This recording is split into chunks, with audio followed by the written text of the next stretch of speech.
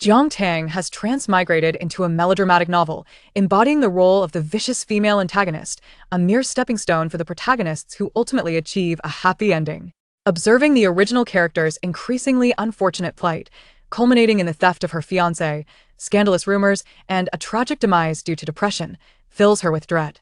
After her transmigration, Jiang Tang declares, "I shall crawl through the shadows." Utterly unhinged. During a live broadcast of a dating reality show, she confronts the tidal wave of online vitriol with defiance, challenging the world head-on. The original male lead remarks, "Do not presume that this entanglement will win my heart." Jiang Tang retorts, "What? Is this all you can consume to be in such a state? Did the production team not provide you with a mere 2 liang of peanuts?" The faux heiress, appearing delicate and meek, apologizes, "Sister, I am truly sorry. It was not my intention." Jiang Tang smiles faintly. An apology is only meaningful when one has committed the wrong. You possess a surprising sense of humanity. Initially, the fans believed Jiang Tang had exhausted her lifetime of romantic fortune, trading it for her beauty and sharp tongue. Until that fateful day, when a paparazzi photograph brought Weibo to its knees. High above, the esteemed President Pei is seen half-kneeling, fastening Jiang Tang's shoelaces. In the face of relentless questioning from the press, Jiang Tang boldly states, "This is akin to a turtle gazing at a mung bean." The manager, recalling President Pei's fearsome reputation, nearly rushes to cover her mouth in alarm. However, President Pei smiles gently and responds naturally, "You've chosen well."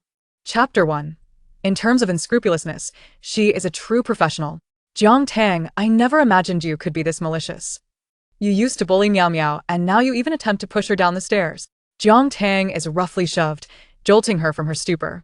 In a resplendent hall adorned with European staircases, she witnesses a couple nestled together before her. The woman has collapsed to the ground while the man hurriedly cradles her. What is happening? Is this the performance already underway? A voice resounds in her mind. Loading plot. Wait, what about the promised return? Why must I work overtime again? Jiang Tang was once a mere worker in the female supporting role department of the Time Management Bureau's Transmigration Division, tasked primarily with preserving the integrity of world narratives. This entails dutifully portraying the myriad foolish and melancholic characters from various melodramatic stories, striving to authentically replicate their melodrama in order to earn a meager stipend.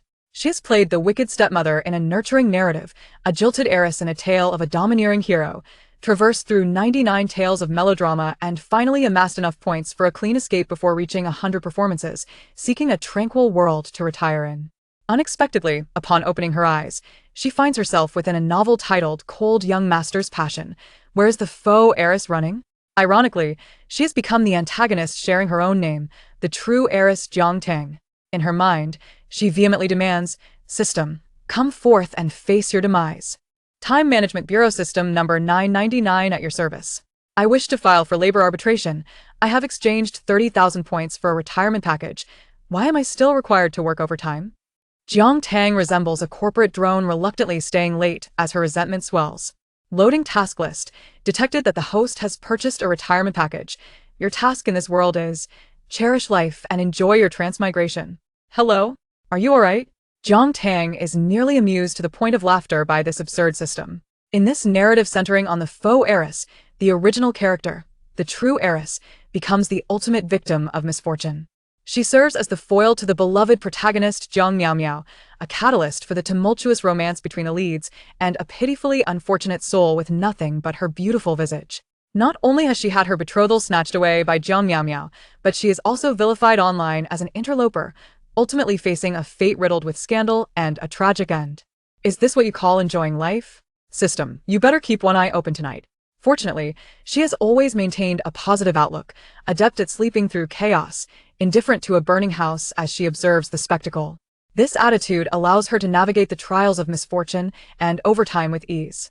Nevertheless, this time, she swears she will not be shackled by the system's demands. She will go mad.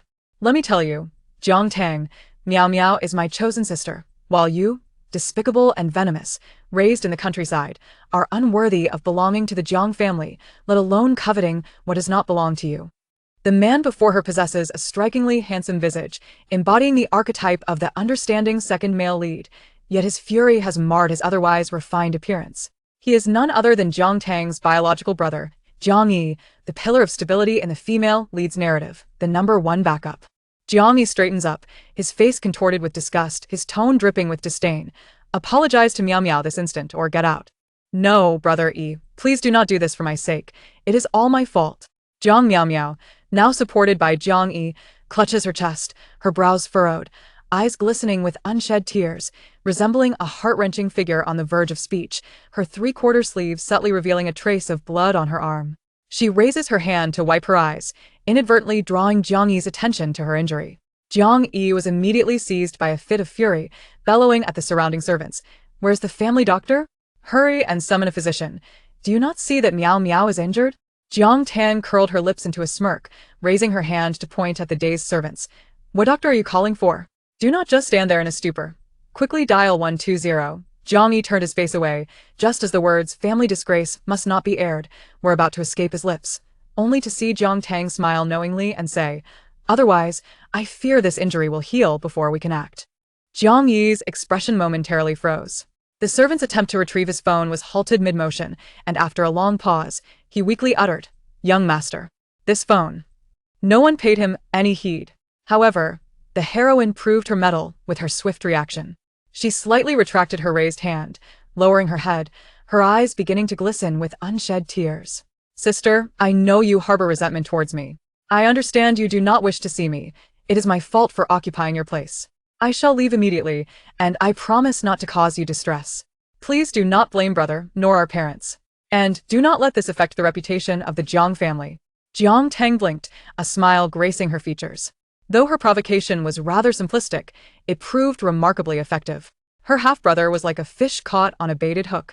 Jiang Yi, with a face full of indignation, released his grip, exclaiming, Miao Miao, this is not your fault at all. You are too young to remember. She is merely envious of you, even to the detriment of our family's reputation. You are far too kind-hearted to let such a person trample upon you. Jiang Tang paid no heed to Jiang Yi's empty words. She patted his shoulder, her expression imbued with genuine concern. How can our family so brazenly violate the law? Jiang Yi. Jiang Miao Miao. To confine Miao Miao and prevent her from leaving the house is illegal detention. Hello, is this the police? I wish to report a crime occurring here. With that, Jiang Tang pulled out her phone and pressed the emergency number, much to Jiang Yi's astonishment. Jiang Tang, are you out of your mind? Hang up. Who has illegally detained anyone? Jiang Yi rushed forward to snatch her phone away. Jiang Tang let out a light laugh, her finger poised over the red hang-up button, deftly evading his grasp. How can you engage in illegal acts and bully others? How dare you lock the door and prevent Miao Miao's departure? Her cunning reversal left Jiang Yi momentarily flabbergasted. He turned to glance at the open villa door, where the sun shone brightly and people bustled about. In a fit of exasperation, he shouted, Are you insane? Who locked the door? Who is preventing her from leaving? Just the response she sought. The call was abruptly terminated, and Jiang Tang clapped her hands, looking benevolently at the dazed Jiang Miao Miao. Very well. The matter is settled. No one will impede your departure. No need for gratitude. Observing Jiang Miao Miao's bewildered expression, she pointed towards the door and added kindly, The door is unlocked, and the bus stop for Route 11 is just a left turn outside. Those who merely talk without action are despicable. I wasn't pushed. It was my own fault for slipping and falling. Sister, please do not be angry. I will leave at once. Tears brimmed in Jiang Miao Miao's eyes as she spoke, her hands still clutching Jiang Yi's sleeve, and as she lowered her gaze, a single tear rolled down her cheek, landing on Jiang Yi's hand. Truly, she was the heroine. Her lack of explanation only intensified the perception of her bearing the weight of humiliation. Jiang Tang sought to solidify the accusation against her. Moreover, that single tear. Look, the compassion and indignation on Jiang Yi's face were nearly overflowing. Gritting his teeth, his eyes reddened, he declared, Miao Miao, do not be afraid. Brother will always protect you, and I shall never allow anyone to threaten your place. Jiang Tang. How can someone raised in a humble household lack manners, attempting to push Miao Miao down the stairs and now audaciously trying to expel her?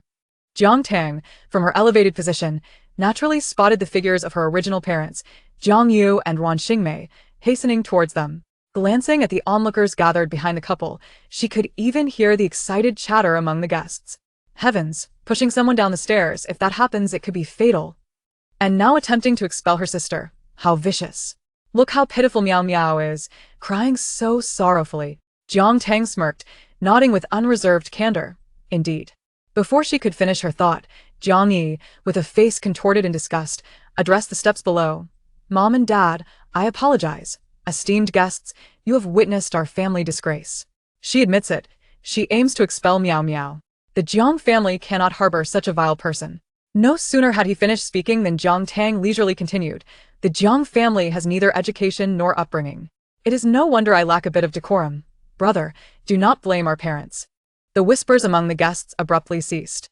Jiang Yu's voice, laden with authority, faltered in his throat, resulting in a drawn-out gah. The spacious room fell into an eerie silence, save for the lingering echo of that solitary gah. Jiang Tang clapped her hands, leisurely pouring fuel onto the fire. Look, brother, you've angered Dad to the point of turning him into a duck. Not just any guest, but one, unfortunate enough to stifle a laugh, triggered a cascade of chuckles, soon overshadowed by coughs, making one wonder if a seasonal illness had swept through. You are outrageous. How have you turned into such a disgrace, a calamity born from humble beginnings? You fail to appreciate being taken back into the fold, now defying your brother and angering your father, even attempting to push Meow Meow down the stairs. Wan Xingmei's face turned pale with fury, clutching her chest, her words spilling forth unfiltered. How could I have given birth to such a wretch? Jiang Tang sincerely blinked. Do not be too hard on yourself. Though you may have borne me, you have not raised me. My success is indeed your due. Wan Xingmei nearly swooned, and Jiang Yu caught her, raising his hand to charge up the stairs, intent on teaching her a lesson. Yet, Jiang Tang merely smiled, observing the agitated trio before her, and remarked, Moreover, who claimed I intended to push her down the stairs? Jiang Yi interjected, Do you dare deny it? I witnessed Meow Meow fall. It was clearly you who pushed her. Jiang Meow Meow, unwilling to be overshadowed, covered her face with her hands, weeping with heartfelt sorrow. I am sorry. It was my fault for falling, and it has nothing to do with my sister. No, I merely wish to state. Jiang Tang approached Jiang Meow Meow. Her naturally tall stature, standing at 1.72 meters, allowed her to look down upon the scene. Her nonchalant manner of speaking made it difficult for one to recognize her as the timid girl raised in a small town. If I wished to push her, she would not still be standing here. She would have rolled down beautifully. With that, Jiang Tang raised her hand, swiftly delivering a sharp slap that made Jiang Meow Meow scream, causing her to tumble towards the stairs. Jiang Yi rushed forward to catch the falling Jiang Meow Meow, using his body as a cushion, only to collide with Jiang Yu, resulting in a domino effect that sent all three tumbling down the stairs, inadvertently knocking down Wan Xingmei, who was clutching the handrail, gasping for breath. Witnessing the quartet rolling about like tumbling gourds, their cries of ow, resonating through the air, and observing the guests with their mouths agape, Jiang Tang dusted off her hands, pulled out her phone, and snapped a photo, exclaiming, just like this. Perfectly, a family gathered together, rolling in unity, a picture of familial joy. In the ensuing silence, someone quietly uttered, What the hell?, encapsulating the sentiments of the crowd. Perhaps Jiang Tang has truly lost her mind. Chapter 2. The hall roared with filial piety. The family witnessed an astonishing display of filial devotion as Jiang Tang appeared before them. Whether Jiang Tang had lost her sanity was uncertain, but the Jiang family was undeniably caught in a frenzy. Jiang Yu, being the elder, lay sprawled on the ground, unable to rise, while cursing vehemently, The heavens have turned against us, you ungrateful wretch. How dare you? Oh, my back. Where are the security guards? What are they doing? With her arms crossed and a slight arch of her brow, Jiang Tang regarded him with a disdainful gaze. If the heavens do not accept me, then I shall defy them. In less than a second, the anguished wails of Jiang's mother, Wan Xingmei, erupted as she clutched her legs, lamenting, Oh heavens!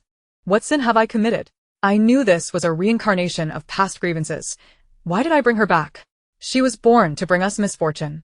Observing her pounding her chest in despair, Jiang Tang candidly stated, Perhaps she was merely a past enemy, but in this life, she remains one. Bianchi, Holding Jiang Meow Meow in his arms, propped himself up on his elbows, anxiously checking on her condition. The imprint of 5 fingers was stark against her fair complexion, and her eyes were tightly shut, head tilted to the side, as if she had fainted. Mom, Dad, look at Meow Meow. She has fainted. He clutched Jiang Meow Meow tightly, his gaze directed at Jiang Tang, filled with a murderous intent. If anything happens to Meow Meow, I will ensure you pay dearly. Jiang Tang, noting Jiang Yi's reaction, allowed a glimmer of amusement to dance in her eyes. She recalled that in the original storyline, Jiang Yi, characterized as the warm-hearted older brother, had not exhibited such overt affection. Had these two already become entangled at this juncture? Her gaze shifted to the side, where Jiang's parents remained on the ground. Observing Jiang Yi's sole focus on Jiang Miao, they wore expressions that seemed to convey, while the car crashes into the tree, you as parents lie on the ground fretting over where to buy your winter coat. The guests behind them, driven by the nature of human curiosity, began to murmur amongst themselves, their whispers intensifying as they exchanged furtive glances, as if sharing a clandestine secret. Realizing Jiang Yi had turned to face his parents, only to encounter their ashen expressions, he hastily attempted to defend himself. What nonsense are you spouting? Don't think that your reckless words can obscure the truth of your misdeeds. Miao is my sister. She has fainted, and I am only concerned for her. Jiang Tang raised an eyebrow, a smirk playing on her lips. Oh, is that the kind of concern that involves kissing? The guests erupted into a cacophony of astonished chatter, as if a pot of boiling water had suddenly burst forth. No wonder Jiang Yi has been so dismissive of Jiang Tang. Are Jiang Yi and Jiang Miao involved? What is going on? Aren't they supposed to be siblings? Isn't that absurd? Did you not hear their earlier quarrel? Jiang Tang is the biological child, while Jiang Miao is adopted. Does that even matter? Feelings don't develop overnight. How long has Jiang Tang been in the Jiang family? They must have been involved for quite some time. What about the cold young master? Isn't Jiang Miao engaged to him? Both are adopted daughters. Where did the engagement come from? It must be that the true biological relationship exists. No wonder Jiang Tang has gone mad. Who wouldn't he? If this news spreads, the cold young master would also be driven to insanity. Jiang Miao relies on him for her resources in the entertainment industry. Isn't she supposed to be joining his romantic variety show? I've heard Jiang Tang is going as well. Could this be the catalyst for all this? Jiang Yi was taken aback, desperately trying to explain. But someone was quicker than him. You're lying. I haven't. He is just my brother. There's nothing between us. Jiang Miao, pale-faced, sat up from Jiang Yi's embrace, clutching her chest as she coughed weakly. She angled her face toward the crowd, inadvertently revealing the bright red imprints on her cheek. Tears welled in her eyes, cascading down her cheeks. I know you hate me, sister, for taking your place. But you must not slander me and brother, Yi. He only cares for me as a sister. Jiang Yi's gaze lingered on Jiang Miao's face for a moment before he lowered his eyes, fists clenched tightly. His intended response of I only regard her as my sister had yet to escape his lips. Jiang Tang, nonchalantly responding, oh, so you haven't fainted after all. No wonder your retorts come so swiftly. Viank miao, Vianki. Jiang Miao nearly ground her teeth in frustration. She had never anticipated that overnight Jiang Tang's attitude would undergo a complete reversal. Initially, she had been cautious and compliant towards the Jiang family, yet today, she exhibited a sharp tongue, not only trampling on her dignity, but also daring to offend the Jiang family so openly. It was common knowledge that even the slightest morsel of wealth from the Jiang family was a staggering sum. The resources the Jiang family could provide were not something a humble household could match. Moreover, was Jiang Tang attempting to expose her deceit? Or was she aware of Jiang Yi's budding feelings for her and seeking to reveal the truth? Jiang Miao's fists tightened, her nails digging into her tender palms. Drawing blood? No, she absolutely could not allow this matter to solidify. If it did, even if Jiang Tang were ousted from the Jiang family, the engagement with the Cold family would not fall into her hands. She had to devise a plan. Immediately, Jiang Miao's tears burst forth once more. Sister, ever since you returned home, I have longed for us to be lifelong good sisters. But I don't understand why you hate me so much. Why would you slander brother Yi and treat me this way? Her sobs were choked, her eyes rolling back as she fainted once again. Vianki, alarmet. Hurriedly pinched her acupoint. Jiang Tang, were you scheming? Miao is already weak. You're spreading rumors about her. And she just regained consciousness only to be sent into another faint. Isn't this the same trick being used twice? Haven't you heard the story of the boy who cried wolf? Jiang Tang was nearly amused by this farcical display. She had not intended to drive the matter to its conclusion but merely found Jiang Miao's feigned fainting to be amateurish and a petty trick. After all, she had no substantial evidence. Engaging in a battle of proof would only put her at a disadvantage. However, it mattered not. Those who were guilty would reveal their own flaws, inadvertently handing her the means to seize control of the situation. Look, here it was. Jiang Tang coolly uttered a sound of understanding, descending the steps with an air of elegance. Her beauty was striking, and the heels she wore accentuated her commanding presence, making it nearly impossible for anyone to meet her gaze. She waved her hand, leaving the security personnel momentarily frozen in confusion. Jiang Tang produced her phone, casually stating, "But last night, under the bright moon and sparse stars, I captured a moment of Jiang Yi entering Jiang Miao Miao's room, where they were intimately close in the darkness." The guests gasped in unison. Before she could finish her statement, the recently fainted Jiang Miao Miao sat up as if resurrected, exclaiming, "You slander me. It's a photoshopped image. Brother, and I have done nothing." Jiang Yi then showed Jiang Miao Miao his luminous watch, which flickered in the dim light. As the guests gazed on with regret, Jiang Tang, casting a sidelong glance at Jiang Miao Miao, who was performing a sit-up from her prone position, coolly added, "A medical miracle. I believe I deserve a banner for my miraculous revival." Chapter 3. It is said that men who claim to be 180 are typically rounded up. Naturally, Jiang Tang did not receive a banner. However, considering the expressions on the Jiang family's faces, the fact that she was not presented with a custom-made portrait of a plague god was a testament to her restraint. Tears still clung to Jiang Miao Miao's face, her delicate demeanor momentarily undermined by her sudden sit-up, rendering the situation somewhat awkward. Meanwhile, Jiang Yi, once brimming with bravado, had lost all semblance of his former self under the weight of consecutive blows, now neglecting even the sister he was supporting. Wan Xingmei, on the other hand, was in a state of furious disarray, her meticulously tailored outfit now dusted with grime, a far cry from the elegance she had exuded upon arrival. This harbinger of misfortune. "You wretched thing! Get out of my sight! Leave this instant!" The patriarch of the Jiang family, Jiang Yu, was already livid, his face ashen from a series of events that had transpired. Pointing accusatorily at Jiang Tang, he could only rasp out a hoarse command. "Where are the security guards? Throw her out! Break her legs!" Jiang Tang merely spoke internally. A fleeting glance at the original text revealed that the vanity of this couple was their Achilles heel. The very purpose of this banquet was to pave the way for the younger generation of the Jiang family, serving to flaunt their supposedly exemplary offspring. In the original narrative, Jiang Miao Miao had exploited the family's obsession with face, publicly accusing the original protagonist of pushing someone down the stairs, which ultimately led to her expulsion from the family. Jiang Tang's current actions were tantamount to trampling the couple's dignity in front of everyone, so it was no wonder they were beside themselves with rage, even resorting to violence.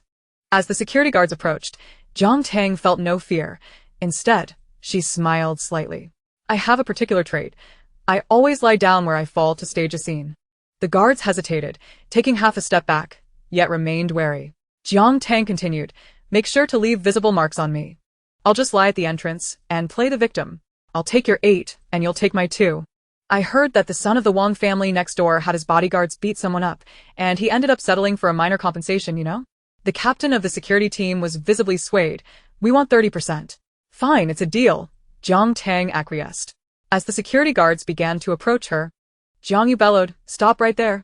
I dare anyone to touch her." At that moment, Jiang Tang had already reached the entrance of the villa. In this dazzling world, if you lack strength, don't flaunt your face.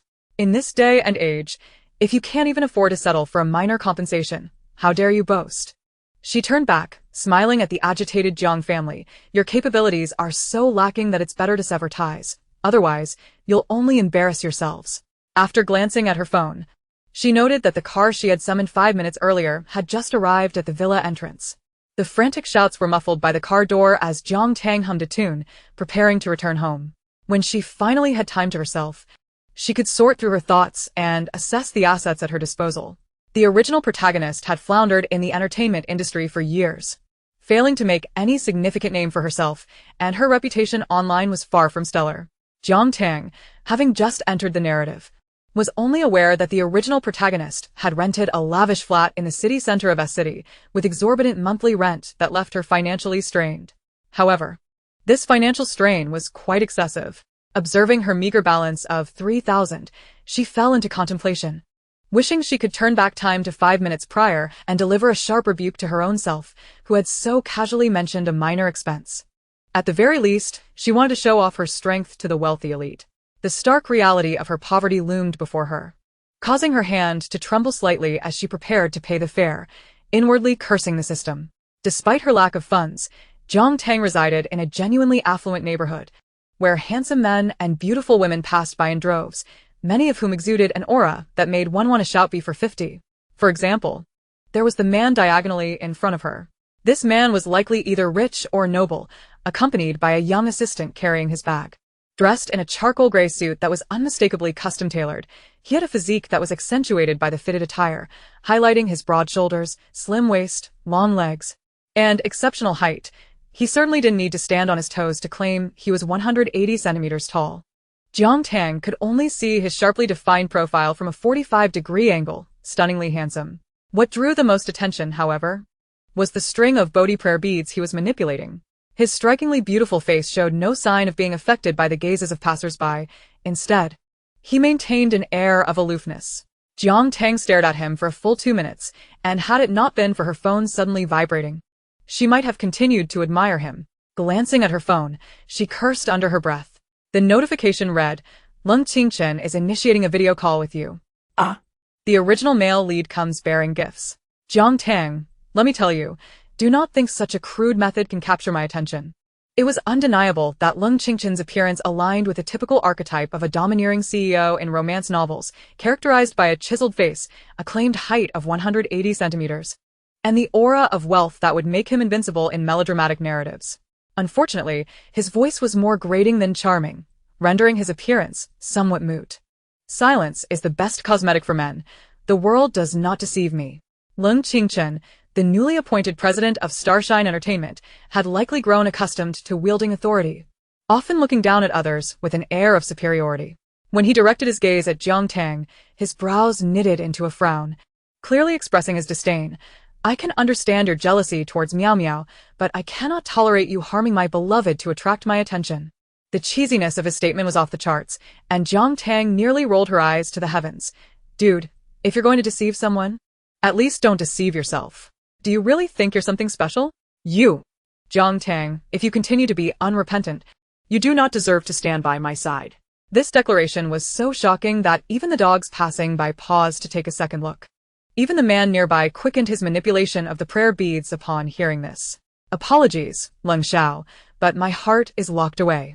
Jiang Tang stepped forward, ignoring the assistant's repeated attempts to intervene, and linked her arm with the tall maness.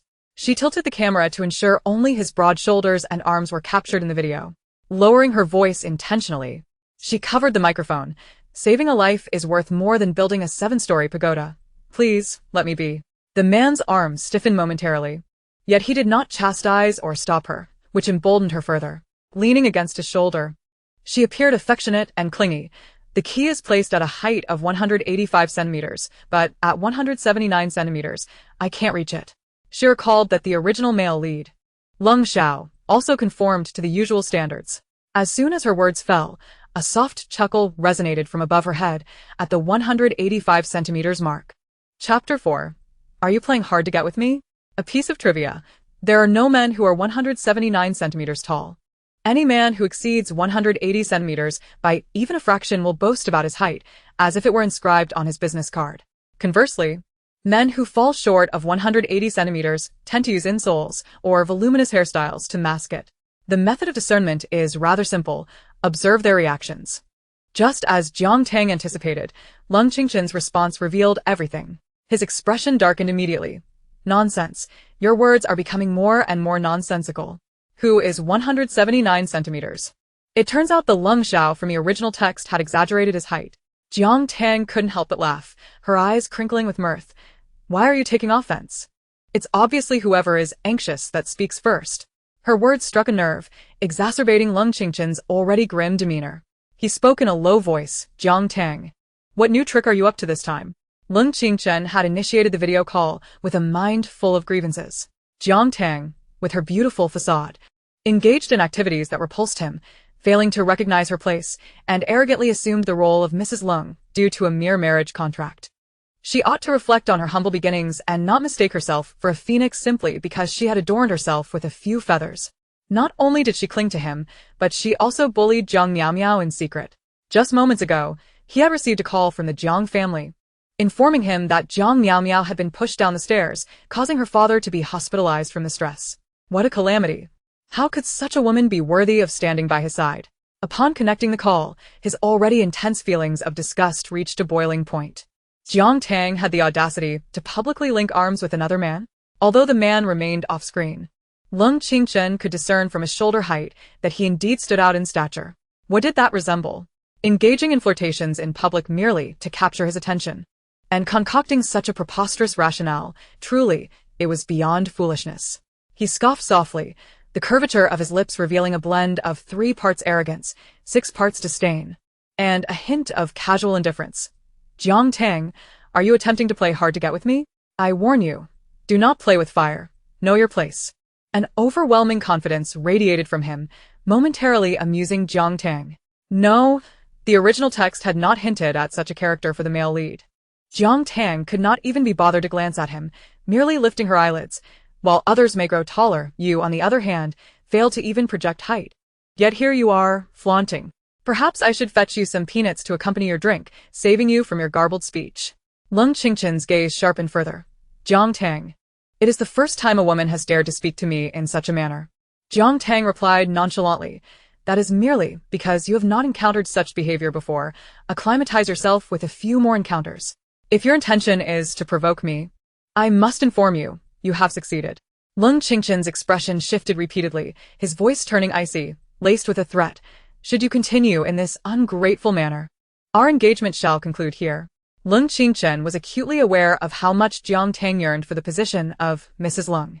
The thought of this haughty woman groveling before him elicited a self-satisfied smile at the corner of his lips. No, you are mistaken. Jiang Tang, as he anticipated, finally lifted her head, earnestly staring at the camera. Look, couldn't she endure it any longer?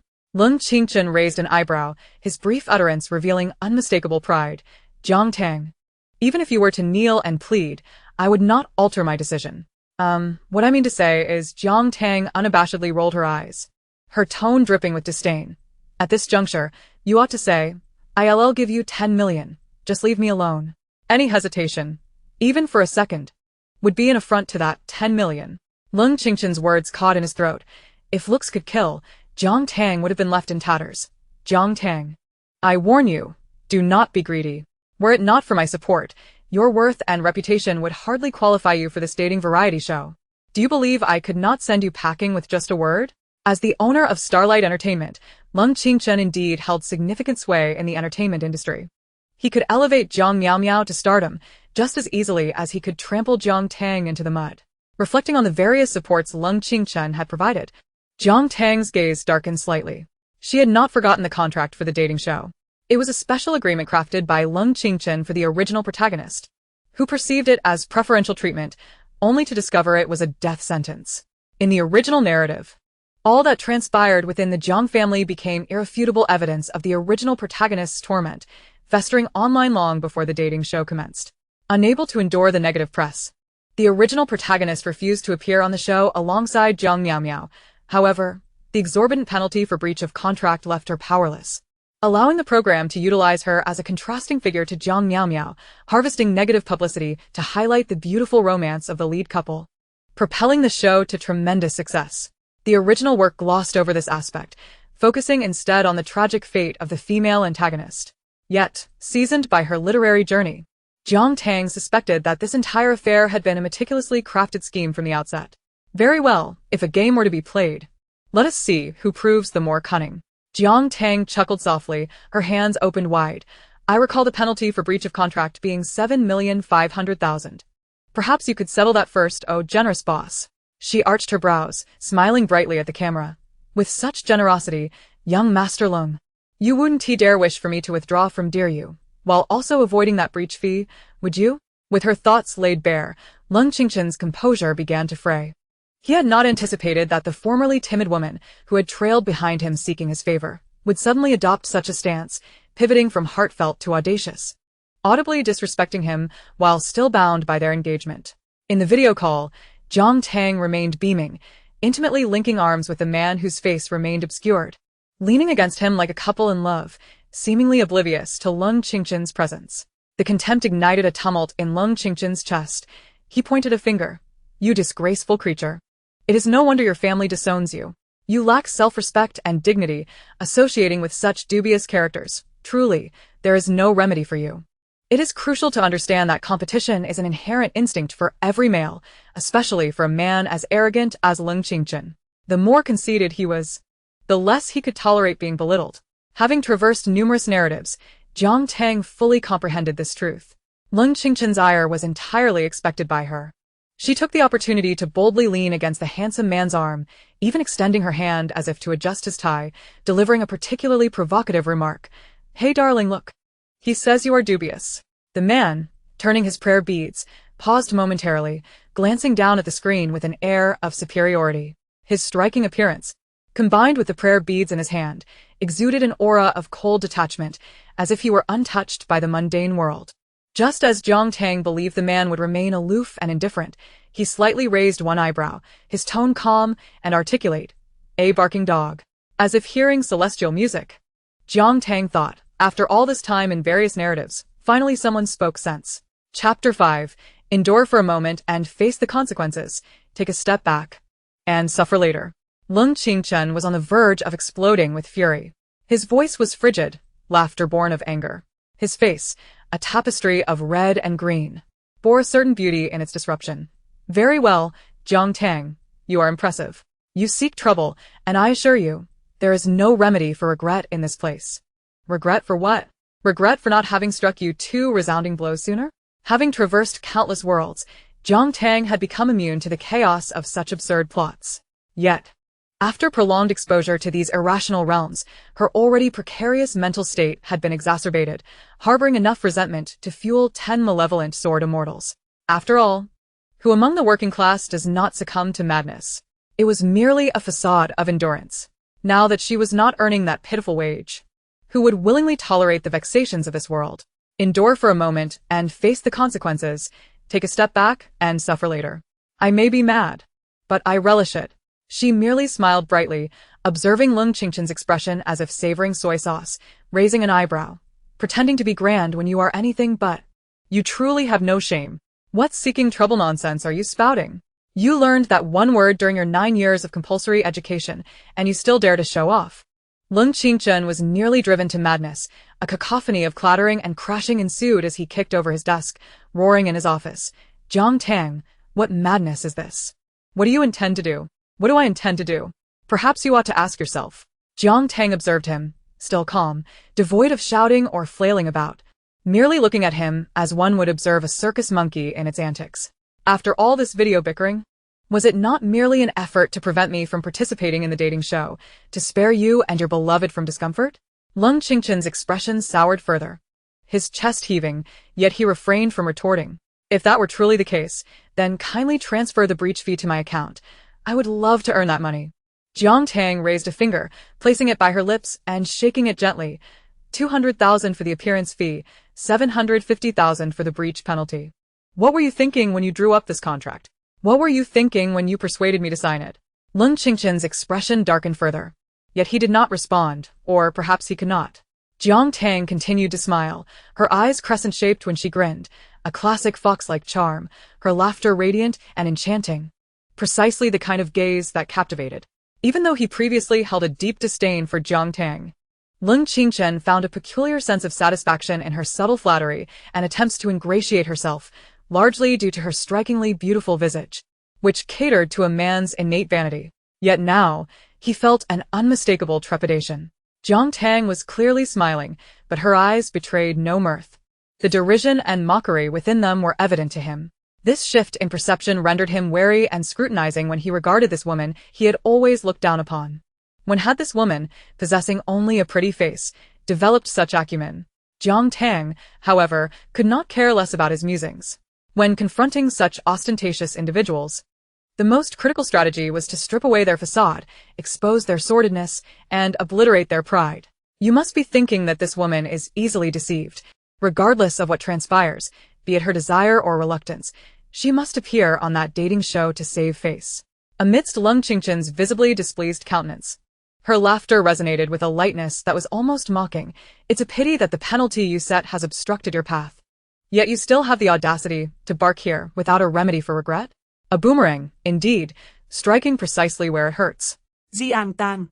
Refusing to grant him the opportunity for further lamentation, smiled faintly, terminated the call, and swiftly added him to her blacklist. She turned to the man beside her with a grin. Isn't this rather entertaining? The man who had witnessed the entire exchange nodded in agreement, succinctly stating, Quite so. Pei Xiaochuan indeed found the situation quite amusing. Being dragged into the public eye as a human shield was one thing, but the absurdity of what he was shielding against was another.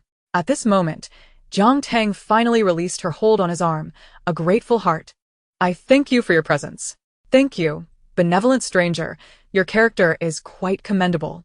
The assistant, Marco, nearly fainted at her words, yet recalled Jiang Tang's sharp tongue, rendering him unable to express his indignation. This was our Pei Zong, Pei Xiaochuan. Jiang Tang was well aware of the implications behind the assistant's comment, which translated to, I implore you, cease this chatter. Pei Xiaochuan shook his head, maintaining his ethereal demeanor, yet as he spoke, his words shifted from lofty to sharp. While your gratitude may seem insipid, my goodwill will dissipate just as swiftly. Jiang Tang responded with a bright laugh. Then how should I express my gratitude? She twirled in place, her red dress flaring out like a blooming flower, striking a pose amidst the bustling thoroughfare of the city, and began to sing. Listen to my thanks for you, for with you I am warmed through all seasons. Thank you for making the world more beautiful. The melody mirrored the fluctuating emotions of the onlookers. Assistant. Pei Xiaochuan. Quite so. The handsome couple, standing side by side, naturally drew attention, but Jiang Tang's spontaneous performance nearly ignited the crowd's interest. There are so many people. Marco and I are about to go mad. What a social anxiety epidemic. Terribly frightening. Pei Xiaochuan subtly curved his lips, his exceptionally otherworldly face revealing a rare trace of amusement. You are aware that you are off-key, are you not? Jiang Tang instantly halted her melodious display, clasping her hands in a prayer gesture. Dear believer, I vow to maintain a balanced diet for life, offering you 200 rhythmic taps of a cyber wooden fish daily to repay your immense kindness. She indeed opened a mobile app featuring an electronic wooden fish, its rhythmic sounds synchronizing perfectly with Pei Xiaochuan's bead twirling. Pei Xiaochuan silently wrapped the beads around his wrist, skillfully evading the spiritual assault of the electronic wooden fish. At last, the sleek black Maybach arrived, and Marco exhaled, relieved, as he opened the car door for Pei Xiaochuan. Before entering, Pei Xiaochuan turned back. What is the matter? You appear unperturbed by the potential retaliation from that amusing encounter? I am. Jiang Tang chuckled lightly, speaking with a disarming casualness that belied any fear. If I provoke him into a cerebral hemorrhage, I would be the one liable. Pei Xiaochuan said nothing further, merely nodding as he entered the vehicle. The door closed. The car began to move, and the opaque windows were raised to block the blinding sunlight. In the rear-view mirror, Jiang Tang's figure was already swallowed by the throng. At that moment, Pei Xiaochuan instructed Marco, inform the production team that I've changed my mind. Chapter 6. One must speak with conviction. Social standing is precarious. Meanwhile, Jiang Tang remained blissfully unaware of the developments. After the black Maybach vanished from sight, she turned to stroll home, internally chastising the system. Come forth and provide me with information about Pei Xiaochuan. Since learning his name, Jiang Tang had been silently sifting through the original text for any mention of Pei Xiaochuan. To no avail. This was nearly inconceivable. Given his physique and appearance, this Pei Xiaochuan was undoubtedly of male lead or significant supporting character caliber. Such an individual could not possibly be absent from the original narrative. Beep beep beep, system query failed.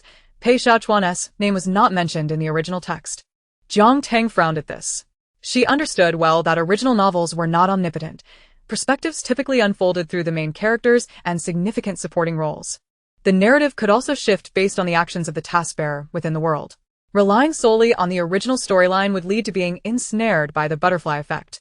The absence of Pei Xiaochuan's name in the original text indicated that his intersection with the main characters was minimal, nearly non-existent. What could be the reason for this? Querying the surname Pei yielded results. The original male lead had mentioned the Pei family during a business discussion, but Pei Xiaochuan's name did not appear. Intriguing. In a world governed by the original text, the emergence of an individual not listed on the roster signified one crucial detail. Pei Xiaochuan was likely a variable. Just as Jiang Tang believed the long day was finally drawing to a close, a barrage of WeChat messages from her agent, Anna, shattered the momentary calm. Heavens! What have you done? Lung is furious. He threatened to make your life miserable in the meeting. How on earth did you offend him? Your online reputation was already poor. What now? The dating show is about to commence. Are you merely offering yourself up for public scorn? Jiang Tang did not respond immediately. Instead, she opened the social media platform Big Eye. The original owner's latest Weibo post was a selfie taken at the Jiang family's residence, showcasing a corner of its exquisitely decorated architecture. A deluge of negative reviews and vitriol threatened to breach the barriers of the internet on the other side. Green tea. Why don't you hurry up and perish? Stop riding coattails. What a shameless act. Meow Meow just posted, and you're already trying to latch on, just die. They're a match made in heaven. What do you think you are? Hey, you can't compete for a man, but you're skilled at imitation. They are childhood sweethearts. What are you even?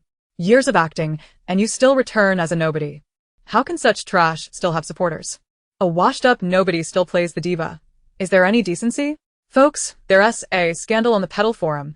Jiang Tang bullied Meow Meow. This woman is utterly despicable. Aha. What? This is happening too fast. Someone send me a link to check it out. Oh. This incident surfaced so rapidly? It seems Lung Qingchen must be quite irate. Meanwhile, Anna's WeChat messages continued to flood in. I beg you, take a breather. How many times must I tell you? Stop fixating on Jiang Meow Meow. Look at the backlash you're about to face. Can you please lay low for a few days, avoid reading comments or private messages? Focus on recuperating and refrain from hastily clarifying? Jiang Tang raised an eyebrow, typing in response. Oh, Anna, believing Jiang Tang was finally heeding her advice, let out a sigh of relief. The format of this dating reality show deviates from the conventional, featuring an abundance of live broadcasts, with each guest assigned a dedicated camera position, ensuring continuous coverage. Any misstep or blunder could be magnified infinitely. It is rumored that Jiang Meow Meow will also participate, possibly using you to generate buzz, so be prepared. Jiang Tang smirked, typing a response. I am fully prepared. Afterward, she opened her wide eyes, pondered for a moment, and swiftly typed out a Weibo post. Jiang Tang v. In this world, there are those who slander, deceive, insult, mock, belittle, undermine, and trick me. How should one deal with such behavior? I say, give them a resounding slap and watch them. The ripple effect was profound. As the gossip emerged on the Huadian forum, Jiang Tang found herself at the eye of the storm. Within minutes, a swarm of onlookers flooded the comments section, nearly overwhelming it. Jiang Tang glanced over, noticing that most of the negative comments came from Jiang Meow Meow's fans, as well as from the shippers of Lung Qingchen and Jiang Meow Meow. She selectively responded to a few fortunate souls in the comments. Stop leeching off her. Are you madly clinging to my sister? What are you even? Jiang Tang v. I am your father, ever-changing. Meow Meow's fans. The standards of artists are declining. I truly do not understand how someone like Jiang Tang can survive in this industry. Jiang Tang v. If someone like you can be online, why can't I survive? Truly disgusting. This is the first time I've encountered such a lack of decorum. Jiang Tang v. Perhaps you should look in the mirror and get accustomed to it. Eating melon donkey, such a beautiful mental state, with a venomous tongue. Jiang Tang v. In life, one must speak harshly, otherwise, social standing is precarious. Jiang Tang's rapid-fire responses ignited fury among her detractors, while marketing accounts and onlookers were left astounded. Various trending topics surged up the entertainment charts, accompanied by explosive headlines. Jiang Tang's mental state. Jiang Tang going crazy. The comment section had transformed into a dazzling display of fireworks due to Jiang Tang's barrage. How many bullets has this sister consumed to be this bold? Is it too much to say she is the reigning queen of controversy in the entertainment industry? When will such low-quality artists exit the entertainment circle? WOC, can the company not manage how their female star talks? The company indeed wished to intervene. Anna's call came through, urgently reminding Jiang Tang to refrain from reading comments or sending private messages, and not to rush into clarifications. At home, Jiang Tang had activated the speakerphone, continuing her relentless output. Didn't you say the production team wanted to stir up controversy around me? And here I am, going wild? Anna felt a wave of frustration. I advised you to prepare psychologically, not physically. Chapter 7. If one offends me, I shall dig up their ancestors' graves given the circumstances. Jiang Tang's efforts to counteract the backlash were rendered nearly futile. After all, this was a textbook case of the main character personally entering the fray, either to retaliate or to attract negative attention. Anna recalled the upcoming dating show, along with its live streaming and dedicated camera coverage, along with interactive bullet comments, feeling as though the world had dimmed. Surely, Jiang Tang's current demeanor wouldn't lead to her being blacklisted before the show even aired. 30 minutes later, she stormed into Jiang Tang's residence, successfully apprehending the tempestuous Jiang Tang amidst the chaos she had stirred with netizens. For heaven's sake, I beg you, do not further tarnish your already precarious reputation. Grant us workers a sliver of hope, and provide yourself some leeway. Anna, a woman in her 30s with shoulder-length hair and black-framed glasses, appeared quite astute. However, the red veins in her eyes and her occasional rubbing of her temples betrayed her frayed mental state. Who can maintain composure with such a troublemaking boss? I don't know what you've done, but you've completely offended Leng Xiao and Jiang Miaomiao's side. The incident on the Huadian Forum undoubtedly involved their team. With Leng Xiao's investment in the production team, the situation is exceedingly unfavorable for you. Why are you still here spiraling out of control instead of salvaging your image? Jiang Tang's phone was confiscated, and she was given a tablet instead. Dressed in loungewear, she reclined on the sofa lazily and remarked, "Isn't the production team seeking heat? Then let us give them the heat they crave." Anna looked as if she might strangle her. They gain the heat and profit immensely. What about you? What will happen to your reputation? As they profit, they will naturally focus the traffic on her, using this negative attention as a tool to elevate Jiang Miaomiao. Jiang Tang was not unaware of this reality. However, when the spotlight shines, will her words align with what they wish to hear? She had no intention of revealing her thoughts to Anna just yet, so she merely yawned languidly. Regardless, it's already like this. It doesn't matter. It couldn't possibly get worse. Anna, exasperated, reached for the tablet in her hands. You can't just throw in the towel like that. If you give up so easily, all the hardships you endured will have been in vain. Though the original text did not mention it, Jiang Tang knew that the original owner had indeed faced substantial struggles to reach this point. She had poured her heart into gaining admission to a film school, merely securing her entry into the industry. Among her classmates were child stars who had debuted long ago and were well-connected, while she had neither wealth nor connections. Only a strikingly beautiful face. Yet this beautiful visage had afforded her some opportunities, but it also brought about misfortunes. Beneath the glamorous facade of the industry lay unspoken rules that could elevate someone overnight or keep a resolute individual down for years. For instance, the original owner. Starting as an extra in Hengdian, she had endured for years. Her experience is sufficient to fill a tome chronicling the sorrows of the entertainment industry. Jiang Tang was reluctant to dismiss her well-meaning manager, so she sat up from the sofa, placing the tablet down. Regardless, since Jiang Miaomiao and Leng Qingchen have entered the fray, they surely do not intend to let me off easily. Or rather, they never intended for me to have it easy from the beginning. I cannot simply stand here and take the blows. Raising an eyebrow, her youthful and beautiful face revealed a nonchalant expression. Rather than shed tears, it is better to draw blood from others. Having suffered so much, I refuse to endure any longer. If one does not offend me, I shall not offend them. If one offends me, I shall dig up their ancestors' graves. Anna's face darkened, revealing a sense of impending dread at the prospect of working overtime. You need to wake up. This cannot be aired. They might kick you out of the production team. Jiang Tang smiled confidently. The penalty for breach of contract is 750,000. Anna, rubbing her temples, she cautiously spoke. You can't possibly have been aiming for the penalty from the start, can you? Jiang Tang looked at her in surprise. How could that be? Why would you think that? The original owner had no such foresight. She had signed the contract for Leng Qingchen's favor. Anna sighed in relief, only to hear Jiang Tang leisurely add, "But now, I indeed have that intention." Jiang Tang. Her expression darkened completely. The online discourse did not wane due to Jiang Tang's phone being temporarily confiscated. After all, such actions in the entertainment industry were nothing short of scandalous, akin to digging one's own grave. Consequently, the Huadian Forum saw a surge in trending posts, with dozens of hot topics being circulated on Weibo, further escalating the situation. Among the top 10 trending topics, Jiang Tang occupied 3 slots. The entries became a venue for the revelry of haters, bystanders, and marketing accounts. Oh my folks, the dating show to my dear begins the day after tomorrow. This show is so popular. Jiang Tang wouldn't be trying to generate buzz for herself just to appear on it, would she? Our Miao Miao is also on the show. Aw, can the clingy girl just leave? She's like a sticky candy. Wow, this is so disgusting. Can't she just disappear and stop being an eyesore? Jiang Tang V, can you please get out of to my dear? Just leave. After the mention, the entire comment section descended into chaos. In an instant, the marketing account became a veritable mess. Oh my, delete it quickly. Don't you know how insane she is? She'll be here any moment. Are you foolish? Why provoke a lunatic? Meanwhile, the black fans targeting Jiang Tang appeared rather indifferent. My favorite Jiang Miao Miao, why are you all afraid of this nobody? She hasn't shown her face in ages. It's merely a ploy to stir up some hype before disappearing. If she wants to tag, let her tag.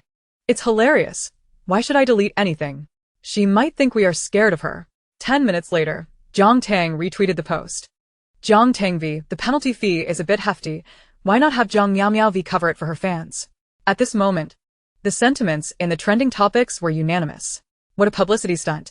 Jiang Tang must truly be out of her mind. Just as Anna had left Jiang Tang's residence, she was immediately bombarded by a flurry of urgent calls from the studio. Time was of the essence. Jiang Tang was causing a scene and needed to return swiftly. She glanced at her phone, opened the major social media platform, and upon seeing Jiang Tang's Weibo, let out a desperate shriek. Jiang Tang, I'm coming for you.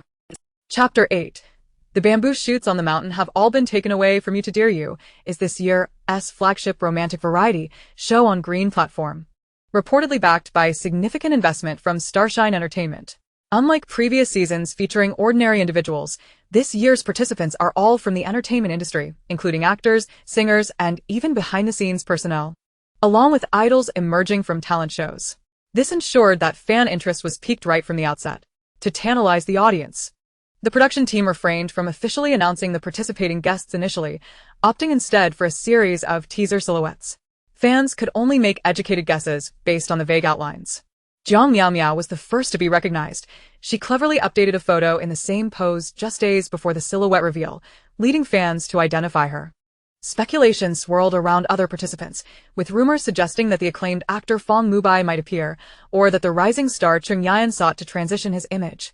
While some posited that the president of Starshine Entertainment, Leng Qingchen, would personally grace the show to enhance its prestige. Jiang Tang's erratic behavior took the production team by surprise, as she exposed the undercurrents of the show to the public before all guests were officially announced. In the industry, Jiang Tang is finished. The production team hasn't even made an announcement, and she dares to jump the gun? This is hilarious. I bet this madwoman will be kicked out without a penny to her name. If I'm wrong, I'll live stream myself eating a keyboard. As Jiang Tang's name skyrocketed to the top of the trending list, the production team was left in utter disarray. How dare she? Was she not afraid of being ousted? This is madness. The trending discussions are exploding. What should we do now? Cold Qingchen's expression darkened. The production team was in turmoil, while Jiang Miao Miao was on the verge of tears. The director attempted to calm the situation. Didn't Cold say that higher heat means greater success? Even if the guests are at odds, the attention is on our show.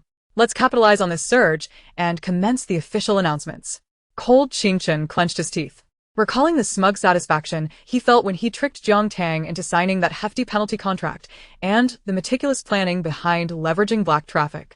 He wished he could turn back time. Through gritted teeth, he managed to utter a few words. Have Jiang Miao Miao's team coordinate public relations. Let us hold off on any information regarding Jiang Tang for now. Amid the eager anticipation of bystanders, the Tadiri production team began to publish official announcements one by one. The silhouettes transitioned from monochrome to vibrant colors, with the official photo of the esteemed actor Fong Mubai being the first to appear, igniting a frenzy among fans.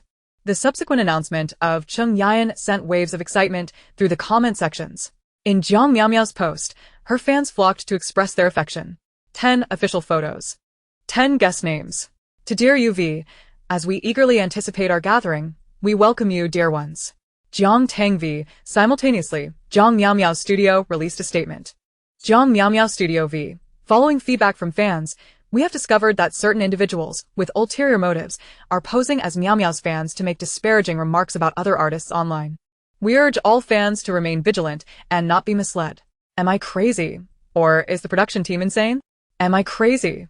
Or is Jiang Miao Miao Studio out of its mind? It's hard to say for both. The former won't let Jiang Tang go, while the latter is suppressing its own fans. Don't let Jiang Tang go. I still want to see the fun. Isn't it more entertaining than someone who won't even acknowledge their fans' actions? Openly going mad? Go to hell. If Jiang Tang doesn't leave, she should brace for the backlash. I despise people who cling on stubbornly. Before even entering the production team, the discussions grew increasingly fervent, with many hoping Jiang Tang would unleash more chaos for their amusement. Yet, amidst this fervor, Jiang Tang disappeared for a full 2 days. When she re-emerged, it was already the official commencement of To Dear You. The production team's heartthrob cottage was situated in the idyllic coastal city of H, with warm weather, stunning scenery, coconut trees, white sandy beaches, and the azure sea in the distance. This was the most picturesque view from the cottage window. To avoid disrupting the guests' natural interactions, hundreds of discreet filming devices were installed throughout the cottage, except in each guest's private room. Feeling a mix of excitement and nerves for her first romantic variety show, Jiang Miao hoped to foster good relationships, starting as friends.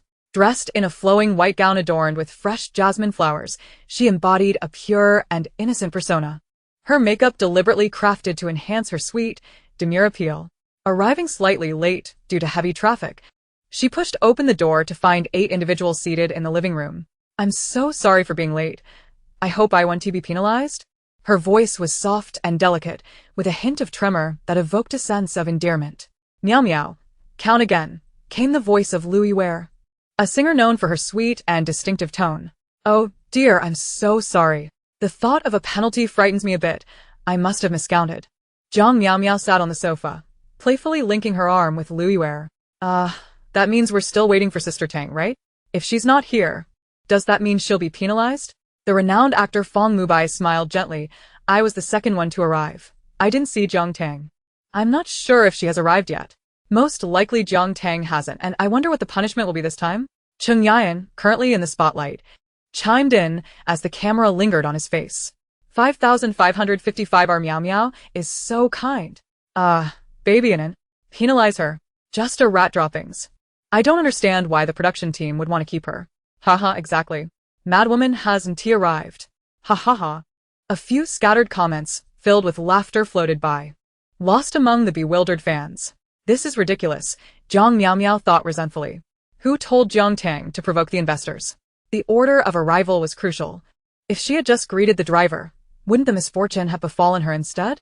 Upon envisioning Jiang Tang having to clean the punishment room on an empty stomach, her smile became increasingly sweet and enchanting. "What are you concerned about?" Lung Qingchen spoke with a hint of impatience, and as the camera shifted to his face, a cacophony of screams erupted in the comment section. "We arrived together, and the car reached the airport simultaneously.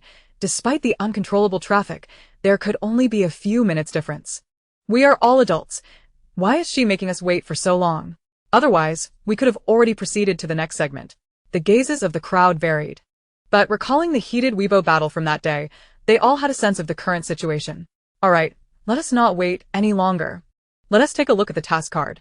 Lu Yiwei directed her words toward Lung Qingchen, who had arrived first and should have the privilege to choose a room. Lung Qingchen cast a fleeting glance at her, subtly raising his chiseled jawline. "Bring the task card over." He naturally adopted a commanding tone. Lu Yiwei rummaged through the coffee table and even looked beneath the kettle. "Wait a moment. Where is the task card? Where did the production team place it? How strange. I can't seem to find it." Lung Qingchen's expression subtly shifted. As an investor, he was privy to more information than the average guest. For instance, he was aware that the order of arrival had been prearranged by the production team. He knew that the last guest to arrive would have to stay in a dust-laden room and forego breakfast. He also knew that the task card was tucked beneath the kettle. And now, with the task card missing, it could only signify. The sound of high heels clicked ominously from the staircase. The first sight was the emerald green silk of a skirt, accompanied by the fleeting glimpse of a pair of long, fair legs. As the camera lifted, it froze on a stunningly beautiful face. Jiang Tang stood at the top of the stairs, lazily lowering her gaze upon the varied expressions of those in the living room. With a slight smile, she coolly remarked, "We are all adults. Why have you made me wait for so long? Otherwise, we could have already moved on to the next segment." Jiang Miao's face instantly turned pale. Lung Qingchen's eyes seemed to burn with a desire to dispatch Jiang Tang. How is this possible? Didn't he, the production team, communicate with the driver? What is going on? Ha ha ha, I waited for this. What a grudge. You've taken all the bamboo shoots on the mountain. Is crazy sister really here? You guys didn't see it, ha ha ha ha. Hurry to watch her sub-channel playback at 43 minutes and 25 seconds. You'll thank me later. Chapter 9. What was your first request again? Confused onlookers flooded into Jiang Tang's subchannel to check the playback at 43 minutes and 25 seconds. Half an hour ago, in Jiang Tang's car. Why is the traffic so congested? City isn't even in its tourist peak right now, right? At this rate, we'll be late. Assistant Xia Chengcheng gazed out at the standstill traffic, recalling that they had already been waiting for over 10 minutes at the airport, where only Jiang Tang's chauffeur was the most negligent, arriving last. Everyone knew that in previous episodes of Dear You, the order of arrival was of utmost importance. The early arrivals feasted, while the last ones didn't even get a taste of the soup. This was clearly intentional. She looked anxiously at Jiang Tang. Jiang Tang lounged half-sitting, half-reclining as she played on her phone, appearing utterly unbothered. Being too proactive at work indicates a problem with your mindset, she lazily remarked upon hearing Xia Qingqing's worries. Xia Qingqing thought her concerns were unfounded. Why is this car moving so slowly? If we keep this up, we'll be last. If you're the last to arrive, Sister Tang, you won't be able to choose a room. Xia Qingqing frowned, her spirits dampening as she waved the program rules in front of Jiang Tang, explaining that the last guest was automatically assigned to the worst room and subjected to punishment. In the previous episode, the guest missed breakfast. This time, the seemingly lazy figure suddenly straightened up. Jiang Tang shoved her phone into her bag, rolled down the car window and gazed outside. The traffic appeared frozen, with the black chauffeur vehicle becoming the focal point of numerous fan cars, blocking the road completely. They were merely a kilometer away from the park, but judging by the traffic, it would take at least half an hour to arrive. In the midst of the cameras and the surrounding chaos, Jiang Tang opened the car door and stepped out. She wore a long silk slip dress, the coastal city's breeze dancing with the hem of her gown, the deep green silk fabric shimmering in the bright sunlight like a flowing river. Jiang Tang closed the car door, traversed the stagnant traffic, and paused by the bustling street, retrieving her phone from her bag. Under the watchful eyes of the crowd, she swiftly unlocked a shared electric scooter and waved goodbye to her assistant from a distance. I'll go ahead, breakfast, you know. Xia Chengqing covered her face in despair. Wait a moment. This cry echoed the sentiments of the audience in Jiang Tang's live stream. Wait for us all. The electric scooter darted through the traffic with agility, weaving effortlessly until Jiang Tang's figure vanished from view.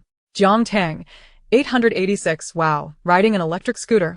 No wonder she arrived early. While everyone else is stuck in traffic, she gets off and rides a scooter? Help, help. Is this really a celebrity dating show? I'm dying of laughter. Where's the cameraman? Cameraman, keep up. The latecomers within the audience pointed fingers at the cameraman from half an hour ago. Little did they know that the cameraman was equally exasperated. The camera on the chauffeur vehicle was fixed, intended solely to capture the guests' arrivals before reaching the love nest. After all, once they arrived at the love nest, there were other guests to film. But who could have anticipated that a guest would disembark before reaching the love nest? If she were walking, the production team could have followed her. The problem was that the electric scooter zipped along, leaving even Jiang Tang's hem in the dust. 5 minutes later, a drone took flight in search of Jiang Tang's whereabouts. The drone flew over the congested vehicles, soaring above countless chauffeur cars, heading straight for the love nest. The kilometer-long journey was not long, but by the time the drone reached the park, it finally caught a distant glimpse of Jiang Tang's silhouette. Inside the park, the MC of the event anxiously awaited in the studio. If the guests could not reach the love nest in a timely manner, the prolonged emptiness of the live stream would result in a serious broadcast mishap. A notification in his earpiece indicating the arrival of a guest revitalized him, and he immediately spoke to the audience in the live stream. Look, the first vehicle has arrived at the park entrance. Now, let us welcome the first guest to arrive. The camera shifted. A flamboyant, bright yellow electric scooter zipped into the park. The MC nearly dropped his jaw. Ha ha ha ha, indeed, that is a vehicle. Little unique. You're quite the thing. Ugh, insane. Why does she get special treatment? On what grounds? Shouldn't the production team consider this a violation? This was clearly the voice of a fan, but it was quickly drowned out by the laughter of bystanders. Laughing to death. The production team never stated that riding an electric scooter was against the rules, whereas the violation. Under the watchful eyes of the crowd, Jiang Tang gracefully dismounted from the scooter. The sea breeze tousled her hair and lifted the hem of her long dress, accentuating her exquisite figure. The deep green silk fabric perfectly contrasted with her porcelain skin. She strolled along the path with unhurried poise, her demeanor so calm and composed as if she had merely stepped out of the chauffeur vehicle. unbothered by the fact that she had just caused a spectacle for hundreds of thousands of online viewers. The manner of Jiang Tang's arrival today was indeed unique. Why did she choose an electric scooter as her mode of transportation? The MC, donned in a Cupid headpiece, appeared at that moment, exuberantly posing the question that lingered in the audience's minds. Jiang Tang curled the corners of her lips, her makeup more pronounced than usual, with the winged eyeliner accentuating her eyes. When she smiled, her gaze was enchanting, captivating all who beheld her. Calmly, she responded, "The early bird catches the worm." MC, uh-huh? Sensing MC's momentary stupor, she pondered for a moment and sincerely added, "I've heard your esteemed program provides breakfast." MC's smile froze upon his face. He strained to uphold his professional demeanor and continued with the scripted questions. "As the first guest to arrive at the heartfelt cabin, you hold a unique advantage. You may make a request of the production team." The camera lingered on Jiang Tang's exquisite features as she smirked slightly and declared, "I wish to have breakfast first, and the team must not inform the subsequent guests of my arrival until I appear." Sweat nearly dripped from MC's brow. The director's furious voice crackled in his earpiece. "No, tell her to come up with something else." The outburst was so loud that even Jiang Tang, present in the studio, could faintly hear it while reviewing the playback. "So wicked. I'm dying of laughter. The director must be going mad. Ha ha ha. Li Tao. Isn't this against the rules?" She asked, clearly stirring the pot, "and the director will not be pleased."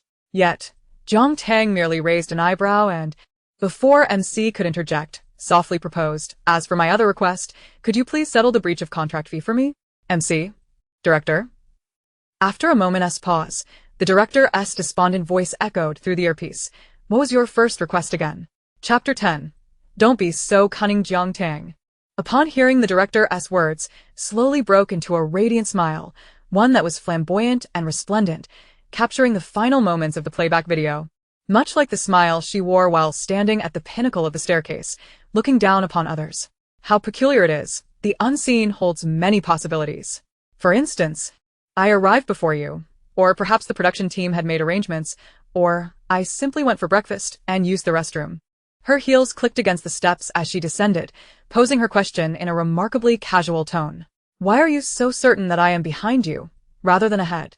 "Oh right, there are 8 people in the living room. Why is it assumed that Jiang Tang is the last to arrive at the heartfelt cabin? What nonsense is being spouted? If someone isn't present, they simply haven't arrived. It's a common assumption. Is Fangingdi not human? He clearly stated he didn't know if she had come. Did you not hear?" The barrage of comments surged rapidly as viewers engaged in heated debates, and marketing accounts seized the opportunity to capitalize on the commotion. Videos and screenshots were swiftly disseminated across various social media platforms. As onlookers flocked, the number of viewers in the live stream began to soar. The camera zoomed in perfectly on Jiang Miao's glistening eyes, which appeared more pitiful against her pale complexion. "I'm sorry, sister. I didn't know you had arrived. Everyone said they hadn't seen you, and I thought you hadn't come yet. I didn't realize you weren't in the living room." She lowered her gaze, biting her lip, and softly murmured, "It's all my fault. Please don't be upset." Jiang Miao had maintained a relatively good reputation, often portraying similar roles in her recent hit dramas, fragile yet resilient younger sisters. From the innocent first love to the delicate junior in ancient dramas, this kind of pitiable portrayal was her forte, and a tactic she had used time and again. Why linger over such trivial matters? She hadn't intended any malice. Jiang Miao's tears were remarkably effective, instantly dimming Lung Qingchen's expression. However, what was her intention in arriving first yet remaining concealed? It was inevitable that misunderstandings would arise. Indeed, if you didn't come to the living room, how were we to know? Lu Yue glanced at Lung Qingchen's countenance and immediately chimed in. "I can't help but feel for my girl. Did she come on this show just to face trials? How can they so openly bully her? President Lung is so protective." 55555. Jiang Tang must have done this on purpose, seizing on others' unintentional missteps. I believe she planned this from the very beginning. Jiang Tang had indeed orchestrated this from the outset. In the original work, the production team had arranged for the original host to serve as a foil for Jiang Miao, placing their arrival sequences as 9th and 10th from the start. The original host, already struggling with a tarnished reputation, was publicly questioned by Lung Qingchen for arriving late, while her tearful explanations were dismissed as mere theatrics, leading to her vilification online, a path toward her downfall. Reflecting on this, a hint of coldness flickered in Jiang Tang's gaze. President Lung, what do you mean? At that moment, Jiang Tang stood before Lung Qingchen, her height already an advantage, measuring a striking 172 centimeters barefoot, an ideal model figure. Now, with her 8-centimeter heels, she could meet his gaze directly. I wish to inquire, President Lung, with your esteemed wealth, having taken a first-class flight and being the first to disembark and board the chauffeur vehicle, how is it that you are so keenly aware of the arrivals of those behind you, knowing they were merely minutes apart? Lung Qingchen's expression darkened once more. He had always been accustomed to others catering to him, never anticipating being interrogated by Jiang Tang, whom he had long held in disdain, in front of so many people. What Jiang Tang implied was clear. She suggested he had prior knowledge of the production team's arrangements. It was crucial to note that he was an investor in the program, and if it were revealed that he had inside information, it could significantly impact the production team's arrangements. Considering the multitude of eyes in the live stream watching him scrutinize the unfolding spectacle, Lung Qingchen felt his teeth grind. I advise you not to harbor such dark suspicions. The production team's arrangements for transportation are uniform. No one is targeting you, nor is anyone receiving special treatment. Look, you were the first one here, weren't you? Given the circumstances, why target Meow Meow? In this world, there will always be individuals who are brazenly self-righteous, believing their triumphs to be natural, and once in a position of power, they readily change their demeanor, accusing others of being unreasonable. Jiang Tang had never been one to indulge such behavior. You are weak, and thus you believe yourself justified. Or perhaps you wish to cry pitifully for sympathy. Should I make allowances for you? Jiang Tang paused, her gaze lingering thoughtfully on Jiang Miao Miao's slightly reddened eyes, and sincerely patted Lung Qingchen's shoulder. Learn from this, understand? Jiang Miao Miao's sobs nearly escaped her lips but were swallowed back, resulting in an awkward hiccup. A sound behind her resembled a deflation. She indignantly lowered her head. Ha ha, help me. She is so bold. Who understands? Jiang Miao Miao's crying is so cringeworthy. She hasn't even done anything to you. She didn't show this expression when she learned there were others at the bottom. Ha ha, she just hiccuped. Qin Su laughed out loud. I can't handle it. It's so relatable. Sister, I truly didn't mean it. I realize I spoke out of turn. If you're upset with me, please don't take it out on President Lung. Jiang Miao Miao, a rising star, displayed remarkable acting prowess, quickly maintaining her composure. We are all here for fate. There's no need to quarrel over the order of arrival. Lu Yiwei linked arms with Jiang Miao Miao and shot Jiang Tang an exasperated glance. I say, Jiang Tang, are you unwell? Is it paranoia acting up? Don't be coy about having the first car, and then hiding to cause trouble for others. Everyone knows you're targeting Meow Meow because of your fans. What does that have to do with her? The underlying tensions, previously obscured, were brought to light before the live stream, and the audience seemed to awaken from the drama. Recalling the earlier Twitter feud before the show commenced, the tide of commentary shifted dramatically. I knew that Madwoman was doing it intentionally. She's clearly targeting Meow Meow. Indeed. It seems that Lu Yiwei is audacious enough to claim that Jiang Tang's actions were a form of retaliation due to fan-related issues. How outrageous. Have you forgotten the incident involving the man? Meow Meow is so innocent. If they are targeting her, what else could it be but a rivalry among women? Let us discuss the incident involving the man. Jiang Tang leisurely cast a sidelong glance at Lu Yiwei and remarked, seeing is believing. Which of your eyes witnessed me gaining any advantage? Lu Yiwei, encouraged by the appreciative gaze of Lung Qingchen, responded with a laugh. How amusing.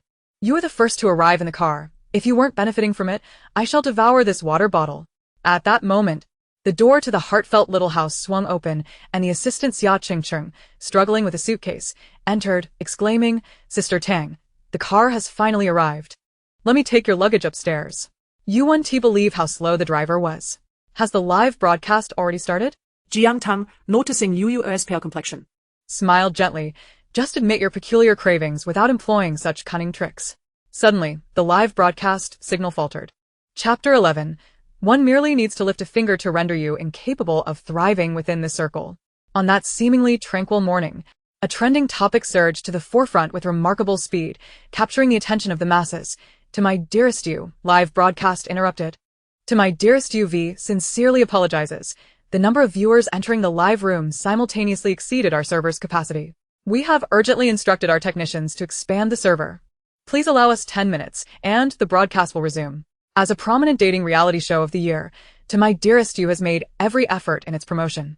Notably, its innovative format combines live and recorded segments, integrating collective activities and meals into the live broadcast while periodically airing pre-recorded footage. This approach renders the program more authentic, often yielding captivating moments. However, the unexpected interruption of the live broadcast raised questions. Was it a technical malfunction or an uncontrollable situation? The public's imagination ran wild as discussions beneath the trending topic erupted. Madwoman, single-handedly sabotaging the live broadcast. I bet the production team pulled the plug. Fight on. Tear it apart. I love watching. Disgraceful. I genuinely believe she is deliberately causing trouble for the production team. When will Jiang Tang be removed from the show? Wake up upstairs. Just look at how many times Jiang Tang is trending. The production team isn't foolish enough to overlook such valuable traffic. Indeed. Jiang Tang's name dominated the charts. Jiang Tang, electric scooter. Jiang Tang, settle my breach of contract fee. Jiang Tang, I've heard your steamed program provides breakfast. The top 10 was seemingly flooded with Jiang Tang's presence, and the comment section was filled with joyous laughter. This made the production team's hurried decision to cut the live broadcast and seek her out for a chat appear particularly cordial and enthusiastic. Dear guests, due to the excessive number of viewers in the live room, our server is undergoing urgent repairs and is expected to resume in 10 minutes. Please take a moment to rest and hydrate. The MC sent by the production team graciously served water to each guest, encouraging them to drink warm water and relax. When we resume, we will commence the self-introduction segment. For now, let us assist Jiang Tang with her luggage upstairs. Jiang Tang raised an eyebrow, generously refraining from further comments as she followed the MC.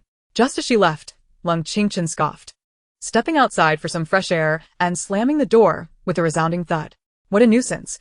How many more people does Jiang Tang intend to offend? Lu glanced at Lung Qingchen's retreating figure while still attempting to comfort Jiang Miao Miao. At that moment, it would have been wise for her to say a bit less for her own sake. Well, perhaps they simply refused to endure such indignities, remarked Qin Su, who had just laughed. As a rapper, his voice was distinctively deep and magnetic, and his avant-garde attire suggested he was more suited for a stage than a dating show. His deep red leather jacket and cross-ear studs made him an eye-catching presence, even in silence. I believe if one wishes for others to speak less, one must also learn to hold their tongue. Luo found herself momentarily speechless. Meanwhile, Jiang Tang encountered not only the director but also several assistant directors responsible for the live broadcast. Miss Jiang, please take a seat. Let us have some water to ease the tension. The MC skillfully pulled out a chair for her. However, Jiang Tang did not sit. Observing the production team's demeanor, she chuckled lightly. If your intention is to persuade me to let it go, then I shall kindly decline. The director was nearly beside himself with frustration. Miss Jiang, offending so many people is detrimental to your career. Just consider, he is young Master Lung. Jiang Tang feigned surprise, her expression remaining nonchalant. Young Master Lung? Perhaps you could enlighten me on what he could possibly do to me. The assistant director nearly leapt out of his seat, slamming his hand on the table. Are you genuinely ignorant or just pretending? He is the owner of Starshine Entertainment, capable of wielding millions in an instant. Starshine Entertainment is a key investor in our program. If you offend him, what good will come of it? With a mere flick of his finger, he could ruin your prospects in this industry. Jiang Tang feigned enlightenment. Starshine Entertainment, a major company indeed. I see now that you directors face quite a dilemma. The director suppressed a chuckle, recognizing her youth and naivety, while maintaining a guiding tone. Yes, offending an investor does not bode well for your future. During the self-introduction segment, be cautious with your words and refrain from clashing with young Master Lung. You are still young. Do not burn your bridges. Jiang Tang clenched her fists, lowering her gaze and softly responding. The director, reassured, patted her shoulder. Rest assured, if you engage well with the other guests and avoid offending anyone, the trending topics will take care of themselves. Upon hearing this, Jiang Tang narrowed her eyes, a hint of dissatisfaction evident in her expression. Director, your conditions are rather insulting to my intelligence. As long as I continue as I am, the trends will undoubtedly surge without your assistance. Having had his scheme exposed, the director stuttered. Then what do you desire? Jiang Tang furrowed her brows, clearly displeased. I've heard that aside from me, the other guests receive a minimum appearance fee of 500,000, which is more than double what you're offering. Are you looking down on me? The director sipped his water to mask his amusement. It was clear that her interest lay in monetary compensation, which put him at ease. On the surface, He maintained an expression of concern. This was determined based on your previous standing. Moreover, adjusting your fee now would be unfair to the other guests. A flicker of annoyance crossed Jiang Tang's face. You think your late-arriving car, which deliberately targeted me, is only worth 300,000? If this matter escalates, the losses for you will far exceed that amount. Feigning panic, the director insisted, please don't make baseless accusations. Our production team would never resort to such tactics. We treat our guests with utmost respect.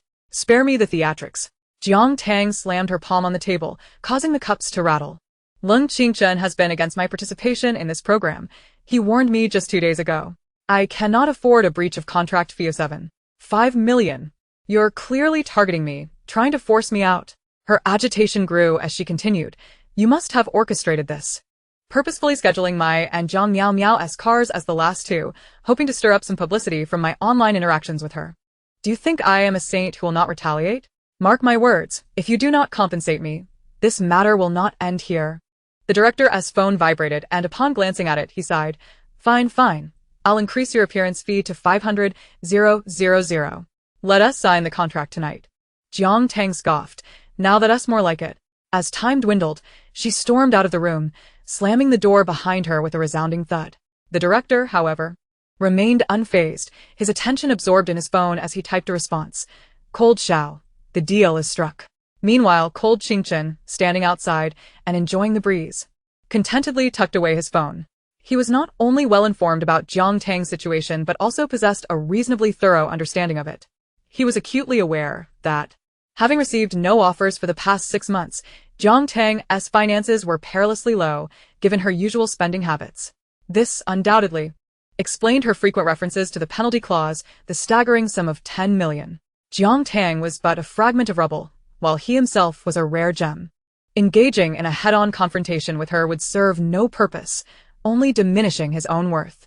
Should he be implicated in manipulating the show's order, it was likely that the Green Station would intervene, adjusting their investment ratios.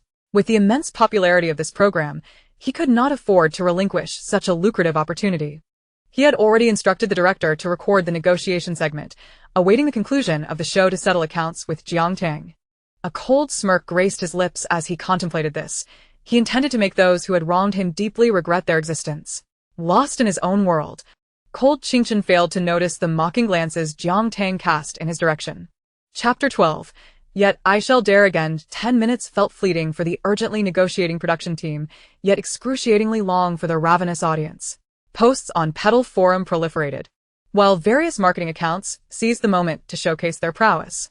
Some claimed that the influx of viewers due to the drama had crashed the servers, while others suggested the director had pulled the plug, or that the Green Station could no longer tolerate the escalating conflict and had begun to issue warnings to the production team. Ultimately, amidst the whirlwind of rumors, the live broadcast struggled to resume. The camera once again focused on the living room of the Heartbeat House. Except for the ever-cool rapper Qin Su, the other 9 guests wore warm, congenial smiles. Even Jiang Tang had shed her earlier haughty demeanor from the staircase, quietly seated in a corner of the sofa, presenting a perfect angle to the camera. With her natural beauty, she resembled a stunning marble sculpture in her serene state. However, the barrage of comments was not kind. Ugh. How dull. I came for the drama, not for your family reunion. What a pity. There are hardly any lively personalities in the entertainment industry. At least the crazies are alive. I'm dying of laughter. Where did that arrogant attitude go? She just slapped her own face. I told you drama queens abound. Suffering from severe paranoia, if Sister Yao Isnt sued, it'll be her good fortune. According to the traditional practices of the entertainment industry, the most prominent figures spoke first. The acclaimed actor Fong Mubai smiled warmly as a clip of him receiving his Best Actor nomination played on the large screen, momentarily shifting the audience's ire from the production team to adoration for their handsome husband. When the camera shifted to Cold Qingchen, the screen showcased the various programs and films invested in by Starshine Entertainment over the years. One could not deny that, as the original male lead, Cold Qingchen had a keen eye for selecting projects, most of which had been blockbuster hits. A hint of pride flickered across his face, despite his aloof demeanor. He spoke eloquently to the camera. I hope to learn and present more excellent films and programs for everyone. The art film director Yu Yang was the quietest among the male guests, briefly introducing his works before retreating into silence. Just the mention of his nominations at the Cannes Film Festival was enough to elicit gasps. The popular idol Chung Yan's introduction sent waves of excitement through the audience outside. As the large screen transitioned to scenes of fans cheering with signs proclaiming Chung Yan, "Mommy loves you," causing the young boy to shyly touch his nose. Rapper Chin Su kept his introduction brief, merely taking the microphone and launching into a freestyle performance after illuminating his phone's background music. His skills transformed the atmosphere in the Heartbeat House from awkward to lively. Among the female guests, the independent director Zhou Xiwen's speech cooled the ambience somewhat.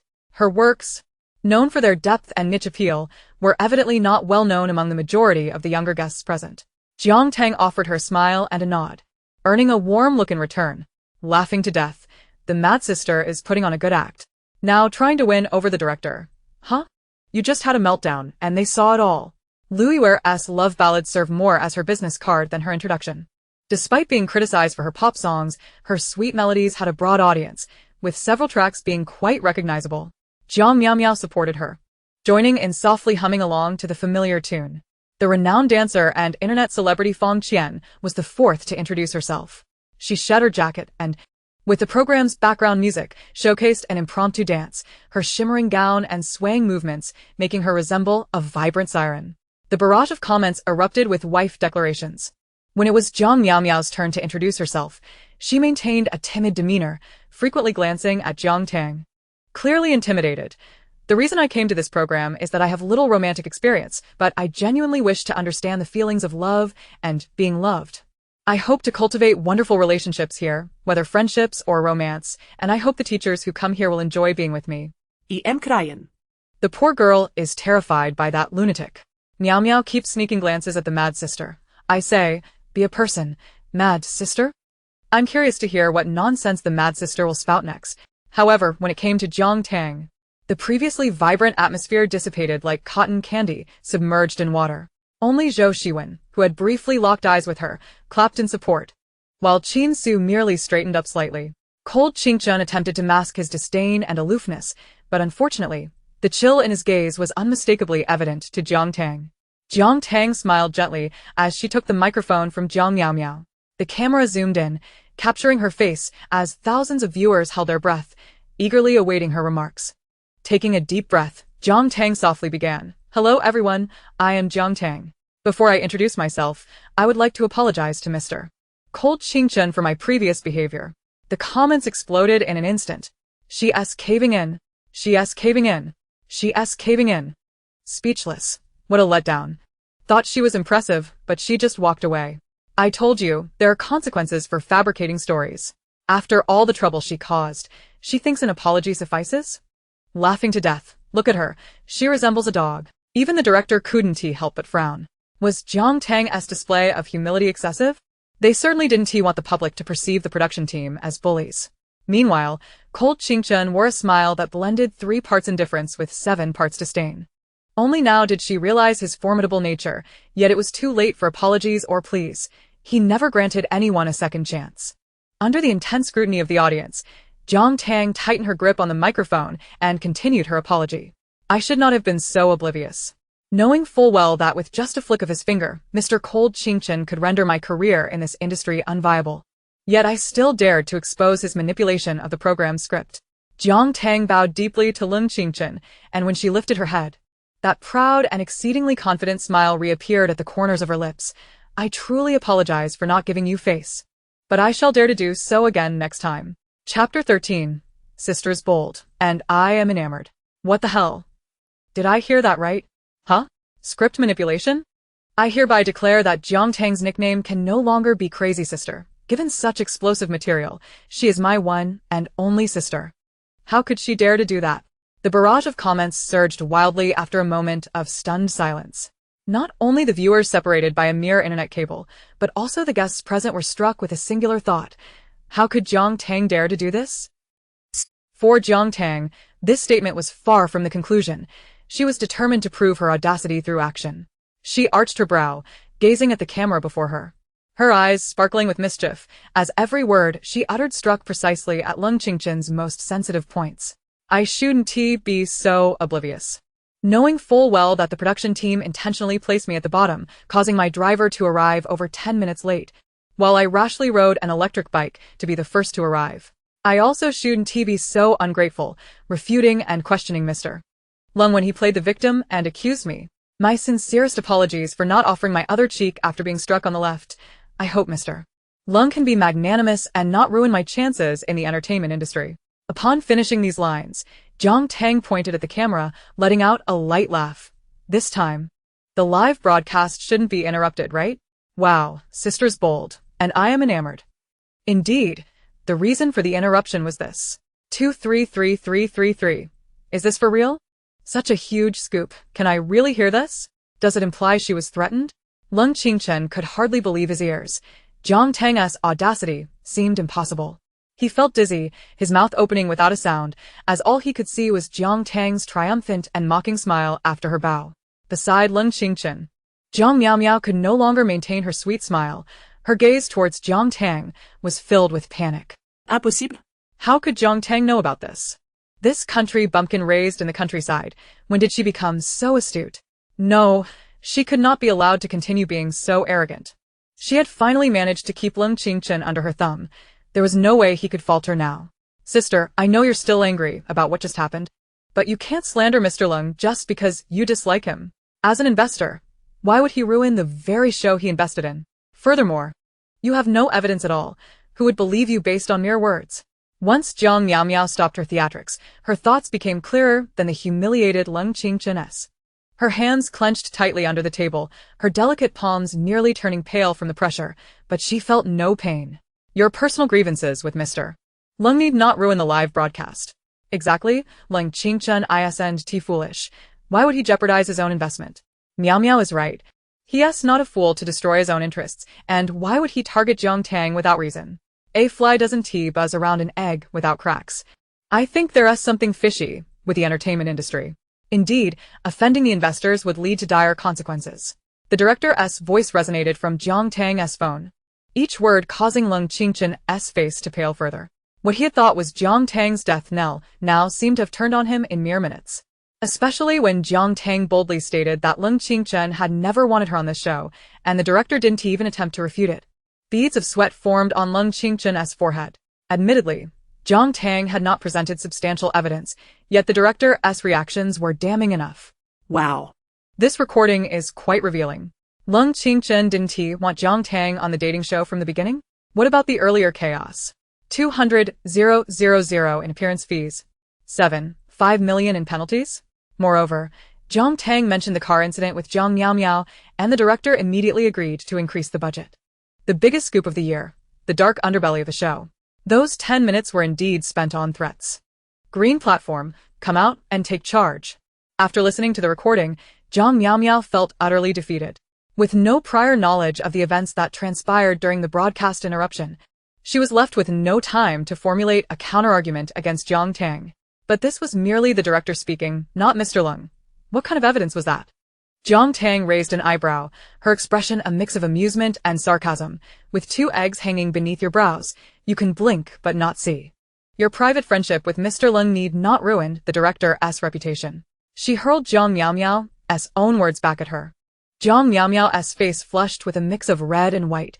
She pointed an accusatory finger at Jiang Tang, struggling to stammer out a retort. Don't spread rumors. Mr. Lung and I are just friends. Jiang Tang raised an eyebrow in surprise. Sister, at your young age, why are you so naive? What makes a friend not a private relationship? Having struck Jiang Miao with her words, Lung Qingchen finally regained his composure. His fair complexion flushed crimson. A mixture of embarrassment and indignation evident on his once haughty face. Jiang Tang, as a young lady, have some decency. You cling to me so desperately. Even following me onto a dating show, why shouldn't I keep such a person at arm's length? The more he spoke, the more convinced he became of his reasoning. Recalling Jiang Tang's previously submissive demeanor, he couldn't help but wonder how things had escalated to this point. Was it because he had confronted her for Jiang Miao's fall? His eyes reddened as he slammed his palm against the tea table. I have made it abundantly clear that I do not wish for you to entangle yourself with me. You begin to spout nonsense and create trouble. I advise you to abandon this destructive pattern, for it will only make you appear repugnant. Why was he still so confident? Jiang Tang rolled her eyes dramatically. disdain dripping from her tone as she glanced at Lung Qingchen's polished shoes. Ah, yes, yes, yes, I am the one who is entangled. I seek you out for your measly money, and nearly twisted my ankle in those height-increasing insoles. I suggest you install a GPS to ascertain your own position. You. Lung Qingchen's chest heaved with anger, his teeth gritted as he addressed the camera with utmost seriousness. This matter originally pertained to a young lady's private affairs, and I had no intention of discussing it. However, Jiang Tang has gone too far, and I must reveal her true nature to everyone. Jiang Tang scoffed. My true nature? My true nature is your father. Lung Qingchen raised his hand, shattering the teacup on the floor, shards and scalding water splattering, causing Lu Yu and Fong Qian across from him to scream in fright. Yet, he did not divert his gaze, glaring furiously at Jiang Tang. Jiang Tang. In front of so many people, how dare you curse? Jiang Tang met his gaze, a glint of contempt in her eyes. Cursing you? What is stopping me? If you wish, I could dance on your grave tonight, and follow it up with a disco. The room fell into a stunned silence. Only the sound of Lung Qingchen's labored breathing echoed within. A single comment surged, garnering thousands of likes, climbing to the top of the trending discussions, as it resonated with everyone's sentiments. The rhyme master, when the East doesn't shine, the West does. Entangling him really doesn't look like this. Chapter 14. I laugh at Jiang Tang's madness. She laughs at our inability to see through. The large screen in the conference room displayed the barrage of comments from the live stream audience. Even though the broadcast had been abruptly halted half an hour prior by hurriedly arriving staff from the green platform, the discussions showed no signs of abating. The audience, typically at odds with Jiang Tang, surprisingly found themselves united this time. Discussions surrounding the dark underbelly of To My Dear have been incessant, with netizens flooding the official announcements demanding accountability from the production team. Some even threatened to boycott their advertisements if the issues regarding script manipulation remained unaddressed. Understanding Jiang Tang. Becoming Jiang Tang. I find Jiang Tang utterly deranged. She thinks we are oblivious. Can the incompetent production team offer an explanation? Apologize. Come forth and apologize. Such is the current state of affairs.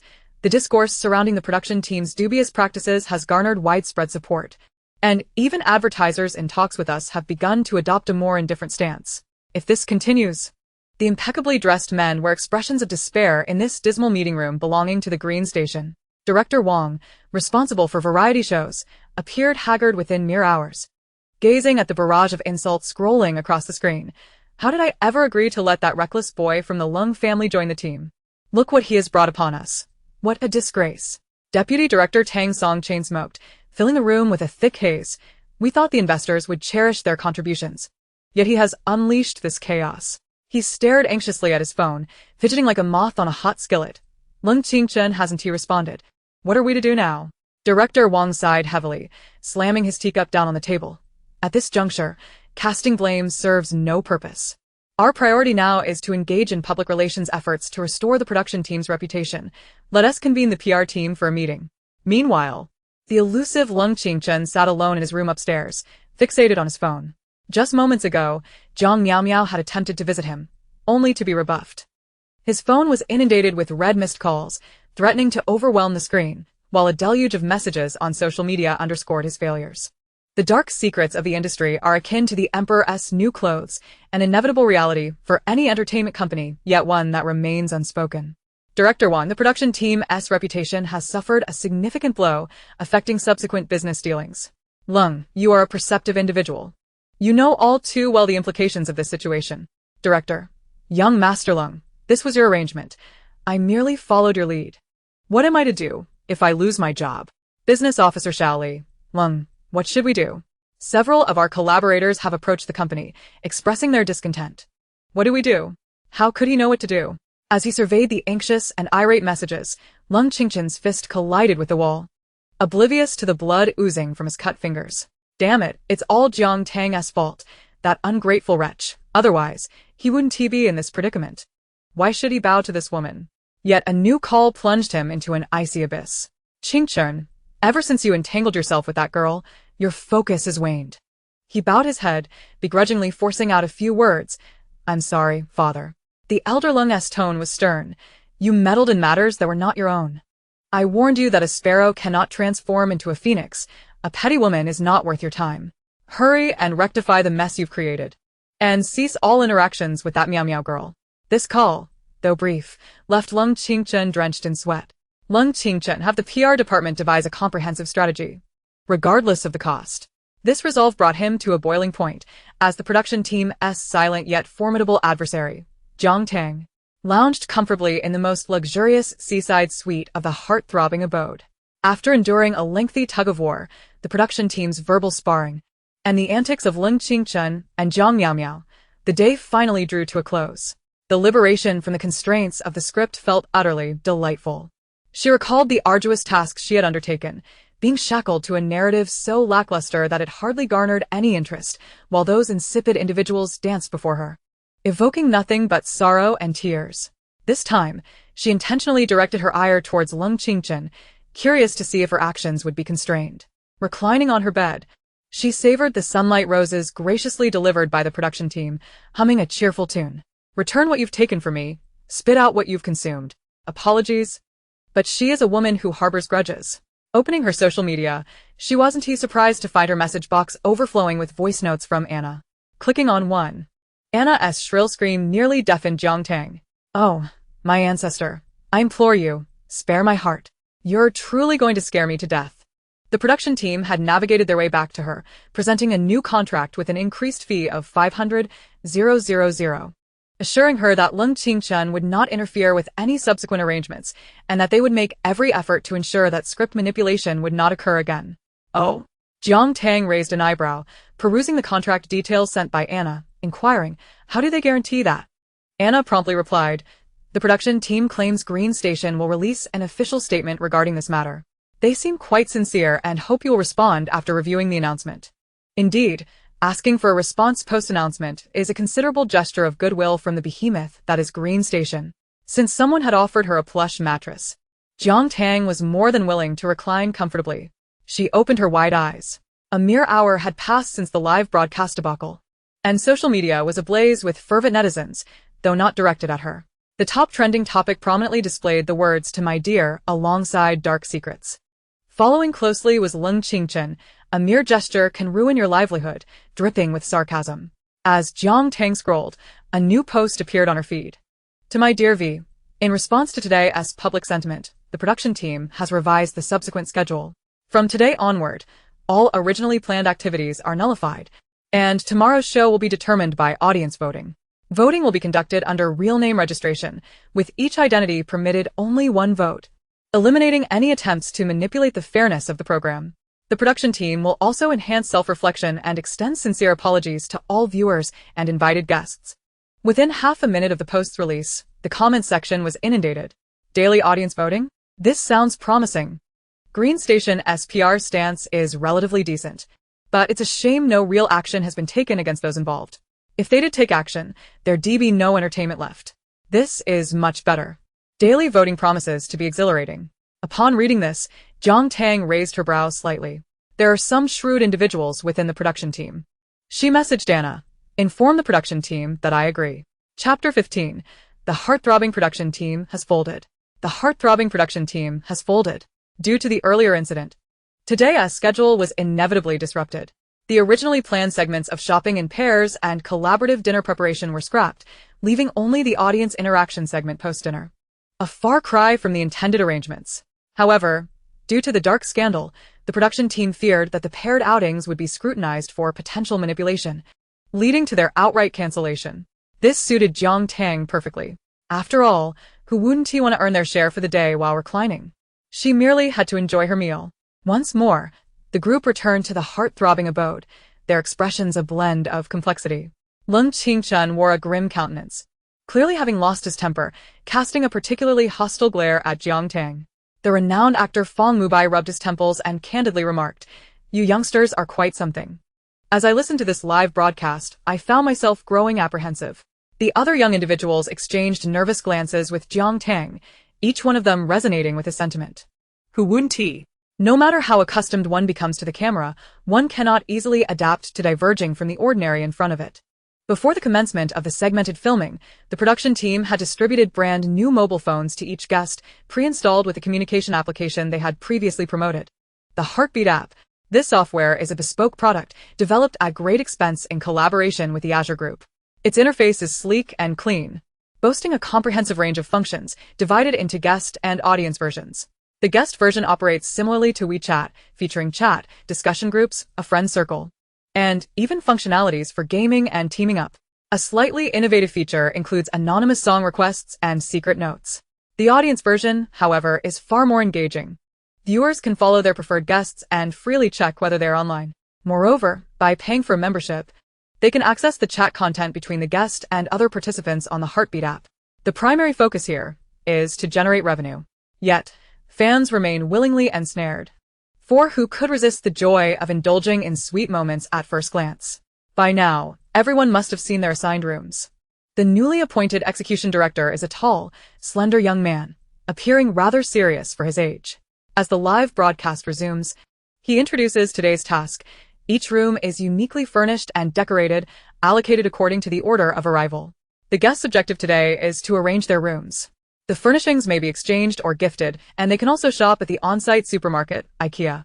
Each participant is allocated a budget of 1,000 yuan, with a reminder to avoid overspending. Can we use our own money? Inquires Fong Qian, who arrived later and likely did not receive a particularly appealing room. That is not permitted. Shopping here can only be done using the funds preloaded in the Heartbeat app, the execution director patiently clarifies. Upon hearing this, Jiang Miao's complexion turns ashen, her lips quiver, but she remains silent, casting her eyes down in a manner that evokes sympathy, tears welling in her eyes. It is important to note that while Fong Qian merely arrived later, Jiang Miao is unequivocally at the bottom of the order. Heavens! Does that mean Miao has received the worst room? Is this a conspiracy by the production team? Were we not informed that the subsequent arrangements would be altered? Your Miao was always last. The conspiracy affects Jiang Tang, not her. The tension in the comments section escalates. At this moment, Jiang Tang scrolls through her phone, checks the basic functionalities, and delves into the shopping funds page, appearing pensive. Then, raising her hand like a schoolchild eager to ask a question, she captures the execution director's attention. Please, Zhang Laosher, go ahead, he responds, bracing himself. Jiang Tang points to the balance behind the shopping funds. A hint of distress on her face. May I inquire if the shopping funds can be withdrawn? Wow, withdrawal. Crazy sister, you've made us weep. Isn't this me? I just want to withdraw a few yuan after reading a novel. But indeed, she's at the top of the order. It seems she has nothing to purchase. The execution director is momentarily rendered speechless by the question. He carefully chooses his words. If there are remaining funds after the program concludes, the production team fully supports withdrawals. However, that is not an option at present. He had mentally prepared himself for a barrage of questions from Jiang Tang. Yet she merely responded with an "oh" and refrained from further inquiry, much to the director's relief, allowing the program to swiftly transition to the next segment. In the segmented footage of the live broadcast, Jiang Miao's room immediately garners a wave of sympathy. For a refined female celebrity, this room is truly a nightmare. Throughout her life, Jiang Miao has never encountered such a space, filled with dust, cobwebs in the corners, outdated furniture, and wallpaper adorned with garish red flowers. The iron bed lacks a comfortable mattress, instead offering only a thin mattress, and even the blanket emits a musty odor. Why should this be? This room was meant for Jiang Tang. Why has it fallen to her? It's all right. I shall clean it thoroughly. After all, it is merely my bad luck to be last, Jiang Miao thinks, her heart seething with resentment, yet she maintains a facade of fragility and strength on the live stream, diligently scrubbing the dust from the walls. Her once pristine white dress is now soiled with black grime, rendered unwearable. I might need to head to IKEA for some bedding. My blanket is a bit damp, and I wonder if my budget will suffice, she remarks, swaying slightly, but resolutely clutching the mop, her eyes glistening with unshed tears. Drawing a wave of compassion from the comments. Those who see are saddened, and those who hear shed tears. Will no one come to aid our sister? Indeed. The items in the room can be gifted. Surely someone could help with the cleaning. I'll check to see who has more supplies. ISNT there an audience interaction segment tonight? We can remind them. Fans of Jiang Miao swiftly storm into other guests' live streams, strategizing with their eyes. However, once they reach Jiang Tang's room, they find themselves at a standstill. If Jiang Miao's situation is marked by desolation, the atmosphere in Jiang Tang's room is suffused with joy. Jiang Tang's room hardly requires cleaning or arranging. Originally prepared for the first arrival, Lung Qingchen, this room boasts top-tier furnishings, including a plush mattress and silk sheets. Equipped with a computer, projector, and gaming console, not to mention a swaying lounge chair on the balcony. Even the wardrobe is stocked with several sets of silk pajamas for both men and women. Jiang Tang merely takes a stroll through IKEA before returning to her room. This is exceedingly comfortable. The furnishings in this bedroom surpass even those in Fang Yingdi's room. Why is this so? Why should she enjoy such luxury while Miao Miao must toil? With so many amenities here, can't some be shared with Miao Miao? At that moment, Jiang Tang places the red plastic bag she is carrying on the table and retrieves her sole purchase, a loudspeaker worth 15 yuan. She switches it on, clears her throat, and her voice resonates through the speaker, the sound quality impressively clear. Jiang Tang strides into the hallway, microphone in hand. The heartbeat program has closed down. Don't miss out as you pass by. Home goods cheaper than IKEA, luxurious sleepwear, gaming equipment, number 998, number 888, all yours for just 321. Amid the exhilarating sound of the loudspeaker, the execution director covers his forehead, his thoughts mirroring those of the comments. Has the production team truly stumbled upon a ghost? Chapter 16. As long as I lack morality, I will not be bound by others' morality. The Heartbeat House reverberates with the announcement of the program's closure, leaving one uncertain whether they have entered a live-streaming marketplace or a discount wholesale store. As the doors to the various rooms swing open, a flurry of question marks escapes through the windows. The audience, who had expected Jiang Tang to exercise some restraint, at least not to engage in such a shameless display in front of so many, is taken aback by her apparent oblivion. With the loudspeaker amplifying her voice, she continues her unabashed promotion. Yu feels utterly defeated. She did not arrive early, so her assigned room is not particularly impressive, while the furnishings are functional. They are far from the Instagram-worthy aesthetic she had hoped for. There is only a small bathroom, barely achieving a dry-wet separation, lacking the luxurious bathtub she enjoys at home. However, compared to Jiang Miao Miao, she considers herself quite fortunate. Upon hearing Jiang Tang's loudspeaker, she storms out in a fit of rage. What's all this noise? Do you think this is an appropriate place for such antics? Upon reaching Jiang Tang's door, she is momentarily stunned. Compared to her unremarkable, ordinary suite, this truly is a heart-stirring abode. The room is bright and immaculate, adorned with exceptionally modern decor, the lounge chairs and petite garden on the balcony, along with the cinematic projection screen, instantly captured the envious gaze of all. Whether for live streaming or post-photography, the backdrop is sufficiently upscale and aesthetically pleasing. In Louis Wu's eyes, there is nothing left but this exquisite bedroom. Oh my goodness, your room is filled with so many delightful items. And the arrangement is simply stunning. It is difficult to discern how much envy and jealousy laces her voice. Wait, are you selling the items from this charming little haven? Her exclamation startled those who were still peering in. You won't be impoverished to death, Cold Qingchen thought to himself as he leaned out. This room was designed for his personal enjoyment, and thus, the renovation budget was immensely generous. As a successful businessman, he fully understands the significance of initial capital. Therefore, he stocked his room with luxurious essentials to emphasize his domineering persona and win hearts. After all, one who receives favors is compelled to speak kindly of the benefactor. Yet now, these possessions have fallen into Jiang Tang's hands. She actually intends to sell the items within? Wow, just how many wonderful things are in your room? Spoke Qing Yan, this year's rising idol. Youthful and still shedding the baby fat from his cheeks, his dog-like eyes were particularly focused as he gazed at the sisters, effortlessly striking their hearts. Cheng Yan bounced over, looking as if he had just washed his hair, a towel draped around his neck, his damp, curly locks resembling an exuberant little puppy fresh from a bath. The director took a glance at the split screen, and the barrage of comments was nearly submerged in Ozil and Mom, I love you. In the face of such an adorable younger brother, Jiang Tang appeared rather indifferent, delivering her advertisement pitch swiftly and without a hitch, embodying the industry's model.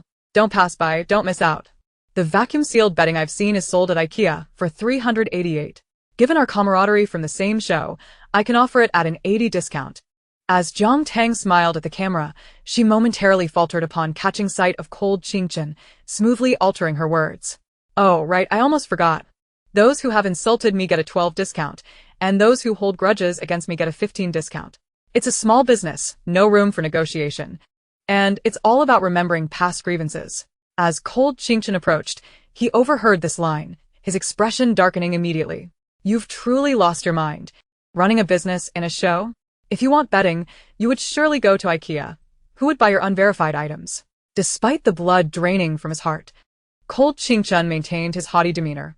Whose home does not possess fine items? Selling them here is clearly taking advantage of those with limited shopping funds. Before he could finish his retort, a creaking sound interrupted as the door at the end of the corridor swung open, revealing a disheveled Jiang Miao Miao, tears streaking her face. She was no longer the radiant figure from that morning. Her pristine white dress was smudged with dust, and her delicate face bore several gray streaks, rendering her utterly pitiful. I'm so sorry. There's a particularly heavy piece of furniture I can't move. Is there anyone who could assist me? Jiang Miao Miao, embodying a frail flower, was utterly drained and on the verge of collapse. Wah! The room is filled with dust, the bed is shaking, and the blankets feel damp. They might be moldy. Is the director's team not playing tricks on them? With her delicate hands and used to labor, how could she possibly manage such a task? Liu Yue, Who shared a close bond with Jiang Miao Miao, promptly chimed in, Gentlemen, let us show some chivalry. Could you lend a hand? Miao Miao sobbed softly, tears cascading down her cheeks, making her appear all the more pitiable. Cheng Yan dashed downstairs, presenting a pack of wet wipes to Jiang Miao Miao. Don't cry, Miao Miao Jia, I brought you wet wipes. I assure you, I have plenty of strength and will help you move. Jiang Miao Miao's expression brightened considerably, though her brows remained knitted with worry. I still need to go to IKEA to see if I can exchange for a new bed. I'm not sure if I have enough funds. What am I to do? She cast a glance towards Jiang Tang, her eyes filled with unspoken words. Lu Yue followed her gaze, looking at Jiang Tang, hesitating momentarily before forcing a smile. Tang, with so many items in your room, how could you not help Miao Miao? Look at her, a girl sleeping on moldy bedding. How could you bear it? Indeed, look at all those brand new bedding sets and several sleep pillows in Jiang Tang's cupboard. Yeah, with so many things. Wouldn't it be nice to assist Miao Miao? We were all guests on the previous show, and now you're resorting to selling? Miao Miao isn't financially challenged. If it weren't for the program only allowing this 1,000 yuan budget, she wouldn't be in such a predicament. Jiang Tang's gaze shifted to Jiang Miao Miao, and she could see the anticipation written all over her face, seemingly waiting for her affirmative response. Was there truly such an inexpensive opportunity? Her expression remained unchanged as she smiled slightly. I tend to favor taking advantage of others' misfortunes.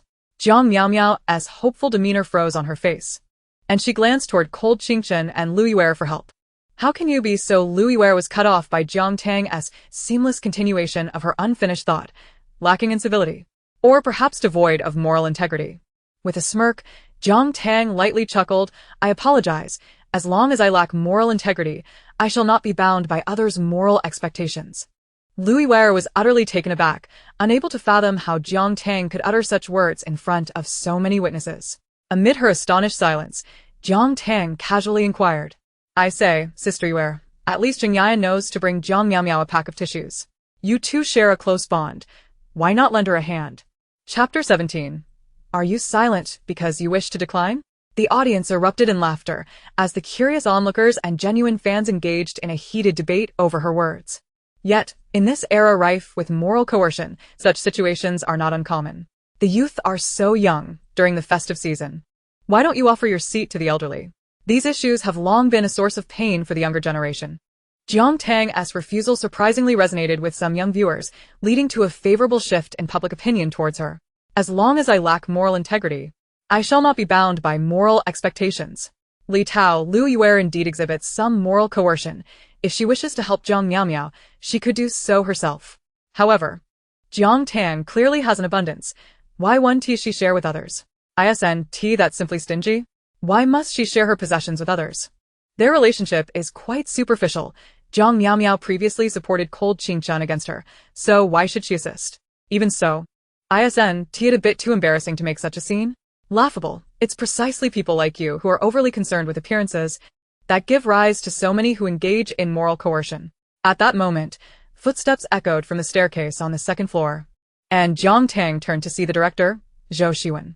She had changed out of her professional attire into comfortable, casual wear, her arms laden with several bags.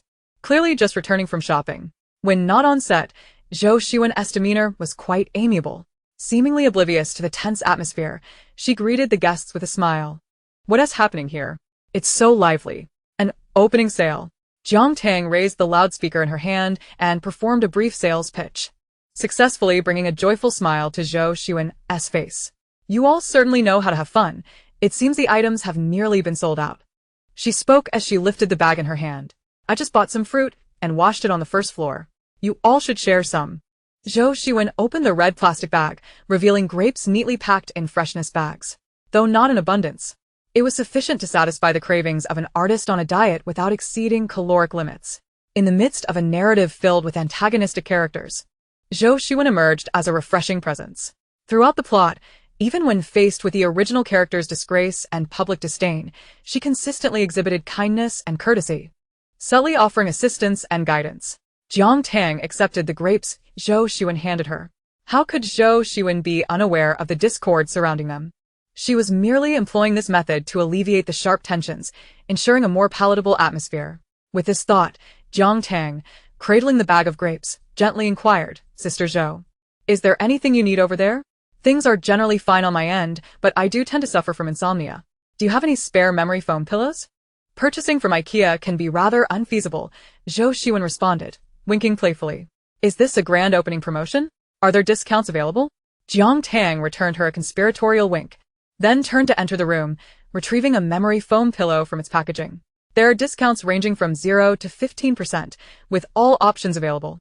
She placed the pillow into Zhou Xuan's hands, cheerfully stating, the price is merely a bag of grapes. The barrage of comments erupted into chaos, while Jiang Miao's eyes glistened with unshed tears. She never anticipated her circumstances would descend to such depths. Her tactics had unexpectedly failed her. Jiang Tang, that uncouth wretch, had the audacity to publicly humiliate her. Zhou Xuan was merely a third-rate indie film director, her films unprofitable and her standing in the industry modest. What right did Jiang Tang have to disregard her in favor of flattering Zhou Xuan? Jiang Miao completely overlooked the fact that all her current tribulation stemmed from her and Leng Qingchen's attempts to undermine Jiang Tang. Leaning on Lu Yuer's arm, she cast her teary gaze toward Leng Qingchen. Jiang Tang, we each bear our own burdens. My conflict is with you. You cannot hold a grudge against Miao as well. Leng Qingchen, unable to withstand her pleading gaze, hesitated before finally inquiring, what exactly do you want in order to assist Miao? Jiang Tang turned her head, perplexed. Is it so difficult to exchange payment for goods? At that moment, Lu Yuer interjected, we were on the same program together. It's a matter of fate. Discussing money feels a bit callous, doesn't it? And what of it? Jiang Tang interrupted Lu Yuer, arching an eyebrow as she unabashedly declared. My relationship with money is far deeper than any bond one share with you. I adore money, and money reciprocates. Our connection is mutually unbreakable.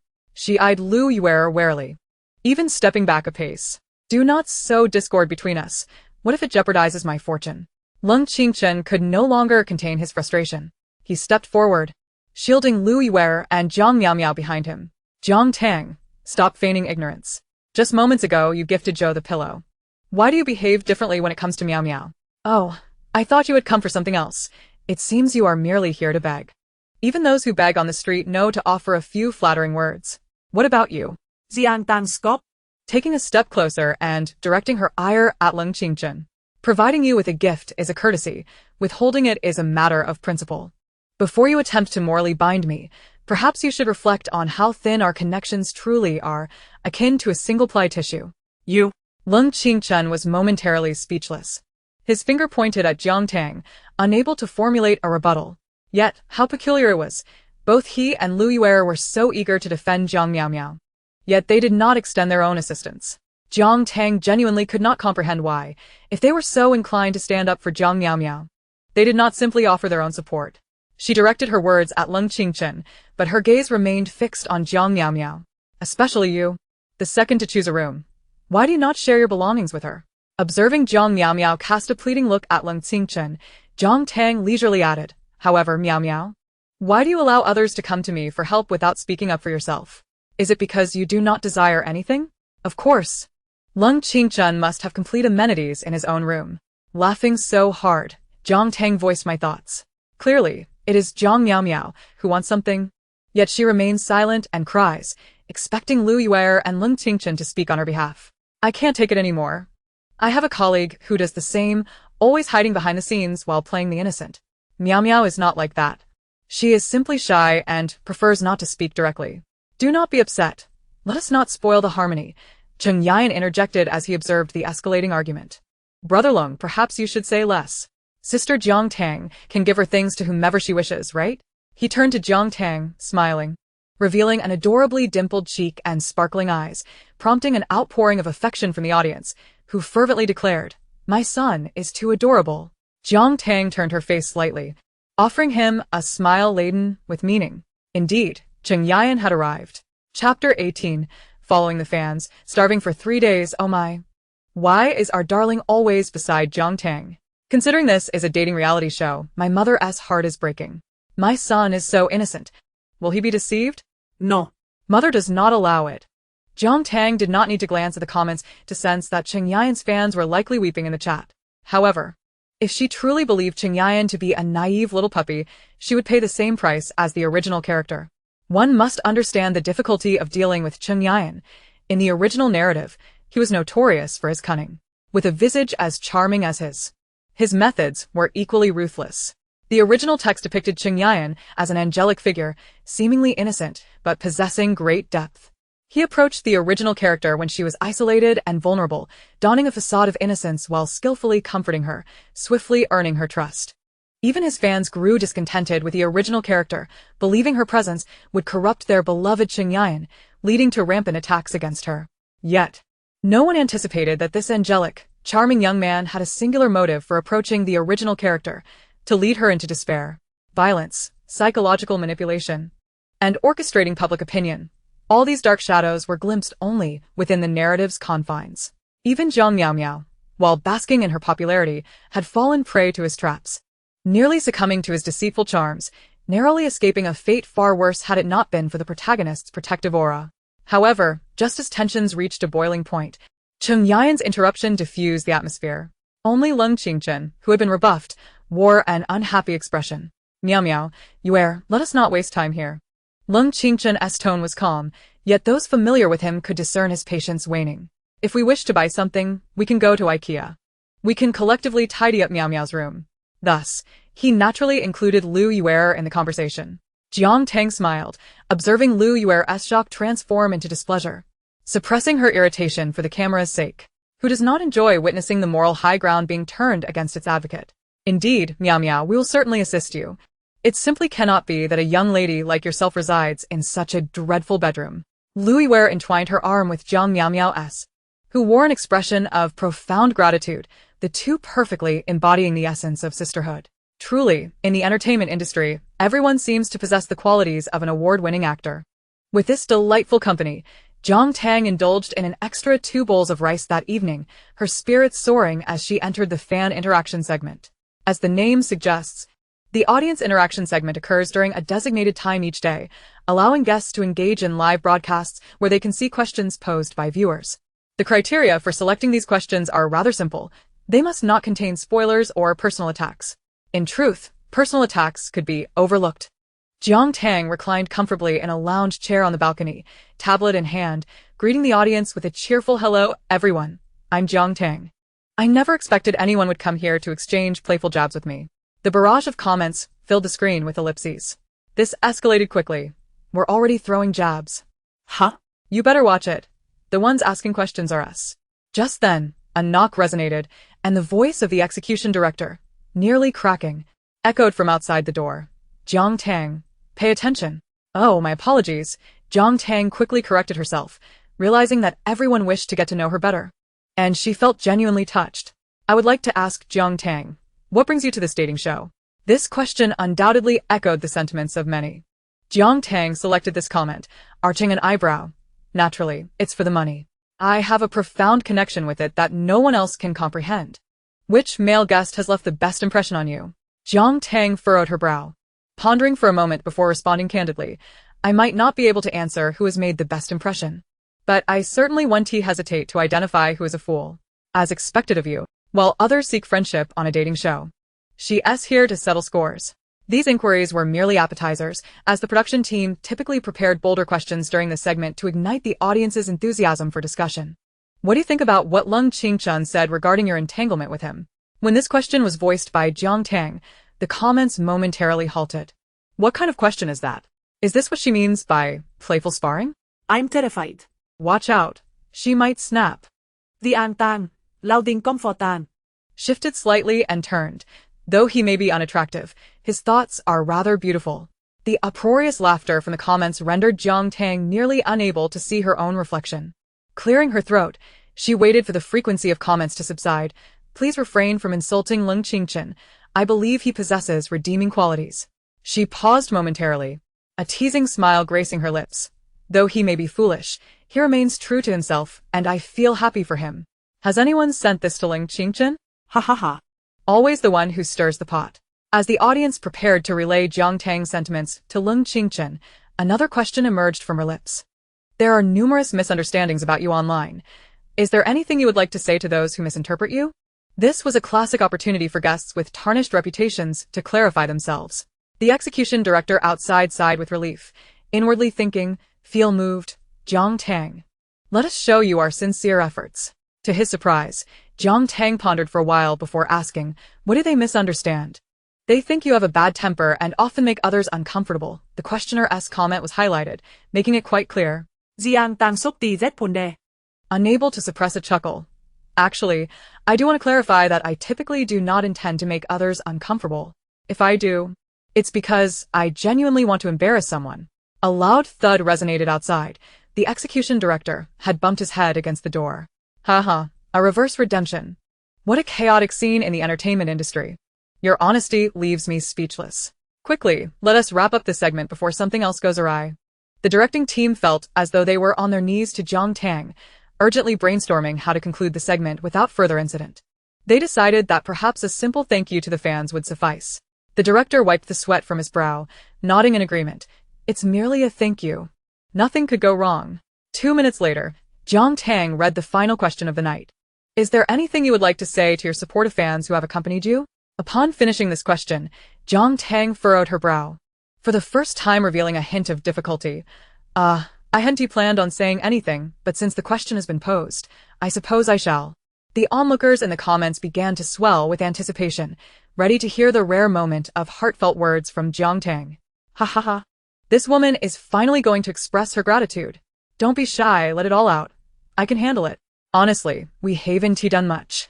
We just enjoy the entertainment. Yet Jiang Tang let out a deep sigh, her words laden with emotion as she articulated each syllable distinctly, following the fans. I've gone 3 days without food. With a sudden clap, the audience interaction segment concluded, the live stream abruptly ending, leaving only a flurry of question marks dancing across the darkened screen. Jiang Tang, come back. I'll fight you. Chapter 19. Awakening from a dying illness. The mastermind is myself. The followers in Jiang Tang's live stream were anything but gentle. None had ever faced such treatment. In an instant, a tempest of outrage erupted across various social platforms and forums. Today you ignore me, but tomorrow you won't be able to reach me. Everyone, charge forth and show that woman our strength. Let her witness the might of the entertainment-loving crowd. Despite Lung Qingchen next door orchestrating an elaborate giveaway and Jiang Miao Miao tearfully expressing gratitude to her fans, the phrase following the fans, I've gone 3 days without food, soared to the top of trending topics, inciting a retaliatory revelry among fans. Wherever the revelry spread, nothing was left unscathed. This included the voting that took place the following day. By midnight, the directing team gazed at the morning's fan votes, their expressions growing increasingly grim. The director wiped the sweat from his forehead, his hands trembling. Help. What kind of cursed group is this? Should I just pack up and resign? The next morning, the guests awoke to a brand new day. After a simple breakfast, the production team publicly announced the itinerary groupings chosen by the guests. The execution director appeared particularly haggard. Today's agenda involves heading to a seaside town, with pairs forming small groups and 4 forming a larger group to complete respective tasks for funding. Cheng Yan raised her hand high, but wouldn't that leave one small group with just 2 people? Jiang Tang also lifted her head to look. It was important to note that in the original narrative, audience voting had not been a factor, meaning that from this day forward, the groupings would diverge significantly from the source material. The execution director's gaze flickered. The 2 guest stars for this episode are already waiting in the seaside town. This ensures an even number. How peculiar. It was rather strange. While the grouping seemed sound, why did the execution director appear so uneasy? Jiang Tang, Puel, Berlunli Inquit. Everything seems fine, but why do you look so nervous? The execution director deflected, avoiding a direct answer. Haha, I'm dying of laughter. The executive director dares not meet her gaze. How wicked, utterly wicked. You lot are truly the epitome of mischief. Cherishing the current expression of my sister. Who knows nothing. Now, let us announce the groupings. Adhering to the principle that short pain is preferable to long. The executive director pinched his nose and commenced revealing the list. The first group comprises Fong Mubai and Zhou Xiwen. Upon hearing this, Zhou Xiwen displayed a hint of surprise. Smiling at Fong Mubai, I will trouble you today, teacher Fong. Fong Mubai seemed to have just regained his senses, softly murmuring in acknowledgement. Politely nodding, I appreciate Director Zhou's care. Both individuals, being relatively older and not prone to stir trouble, exuded an air of congeniality. The second group features Yu Yang and Fong Qian. As an art film director, Yu Yang is renowned in the industry for his elevated aesthetic standards. He has previously condemned the prevailing homogeneity in casting, particularly detesting the commonplace antics of internet celebrities and sensationalism in the entertainment world. Coincidentally, Fong Qian, selected to be in his group, is a prominent internet celebrity with over 10 million fans on short video platforms. One embodies highbrow elegance, while the other represents popular taste. They exchanged glances, silently averted their eyes. The third group consists of Qin Su and Lu Yuer. It is noteworthy that as a rapper, Qin Su and Lu Yuer, known for her sweet songs, are of similar age, yet their works, styles, and fan bases are polar opposites. The usually reticent Qin Su was momentarily taken aback, staring speechlessly at the executive director before clearing his throat and nodding at Lu Yuer. Lu Yuer appeared to recall Qin Su's laughter during Jiang Miao's speech, letting out a soft huff, suppressing her displeasure. So entertaining. Indeed. You are the ones. The guests are utterly bewildered by you. Is this grouping meant for romance or rivalry? Help. The fourth group, Cheng Yayan and Jiang Miao, appeared rather normal, a top idol alongside a rising actress. Seemingly a good match. However, the assembled crowd did not relax due to this seemingly typical pairing. Even Cheng Yayan did not immediately focus on his grouping. He abruptly turned his head towards Jiang Tang's direction. With 4 groups announced, the remaining one could only be the executive director's trembling voice came through. The 5th group, Lung Qingchen and Jiang Tang. Good heavens, how wicked are you netizens? The more chaos, the better, ha ha ha. So wicked, I love it. When the 4th group's names were revealed, Lung Qingchen's expression shifted dramatically. Now, he gazed incredulously towards Jiang Tang, his face oscillating between pale and flushed. A sight both comical and alarming. He lowered his voice, yet it brimmed with concealed anger. Jiang Tang, what trickery are you up to? It became clear. Upon hearing his words, Jiang Tang wore an expression of sudden realization, murmuring to herself, so it was I who orchestrated this. Lung Qingchen looked astonished. You actually admitted it. Indeed, it was your doing, I knew it. I must have some tragic backstory, perhaps a wealthy father and 10 affluent brothers, who, upon witnessing my plight in a dating show, would intervene and manipulate the situation, allowing me, Niu Hulu Jiang Tang, to reclaim all that I've lost. Starting from the groupings in this dating show, Jiang Tang, satisfied, patted her chest and proudly slammed the table. In the throes of despair, I awaken. The mastermind is none other than myself. Ha ha ha, I believe it. Shocking. The puppet master behind the scenes of the entertainment industry is her. Bullied. I can't help but laugh. Who is bullying whom? If Lung Qingchen could not discern Jiang Tang's fanciful fabrications, he might truly have lost his wits. His face darkened, brimming with unexpressed fury. Meanwhile, the other guests showed no mercy this time. Qin Su burst into laughter, suggesting, you should add a fabulously wealthy fiancé. To destroy the world for you. My sister loves watching that at home. Cheng Yayan chimed in, fanning the flames. Yes. And throw in some fake heiresses and white moonlight substitutes. Fong Qian could no longer resist joining the fray. We should also add elements like kidney swaps and corneal donations. This entire litany of tropes is a common feature in melodramatic novels. The trio spoke with such delight that even the esteemed actor Fong and Zhou Xiwen revealed faint smiles, while the barrage of comments erupted in laughter. This led to no one noticing that in that moment, Jiang Miao and Lung Qingchen's expressions grew distinctly peculiar. Chapter 20.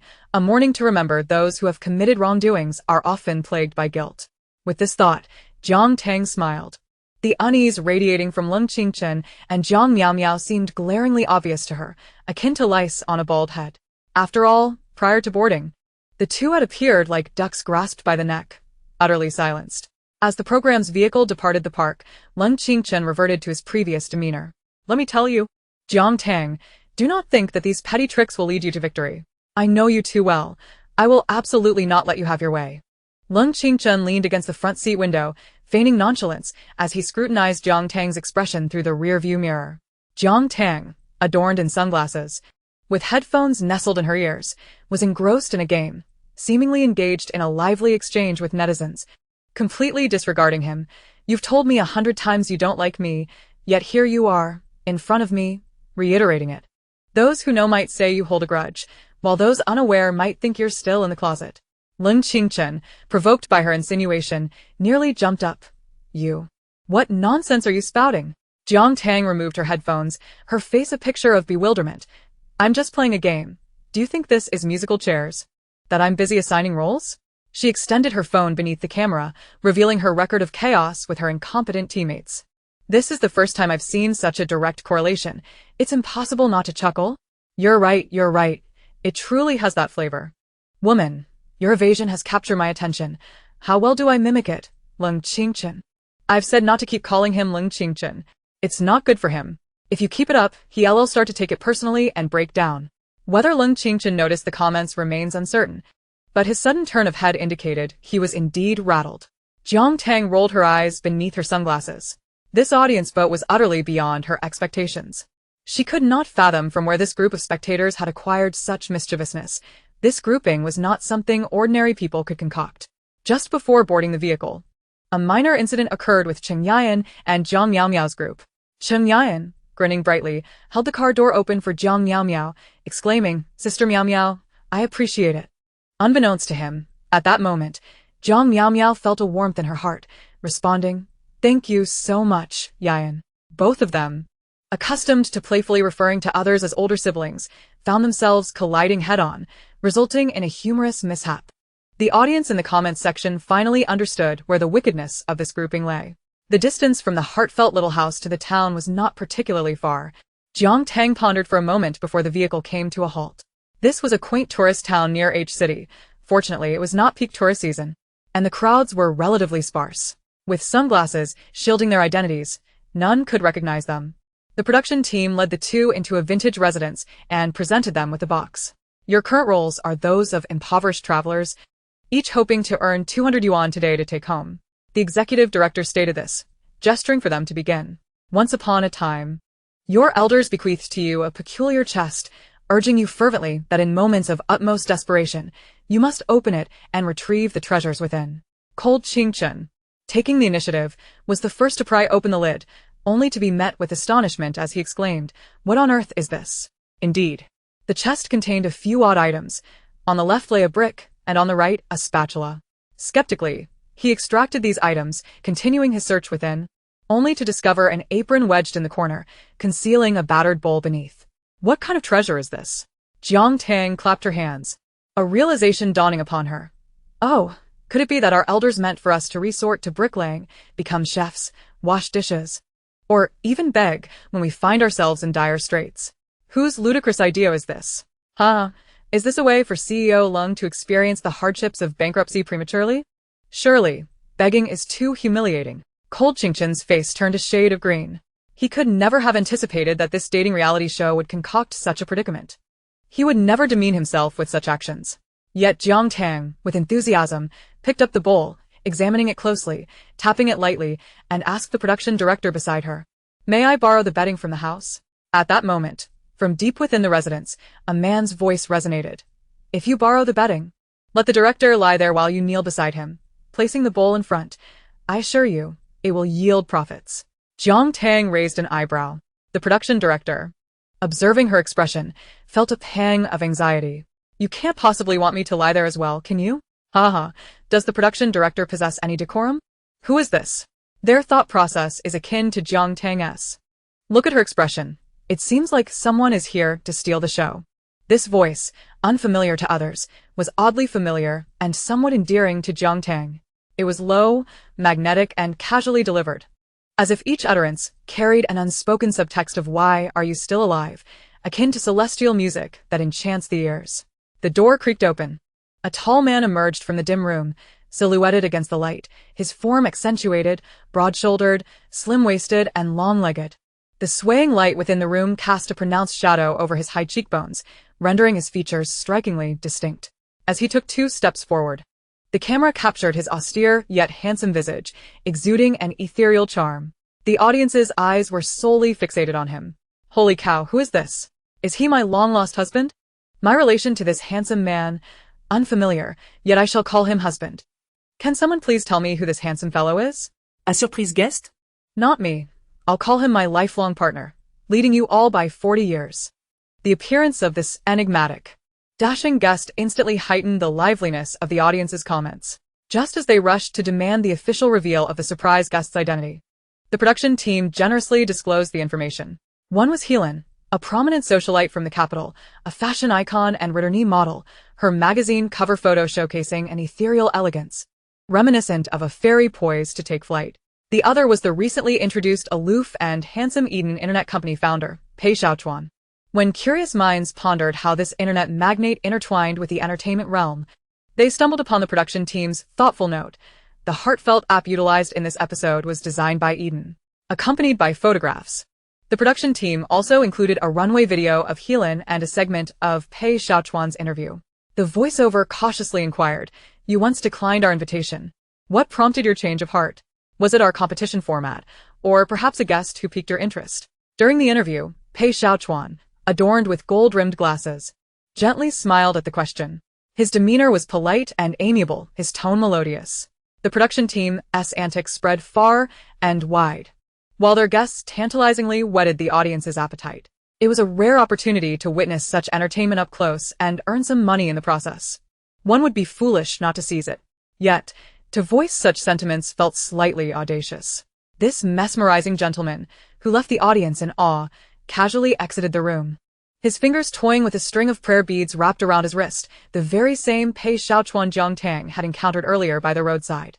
Pei Xiaochuan's gaze swept across the room, momentarily lingering on Jiang Tang and cold Qingchen. This morning truly whets the appetite. Chapter 21. You are truly unconscionable. Jiang Tang had recognized Pei Xiaochuan immediately. This was hardly surprising. Encounters with individuals of similar wit were rare for her. However, previously, she had instructed the system to scour the original text for any mention of Pei Xiaochuan, initially believing he was merely a peripheral character. Yet, within mere days, this seemingly inconsequential figure had appeared on a dating reality show, becoming a surprise guest entirely absent from the original narrative. Nevertheless, considering the events she had orchestrated, it was unlikely that there would be no butterfly effect. Her mind raced while her mouth remained equally active. What is seen is shared. Upon meeting, we shall divide. Pei Xiaochuan nodded, his fingers still deftly manipulating the prayer beads. Oh, if you wish to kneel beside me, that is not out of the question. However, you do not strike me as a dutiful descendant. Rather, you appear as if you might unearth someone's ancestral grave. His words plunged cold Qingchen and Helen, who had just exited the room, into an abrupt silence. You truly understand me. Jiang Tang smirked, scrutinizing Pei Xiaochuan with newfound interest. You do not look like one who recites sutras. You seem more inclined to slap someone while chanting Amitabha. Pei Xiaochuan's hand, fiddling with the prayer beads, paused. When silent, you are wed. When speaking, you uphold righteousness against kin. I'm impressed, brother. It's the first time I've seen someone capable of engaging with Jiang Tang so reciprocally. This is intense. Is this a comedic competition? Shall I set the stage for you both? Wouldn't this be superior to begging? We are the surprise guests who have just arrived at the production team. My name is Helen, and I am a model. This is Pei Xiaochuan, brother Pei. Helen sighed deeply, as if life's challenges had shattered all her dreams that morning. So, brother Pei, are we really going to have the director lie here? Before the production director could respond, cold Qingchen, unable to contain himself, interjected. Possessing a naturally lofty demeanor, he had always regarded himself as the center of attention, convinced of his superiority in both appearance and wealth. Yet, upon Pei Xiaochuan's emergence, he felt an unsettling tension. This man was undeniably impressive in his looks, towering over him. Encountering such a formidable rival in a setting designed for flaunting one's attributes left cold Qingchen somewhat uneasy. He could already envision the superficial women who would flock after Pei Xiaochuan's striking appearance. Upon hearing the name Pei Xiaochuan, his discomfort only intensified. How could he not be aware of Pei Xiaochuan's reputation? A scion of the prestigious Pei family who had independently established the renowned Eden outside of his lineage. He was a veritable dark horse, a rising star in the business world. Even his father, who had often expressed dissatisfaction with him, spoke of Pei Xiaochuan with admiration and regret. The complex emotions swirling within him fueled a sense of hostility as he spoke, without taking the time to contemplate his words. I believe the production team has not prepared tasks befitting us. Are you all ready to conform to their arrangements? I believe that individuals of our caliber in society can create value and wealth far beyond these menial tasks. What does he mean? How are these tasks beneath us? Isn't it true that begging, by its very nature, renders one inferior? But isn't this just a scheme devised by the production team? Moreover, one could choose to perform instead. Many shows have employed this tactic, so why is it unacceptable for him? He clearly mentioned those jobs, including being a dishwasher, a waiter, a chef, and a laborer. Isn't it simply because Jiang Tang and Pei Xiaochuan have been continuously prompting? The barrage of comments erupted into chaos, stirred by Leng Qingchen's words. At that moment, Pei Xiaochuan leaned down to inspect the contents of the box and suddenly spoke. Can you cook? This inquiry was evidently directed at Leng Qingchen. Bewildered, Leng Qingchen shook his head. Pei Xiaochuan raised an eyebrow. Then can you wash dishes? Again, Leng Qingchen shook his head. Such chores were simply not within his domain at home. You wouldn't even be able to move bricks, I wager. Pei Xiaochuan observed with a peculiar mix of pity and scrutiny, summing up with a glance that suggested he was utterly incapable. With a deep sigh, he pinched the broken bowl between two fingers and handed it to Leng Qingchen, patting him on the shoulder. But fear not, despite your lack of skills. We all believe you can carve out your own niche in this world. Leng Qingchen. At that precise moment, Jiang Tang appeared by his side. Her eyes gleaming with sympathy, her words steeped in compassion as she placed another bowl in Leng Qingchen's other hand. Do not mind the judgment of society. There is no need for you to feel inferior, for everyone has their flaws. Keep striving, my dear. Leng Qingchen, meanwhile, Helan's gaze wandered. And upon hearing Jiang Tang's final remark, she curiously inquired, if everyone has flaws, then what is yours? Jiang Tang sighed deeply, clutching her chest, her brows furrowing as if confronting an unbearable weight, akin to grappling with an ineffable heartache. Just as Helan began to wonder if she had misspoken, Jiang Tang grasped her hand and spoke. My parents have never been fond of me. In this household, they favor my brother and sister far more. I have always felt like an outsider. Helan's eyes widened in shock. Jiang Tang. Leng Qingchen's heart raced. Jiang Tang daring to mention her family at this juncture was alarming. If she were to stir up public sentiment now, the repercussions for Jiang Miao Miao could be dire. Is that true? I can't believe it. Jiang Tang has never divulged anything about her family. Could it really be so? Her descent into madness could certainly be attributed to her upbringing. Not only did Leng Qingchen's heart race, but even the Jiang family, watching the live stream from afar, felt an indescribable anxiety. Jiang Yu had already clutched his chest, swallowing 2 pills, as he gripped Jiang Yi's hand. Quick, prepare yourself. If she reveals this now, we must strategize our public relations approach. Wan Xingmei, dabbing her tears with a handkerchief, lamented, I knew it. I always said she was born to bring misfortune to the family. Had I known this would happen, I would have suffocated her at birth to spare us today's turmoil. Just as they were in a state of frantic urgency, the live stream showed Jiang Tang holding Helan's hand, continuing her heartfelt confession. I have always wondered why. Later, my mother told me that my fate was peculiar and lacking in certain elements. I pondered endlessly about what was missing, but now I understand. Helan, believing her words, tightened her grip on Jiang Tang's hand. What have you come to understand? Jiang Tang replied softly, it turns out that I lack virtue. Helan, Pei Xiaochuan cleared his throat, his expression stoic as he withdrew his gaze, his movements with the prayer beads more agitated than usual. I believe you. You truly are lacking in virtue. Chapter 22. I wish to extend my regards to my fans. Are you all doing well? My earnest heart, eager for gossip, has been wounded. I'm laughing hysterically. Helan has withdrawn her hand from Jiang Tang's grasp. Well done. I even momentarily believed she had gone mad due to her tumultuous upbringing. Truly lacking in virtue, I laughed. The barrage of comments busily condemned Jiang Tang's immoral behavior, none noticing the peculiar reaction of Leng Qingchen. He did not, as usual, openly rebuke Jiang Tang's actions, but instead appeared to breathe a sigh of relief, as if a great burden had been lifted from his shoulders. When he regained his composure, he was already drenched in cold sweat. Meeting Jiang Tang's gaze, he hesitated for a moment, quietly averting his eyes. Lung Qingchen mulled over Jiang Tang's recent words and actions, growing increasingly perplexed, and the more he pondered, the more alarmed he became. Was this mere coincidence or a deliberate ploy? What was Jiang Tang truly scheming? In a world where nothing was amiss, it was the foolish who troubled themselves. Jiang Tang, observing his guilty demeanor, smiled brightly as she diverted her gaze. She was, without a doubt, being intentional. For individuals like him, unless they genuinely felt threatened, they would never learn to keep their mouths shut. During the ensuing discussion, Lung Qingchen unusually did not contest Jiang Tang's decision, yet he certainly would not cooperate. So, are we still going to broadcast live throughout the entire process? This could easily lead the audience to locate us, potentially affecting the outcome, right? If we fail to earn enough, will they deduct from our initial funds? After a spell of worry, Helan suddenly raised this concern. Indeed, a full live broadcast meant that every action of the guests would be laid bare before the camera, allowing viewers to find them in public spaces. Should this detract from the guest performance, a deduction of 200 from their initial funds could lead some guests to declare bankruptcy. Once bankrupt, they would have to labor for the production team to earn their accommodation rights. The production team had naturally prepared a contingency plan for this scenario. They had likely communicated with local authorities in advance. Tonight, a masquerade ball was set to take place in the small town, where both vendors and visitors could dress up in various personas to participate. The generous production team had set up booths and also prepared costumes and cosplay props.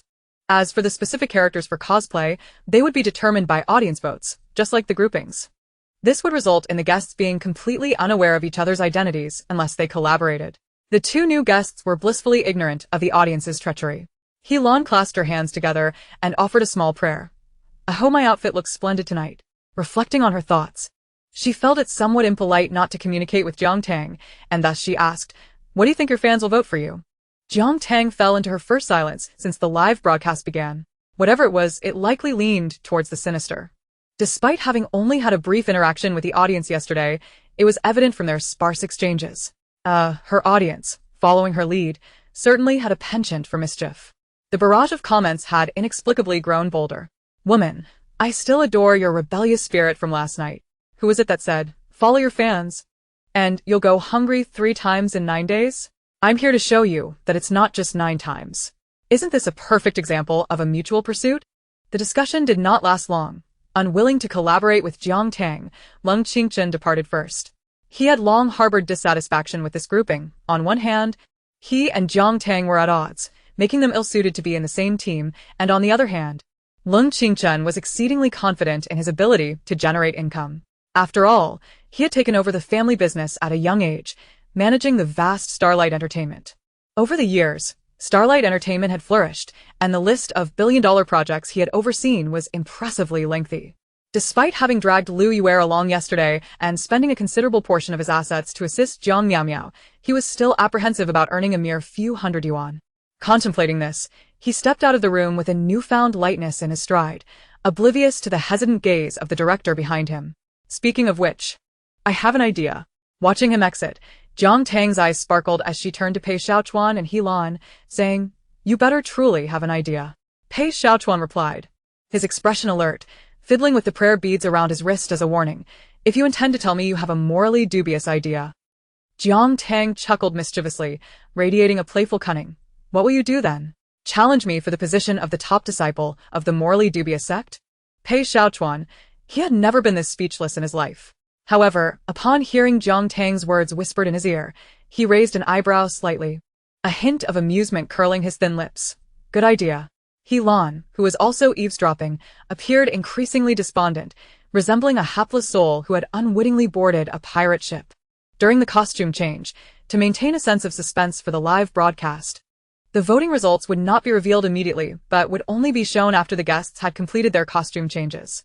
During this interval, the split-screen live feed would temporarily go dark until the guests emerged in their new attire.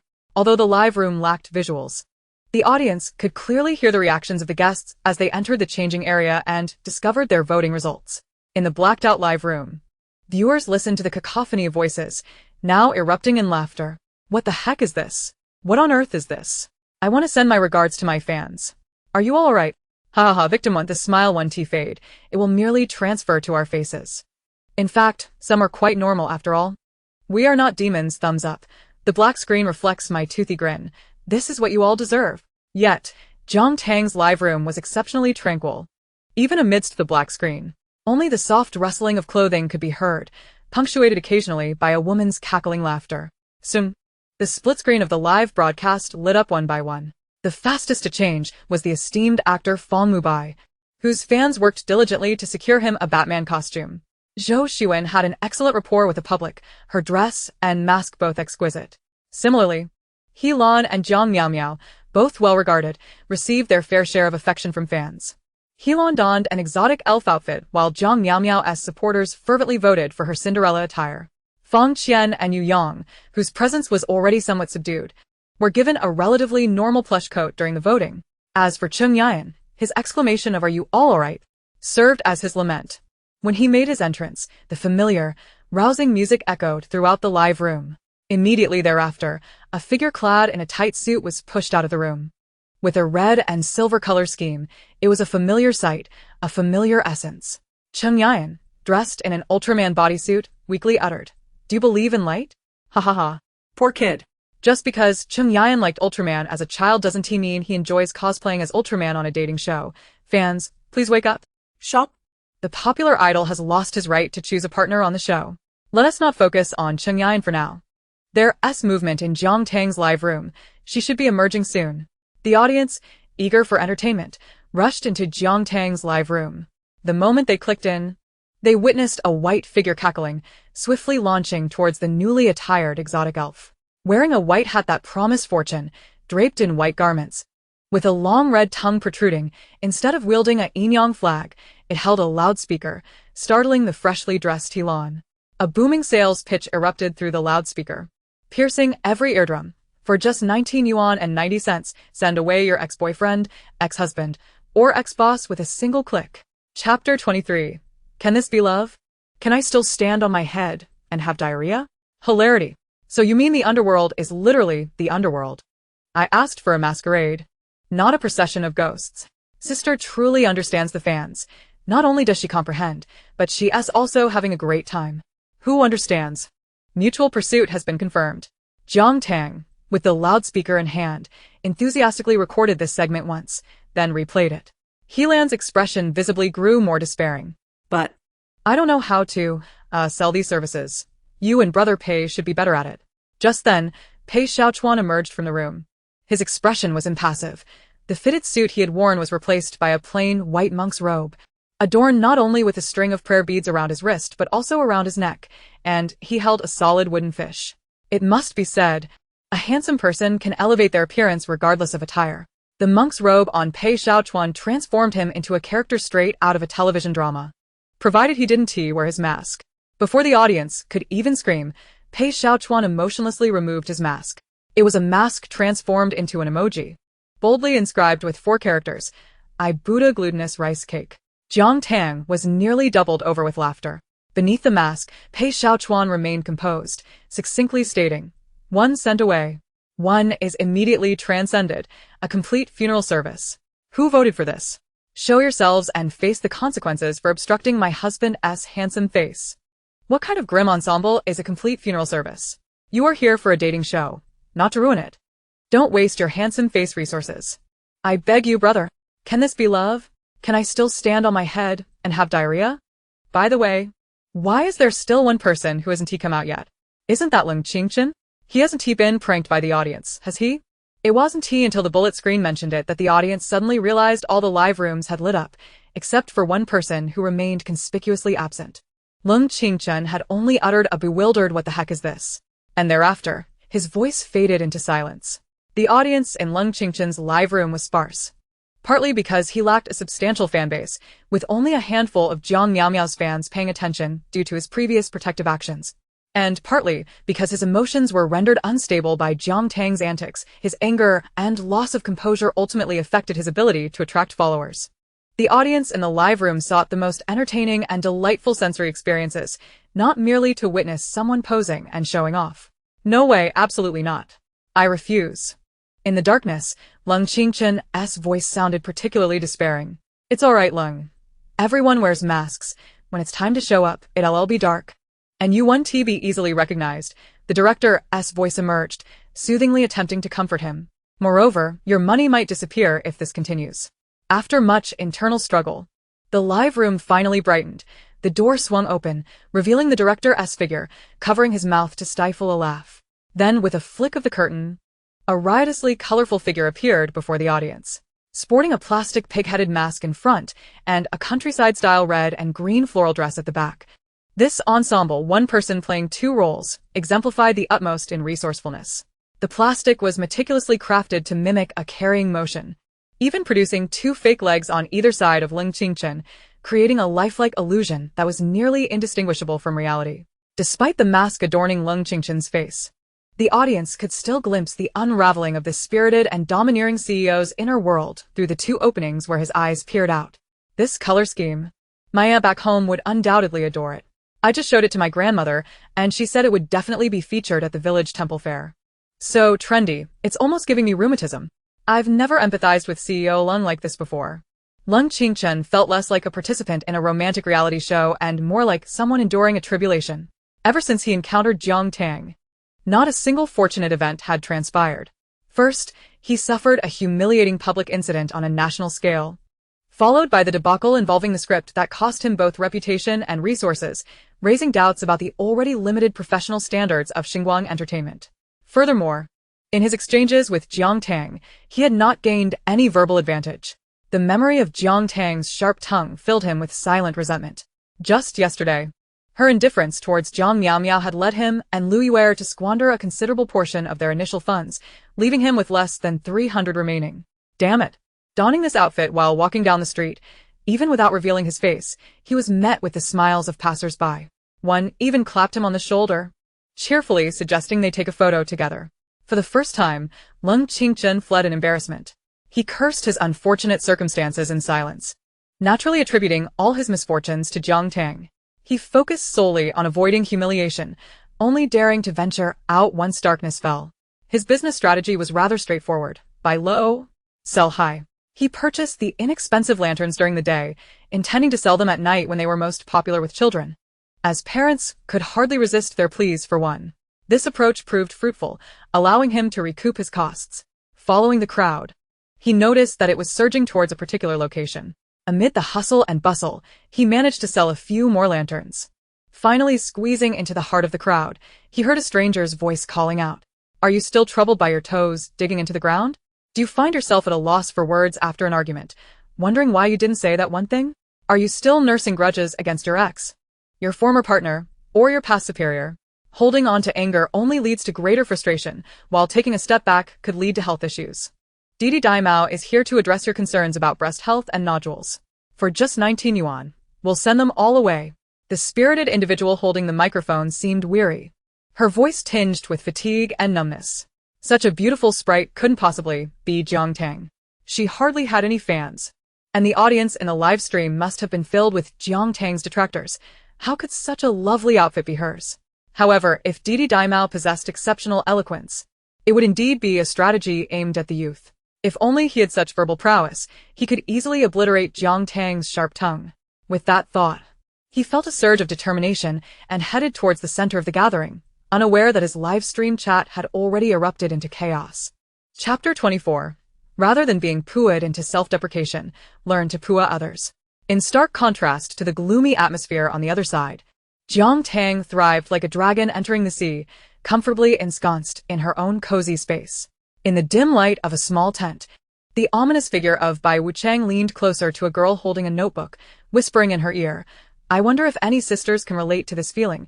After every argument, you feel you haven't expressed yourself well, and in the dead of night, you ponder why you didn't say that one line."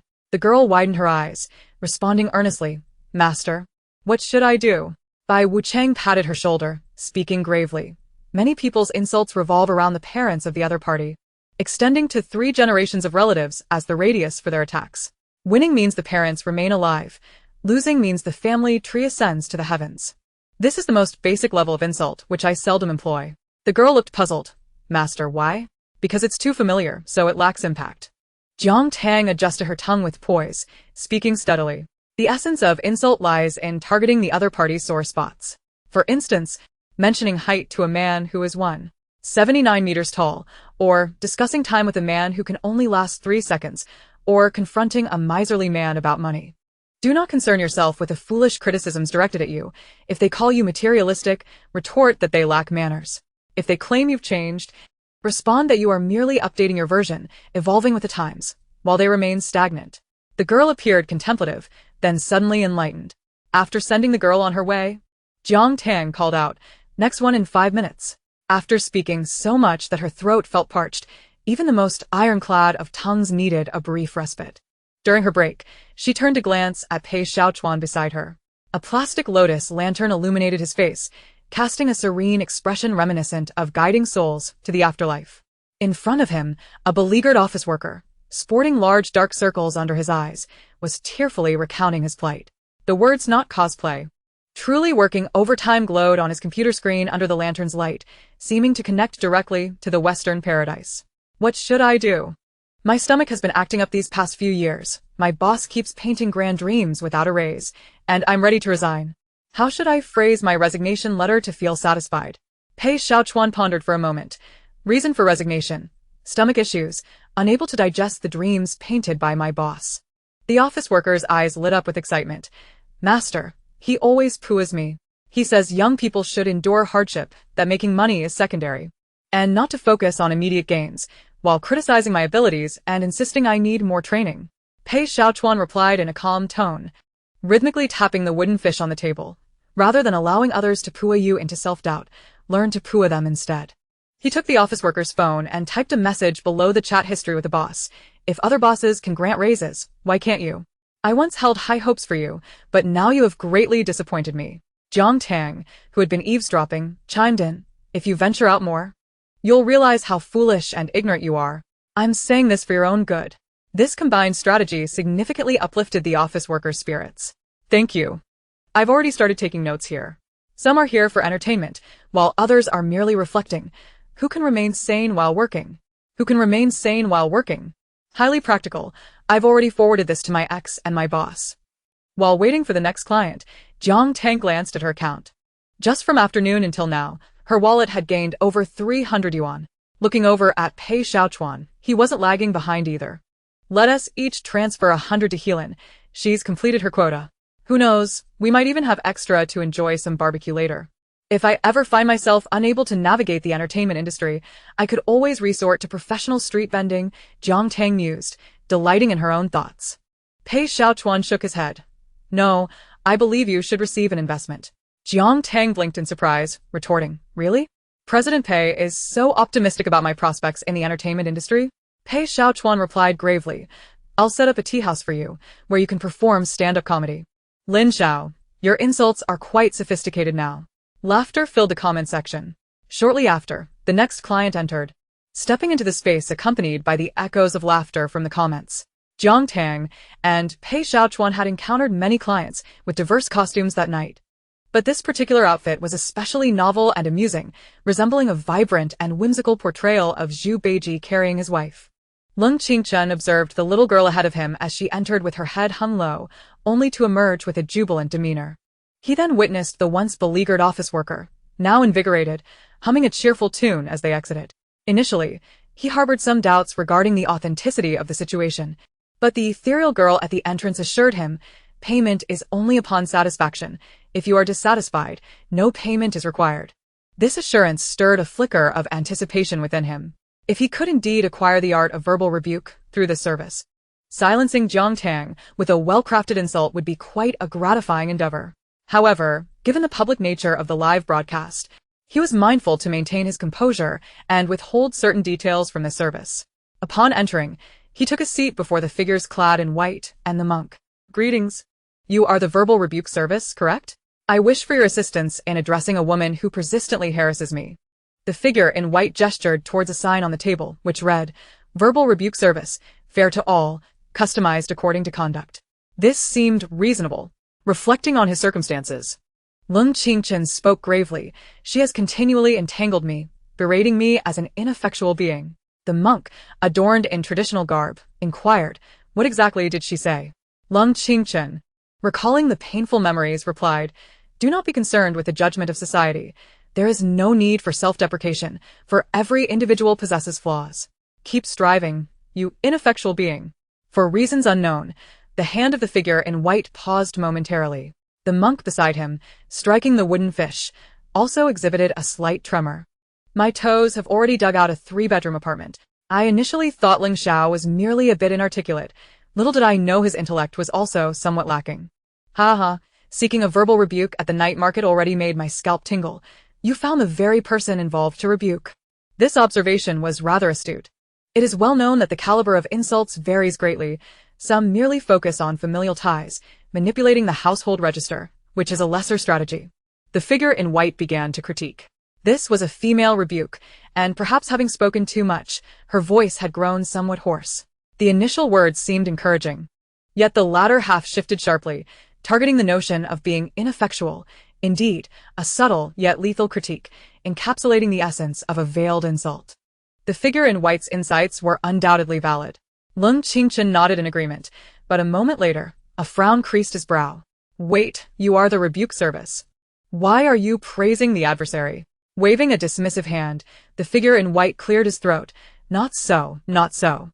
To know oneself and one's enemy is the key to victory in 100 battles."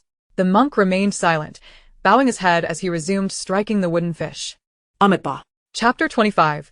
I will not break this notion of understanding oneself and one's adversary held some merit, prompting Lung Qingchen to exercise patience as he awaited the figure in white's further exposition. The figure adjusted his tongue, adopting an air of a sage. The strategies of verbal combat suggest that the lesser approach is to attack the adversary's identity. The moderate strategy involves veiled insults, striking silently from within. Indeed, this was the case. Eager for knowledge, Lung Qingchen asked, "And what is the superior strategy?" "Excellent query." The figure in white pounded the table, becoming fervent. "The superior strategy is to first strengthen oneself, then to attack the heart." The monk paused in his rhythmic strikes to elaborate. Strengthening oneself means remaining unfazed by whatever the adversary may say, maintaining one's composure. The figure in white nodded. Some individuals, upon hearing a height of 1.79 meters or a mere 3 centimeters, will invariably take offense, thus falling into the adversary's trap. Lung Qingchen's movements faltered, and he awkwardly laughed behind his mask. "Ha, indeed. I never concern myself with remarks about height. After all, I will not be fazed." The figure in white regarded him with a penetrating gaze. This reaction is quite difficult to assess. Even through the mask, I can perceive Jiang Tang's exasperated expression. "After all, I will not break. What comes next? How do we specifically execute an attack on the heart?" Lung Qingchen felt a twinge of apprehension, reluctant to continue dwelling on the height issue. The essence of attacking the heart lies in identifying the adversary's vulnerabilities. Once struck, they are likely to falter. Much like the example of height I just mentioned, a rather fitting illustration. The figure in white guided him thoughtfully. Shifting uncomfortably in his seat, Lung Qingchen felt uneasy. Indeed, those who are vulnerable to such remarks are easily unsettled. How amusing. The monk's expression grew peculiar, as if wrestling with his thoughts.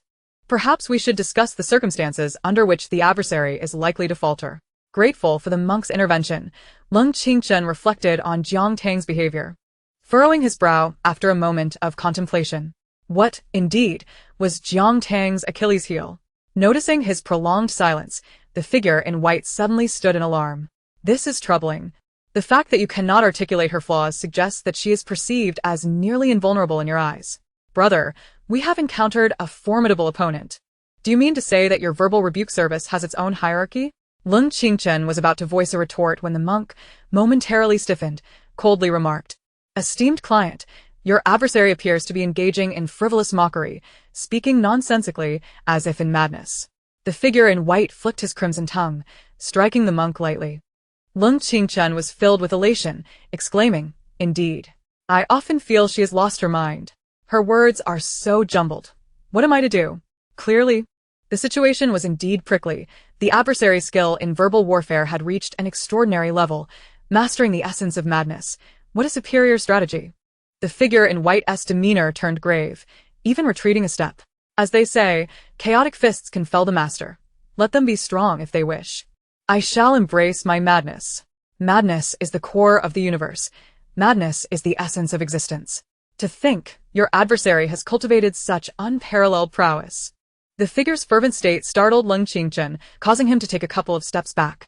Even the monk began to cough loudly, unwilling to endure the spectacle any longer. Leng Qingchen seethed with indignation at the thought of countless viewers witnessing his futile struggle against a lunatic. What exactly are you two doing? You promised a customized verbal rebuke service. What have you concocted? The figure in white sighed deeply. Alas, my fellow apprentice and I lack the finesse in our craft. We beg your pardon. Observing the retreating figure, the monk removed his mask, revealing the handsome visage of Pei Shaochuan, praised by the audience in the live broadcast. Though one may create their own identity while out in the world, it is wise to maintain some semblance of dignity. Pei Shaochuan's expression was complex as he remarked. Thank you, my mother just knocked on the door, inquiring about the source of the commotion. Laughing until I contorted like a worm. To summarize for those who missed the thrilling moments earlier, Leng Xiao sought a verbal rebuke for Jiang Tang but instead found himself ensnared in her perplexing words.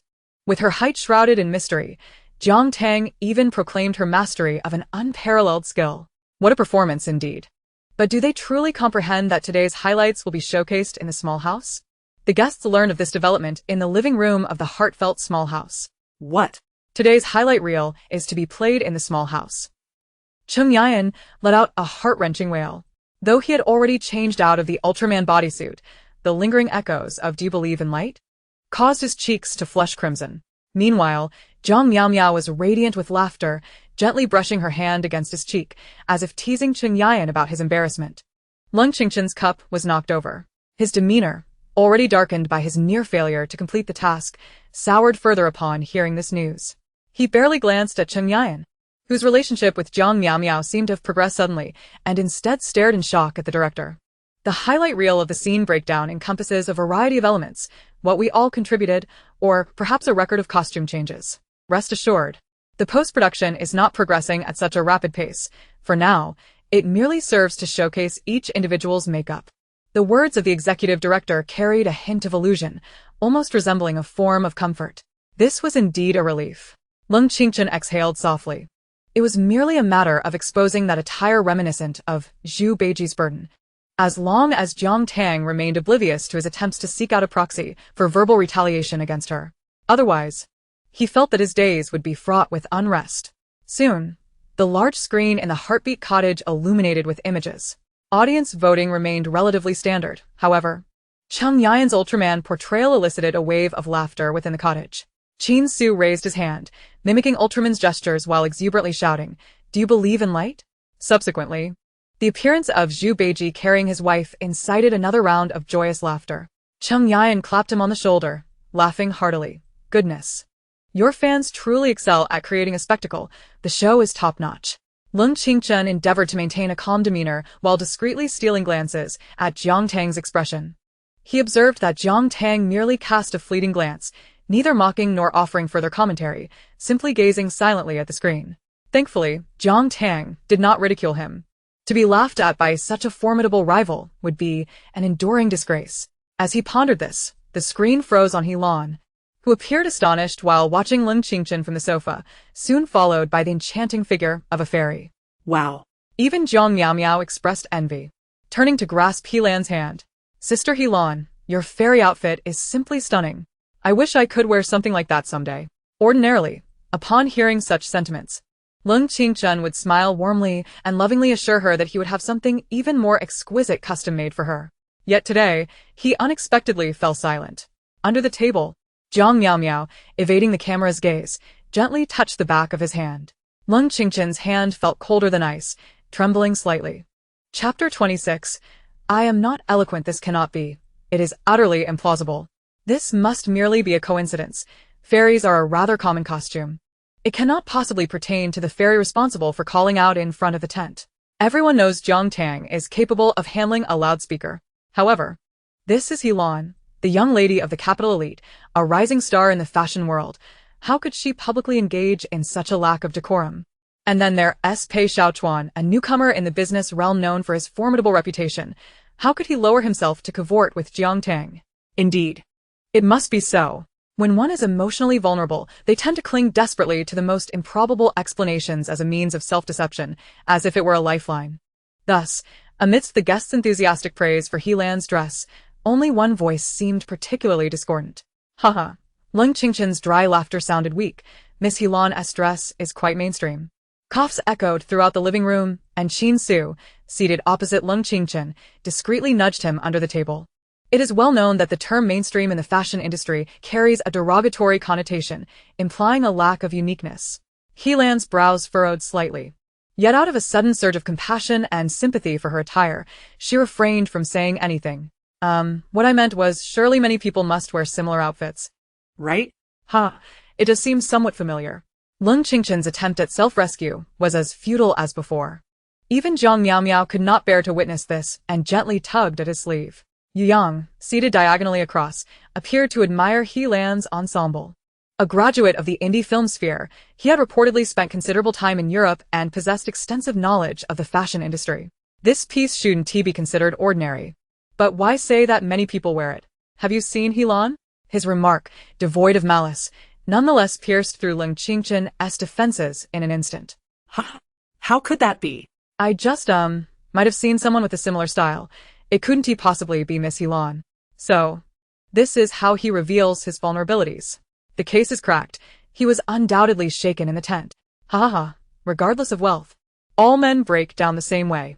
I'm losing it. Discussions about Lung Qingchen's height mystery are trending online. I'll guess 179 centimeters. Or else he wouldn't be so shaken. What is the executive director doing? Hurry up and switch the shot. As expected, the executive director, facing the crowd's gaze, swiftly changed the scene. The camera captured a distant view of the Heartbeat Cottage, then a close-up of the living room, finally settling on Jiang Tang, who was lounging on the sofa, resting her head on the armrest, watching the unfolding spectacle. She had changed clothes and was now clad in a simple white t-shirt emblazoned with 4 bold characters, not eloquent. A palpable silence enveloped both the Heartbeat Cottage and its surroundings. It seems our teacher Jiang remains as humorous as ever. The living room was filled with an eerie stillness. Confronted with numerous skeptical gazes, the executive director wiped the sweat from his brow and quickly bridged the narrative. Now, let us enjoy teacher Jiang's uniquely creative costume showcase. On the screen, Jiang Tang rummaged through the changing room with great enthusiasm. Wow. What a long tongue. Are they expecting me to play a ghost? Jiang Tang excitedly brandished a long red tongue in front of her chest. By the way, can I take this costume back to the Heartbeat Cottage? The executive director's stern voice echoed from outside. Teacher Jiang, do not attempt to frighten the other guests. The Heartbeat Cottage erupted in laughter, leaving only Lung Qingchen looking ashen. It must merely be a coincidence. Jiang Tang was likely just portraying a ghost. It cannot be true. He silently prayed, only to witness Jiang Tang pulling out a hat labeled "Wealth comes easily" from a box. Upon seeing the hat, Jiang Tang beamed with delight. I heard that the words on the hat of the white impermanence are meant for the good-hearted, and a person like me, undoubtedly, will attract wealth from all directions. Lung Qingchen realized that this time, the camera would not grant him any reprieve. The shot shifted to Jiang Tang, draped in the white robe of the white impermanence, donning the "Wealth comes easily" hat, as she adorned herself with a mask featuring a blood-red tongue. She joyfully brandished a loudspeaker and dashed outside, exclaiming, I believe my fans truly love me. Don't you think this outfit is perfect for our business tonight? For just 19.9 yuan. I offer to verbally chastise your ex-boyfriends, ex-husbands, and former bosses. Lung Qingchen was left utterly frozen. The Heartbeat Cottage was filled with joyous laughter. Insu, who typically maintained a cool demeanor, was now laughing heartily, clutching his stomach and writhing on the sofa, entirely shedding his cool image. I heard the call for verbal chastisement from afar. I was wondering who could come up with such a brilliant idea. Turns out it's you all. Qin Su's costume was a classic vampire ensemble, and being quite astute, he realized that no such event could lack music, so he approached the organizers, self-recommending his services, demanding a mere 200 in remuneration. As a rapper who had previously formed a band and played the drums, the organizers were more than willing to invest a small amount for a significant return, allowing him to fulfill his role. Insu earnestly remarked. I initially thought I played my part beautifully, but it's you, Jiang Tang, who truly shines. Even the typically taciturn actor Fong Mubai displayed a smile, stating, I believe Jiang Tang is the kind of person who maximizes her inherent advantages. Indeed, I caught a glimpse from afar, upon reflection. It must have been Miss Heelan peddling her wares, and you are here to escort her away, correct? Chung Yan, feeling a sudden surge of interest, eagerly pressed for more details. He cast a sidelong glance at Pei Xiaochuan, who sat poised and composed, delicately fiddling with a string of Bodhi prayer beads, exuding an air of aloof elegance that instantly set him apart from the crowd. How could it be? A newcomer to the business elite, of such stature, would never engage in such trivialities. Yet, the screen flickered, and Pei Xiaochuan emerged from the changing room adorned in a pristine white monk's robe, one hand grasping a lotus lantern and the other cradling a wooden fish drum. With his naturally noble visage enhanced by the garments, he radiated an ethereal aura. However, this extraordinary monk, as he reached for a mask, revealed the bold inscription "My Buddha" sticky rice emblazoned across it.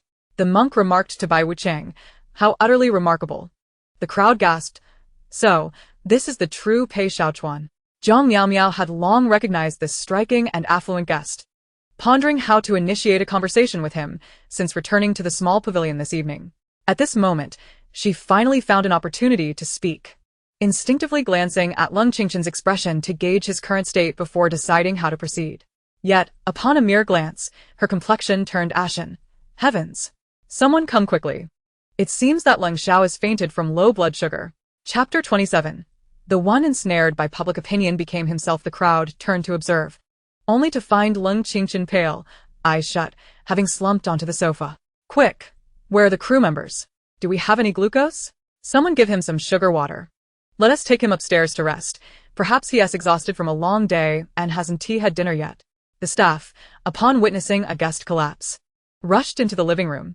The director dashed faster than anyone, acutely aware that if anything happened to the owner of Starshine Entertainment under his watch, none of them would escape unscathed. He hastily retrieved a quick-acting heart-saving pill from his shirt pocket and attempted to place it into Lung Qingchen's mouth. Director, it's likely just low blood sugar from not eating. Why are you pulling out heart-saving pills? Jiang Miao interjected, asserting that glucose would suffice. The director fell into an odd silence, sensing that if Lung Qingchen had truly fainted, it was likely due to anger. Though inappropriate, I think that heart-saving pill might actually be effective, whispering. It seems he passed out upon realizing he was consulting Jiang Tang, likely from sheer rage. By the way, how well does Miao know Lung Xiao? She directly stated his low blood sugar. Shouldn't they wait for a doctor in this situation? Ultimately, if Lung Qingchen truly fell ill from anger, it's still Jiang Tang's fault for constantly provoking others.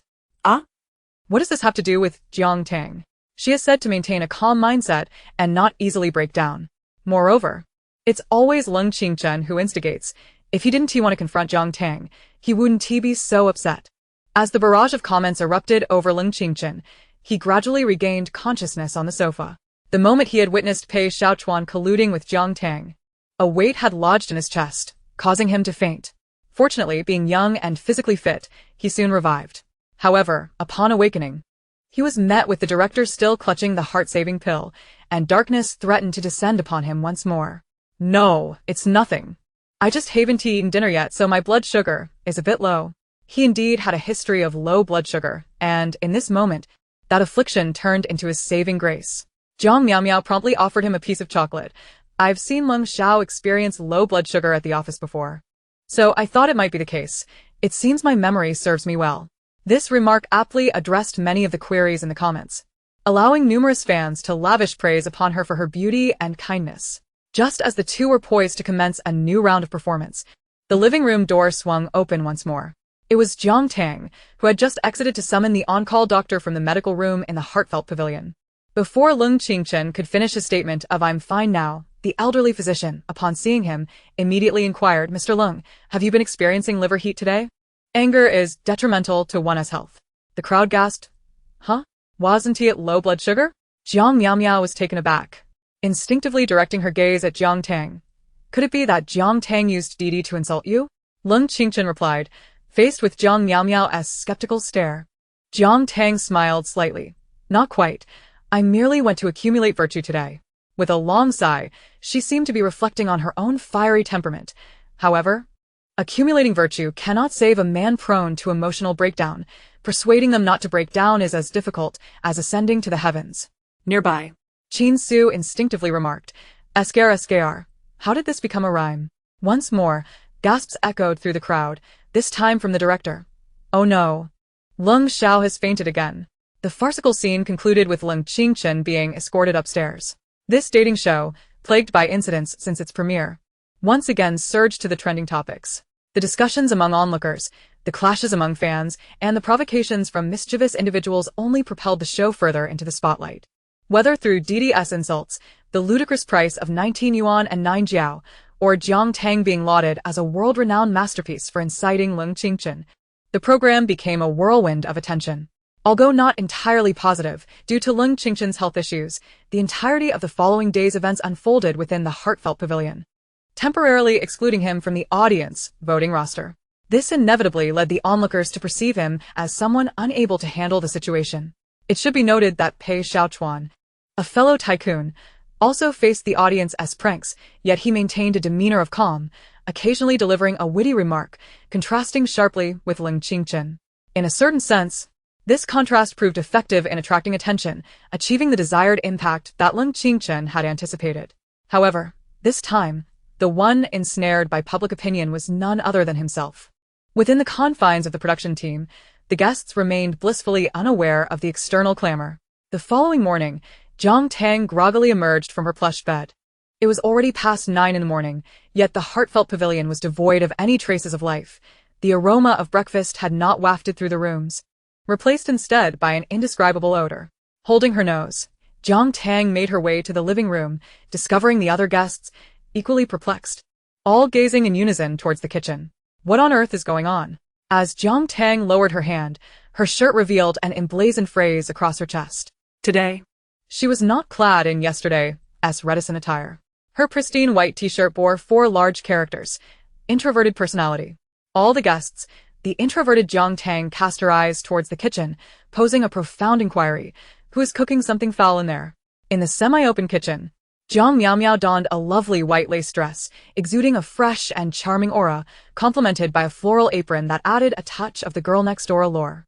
However, while such charm could typically be appreciated, in the presence of this indescribable stench, none of the guests could bring themselves to admire her beauty. Upon hearing Jiang Tang's remark, Miao Miao's eyes brimmed with tears, her voice trembling as she replied, "I'm so sorry. It's my fault.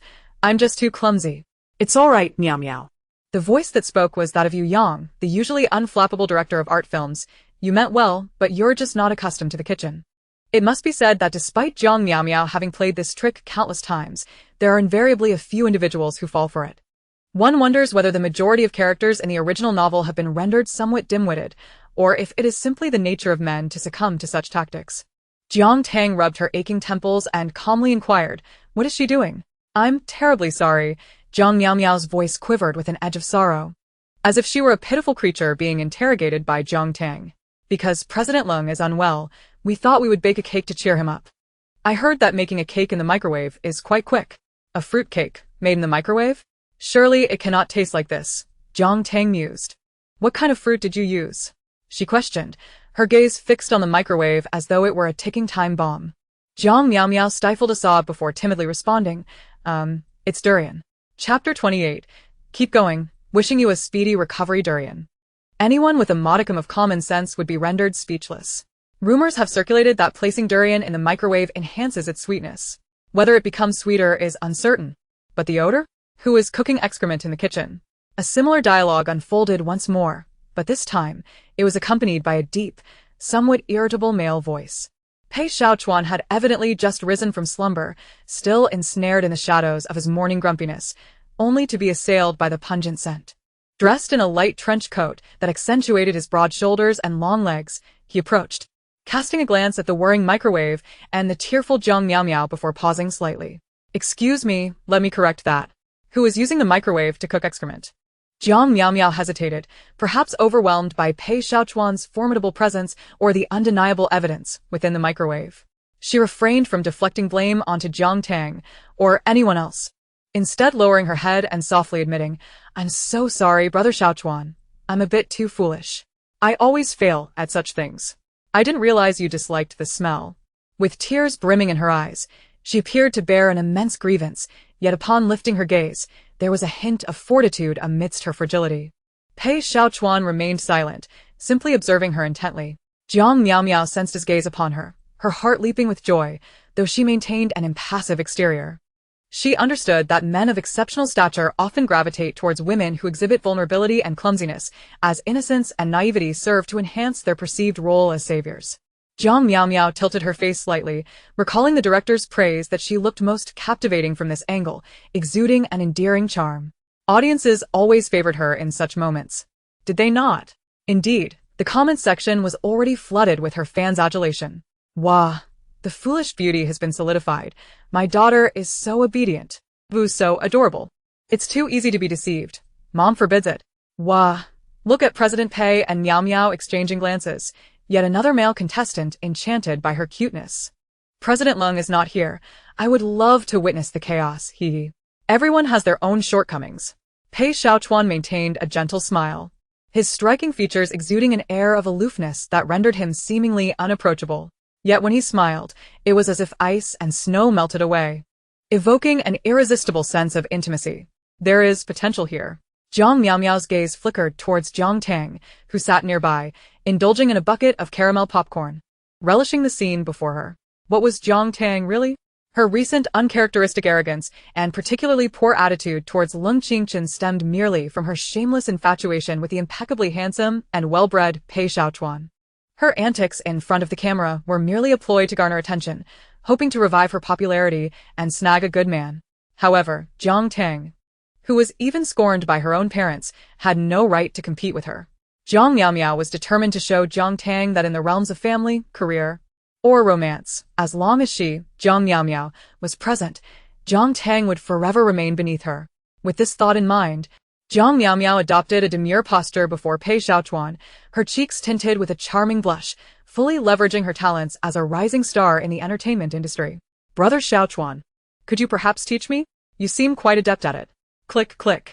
Jiang Tang observed the unfolding spectacle, savoring her popcorn even more. The convergence of fate was truly powerful.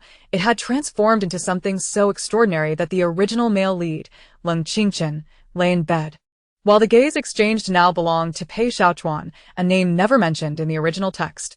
Jiang Tang was thoroughly intrigued by the butterfly effect. Holding her popcorn, she munched while watching, as though she were in a cinema. Jiang Tang is just like me in front of my phone, laughing to death. Does she really not mind at all? Unskilled in romance, but the #1 spectator. Actually, I'm not very skilled either. Amid the spotlight, Pei Xiaochuan maintained his gentle smile, basking in Jiang Miao's hopeful gaze, appearing exceptionally courteous. He took out his phone and began typing earnestly before lifting his head, fixing his focused gaze on Jiang Miao. Intellectual deficiencies can be addressed through enhanced nutrition and rehabilitation training. Consulting a professional doctor is advisable. Jiang Miao's smile froze on her face. Jiang Tang's crunching sounds also faltered. With a sudden splutter, Qin Su expelled the coffee he had just sipped. Louis Ware, sitting across from him, was splattered, but was too stunned to utter a word of reproach. Pei Xiaochuan continued speaking. Inborn deficiencies are not your fault. The responsibility lies with your parents for missing the golden treatment period in childhood. His smile appeared particularly sincere. Rest assured, dear, you will not discriminate against guests with intellectual deficiencies. Keep going, wishing you a speedy recovery. Oh, ha. What was I expecting? President Pei, so your thought process is truly unique for someone of your stature. I'm laughing hysterically. Jiang Miao has truly shot herself in the foot. May I ask, President Pei, why do you speak so seriously? Louis Ware interjected at an opportune moment. Unlike her demeanor with Jiang Tang, she dared not utter a harsh word in front of Pei Xiaochuan. There's no need to be so formal. I understand now. Pei Xiaochuan replied, furrowing his brow slightly before nodding. It was my oversight. I shouldn't have discussed her conditions so explicitly during the live broadcast. You paused momentarily, Wisely choosing to remain silent, she watched as Pei Xiaochuan pinched his nose and seated himself in the living room, pouring himself a cup of coffee. It was still early autumn, and the morning temperature was gradually rising. Pei Xiaochuan's light trench coat was becoming increasingly uncomfortable.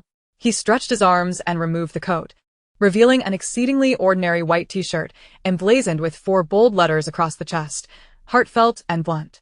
What the hell? Chapter 29. Someone is growing impatient. What is that shirt about? Huh?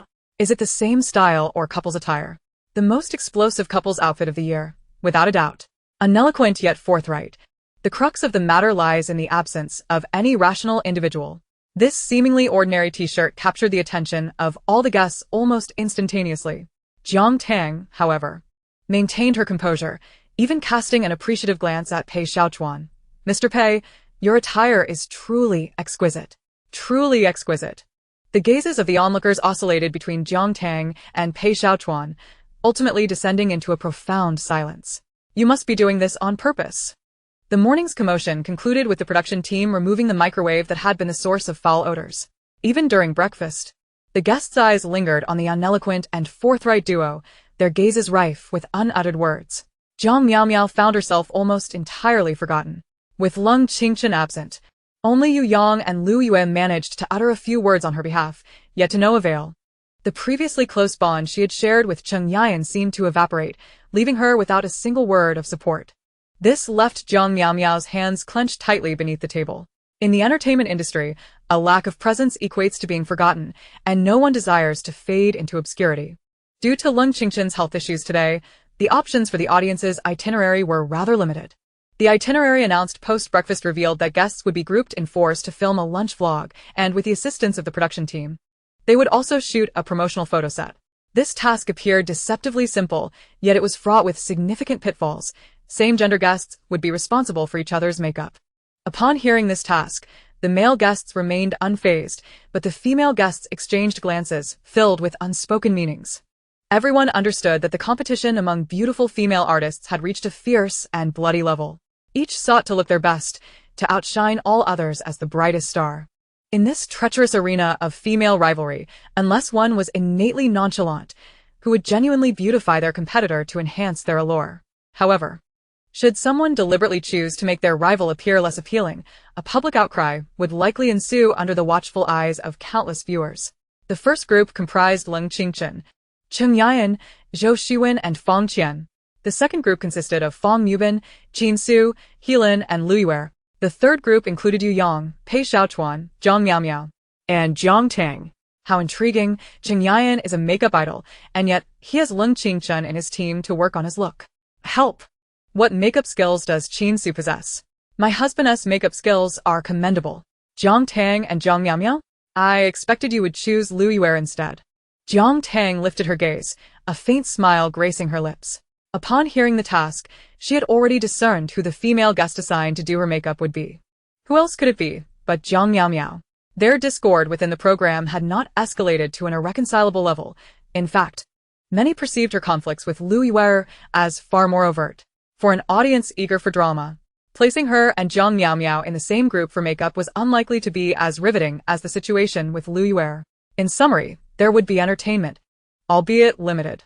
The emergence of this outcome suggested either that the viewers had seen through Jiang Miao's true nature, or that someone had grown impatient. Far away in the Jiang family's living room, the air thick with the scent of sandalwood incense, Jiang's mother, Wan Xingmei, murmured prayers. The television screen displayed scenes from the heartthrob's cozy abode. Jiang Yi could hear his mother's whispered wishes for divine protection to keep misfortune at bay. His phone screen lit up momentarily with an email from an anonymous account. As per your instructions, it has been arranged. If the production team uncovers anything, redirect the traces towards Mr. Leng. Gazing at Jiang Tang's face on the screen, he smiled slightly as he observed the barrage of comments. Perhaps it would be a slight hardship for Miao. However, allowing her innocence and Jiang Tang's malice to play out vividly on screen could be quite entertaining, no? Qian, let me know how you'd like your makeup. Although I'm not very skilled, I understand the basics. You can just follow my lead. Zhou Shiwen smiled gently at Fang Qian, becoming the first among the female guests to break the ice. As someone accustomed to behind-the-scenes work, her makeup typically favored a subtle earth tone palette, so she didn't place much importance on her appearance. Fang Qian's brow relaxed slightly. It was known that despite Zhou Shiwen's seemingly limited makeup skills, her character was beyond reproach. Having interacted for just a few days, she rarely put others in difficult positions. Great. My makeup routine is a bit more elaborate, so I appreciate your help, Wenjia. This harmony, however, was swiftly shattered in the second group. What preferences do you have regarding attire and makeup? Heilin, who hailed from a professional modeling background, exuded a cool elegance. Observing Louis wear in her delicate pink dress and sweet, charming makeup style, she inwardly sighed. And what vision do you have for my makeup style and outfit coordination? Louis Ware, however, was clueless. She merely relied on her family's wealth and a modicum of fashion knowledge, shamelessly putting others on the spot. Biting her lip in frustration, she shot a sidelong glance at Heelin, rolling her eyes in secret. Just follow your usual style. I cannot compare to the makeup artist of a young lady. So, do not have too high expectations of me. This eye roll escaped the camera's notice, but not Heelin's keen perception. This time, Heelin truly furrowed her brow. Meanwhile, in the third group's makeup room, Jiang Miao Miao carefully adjusted the zippers on several of her dresses. With just a little force, the zippers would easily loosen, creating a potential wardrobe malfunction that would elicit embarrassment from any ordinary star, yet simultaneously attract significant attention. Regardless of Jiang Tang's intentions, she was willing to sacrifice a dress, a moment of exposure, or a superficial loss to see Jiang Tang's downfall. As she held onto the dress, Jiang Tang had already arrived. Jiang Miao Miao instantly donned a warm smile, feigning a blend of eagerness and hesitance. Sister, you're here. How about I do your makeup first? And then you can do mine? My hands are a bit clumsy, so if it doesn't turn out well, please bear with me. I can always redo it. I'm so worried about Miao Miao. She is so kind. If that crazy sister gives her trouble and drags out the time, there won't be enough left for Miao Miao's makeup. I can't take it anymore. Who thought it wise to pair that lunatic with my daughter? Jiang Miao Miao as fans expressed their concerns. Jiang Tang, on the other hand, grinned broadly. Not bad. The early bird catches the worm. I'll gladly let you have the first go. For a moment, Jiang Miao Miao's smile faltered. Chapter 30. To those who know, it appears as concern. To those who do not, it seems rather ill-intentioned. Rarely do female artists reveal their bare faces before the camera. Broadcasting a live makeup session under such scrutiny is already a grand spectacle. Now, it's akin to layering buffs, allowing another beautiful female artist to take the reins. Even amidst potential tensions between the two, one cannot help but admire the audience's cunning in orchestrating such drama. The decision to entrust the itinerary to the viewers was undoubtedly astute. However, as the fervor escalated, the days of tranquility for the audience were swiftly coming to an end. Who can compete with our Miao Miao's natural beauty? Our sister is utterly pure and unbeatable. Laugh out loud. How many of the production team have faces that could paint walls with makeup? No way, no way. Is there anyone who doesn't know that Jiang Tang is unwatchable without makeup? Daily trying to overshadow our Miao Miao, it's no surprise her true self is exposed. This just waiting for Miao Miao to shine? Jiang Miao Miao had already cleansed her face and sat before the camera. Her complexion is remarkably fine, fair, and even-toned. After all, she has been cherished as the apple of the Jiang family's eye since childhood, with annual expenditures on skincare soaring to over $1 million. It would indeed be a travesty if her skin were anything less than flawless. Although devoid of the glamorous makeup typical of a star, her brows and eyes appear somewhat understated and pure, yet they align perfectly with the innocent image of her younger sister. Observing Jiang Tang still ensconced in the restroom, Jiang Miao Miao couldn't help but smirk. After all, one who adorns herself in such heavy makeup daily now seems too timid to face the world. What more can one expect from a country bumpkin raised in a small town? Beauty alone does not guarantee a well-cared-for complexion. Perhaps she is secretly applying makeup in the restroom? Just as this thought crossed her mind, Jiang Tang emerged from the restroom. It seemed she had thoroughly cleansed her face. Even her hair was slightly damp as she dabbed it with a towel. When Jiang Tang turned to face her, Jiang Miao Miao's breath momentarily hitched. How could this be possible? How could Jiang Tang appear so stunning even without makeup? Tiny droplets of water clung to her face, and her cheeks, flushed from the towel's caress, radiated a translucence that surpassed the results of Jiang Miao Miao's costly skincare routine. Most striking were her brows and eyes. Jiang Tang, already an alluring beauty with prominent features, possessed well-defined brows and charmingly upturned peach blossom eyes that exuded an innate allure. Even stripped of all makeup, the distinct contours of her features remained. In fact, when adorned, both styles could be considered equally captivating. However, in their natural states, the disparity was glaringly evident.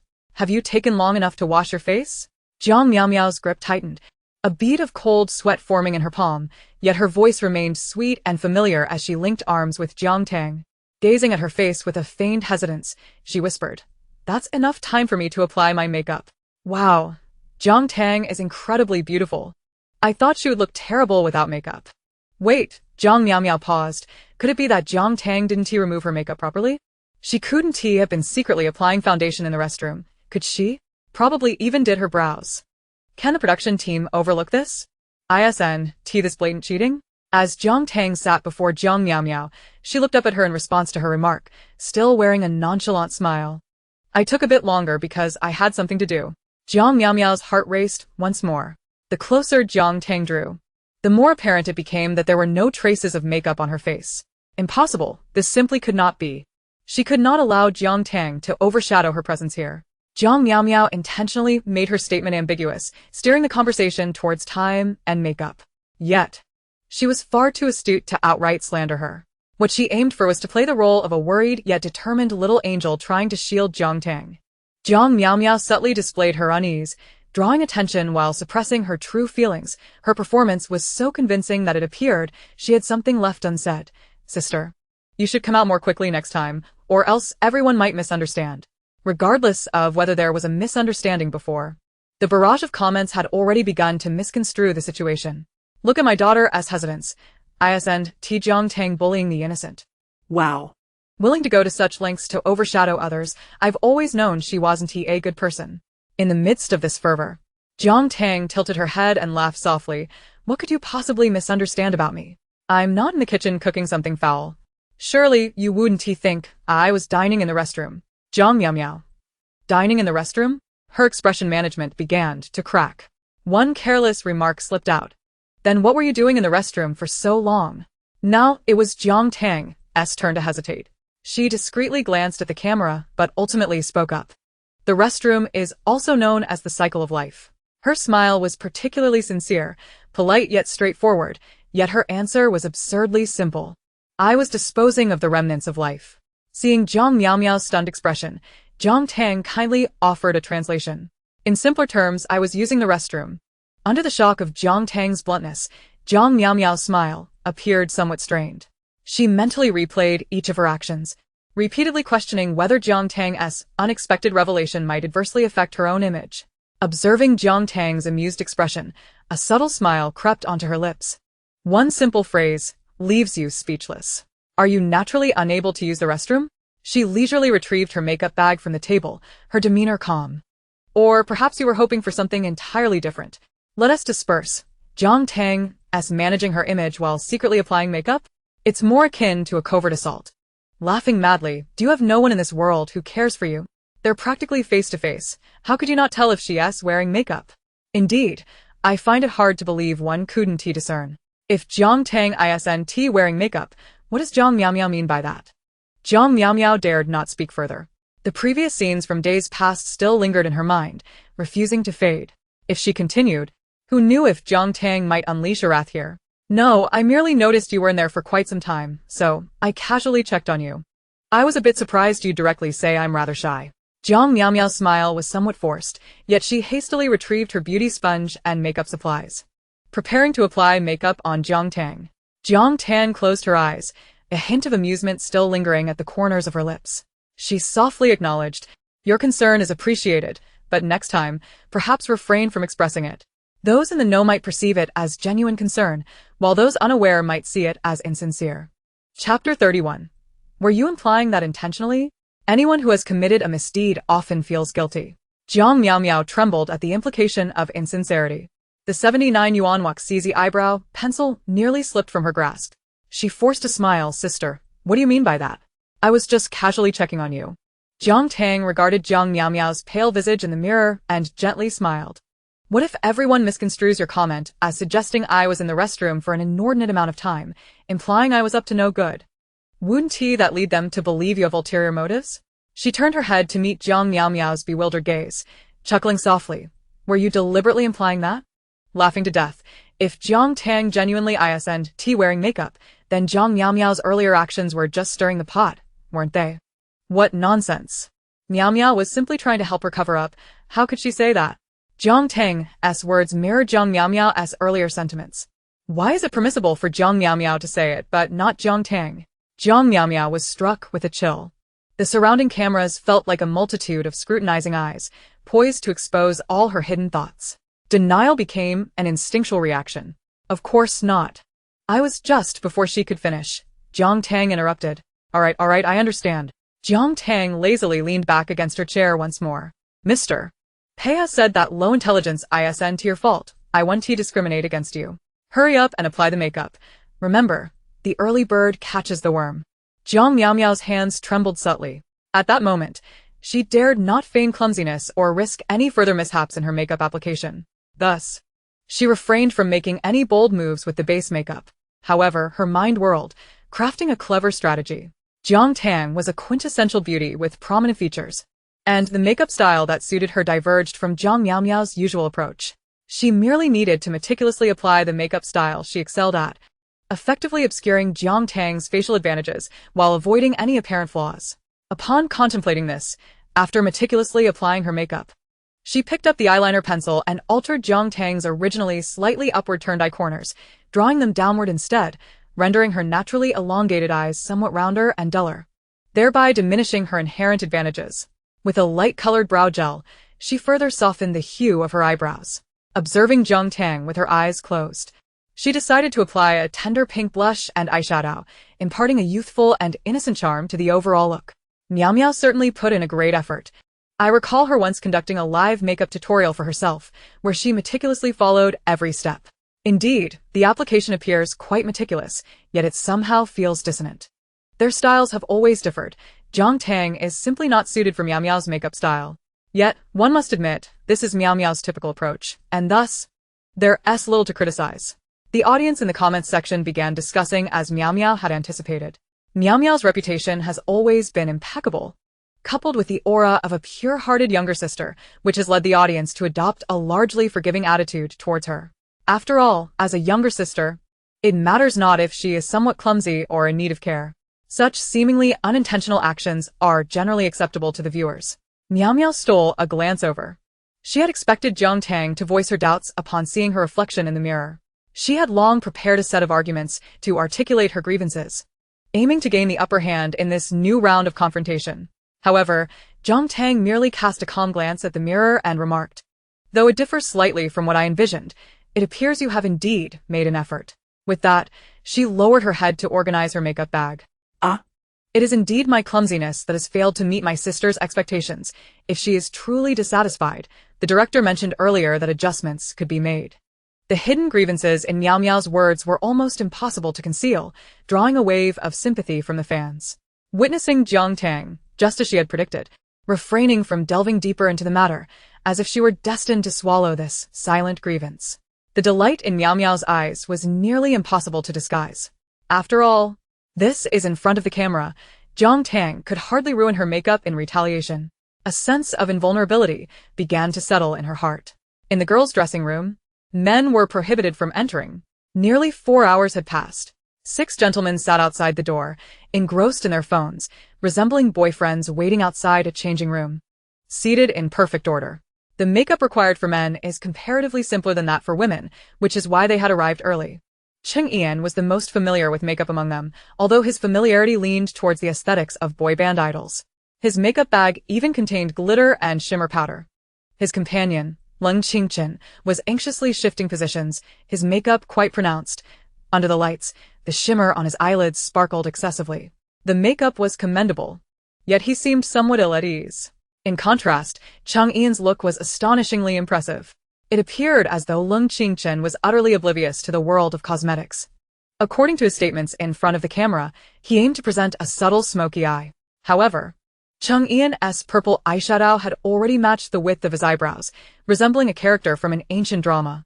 I foresee this becoming the sole blemish on my debut. Cheng Ian maintained a surprisingly good attitude, even playfully making faces at the mirror. "Woman, are you teasing me?" This elicited a wave of laughter from the fans.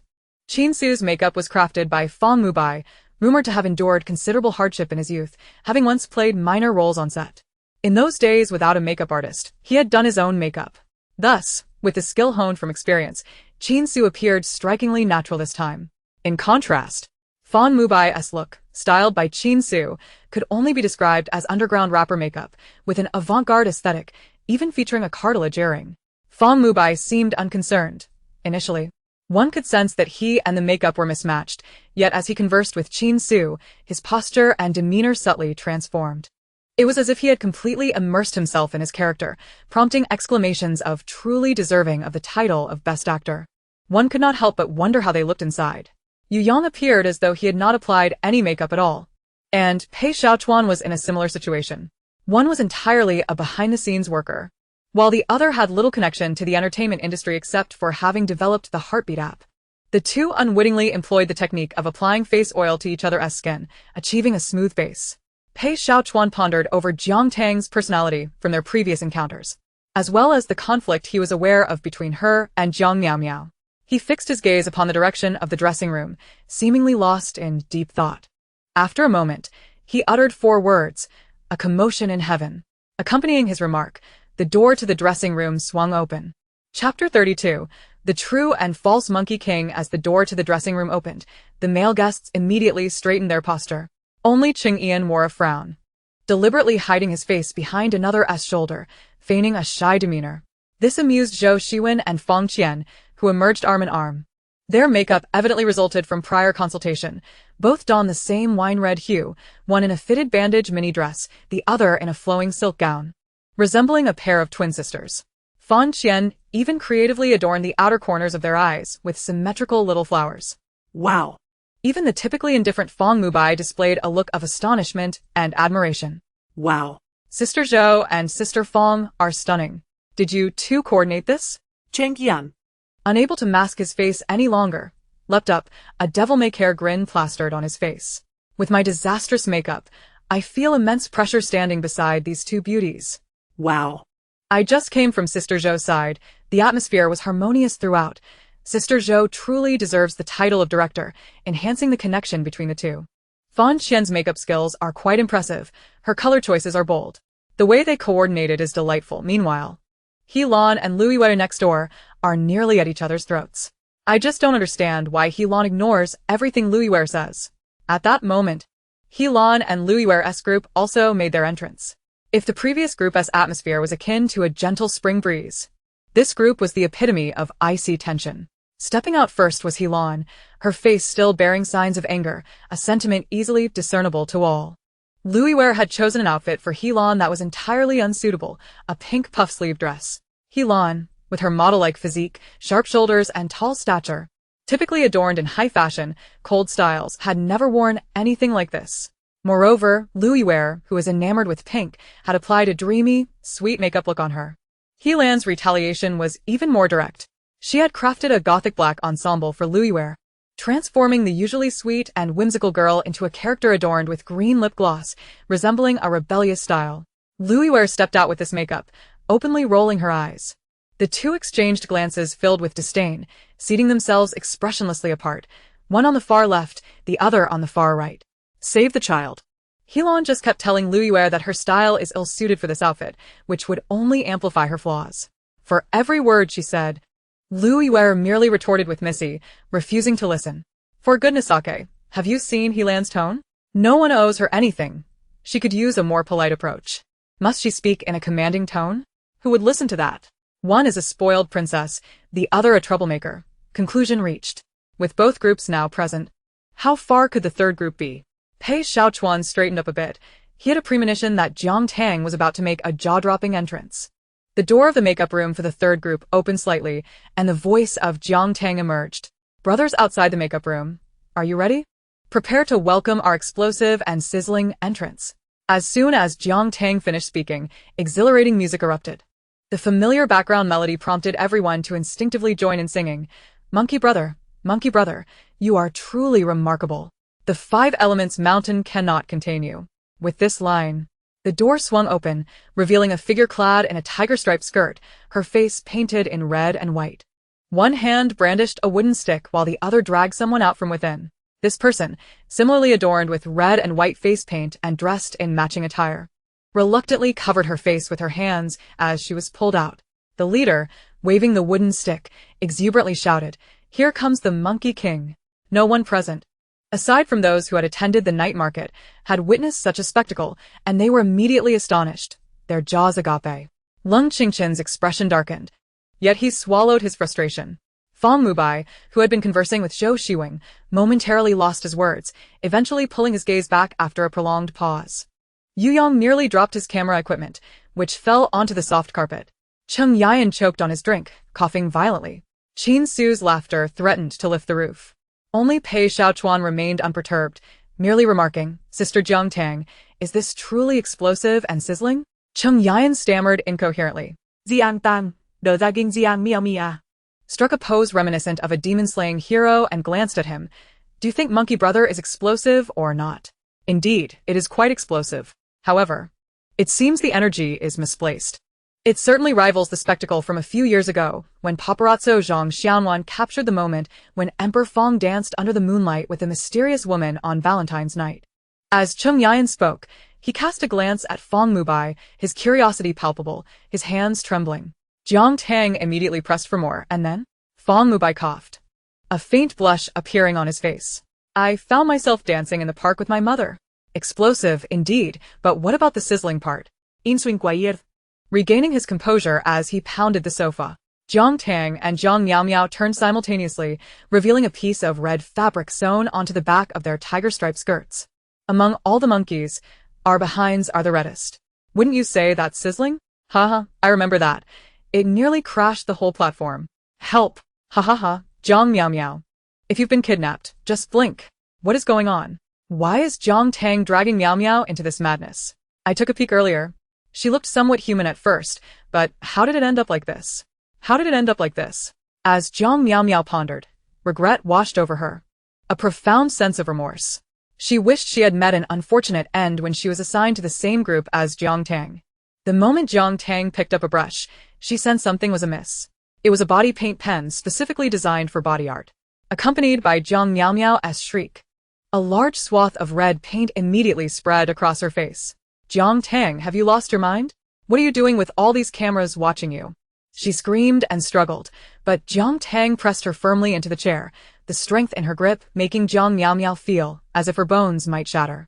"Stay still. I'm painting. If you move, it'll be crooked." Jiang Tang continued to speak to her with an unsettling calmness. "Stop it. What painting? Why not paint yourself instead of me?" Zhang Miao's voice trembled, tears threatening to spill. "Once I'm done with you, it's my turn. We're both from the same family, so we should cultivate some camaraderie with a collaborative look." Jiang Tang grinned widely, leaning close to her ear, whispering softly, though her words were barely audible. They struck Zhang Miao like thunder. "Let us call it the True and False Monkey King." Chapter 33. The True and False Monkey King. But who among you is real and who is false? The phrase True and False Monkey King pierced through Zhang Miao's heart like an unbearable thorn, leaving her breathless. What did Jiang Tang mean by this? Was she about to expose something here, or was this a threat? For the sake of convenience in her makeup, Jiang Tang was uncomfortably close, allowing Zhang Miao to observe every nuance of her expression, especially the icy glare that emanated when she gazed at her. That look seemed to say, "Do you wish to escape? You have no choice." A chill crept up Zhang Miao's spine, causing her to tremble involuntarily.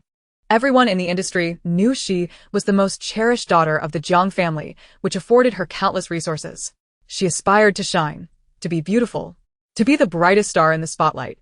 Thus, her privileged upbringing and lavish lifestyle became her badges of superiority, allowing her to look down on others. Therefore, the thought of losing the Jiang family's halo was unfathomable to her.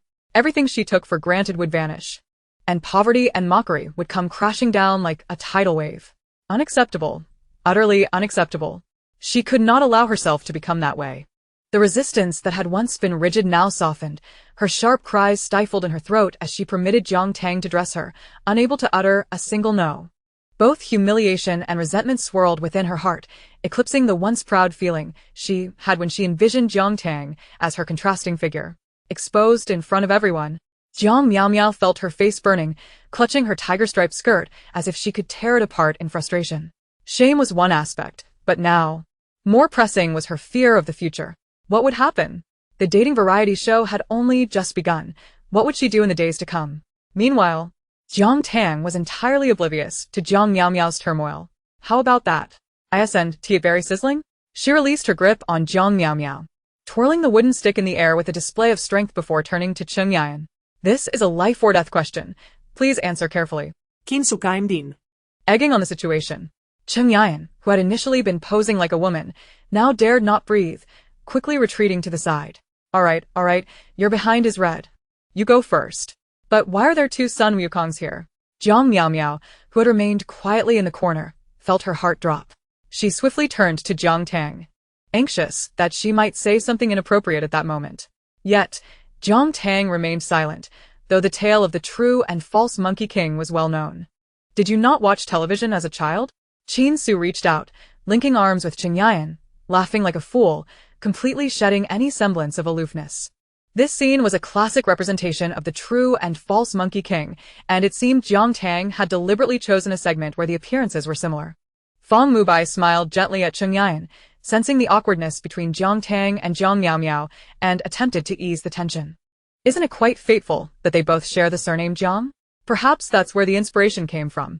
Indeed, Jiang Miao Miao extended her hand, attempting to link arms with Jiang Tang to perform a display of sisterly affection. That's why I always call you sister. Upon hearing this, Jiang Tang raised an eyebrow, a smile breaking across her face. Yes, indeed, sharing the surname Jiang, this entangled fate can be traced back to the previous generation. Fang Mubai, next to him, Qin Su seemed to finally sense the dissonance in the atmosphere. He glanced uneasily at Fang Mubai, then at the female guest, evidently wishing to smooth over the situation. True and false Monkey King, so who among you is real and who is fake? Fang Mubai turned his head in shock, and Jiang Miao Miao's smile reappeared on her face, neither affirming nor denying, merely casting a pleading glance towards Leng Qingchen. Meanwhile, Leng Qingchen wore a sullen expression, his face shimmering with glitter, his fists clenched tightly. Bro. You should be mindful of the occasion when you speak. Never mind. There aren't many living souls left in the entertainment industry. Haha, let us fight. I love watching. Even Jiang Tang couldn't hold back, as Monkey King's expression seemed to waver.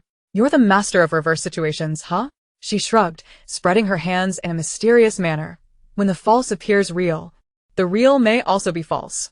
After a moment of silence, Pei Xiaochuan, who had been quiet for a while, decisively interrupted her rare display of intellectualism. Speak plainly. Jiang Tang responded with a nonchalant "oh," and without a moment's thought, blurted out. What it means is, gold will always shine, while fools will inevitably be hurt. After a brief silence, Pei Xiaochuan covered his forehead.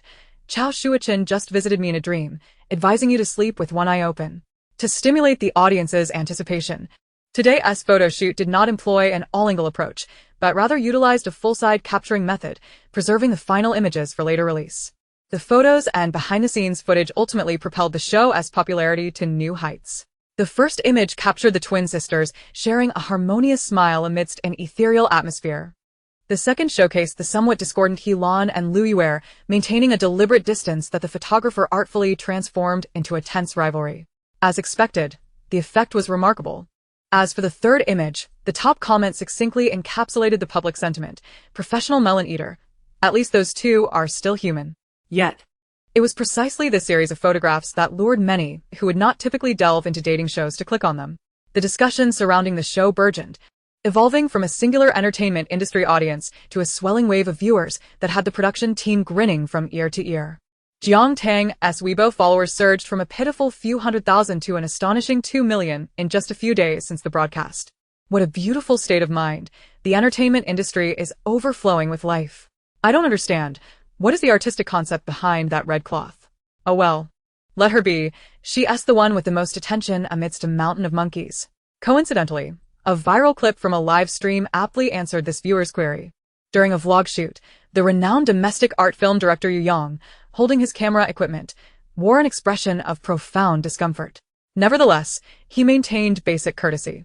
I'd like to inquire, Teacher Jiang, what profound artistic intention lies behind this red cloth? Is it merely to signify the most attention-grabbing backside? Jiang Tang regarded the art-obsessed director in silence for a moment. This year is my zodiac year, you understand. Yu Yang indicated that he truly did not wish to understand. Chapter 34. Is your lack of laughter due to a natural disposition against smiling? This particular clip of Yu Yang's live stream instantaneously went viral across the internet. Some even edited together Yu Yang's previous works to juxtapose them with the attention-grabbing backside of the mountain of monkeys. One moment it was pouring rain. The next it was a resounding blow from the old monkey. A sudden halt sent both the audience and the guests reeling, laughing madly. Did anyone see Yu Yang's expression? What on earth is he thinking? I dare say, the art film master has spent half his life in highbrow circles, and this is the first time he has encountered such flamboyant antics. By the way, did you know that during a previous interview, Director Yu stated that among the new generation of female actors, he most admired Jiang Miao and hoped to collaborate with her someday? Ha ha ha ha, the opportunity for collaboration has arrived. Director Yu, is your lack of laughter due to a natural aversion to smiling? Yu Yang was evidently displeased. Everyone in the trio noticed this shift. However, aside from Jiang Miao, no one seemed to care much about it. Pei Xiaochuan, being an investor, had most of those present keenly watching his demeanor. He was not one to stir trouble like Leng Qingchen. As for Jiang Tang, she certainly did not dwell on Yu Yang's thoughts, for she understood that this individual had only stepped into the limelight because of Jiang Miao. Although the original author had indicated that this narrative would certainly be a 1v1 affair, they still diligently arranged numerous suitors for the female lead, Jiang Miao.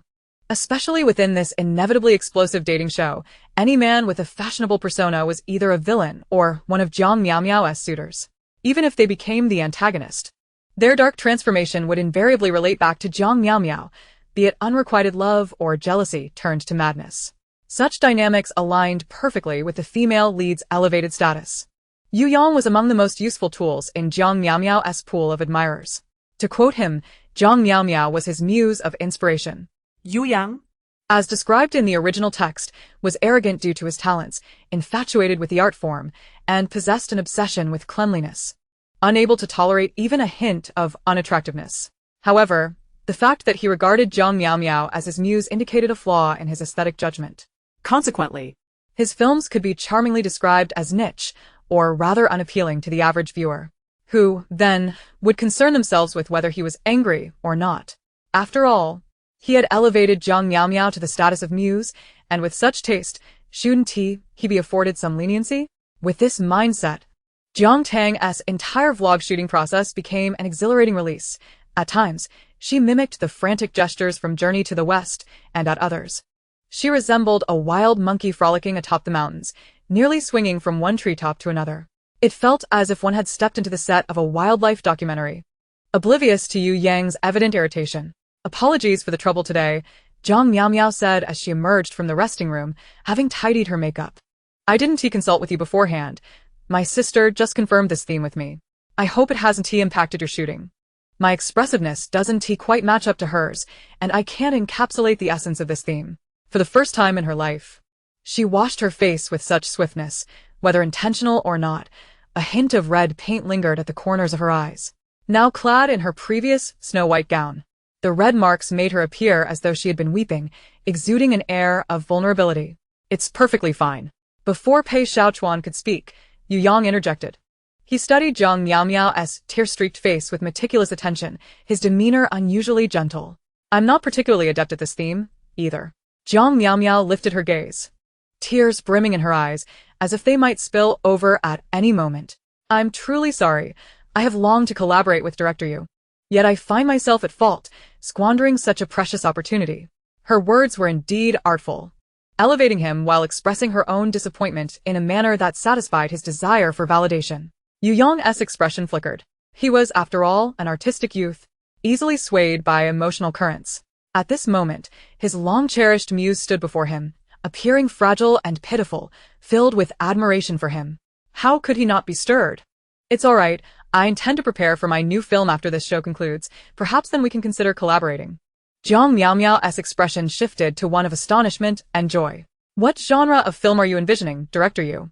You must give me a sneak peek. Jiang Miao's live stream chat exploded in excitement. Her fans passionately voiced their dissatisfaction with Jiang Tang, even mocking her. Casting call. Gold will always shine. Tears of excitement welled up in my eyes. Begone, you little pests. Director Yu truly has an eye for talent. Those who merely offer us shoes for Miao are unworthy. Hee. Our Miao is transitioning to film. Jiang Tang is hardly her match. At this moment, Jiang Miao's thoughts subtly aligned with the barrage of comments. She cast a fleeting glance towards the lounge door, a brief look that brimmed with pride and disdain for Jiang Tang. Oh, Jiang Tang, with your clever schemes, you inadvertently gifted me an audition. And you? forever destined to play the supporting role. She was entirely immersed in the anticipation of the upcoming offer, as well as in Jiang Tang's misfortune, oblivious to Pei Xiaochuan's temporary exit. Pei Xiaochuan found the noise rather bothersome. On the other hand, Jiang Tang had been in the lounge for nearly an hour without so much as a greeting to them. It was only reasonable to check in. Yet, as he pushed open the side door of the lounge, he was momentarily taken aback. Inside was someone he had not expected to see. It is quite rare for a female artist to reach such a level, shedding the shackles of unwarranted shame.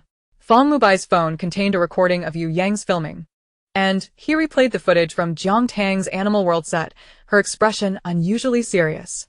In my early days in the industry, my mentor told me that to become a good actor, one must learn to completely discard shame, forsaking one's image for the role. One must be willing to roll on the ground, weep and scream, tear at their hair, and embrace madness, indifferent to the gaze of others. And you, though you have not starred in any renowned works, have achieved this. Just as the words were about to escape his lips, Jiang Tang scratched her head. Is teacher Fang imparting the secrets of an actor's birth to me? Haha. Not quite, but I do believe you possess considerable potential in this regard. Though slightly speechless, Fang Mubai smiled. His statement stemmed merely from having discovered an unpolished gem. Since they were already on the topic, he intended to share a piece of advice. To become a good actor, one must first. His words were cut short as Jiang Tang eagerly interjected, raising her hand as if she were a primary school student eager to answer. I know. It means to transform one's mental state into that of a lunatic. Fang Mubai silently swallowed the latter half of his sentence. He gazed at Jiang Tang's exuberant demeanor, her face still adorned with remnants of makeup, then glanced at the equally speechless Pei Xiaochuan, who had just entered. Both of them exchanged glances. What was teacher Fang about to say? Realizing she had interrupted, Jiang Tang quickly lowered her hand and stood at attention. Nothing. Fang Mubai's emotions were complex. As Pei Xiaochuan approached, he gently added, he merely realized your skills have reached an impressive level. Chapter 35. Jiang's authentic performance to provide the guests a modicum of respite after the protracted filming. Only one angle in the lounge was equipped with a camera. If the guests wished, they could converse out of the camera's view. The romantic variety show had been underway for several days, and throughout, Fang Mubai remained the most composed and unassuming presence. Having risen to fame at a young age, he possessed remarkable skills in evading paparazzi. Aside from scenarios like the living room, which offered no angles of concealment, it was challenging for the audience and his fans to discern the facets of his character that lay beneath his tranquil exterior. This resulted in his relatively low presence. Outside of his fanbase, few cared to watch a mute split-screen live broadcast. Yet, on this ordinary evening, just before wrapping up, the viewers were startled to witness Fang Mubai knocking on the lounge door. My husband is speaking with Jiang Tang? What is happening? Is he insane, or am I? Indeed, the discerning eye sees the truth. Fang Mubai is correct. For an actor, it is paramount to let go. Once in costume, one must embody the role. Could it be that Jiang Tang truly believes herself to be a monkey? Be bold. I don't think it's an act. Yet as a female actor, to release the burden of beauty signifies a certain level of skill. What are Jiang Tang's fans bragging about? Don't think that a mere compliment elevates you to the skies. If your idol is so remarkable, why did director you not consider her for an audition? Fang Mubai initially intended to offer a word of encouragement to his junior. He did not anticipate Pei Xiaochuan's presence, nor that Jiang Tang would prove to be even more unhinged than he had imagined. Jiang Tang noticed the shift in Fang Mubai's expression from speechless to visibly awkward, even appearing somewhat restless. He glanced between Jiang Tang and Pei Xiaochuan, hoping to select one to rescue him from the clutches of his embarrassment. Grateful for his earlier praise, Jiang Tang stepped forward. She looked at Pei Xiaochuan. Did you not see how awkward teacher Fang has become? He hasn't spoken in ages. Fang Mubai responded. Thank you. His toes are on the brink of breaking through the floor. However, during moments of physical discomfort, the mind tends to race with thoughts. Perhaps an epiphany struck, for Fang Mubai suddenly slapped his thigh. Hey, do you recall my new project? I see that Eden has some exceptional technology in the special effects department. Pei Xiaochuan furrowed his brow, then suddenly enlightened. You mean the project that aims to achieve a 50 million effect on a budget of 5 cents? Believing programmers can be on call 24 hours a day? Fang Mubai's forehead visibly began to sweat as he stole a glance at the camera, wishing he could vanish from the scene where he had failed to evade its gaze. I heard the funding had changed before I signed the contract. Pei Xiaochuan replied nonchalantly. Oh right, The previous investor was so berated by me that they cried and fled, which led to a change of personnel. I invested a bit as well. Fong Mubai tactically leaned back, discreetly creating distance. I was saying, there's a character in the script whose persona aligns well with Jiang Tang. Perhaps she could audition. Just as he was about to complete his thought, he found himself at a loss while looking at Jiang Tang. What is it? Jiang Tang inquired. Fong Mubai hesitated, struggling to articulate his thoughts that seemed somewhat unflattering. After a prolonged silence, he finally managed to utter, it could be a bit of a typecast. Pei Xiaochuan. How tactful, truly so tactful. Am I to witness Fong Mubai personally feeding Jiang Tang? What is her significance? Laughing to the point of madness, if the mad sister had any clout, would she have been subjected to such contract woes previously? Fong Mubai's upcoming film, if he carries the box office, it will surely be a success. Did Jiang Miao's fans not just boast about her? Where are they now? The fans of Jiang Miao, who had been boasting moments earlier, seemed to have vanished, as joyous laughter replaced the disputes in the live stream. Although the guests on screen remained unaware, the world beyond the screen had erupted into a frenzy. It is worth noting that the esteemed actor Fong Mubai has never relied on the quantity of films for his success. He seldom stars in television dramas, typically committing to one film per year. Fong Mubai is selective with scripts, but does not shy away from commercial projects. Most of his films balance commercial viability with critical acclaim, and due to his generally amiable nature, a saying circulates in the industry, landing a role in Fong Mubai's film is akin to hitching a ride on the express train to stardom. Even if one does not secure a role but merely receives an audition invitation, it is a considerable honor. In the original narrative, Jiang Miao beseeched Leng Qingchen, managing to obtain an audition invitation, which she subsequently exploited for publicity. With a resounding crack, Jiang Yi crushed the remote control in his hand, slamming it against the screen, which instantly erupted into a spectacle of cracks and static. Why? Why does every stroke of good fortune fall upon Jiang Tang? Just moments prior, Jiang Miao had garnered a hint of attention from Yu Yang, seemingly poised to eclipse Jiang Tang, only for Fong Mubai to intervene with this unexpected turn of events. His hand trembled slightly as he retrieved his phone from his pocket, opening a live streaming website and entering Jiang Miao's split-screen broadcast room. Inside the live room, Jiang Miao was profusely expressing her gratitude to Yu Yang, seamlessly arranging to meet for coffee the following morning. The scene before him was undoubtedly a burgeoning romance. This atmosphere, suffused with pink bubbles, was glaring to Jiang Yi, and the barrage of hot comments only exacerbated his mood. Given the previous brash remarks from Jiang Miao's fans, the jesters were not to be trifled with, immediately flooding into her split screen with nothing but a single ha, their mockery unmistakable. Watching the screen filled with derision and the social media comments juxtaposing the two, the originally intended supporting character, Jiang Tang, gradually became the focal point of discussion. This could not continue.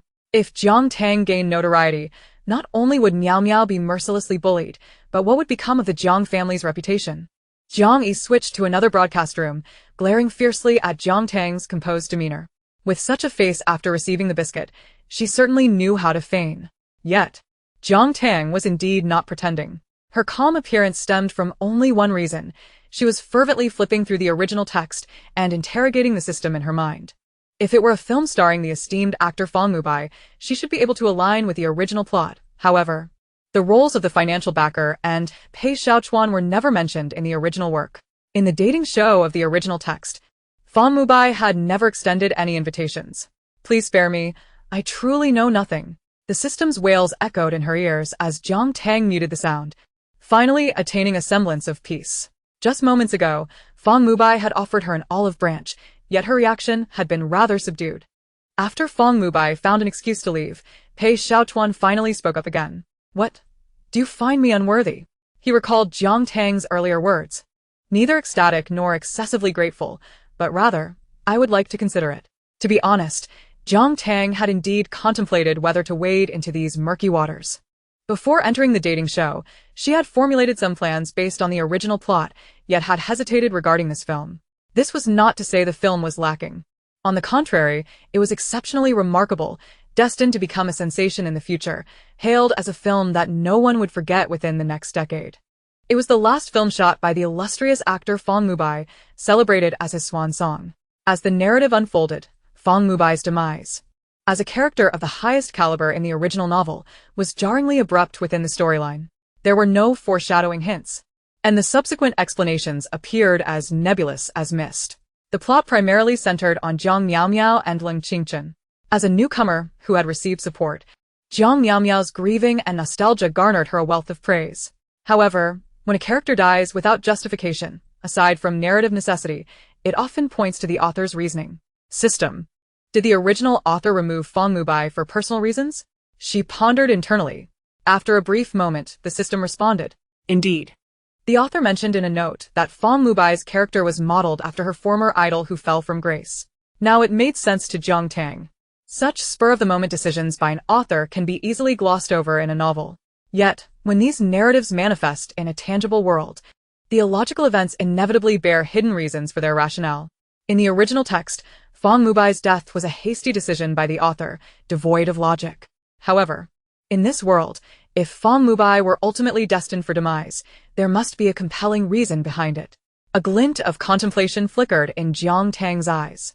If this were the case, then the Jiang family's inexplicable disdain and hatred towards the original protagonist must also have some underlying cause. Why would they look down upon her? Pei Xiaochuan's inquiry roused Jiang Tang from her musings. She blinked and flashed a cunning smile. I fear that my performance may be too authentic and frighten Teacher Fang. Pei Xiaochuan smirked, chuckling lightly. No worries, your acting is actually quite commendable. Jiang Tang. She was exasperated and nearly patted Pei Xiaochuan on the shoulder. But given his towering stature, she had to stretch to reach him, ultimately settling for a haphazard pat on his arm, inadvertently striking the string of prayer beads wrapped around his wrist. Lin Xiao, your insults are becoming increasingly sophisticated. Pei Xiaochuan lowered his gaze, observing the arm she had struck and the beads entwined around his wrist. Oh no, don't mention how precious those beads are to President Pei. I'm from President Pei's company. Last time someone bumped into him during a handshake, he glowered for half the day. Goodness, President Pei's words can be sharp. Let us hope these two don't start fighting here. Wouldn't that be splendid? Let them fight. What's the matter? Jiang Tang asked, noticing his prolonged silence. I was just thinking, it's quite remarkable that you've reached this age without being beaten to death. Pei Xiaochuan chuckled, casually fiddling with the beads, showing no sign of anger. It's already this late. Are you not going to have dinner? Upon hearing the word dinner, Jiang Tang sprang up from her chair as if chased by a wolf, bolting away in a flash. Pei Xiaochuan sighed, forget it. He wrapped the slightly loose beads around his wrist again and followed Jiang Tang as she pushed open the door to the lounge. Tonight's program itinerary involved heart-throbbing questions among the guests and a segment featuring heart-fluttering social media posts. This was a staple of dating shows. After dinner, guests could pose a small question to any male guest, while those who remained silent would have to draw a question from the production team's prepared question bank. After dinner, each guest was required to send a post on the Heartbeat app, visible only to the audience, and subsequently, through the production team's specific equipment, view the heart-fluttering posts of two selected male guests. Having just finished dinner, Jiang Tang was about to speak when the surrounding male guests instinctively leaned back for a moment. Only Pei Xiaochuan, still fiddling with his beads, remained unperturbed. Jiang Tang. What are you all hiding from? I want to eat you alive. She rolled her eyes in exasperation, pointing at the timid group. You might as well eat them alive, Pei Xiaochuan deadpanned. Before Jiang Tang could utter another word, Qin Su hesitated for a moment and took the initiative, his expression one of fearless determination. I want to ask Jiang Tang. I'm curious about what impression you have of the six of us. My dear son, you've really lit the fuse. You've awakened the slumbering beast. Seriously? You dare to ask that? Next to Qin Su, Zheng Yan smirked, still feigning astonishment. Wow, you're really brave to ask that. Qin Su scratched his head, laughing heartily, completely shedding the cool demeanor he had upon entering the room. Jiang Tang's gaze swept across the group, and she immediately gauged the situation. Since you dared to ask, I, of course, dare to answer. Jiang Tang began pointing from left to right. The first to meet her gaze was Fang Mubai, whose eyes betrayed a hint of unease. Clearing her throat, Jiang Tang addressed him. Teacher Fang, you are a good person. Fang Mubai, receiving his first good person card in life, felt somewhat unaccustomed. However, considering it was Jiang Tang who said it, he was already quite pleased. He was generally a decent person and not shy about self-deprecation, jokingly adding, such a hard-earned good person card, I must inscribe it on my tombstone. Jiang Tang conveniently overlooked Ling Qingchen, who sat beside Fang Mubai, and smiled slightly at Qin Su, Teacher Qin doesn't quite match his first impression. My current sentiment is that he is easily deceived. Eh? An unexpected response left Qin superplexed as he scratched his head, incredulous. How could that be? I am exceedingly vigilant. Beside him, Cheng Yayan's smile momentarily stiffened. Stop joking. I distinctly remember you were lured into that rapper competition merely to fill the stage, weren't you? How do you know about that, Cheng Yayan? I'll take you on. Qin Su and Cheng Yayan became embroiled in a playful scuffle, with Cheng Yayan beneath him emitting exaggerated cries of distress. Jiang Tang chúc cờ sốc đi. I just had a sudden thought. Cheng Yayan might actually fare quite well if he pursued an acting career. Look at those acting chops. Director Yu Yang, who had left an impression of avant-garde aesthetics, appeared a touch too earnest. Observing him seated directly across from Jiang Miao Miao, Jiang Tang silently uttered a prayer. Yu Yang remained noncommittal, seemingly indifferent, but when his gaze met Pei Xiaochuan's composed demeanor, Jiang Tang couldn't suppress a smile. As for Pei Xiaochuan, one word encapsulated him: extraordinary. He lifted his eyelids slightly, exuding a sense of bemusement. So one word suffices. The distinction between love and indifference is indeed quite palpable. He played with this notion, and Jiang Tang found amusement in it. Pei Xiaochuan's remarkable presence could not be encapsulated by a mere extraordinary. We might highlight his understated grandeur with elegance and grace. Yet, Pei Xiaochuan interrupted her flow of words. Please speak plainly. Jiang Tang, sensing the shift, grinned. I believe Mr. Pei is quite the talent. His eloquence is delightful. Even Helan across the room cast a skeptical glance her way. At this moment, the overlooked Leng Qingchen felt somewhat embarrassed, yet no one dared to breach the subject. Fearing Jiang Tang might impulsively chastise him, which would reflect poorly on them, only Qin Su, as if just emerging from the playful banter with Cheng Yayan, turned to Jiang Tang and inquired, Teacher Jiang, you just mentioned 5 individuals. Leng Qingchen's face turned ashen. Observing his reaction, Jiang Tang smiled faintly. As for my assessment of Mr. Leng, it's not quite suitable for public consumption. Chapter 37.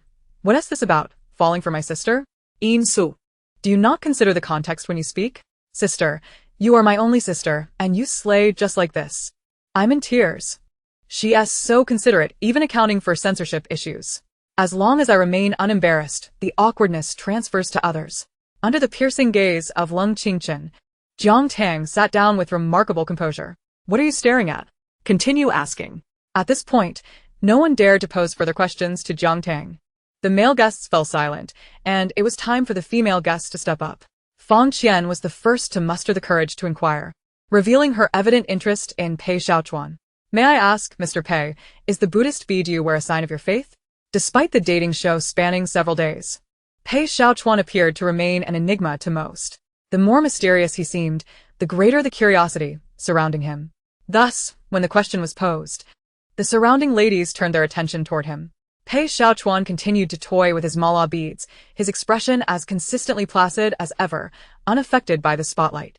His aloof demeanor only accentuated his striking features, and it had become apparent over the days that idly playing with his beads had become a habitual practice for him. Pei Xiaochuan lowered his gaze slightly, his cool and ethereal visage responding, No, it's merely that my family believes it helps me avoid speaking ill and fosters compassion. The crowd reacted with a mix of surprise and discomfort. Fan Qian's smile faltered, revealing her struggle with the situation. She was not the type to navigate social intricacies easily, and could only awkwardly reply, well, your family seems to know you quite well. I'm dying of laughter. Fang Qian has been led astray. The manner of speaking on this dating show has reached a level akin to a mudslide in the entertainment industry. If these people are unleashed, they might wreak havoc outside. Due to familial connections, Helan was somewhat more familiar with Pei Xiaochuan and interjected, I've heard my brother mention that Mr. Pei is quite attached to those beads. He doesn't allow anyone to touch them, even during business negotiations. Not even during negotiations? Jiang Tang ponder. Recalling the earlier incident in the lounge. Meanwhile, Jiang Miao Miao perked up. So Mr. Pei holds onto the beads during negotiations? Are you seeking blessings from the divine? My mother believes in that too. Burning incense and praying at home. Pei Xiaochuan turned his gaze toward her, revealing a faint smile. The rare smile from the high mountain flower was undeniably captivating. Jiang Miao Miao shyly averted her eyes, a hint of bashfulness gracing her lips. This scene appeared remarkably innocent. However, both Jiang Tang and Helan, who knew Pei Xiaochuan's true nature, felt an urge to face bomb. Why do you provoke him unnecessarily? Pei Xiaochuan's smile was enchanting, yet his words were less amiable. What use are divine blessings? I merely wish to remind myself that even the Buddha does not save fools. Jiang Miao Miao felt a twinge of discomfort, suspecting she was the fool he referred to. Before long, after several rounds of questions, the inquiry segment came to a swift conclusion. As the show progressed over the past few days, it was poised to enter the first round of the heart-throbbing friend circle segment. Compared to previous seasons, this progression was decidedly sluggish. Yet, given the unexpected incidents that had unfolded at the start of the episode, this pacing was quite understandable. Each person selects 2 individuals. This selection process should reveal their affections, right? Laughing to death. Affections? I've been watching this show as a comedy all along. Who's in love? Who's in love? It seems only Jiang Miao Miao is genuinely trying to find love. Director Yu is also putting in effort. Unlike certain individuals who seem to have come to settle scores. Jiang Tang, Pei Xiaochuan, and Qin Su, why are you calling my name? The first to be called was Yu Yang. He stepped forward to operate the machine, with the camera diligently capturing his every move, presenting each moment to the audience. Without a hint of hesitation, Yu Yang clicked on Jiang Miao Miao's friend circle. Jiang Miao Miao's post read, "The moonlight tonight should be beautiful," accompanied by a sunset image. The artistic DNA of Yu Yang stirred, as he seemingly deciphered numerous implications from her subtly suggestive post. He gazed at the post for what felt like an eternity, immersed in the romantic ambience it created. However, when it came to the second name, he hesitated for a moment before clicking on Jiang Tang's profile. The guest seated opposite Yu Yang couldn't see whom he selected. They only noticed his previously cheerful expression abruptly change. What on earth did Director Yu see? That was a quicker shift than turning a page, Qin Su inquired with curiosity. Beside him, Fang Mubua, unable to contain himself, playfully slapped the back of his head. The second person summoned was Fang Mubua. After initially selecting Zhou Xiwen, he hesitated among the remaining female guests before ultimately clicking on Jiang Tang's avatar. A minute later, the audience witnessed him return with an exasperated sigh, his expression caught between laughter and resignation. Teacher Fang, don't keep me in suspense. What did you all see? At that moment, Qin Su transformed into an eager monarch. Even Pei Xiaochuan, who was fiddling with his beads, turned to look. Fang Mubua waved his hand as if to say something, only to let out a long sigh. The Buddha says, it cannot be spoken. As the following guests stepped up to view the friend circles, their expressions invariably conveyed a sense of knowing yet being unable to divulge. Even Leng Qingchen, as he descended from above, wore an expression akin to that of someone who had just consumed a microwaved durian cake for breakfast.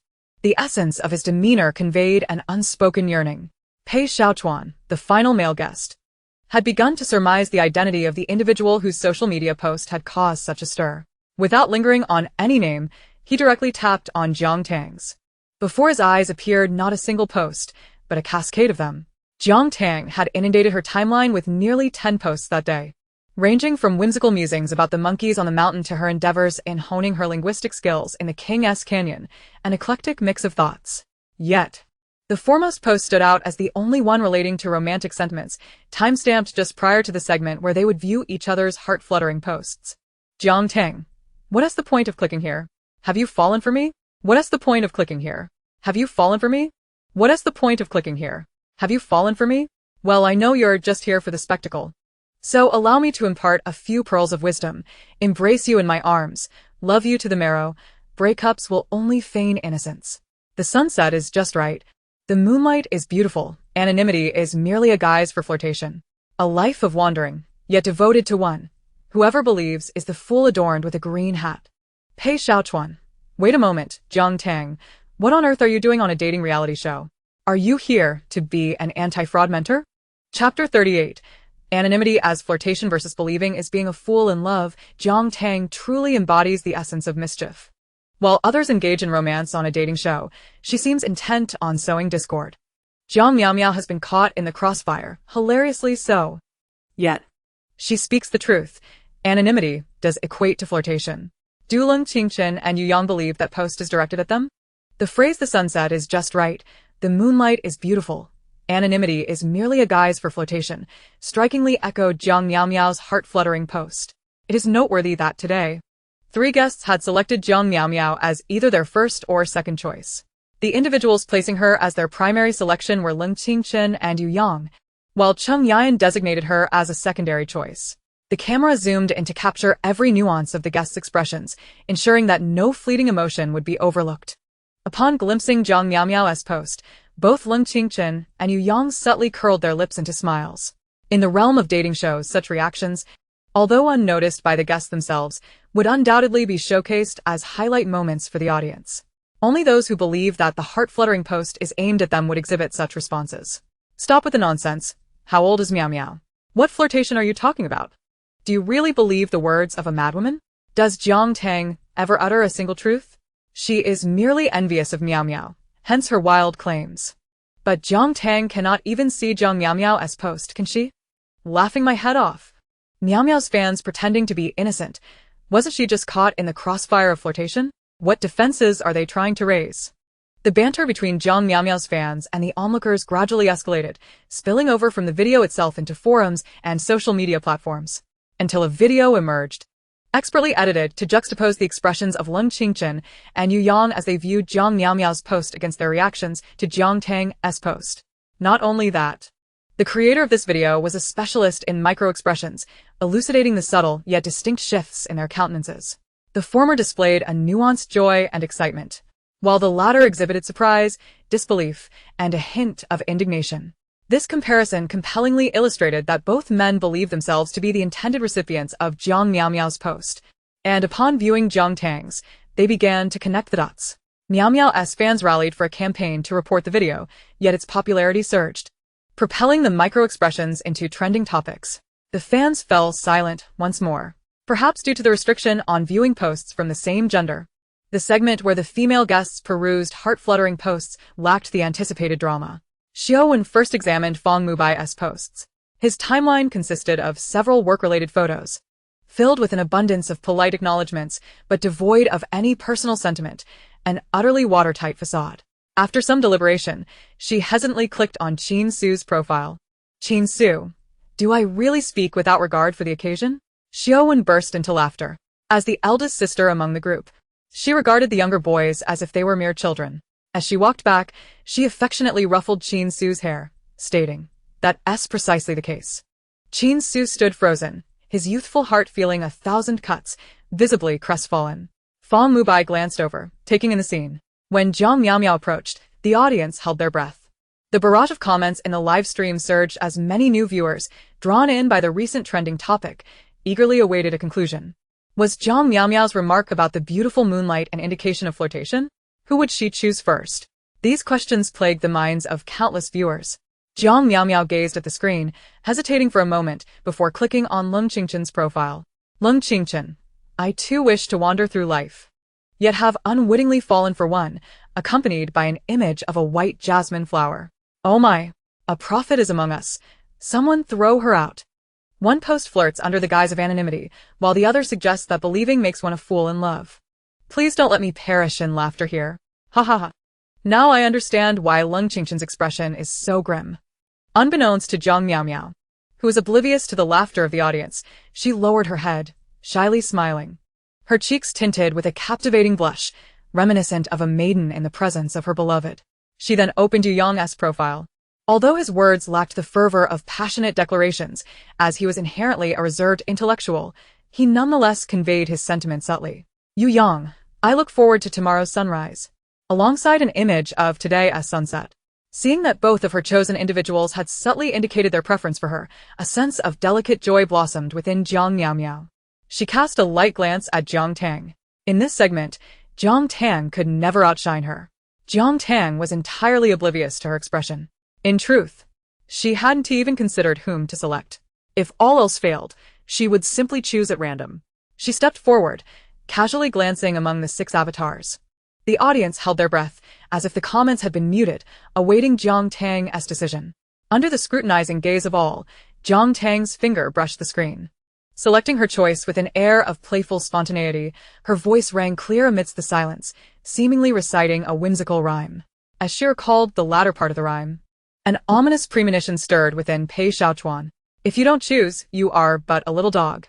Jiang Tang chuckled, lifting her gaze towards Pei Xiaochuan. Pei Xiaochuan, his own post was devoid of any flamboyant embellishments.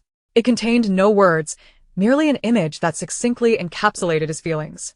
It was a stark white background with bold black letters proclaiming, "Observe monkeys with civility. Please do not feed. Jiang Tang, a true hero, does not suffer immediate losses." Promptly, she retrieved her phone and posted anew. "Jiang Tang, if you scold me, I suffer losses. You are merely a little turtle." Although Pei Xiaochuan could not see her post, from her clenched teeth and the fervent typing on her phone, he could surmise the essence of her message. Before Jiang Tang could select her next individual, a new post emerged. Pei Xiaochuan, rebound. A formidable rival indeed. I rise to applaud. Huh? Is this a dating show? Isn't this a talent show for elementary school students? What is the production team thinking, allowing such young children to appear on the program? Some individuals may present themselves as dignified, yet in reality, their repartee is limited to mere retorts. Chapter 39. I possess a unique approach to treating foolishness. Would you care to give it a try? As night fell, an unexpected scene unfolded. Regardless of the guest's demeanor, it was certain that the audience, having witnessed the spectacle, would find it difficult to sleep. These scattered viewers, fully aware that there would be little excitement during the guest's downtime, still darted about the various split screens. They justified their actions with a saying, "Better safe than sorry," when they observed Jiang Miao Miao opening her door at midnight and stepping into the corridor. Their collective sentiment could be encapsulated in a single exclamation of surprise. Just as the thought quickly followed, Jiang Miao Miao secretly meets a mysterious figure began to take shape in their minds. She paused in front of Jiang Tang's door. At that moment, Jiang Tang was still awake, the sounds of her fervent battles in the King's Canyon resonating from her room. Fortunately, to safeguard her privacy, there were no cameras installed, or else her reputation as the queen of tongue warfare would surely reign supreme. As one match concluded and another had yet to commence, a knock at her door interrupted her concentration. Opening the door, she was met with Jiang Miao Miao's tear-streaked visage. How unfortunate! With a resounding slam, she closed the door. Jiang Miao Miao stood outside, disheveled by the wind. "Sister, I understand you might harbor some misunderstandings towards me. I merely wish to clarify this situation." Jiang Miao Miao was acutely aware that this was no mere misunderstanding and knew full well that the situation could not be resolved. Yet, as she lay in bed, the events of the day flashed through her mind like a rapid current.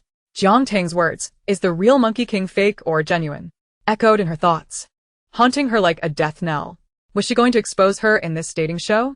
If Jiang Tang were to reveal her background, how would she counter it? The more she pondered, the more elusive sleep became. Even the face mask she had applied dried on her face as she returned to reality. One thought consumed Jiang Miao Miao's mind. She could not allow Jiang Tang to disclose this matter. Time was of the essence. The recording period for this dating show was nearing its conclusion. If only she could oust Jiang Tang during the upcoming break or devise a way to tarnish her reputation, everything would fall into place.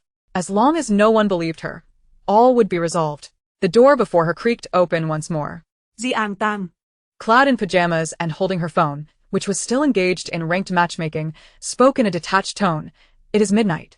Even the donkeys in the production team are asleep." Jiang Miao Miao's eyes brimmed with tears once more. Displaying her exceptional acting skills, she stifled her sobs, her voice trembling. "I'm sorry. I thought about it all night and realized there might be a misunderstanding in our previous interactions. Could you spare me a few minutes?" Isn't this a misunderstanding? It feels like the fans stirred things up before the broadcast. Isn't Jiang Tang the one who has been riding on the coattails? Miao Miao and Cold Xiao are childhood friends, and Jiang Tang has been entangled with Cold Xiao, trying to bask in Miao Miao's limelight. Miao Miao is offering a way out. What is Jiang Tang's attitude? The fans of Jiang Miao Miao, having caught wind of the situation, expressed their thoughts through the screen. Jiang Tang scrutinized the tearful Jiang Miao Miao, and upon hearing the request for a few minutes, she softly replied, "Please wait a moment." Jiang Tang then cancelled her matchmaking. Jiang Miao Miao's heart leaped with joy. It seemed Jiang Tang was indeed willing to converse with her. This implied that Jiang Tang still desired to return to the Jiang family. Just as Jiang Miao Miao was calculating her next move, Jiang Tang casually retrieved a wooden stick used during the filming from behind the door. "I have a unique approach to treating foolishness. Care to give it a try?" Therapy, also known as physical treatment. Jiang Miao Miao's earlier joy now faltered. "Crying in front of my door, at such an hour, those who know you might think you're simply sentimental and prone to tears, while those who don't might assume I passed away yesterday and you're here weeping at my grave." With the stick in hand, Jiang Tang stood tall and assertive. Crying at this hour could disrupt one's fortunes. Do you dare to challenge me? With another loud bang, the door was shut once again. Jiang Miao Miao stood frozen at the door, her sobs resurfacing, and recalling Jiang Tang's earlier words, she covered her mouth to stifle the sound. What sort of character is Jiang Tang? Our Miao Miao is so pitiful. I can't stand it. Why does Jiang Miao Miao cry the moment she opens her mouth? I am experiencing emotional PTSD. Terribly lacking in quality, yet she dared to do what I would never attempt. If someone cried at my door at midnight, I would react in kind. In contemporary society, the most valued aspect is fortune. Anyone who disrupts my fortune will face my wrath. Wait, look. The door to the room on the right is opened. Perhaps the commotion in the corridor was too loud, or someone was peering through the peephole. But one door swung open. Cold Qingchun rushed out, taking long strides toward Jiang Miao Miao.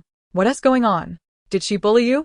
With someone offering comfort and support, Jiang Miao Miao's sobs echoed once more in the corridor.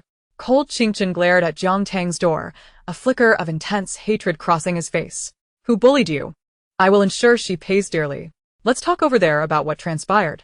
Jiang Miao Miao hurriedly waved her hands, sensing Cold Qingchun's intent to confront Jiang Tang. She grasped his hand tightly. No, it's nothing, Brother Qingchun. It's my fault. I often struggle to express myself and inadvertently offend others. I've upset my sister, so I'll head back to rest. Cold Qingchun, taken aback, watched Jiang Miao Miao retreat hastily, failing to pursue her. He turned back to his room, closing the door behind him, only to reveal, out of sight of the cameras, a piece of paper that Jiang Miao Miao had slipped into his palm. The note, written in her handwriting, began with the hurried words, "Read and burn." The following morning, many were unable to sleep well due to the previous night's social media turmoil.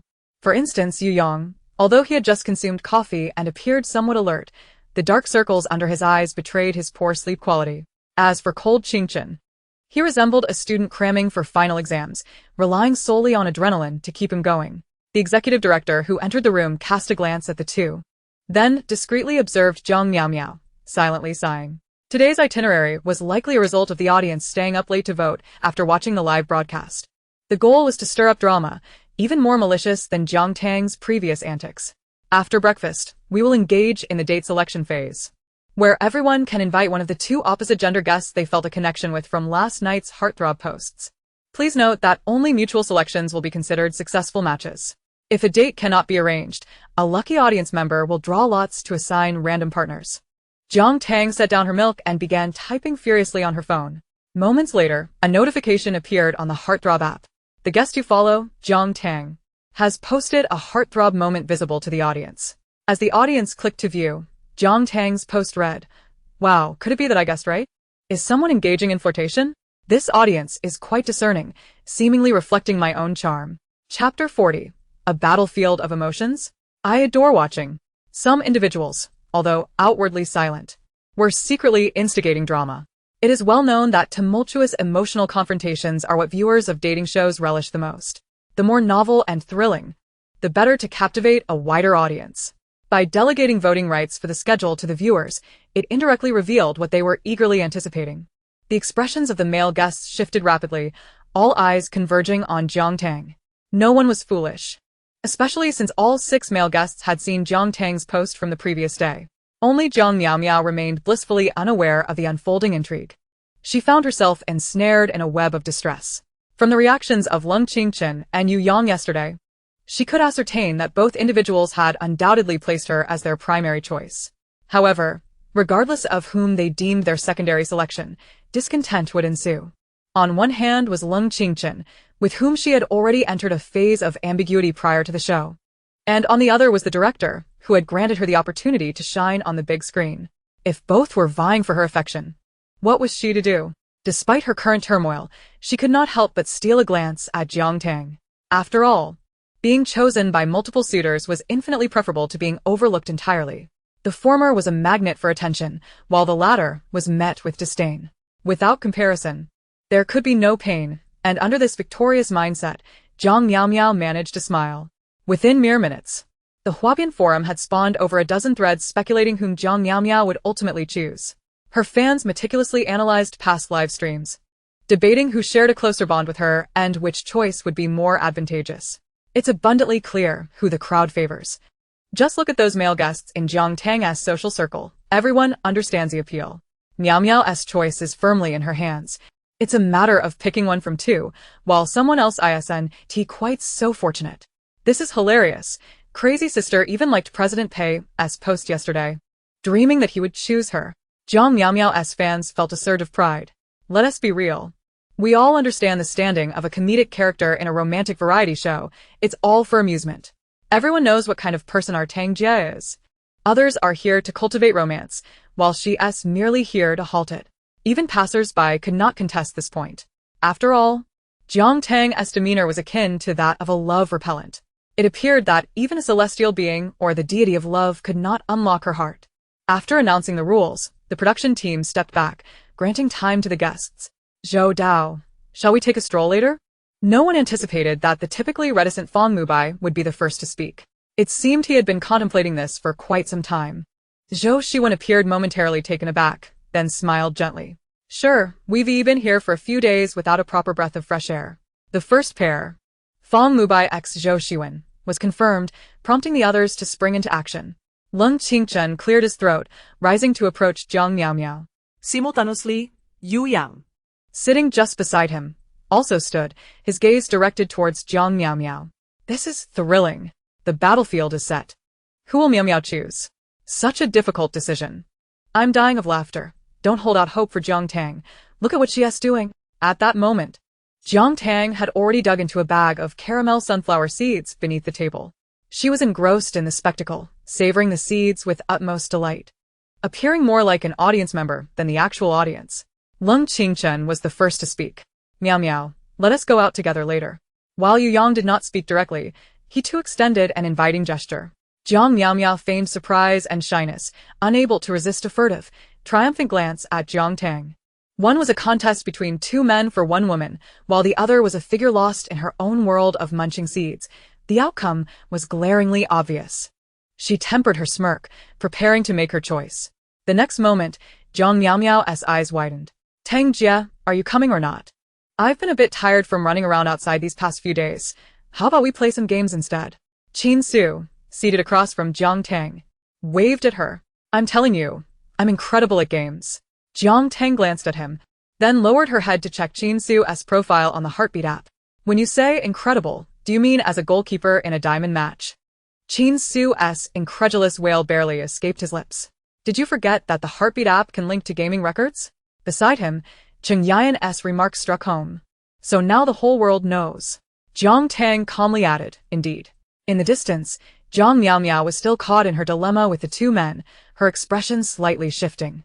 It was fine, after all, it was just Qin Su. He seemed rather playful. However, sister, look at my record, gold medal jungler, the best at surfing the canyon. Should you consider me for your choice? Cheng Yan proudly flaunted his achievements. If you want to stay and play games, just call me if you wish to go out. I guarantee I'm the best bag carrier in the world. Nearby, Qin Su let out a comical yelp. You little rascal, so you're after an S-heart. He swiftly turned to engage with Cheng Yan, and they soon became embroiled in playful chaos. Jiang Tang covered her forehead. Jiang Miao Miao's expression darkened. She still had unresolved matters with the two men before her, while the other side had devolved into a ruckus because of Jiang Tang. She could understand Qin Su's choice, but Cheng Yan, who had always been so close to her, why had he suddenly changed his tune? Was it because she had appeared too friendly with Lung Qingchen and Yu Yang? 1,000 thoughts flooded Jiang Miao Miao's mind as she analyzed the current situation.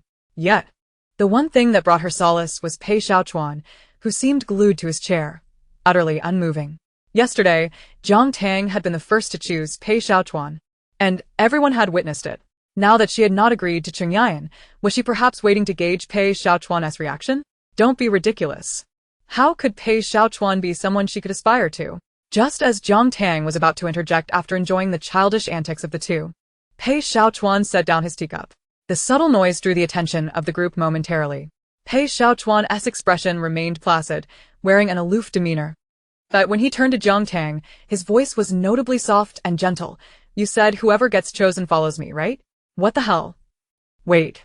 Isn't that the childish rhyme from last night? Selecting troops, riding into battle, whoever gets chosen follows me. If you don't, you're a little dog. Can it be played like this? Under the scrutiny of all, Pei Xiaochuan wore a slightly distressed frown. Ugh. I don't know who the little dog is after all. Jiang Tang could hardly tolerate this and immediately slammed her hand down. I'm going. Not far away. Upon hearing those words, Jiang Miao Miao felt as though the world had spun black and dizzy, as if she might collapse to the side. This was impossible. It simply could not be. How could someone like Pei Xiaochuan choose Jiang Tang because of a jest? Sweat pooled in her palms, and the crushing realization of defeat rendered her deaf to the surrounding chatter. Only a few words lingered in her mind, echoing relentlessly. This is absolutely impossible. Chapter 41. A night of voting, special treatment for ambiguity. How could this be? This sentiment was not exclusive to Jiang Miao Miao. The Jiang household. Jiang Yi's hand trembled slightly around the remote, his expression more ghastly than when he saw Jiang Miao Miao on a date with Yu Yang. He abruptly turned to look at his parents, only to find their expressions equally grim. Pei Xiaochuan? How could it be Pei Xiaochuan? How could he choose someone like Jiang Tang for a double date? It should be noted that due to Jiang Miao Miao, Jiang Yi had always harbored a bias against Lung Qingchen, openly expressing his discontent towards the Lung family and Lung Qingchen in private. However, when it came to the name Pei Xiaochuan, he was rendered speechless. What now? If Jiang Tang really connected with Pei Xiaochuan, would that not mean they had offended him?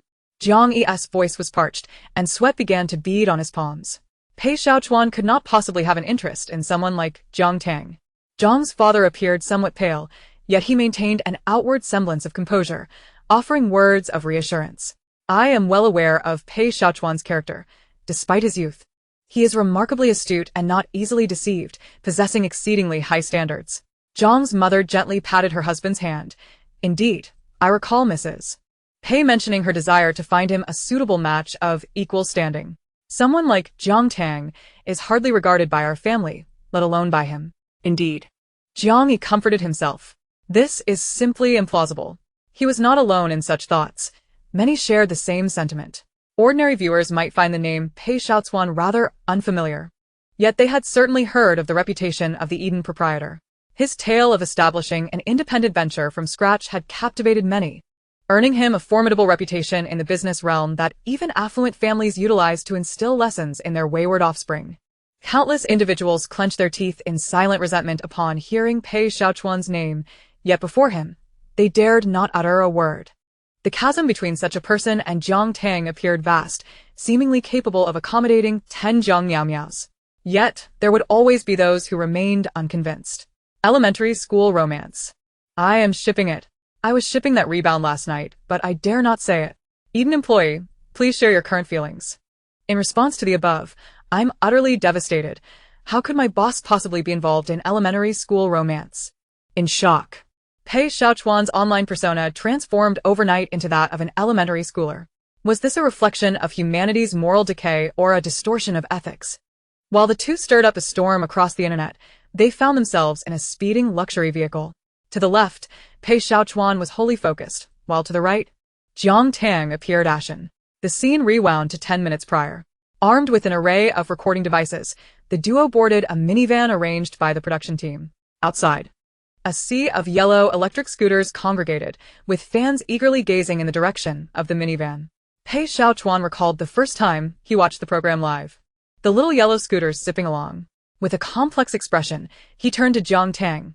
When the upper beam is askew, the lower beam follows. This audience has been led astray by you. Jiang Tang swiftly retorted. Then why don't you correct them? Pei Xiaochuan turned to face her. A hint of a smile breaking through his usually frosty demeanor. I primarily fear your lack of courage. Jiang Tang was known for never backing down, especially when it came to verbal sparring. She raised an eyebrow and laughed. What is there to fear? You're not the one correcting them. Pei Xiaochuan gestured for the minivan driver to halt, then approached a sleek black sports car parked nearby. With a gentle press of a button, the doors opened like wings. He motioned for her to enter. Princess, please get in. If the upper beam is askew, correction must start from the top. Jiang Tang, Unaware of how naive her gesture appeared as she hopped into the car, soon found herself propelled forward as Pei Xiaochuan pressed the accelerator, the powerful thrust pressing her back into her seat. As the two black sports cars sped down the highway like arrows, Pei Xiaochuan rolled down the window, the wind howling past, accompanied by the light laughter of the man at the wheel. Suddenly, a panicked scream erupted from the pale-faced Jiang Tang, Is the seatbelt even fastened properly? No wonder you hired a driver. Others drive for money. But you're endangering my life. Whoa. While Jiang Tang lamented, the atmosphere within the Heartbeat Cottage grew heavy with tension. After Jiang Tang and Pei Xiaochuan confirmed their date, Jiang Miao astonished everyone by opting not to choose any of the male guests for an outing. I'm sorry, Brother Qingchen. I'm sorry, Director Yu. I truly don't know what to do. With her head bowed and tears glistening in her eyes, her pale complexion evoked sympathy. Choosing anyone would hurt the others. I do not wish to cause pain to any of you. You all mean so much to me. Brother Qingchen and I have known each other since childhood. And although my acquaintance with Director Yu is shorter, he has always guided me. Regardless of who I might hurt, I would ultimately be the one to suffer. Our Miao Miao is truly kind, not wanting to hurt anyone. Fans are generally easy to appease, as long as the persona remains intact. They are indifferent to what is said. However, this time, the casual viewers began to express skepticism. They had spent the entire previous night voting, eager to discover whether Jiang Miao was indeed engaging in flirtation. Yet now, at the critical juncture of choice, Jiang Miao had opted for neutrality. Although, isn't this still considered flirting? Wow, not wanting to choose either means they're both the same, right? Of course, one can treat friends equally. But in romance, playing both sides is just flirting, isn't it? In an instant, fans and onlookers found themselves at odds. In the living room, Yu Yang, lacking understanding of the convoluted dynamics, displayed a glimmer of emotion in his eyes. However, for the first time, the usually composed Lung Qingchen's expression darkened. Observing his demeanor, Jiang Miao's tears cascaded down her cheeks once more. Brother Qingchen, if you blame me, then so be it. I truly cannot bear to hurt any of you. Typically, seeing her in tears would evoke a sense of tenderness and affection in Lung Qingchen, prompting him to embrace her and offer comfort. Yet this time, only irritation remained in his heart. Even the announcement of the evening's dinner and the ensuing King's game failed to lighten his mood. After the morning group activities concluded, Lung Qingchen retreated to his room, slamming the door. The previous night, Jiang Tang's heartfelt social media post lingered in his mind. The sunset was perfect, and the moonlight enchanting. It was unmistakably an act of flirtation. Flirting. Prior to this, he had never heard of any connection between Jiang Miao and Yu Yang, let alone any guidance. When had they become acquainted? What was the intent behind Jiang Miao's social media post? Was she truly playing both sides? Chapter 42. Is this even arable? In the afternoon, as Jiang Tang returned to the Heartbeat Cottage with Pei Xiaochuan, they happened upon Zhou Xiwen and Fang Mubai. The two had just disembarked from the minivan, smiles on their faces as they discussed the newly released film from the Cannes Film Festival. Anyone could see the familiarity and natural closeness between them. As soon as Jiang Tang stepped out of the car, she startled both of them, as she had leaned against the car door for support. Fang Mubai's gaze lingered on Pei Xiaochuan's face, a lingering hesitation evident. Pei Xiaochuan met his gaze with calm assurance. Zhou Xiwen approached and gently touched Jiang Tang's face. Tang, you look pale. What happened? Jiang Tang, typically fearless, was only ever rattled by her fear of reckless driving. Clutching her racing heart, she pointed at Pei Xiaochuan in accusation. It's all his doing. Fang Mubai's expression shifted subtly as he rubbed his nose. You accelerated to 280 km/h. How could I not check if my seatbelt was fastened? Can you blame me for looking pale? After a moment of silence, Fang Mubai's expression turned serious. When you say driving, what exactly do you mean? Zhou Xiwen playfully slapped the back of his head. Is this even something that can be said? Is this arable? Help. This car is not what you think it is. Why does every word sound normal, but when combined, it becomes strange? If I hadn't seen the split screen, I would have been fooled. Observing Fang Mubai's expression, Jiang Tang immediately discerned the whimsical thoughts occupying his mind and rolled her eyes dramatically. It was reminiscent of a scene from Fast and Furious, where Pei Xiaochuan emphasized speed, while the focus for others lay in fervor. Fang Mubai promptly raised his hands in a gesture of surrender. The group returned to the living room amidst laughter, only to be met with a chilling atmosphere that felt almost palpable. This particular dating reality show, Dear You, had apparently set a record for the lowest number of matched couples, with only Jiang Tang and Pei Xiaochuan and Fang Mubai and Zhou Xiwen as the sole pairs. After Lung Qingchen departed earlier in the day, most of the attendees lost interest in conversation and retreated to their rooms. Only Qin Su, somewhat oblivious to the prevailing mood, remained in the living room, engrossed in gaming, inadvertently dropping a rank and garnering mockery from bystanders and sympathy from fans. Thus, when the two pairs returned that evening, the atmosphere remained quite dismal. Lung Qingchen sat beside Jiang Miao, who appeared to have been crying. Although her makeup masked the signs, it was evident in the live setting. In an attempt to alleviate the tense ambience and inject some amusement into the game, the production team dimmed the light slightly and served each guest a low-alcohol mojito, hoping that a touch of inebriation would help everyone relax. However, the true highlight of this King-esque game lay in the fact that each participant would wear a watch that monitored their heart rates in real time. The heart rate would remain concealed from the guests, visible only to the audience in the live stream, promoting an environment of heightened stakes. Consequently, this segment of the game was aptly dubbed the Heartbeat King's game. To ensure fairness, each player would shuffle the cards before they were distributed. One of the 12 players, designated as the king, would issue commands to the others without knowing their assigned number. Subsequently, each participant would reveal their cards and comply with the king's directives. It is noteworthy that the game's intrigue often stemmed from the king inadvertently ensnaring themselves. To mitigate any unforeseen incidents, the director emphasized the importance of maintaining decorum during the game, reminding everyone to ensure the content remained broadcast-worthy. After issuing this caution, he cast a furtive glance at Jiang Tang. Jiang Tang let out a soft sigh, her expression tinged with regret, which turned the director's face a shade of green. I can't stop laughing. Jiang Tang has left a lasting impression on the production team. Haha, I fear nothing else.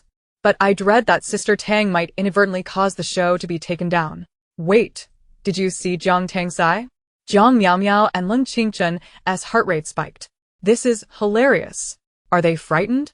Jiang Miao was the king in the first round, seated diagonally across from Jiang Tang, allowing her to observe Jiang Tang's actions while drawing cards and her subsequent expressions.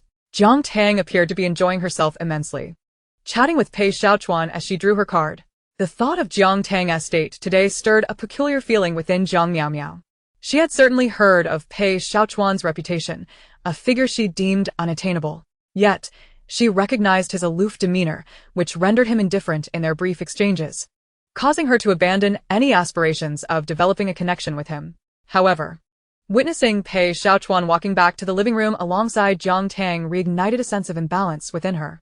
Jiang Miao frequently played cards at home and feigned clumsiness as she subtly creased the corner of a card. She remembered distinctly that the card she had marked was the 6. Now, by sheer coincidence, that very creased card lay before her. If she were to draw Pei Xiaochuan as her partner in the King-esque game, could she not seize the opportunity to cultivate some feelings with him, perhaps becoming the envy of all? Jiang Miao lifted her mojito, gently inhaling its aroma. Although the drink was not particularly strong, she furrowed her brow slightly. Appealing to the production team, this drink seems a bit too potent. I might not manage it. Would it be possible for me to pour myself a glass of water instead? The production team readily acquiesced. As she deliberately passed by Pei Xiaochuan, her gaze flitted over the card he held. It was too easy. Pei Xiaochuan was entirely unguarded, and she effortlessly caught sight of the number 7, situated conveniently next to her 6. Surely this was fate. Upon returning to her seat and sipping on some warm water, she propped her head on her hand, languidly suggesting, "Let players 2 and 4 exchange their drinks, while player 6 sits on player 7's lap for a round." Thump, thump. Her heart raced as she began to envision how envious Jiang Tang would appear should she find herself perched in Pei Xiaochuan's embrace. Pei Xiaochuan furrowed his brow slightly, placing his hand of cards on the table. There, unmistakably, lay the number 7. Wow, Jiang Miao is quite bold. Sitting on someone else's lap, exchanging drinks is so suggestive. Did you see Jiang Miao's heart rate? She hasn't even drunk anything, yet her heart is racing as if she has. Goodness, Pei Xiaochuan. Who wouldn't he want to sit on his lap? I'm so envious. Jiang Miao quickly lowered her gaze, rummaging through her hand of cards. She felt a surge of anxiety. Her cheeks flushed from her earlier daydreams. As she prepared to reveal her card, Jiang Miao suddenly froze. The number 6 that she had anticipated was forcibly swallowed back, lodged uncomfortably in her throat. The card before her was, in fact, a 2, whose hands had her 6 card ended up in. Jiang Miao widened her eyes, scanning the surroundings. Diagonally opposite, Jiang Tang let out a long, sorrowful sigh, tossing her card onto the table, a card with a slight crease in the corner, prominently displaying the number 6. What a twisted fate. Jiang Tang lamented. Darling, mind your words. We typically refer to such occurrences as a serendipitous destiny. Chapter 43. Awakening in a dying state, cheating only to undermine herself upon seeing that slight crease, a flicker of panic flashed in Jiang Miao's eyes, swiftly followed by a mix of humiliation and anger. Jiang Tang. Why was it always Jiang Tang opposing her? Why was it not she, Jiang Miao, who was born from Wan Xingmei's womb? Why must Jiang Tang, who was in every way inferior to her, instill such anxiety in her daily life? Why must Jiang Tang covet everything that was hers? The Jiang family and now Lin Qingchen was again paired with the exceptional Pei Xiaochuan. She glared in Jiang Tang's direction, her nails digging deeply into her palms. The singular thought reverberating in her mind was, why could Jiang Tang not just disappear forever? Unbeknownst to Jiang Tang, she was gazing towards Pei Xiaochuan, her eyes sparkling with mirth. Seated beside Pei Xiaochuan, she could observe his every move while playing cards. And she certainly did not miss the flicker of his gaze towards Jiang Miao as she shuffled the cards, nor the slight gestures he made while shuffling. Not to mention how, moments ago, when Jiang Miao had walked past him, Pei Xiaochuan had casually picked up his bottom card, allowing it to be inadvertently exposed to her line of sight. Clearly, this was cheating. Yet, Jiang Tang harbored no resentment towards it. In fact, while shuffling her own cards, she had mimicked Jiang Miao's actions, leaving a discreet mark on one of the cards. After all, who could blame her for having noticed Jiang Miao's subtle movements? Jiang Miao marked specific cards, and rather than exposing the cheating, she preferred to obfuscate the same marks within the deck, without allowing her opponent to prevail. She sought to discern her true intentions. It appeared that Pei Xiaochuan shared her thoughts on this matter. Jiang Tang observed the increasingly unpleasant expression on Jiang Miao's face and smirked, rising from her seat to approach Pei Xiaochuan. She mused to herself, indeed. There are individuals in this world who relish competition. Let us see how much you can compete. She sighed, slowly making her way toward Pei Xiaochuan, thinking, if your leg can't withstand my weight, do let me know. Drinking is also an option. Pei Xiaochuan cast a sidelong glance at her without uttering a word. However, he deliberately removed the string of prayer beads from his wrist and placed them on the glass table before him. The sound of the wooden beads clinking against the glass resonated clearly, serving as a tacit permission. Ah, this is too tantalizing. Who understands? Oh my. The removal of prayer beads. Who can resist this? I can't take it anymore. The stoic yet alluring man removing his prayer beads might just knock me out. Jiang Tang naturally approached Pei Xiaochuan, her arm gracefully wrapping around his neck as she settled upon his lap. Pei Xiaochuan maintained his previous posture, his demeanor unwavering, exuding the air of an aloof flower atop a high peak. This little weight is hardly a mountain pressing down. You overestimate yourself. Jiang Tang found no inclination to engage in such banter. Noting the lack of movement from Jiang Miao, she inquired, Who is number 4? It's me. Cheng Yan raised his hand, shaking it slightly with an embarrassed smile, for he had been too engrossed in the spectacle. As he stood to exchange glasses with Jiang Miao, the broadcast within the heartbeat room announced, a guest's heart rate has reached 115 beats per minute. Please enjoy the moment of excitement. The broadcast was rather inconsiderate, making such an announcement for the entire room. Qin Su, who had been watching the scene unfold, turned to Jiang Tang, applauding with a hint of mischief, almost ready to cheer. Cheng Yan instinctively glanced back toward Jiang Tang, and even Fang Mubai, not far off, directed his gaze in her direction. Hey, Insu, stop laughing. What if my sister gets shy? Jiang Miao, holding her glass, shot a deliberate glare at Qin Su. As her eyes swept over Jiang Tang, she inwardly rolled her eyes. Is this it? Just sitting on a lap makes your heart race like this? How embarrassing. It is well known that, generally, a person's heart rate ranges from 80 to 100 beats per minute in non-strenuous situations, making it quite rare to surpass 110 without intense exertion. In the Heartbeat King game, if a guest's heart rate exceeds 110, it triggers a hidden announcement of excitement. Typically, such announcements can be narrowed down based on the actions of the guests, pinpointing the target. Laughing to death, this announcement is social death. Some women talk about a mountain pressing down, yet their heart rate is already at 115. Sister Tang claims she has never faced social death until she wore this watch. CEO Pei seems so composed, casually sipping his drink. The discussion in the comments surged, all eyes on Pei Xiaochuan as he calmly sipped from his glass until a bold comment shattered the tranquility. Ladies, you should point at the heart rate monitor and discuss it there. The heart rate graph was displayed at the bottom of the live stream. With a mere movement of the mouse, it could be viewed clearly. Upon seeing that comment, incredulous viewers rushed to check the real-time heart rate graph. Observing the heart rate chart and then the live footage, even the most seasoned viewers were left speechless. In the live feed, Pei Xiaochuan appeared unfazed, not even glancing at the girl perched on his lap, leaning back in his chair, holding his drink with a chilling demeanor. His heart rate graph stood out conspicuously among the sea of green lines. A keen observer scrolled back through the recorded timeline. At 13 minutes and 20 seconds of the King Game live stream, Jiang Tang lifted her card, preparing to sit on Pei Xiaochuan's lap. By 13 minutes and 25 seconds, a marked vertical spike appeared in Pei Xiaochuan's heart rate curve. Some seem calm and composed, yet their heart rate is soaring to nearly 120. Why does the heart rate graph have a right angle? Annoyed. CEO Pei, are you a person who speaks disdainfully yet acts differently? If you want me to faint, just say it. Don't hide it. I am parched. So thirsty. Bring on the drinks. Meanwhile, Jiang Miao Miao completed her exchange of glasses with Qing Yayan, and under the scrutiny of numerous eyes, Jiang Tang rose with poise to commence the next round of shuffling. On the heart rate chart, Pei Xiaochuan's numbers finally returned to a normal range. After shuffling the cards, Jiang Tang appeared to be engrossed in her phone. Suddenly, viewers who had joined Jiang Tang's paid group on the Heartbeat app received a notification. Jiang Tang sent Pei Xiaochuan a message, a racing heart, trembling hands. The audience, eager to ship the couple, reacted with lightning speed.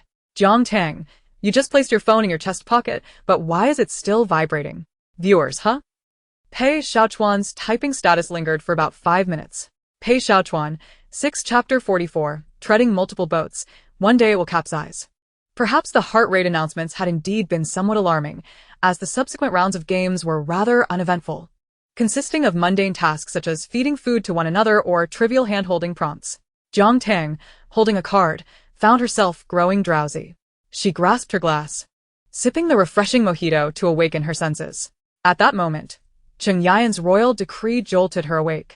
Although To My Dear You was a dating variety show, she noticed a lack of the expected romantic antics. Qing Yayan, when he smiled, bore an innocent, boyish charm, complete with a delightful dimple on his cheek, utterly adorable. How about number 4 and number 7 kiss? If it's same sex, then they must drink. Wow, Qing Yayan is full of surprises. You rascal. You voiced my thoughts. I want to see romance. Ah. Bring on excitement, heart rate at 120, you understand? Jiang Tang flipped her card. Number 5. A safe card she had narrowly avoided. Thankfully, participating in a romance variety show had a set price, while kissing was an additional expense. Qing Yayan, you little rascal. How much have you had to drink? You seem quite tipsy. Qing Yayan chuckled, covering his mouth. I just figured you all looked a bit sleepy. Thought I'd help you perk up. If you don't want to face a penalty, just drink. Everyone understands. With the conversation reaching this point, everyone began to reveal their cards. Cold Qingchen flipped his card, revealing a number 7. Before he could speak, Jiang Miao Miao exclaimed, her card shockingly number 4. The one designated for kissing. Jiang Tang skillfully set down her glass and rummaged through the snack basket for a bag of sea salt caramel melon seeds. Oh. This could get interesting. She noted that Yu Yang's expression had soured considerably. A scene of chaos is unfolding. Wow. Look at the heart rates of those 3 rising. Jiang Tang's melon seeds look so delicious. Can I have a taste too? Surely they must kiss, right? Wouldn't tea that be appropriate? Miao Miao seems like she can't handle much alcohol. Doesn't tea that mean they must kiss? Cold Qingchen glanced over at Jiang Miao Miao. He didn't speak but extended his hand toward her, seemingly inviting her to come closer. Jiang Miao Miao, after her startled exclamation, had been keeping her head down. Her cheeks tinged with a faint blush, appearing somewhat shy. She clutched the hem of her skirt tightly, appearing somewhat at a loss. When she lifted her gaze to meet Lung Qingchen's, her eyes shimmered with unshed tears, as if on the brink of crying. Brother Qingchen, having yet engaged in any acting outside of filming. She pondered, for her persona had always been that of the pure and innocent national sister. The sole pristine jasmine flower in the entertainment industry.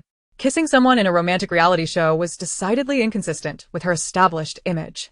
Yet, in her contemplation, she forgot to propose the punishment of sitting on someone else's lap, which also seemed at odds with her innocent persona. Yu Yang's expression appeared to soften somewhat. Lung Qingchen fixed his gaze upon her, a slight frown creasing his brow. Can you still drink?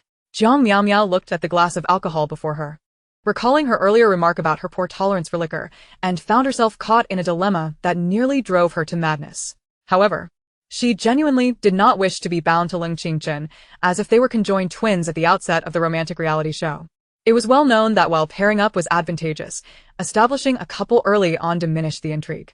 Moreover, excessive displays of affection could lead to audience fatigue. She resolved to keep Lung Qingchen on a string while ensuring her connections with other distinguished male guests flourished, thereby securing better opportunities for herself. Furthermore, Jiang Miaomiao lowered her eyes, her peripheral vision catching sight of Pei Xiaochuan. Although Lung Qingchen treated her well and hailed from a respectable family, how could he possibly compare to the owner of Eden? Had she known that the owner of Eden would be present for this romantic reality show, she would not have hastily urged Lung Qingchen to resolve matters with Jiang Tang. Now that Jiang Tang had ceased her entanglements with Lung Qingchen, it became increasingly challenging for her to maintain an ambiguous distance with him. With this thought in mind, she raised her glass and, under the watchful eyes of the crowd, downed the contents in one gulp. Immediately, she was choked by the sharp liquor, her eyes reddening. Under normal circumstances, Lung Qingchen would have rushed over to comfort her. Yet now, he merely observed Jiang Miaomiao's actions, remaining silent as he quietly returned to his seat. How dull. Drinking has lost its charm. Female artists are quite mindful of this. Miao Miao is still young. Laughing out loud, she was quite bold when proposing the lap-sitting topic, wasn't she? Now that it's her turn, she is reluctant. Jiang Tang is also a female artist. She gracefully completed the lap-sitting challenge. Who would pose such a question if they were truly innocent? Don't impose on others what you yourself do not desire. As the round concluded, the atmosphere had already turned somewhat dismal. The production team, eager to wrap up the game, was thwarted by their unfortunate luck in drawing cards. The assistant director's face paled as he announced, "The king for this round is Lung Qingchen." Oh, dear. Jiang Tang lifted her eyelids and stole a glance in that direction. Lung Qingchen's expression remained grim. In truth, he had been covertly observing Jiang Miaomiao for quite some time. His dissatisfaction had burgeoned like rampant weeds, awaiting but a spark to ignite a wildfire. Recent misfortunes, coupled with Jiang Miaomiao's evasive demeanor, led him to overthink. Did Jiang Miaomiao suspect that he was having a rough time and develop ulterior motives? It was well known that men often succumb to unfounded anxieties during periods of professional setbacks, attributing their faults to others. Moreover, the reason for Lung Qingchen's struggle stemmed from his desire to assist Jiang Miaomiao in overcoming Jiang Tang. When he witnessed Jiang Miaomiao intentionally walk past Pei Xiaochuan, his anger flared. Men possess an inherent competitive spirit. Although Lung Qingchen was hesitant to directly offend the owner of Eden, as a man, he inevitably began to compare wealth, social status, and, of course, women. Let us simplify the question. Lung Qingchen downed his drink in one swift motion, placing the glass down with a thud. He surveyed the room, his gaze lingering on Jiang Miaomiao for a few seconds before seemingly nonchalantly shifting away. Each of you will answer one question. In your eyes, what constitutes ambiguity? What actions can be deemed ambiguous? Jiang Tang raised an eyebrow slightly, while Jiang Miaomiao, unable to steady her glass, watched it roll off the table and onto the floor. The shot was clearly directed at Jiang Miaomiao. Wait, Lung Qingchen you. That day, Jiang Tang's flirty social media post was ambiguous without naming names. I thought they were indifferent. Yu Yang is unaware. Lung Qingchen is a childhood friend. Clearly cares a lot. So entertaining. Love watching. Chapter 45. A Toad in Frogskin. Dressed in flowery patterns, anyone who had seen Jiang Tang's social media post could grasp the blatant targeting of this question, aimed directly at Jiang Miaomiao, who had just rejected intimate gestures. Among the 6 male guests present, whether out of amusement, trepidation, or other motives, all had perused Jiang Tang's post. Unfortunately for Jiang Miaomiao, who was the intended target, she remained entirely oblivious. Though her heart raced with anxiety, she maintained a facade of calm, displaying just the right amount of feigned surprise before patiently waiting for others to speak first. Zhou Xuan furrowed her brows slightly, casting a glance at Lung Qingchen. Although she was unaware of the social media post, she could sense the underlying tension in Lung Qingchen's question. However, with no personal stakes in the matter, she felt entirely at ease to speak candidly. Ambiguity is a trial during the period of uncertain relationships. In my view, a touch of ambiguity can provide ample room for trial and error, but prolonged ambiguity can erode affection and trust. Lung Qingchen appeared to listen, though it seemed the words went in one ear and out the other. He awaited a response. After Zhou Xuan spoke, several others chimed in and finally, Jiang Miao, under Leng Qingchen's gaze, timidly began to speak. Although I lack romantic experience, I feel that every relationship has a moment when both parties confirm their feelings for one another. I believe that as long as there is mutual understanding and trust in a relationship, a good outcome is inevitable. Jiang Miao let out a sigh of relief inwardly. She understood the significance of her image, thus emphasizing her lack of romantic history. This was crucial in steering the conversation from the realm of ambiguous flirtation to that of confirming a relationship. She remained perplexed by Leng Qingchen's sudden shift in attitude, as he seemed eager to clarify their relationship in the early stages of the show. They had previously agreed to reveal their relationship by the second or third episode, creating a wave of romantic hype. Before the reveal, they intended to attract fans with their childhood friend narrative. A flicker of annoyance ignited within her. Was it possible that because she had declined a request for a kiss, Leng Qingchen had begun to provoke her? Before Jiang Miao could contemplate further, a voice that had recently filled her with trepidation echoed once more. Jiang Tang, munching on sunflower seeds, spat out the shells into the nearby trash can with a light laugh, saying, "Well said, Sister Miao. You're too humble, too humble." Jiang Miao felt a surge of caution. But with Jiang Tang addressing her directly, she felt compelled to respond. Jiang Tang raised an eyebrow, reaching for another handful of sunflower seeds. It was akin to hearing a single line from a play, as Jiang Miao's earlier remark lodged uncomfortably in her throat. "I'm laughing. Finally. Someone has said it. Jiang Miao's words are as good as saying nothing at all." Translation: I've never been in love, I don't understand. It's none of my concern. To be fair, this exam was essentially tailored for Jiang Miao. Yet, she managed to score a big fat 0 on the subjective question. After several instances of her evasive behaviors, coupled with a recent incident regarding ambiguity, viewers began to peel away the innocent facade of the national sister, scrutinizing Jiang Miao's actions. At this moment, Jiang Miao was blissfully unaware of the barrage of comments. And despite her adeptness at disguise, she could not escape the sting of such blatant ridicule. "Sister, you..." Jiang Tang was too disinterested to heed her 9 years of compulsory education, which had only equipped her with the ability to retort. She lacked the patience to observe the sorrowful expression that seemed ready to spill over into tears. As she leisurely cracked sunflower seeds, a light chuckle escaped her lips. The essence of ambiguity, when situated between two individuals, is known as an unspoken understanding. However, when it involves three, it becomes a matter of indecision. She mused while casting a glance at the cup before her. Cheng Ian, sitting opposite her, dutifully poured another glass of wine, adopting an eager-to-listen demeanor. Jiang Tang lifted her glass, casting a slow, sidelong glance at Jiang Miao. If there were indeed 1, 2, 3, 4, 5, or 6 parties involved, one might poetically describe it as gazing at the pot while eating from the bowl, or perhaps even picking and choosing, analyzing the merits and demerits of each. The thought struck Jiang Miao, causing her expression to shift like the capriciousness of the weather, her heart pounding against her ribs, nearly leaping from her throat.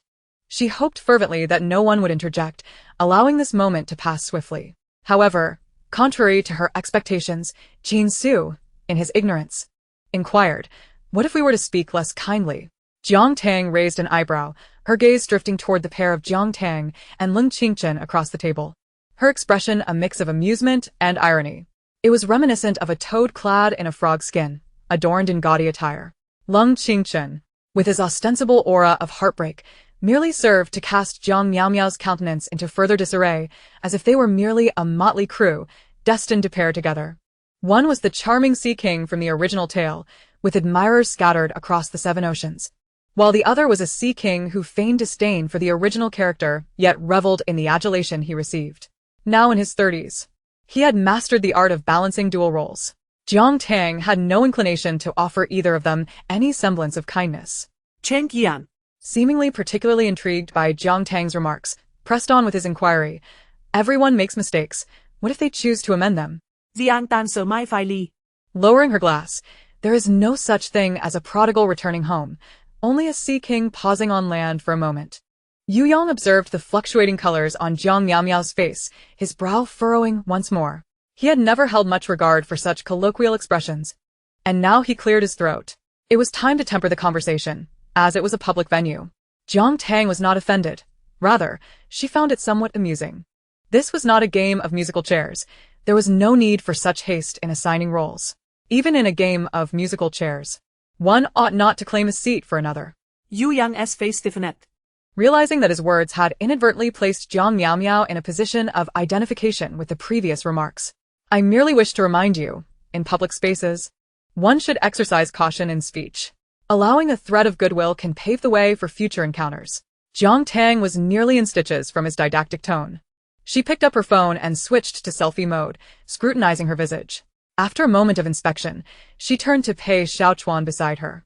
Do I resemble a ladder? Why do people always think I provide so many steps for others?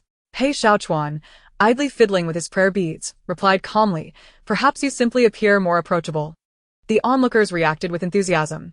Incredible. Note that down for my deceased ex. What are you waiting for? Take notes.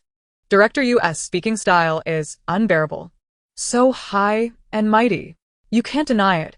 Sister Tang's words are rough yet insightful, far better than those who merely know how to placate. Speaking as if they said nothing at all. As Leng Qingchen watched Jiang Tang effortlessly weave her words and noted Jiang Miao Miao's tearful demeanor, an inexplicable agitation rose within him. What had once filled him with loathing now seemed less detestable, while that which he believed to be profoundly affectionate had become enigmatic. He recalled the time when Jiang Tang first returned to the Jiang family, how she had inquired about his engagement, her concern palpable. Had he known it would unfold this way, he would not have resorted to violence against Jiang Tang in an attempt to defend Jiang Miao Miao, thereby ruining their relationship. The tide of regret surged within him, prompting him to refill his glass.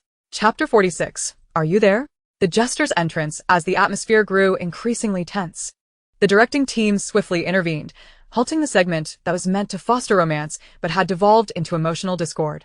Just as the announcement was made, Leng Qingchen placed his glass down forcefully, neglecting to acknowledge anyone, and strode out. Jiang Miao Miao, observing his retreating figure, once more wore a heart-wrenching expression. Why does Brother Qingchen appear to be angry? But I truly do not wish to hurt anyone. Having endured Jiang Miao Miao's barrage of emotional tactics throughout the evening, the others in the living room bore varied expressions, none daring to speak. At that moment, Lu Yuer sighed, embracing Jiang Miao Miao's shoulders. Never mind, Miao Miao. I shall take a look at Leng Xiao for you. She appeared to be a well-meaning friend. Jiang Tang, watching from the sidelines, felt a flicker of concern. Was the Cold War subplot advancing prematurely? Originally, this conflict was meant to arise in the latter half of the dating show. To depict the popularity of the male and female leads, the author had granted them their own circles of admirers. Amid the frequent skirmishes of emotional turmoil, Jiang Miao Miao and Leng Qingchen found themselves increasingly irked by the other's admirers. The narrative seemed to echo the sentiment of only officials are allowed to set fires, while the common folk may not light lamps. The competition revolved around player versus player, assessing who could be more unscrupulous. Ultimately, Yu Yang served as the catalyst for Leng Qingchen's ire. Yet, Jiang Miao Miao's displeasure did not stem from the original character's early exit. Contemplating this, Jiang Tang raised her eyes to watch Lu Yuer leave, a subtle smile gracing her lips. She was one who adored the spectacle.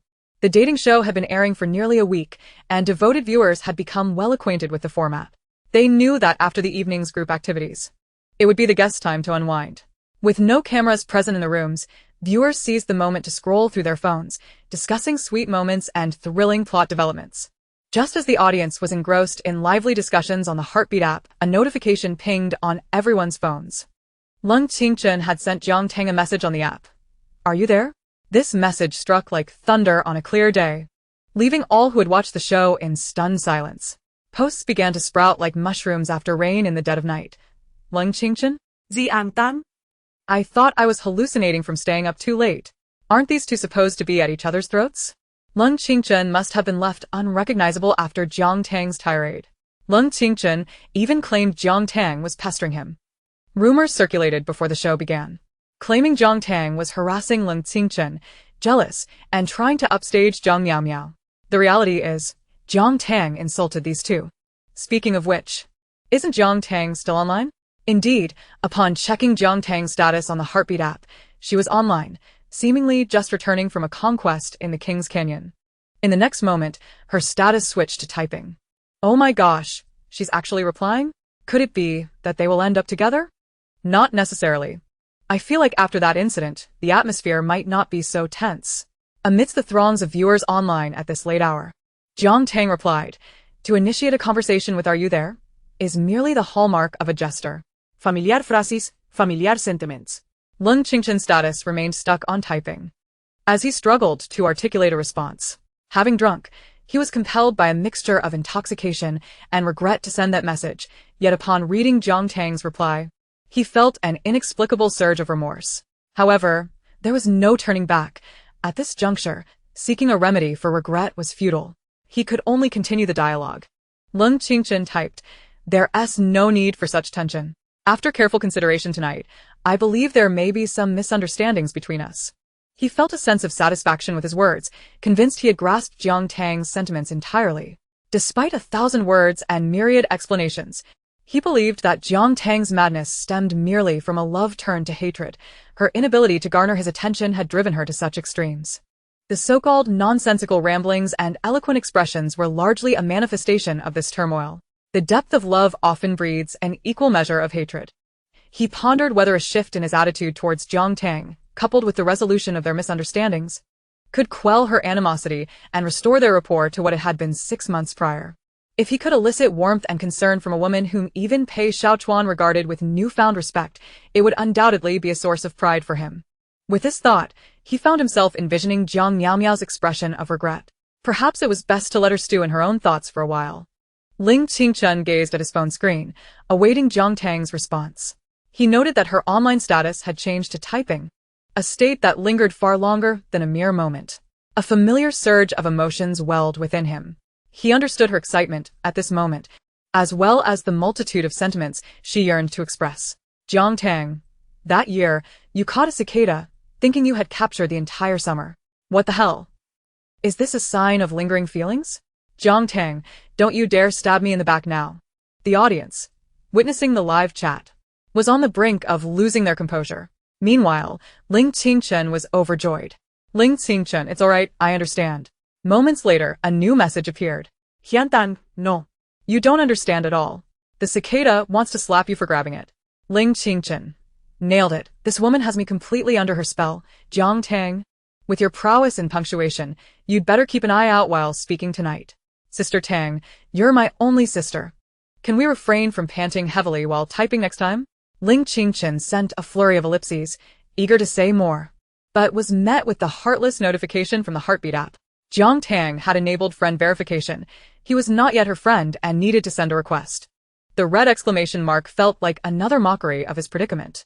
"Ling Qingchen, we need to talk. Resolving this misunderstanding is imperative." Minutes later, Jiang Tang accepted his friend request.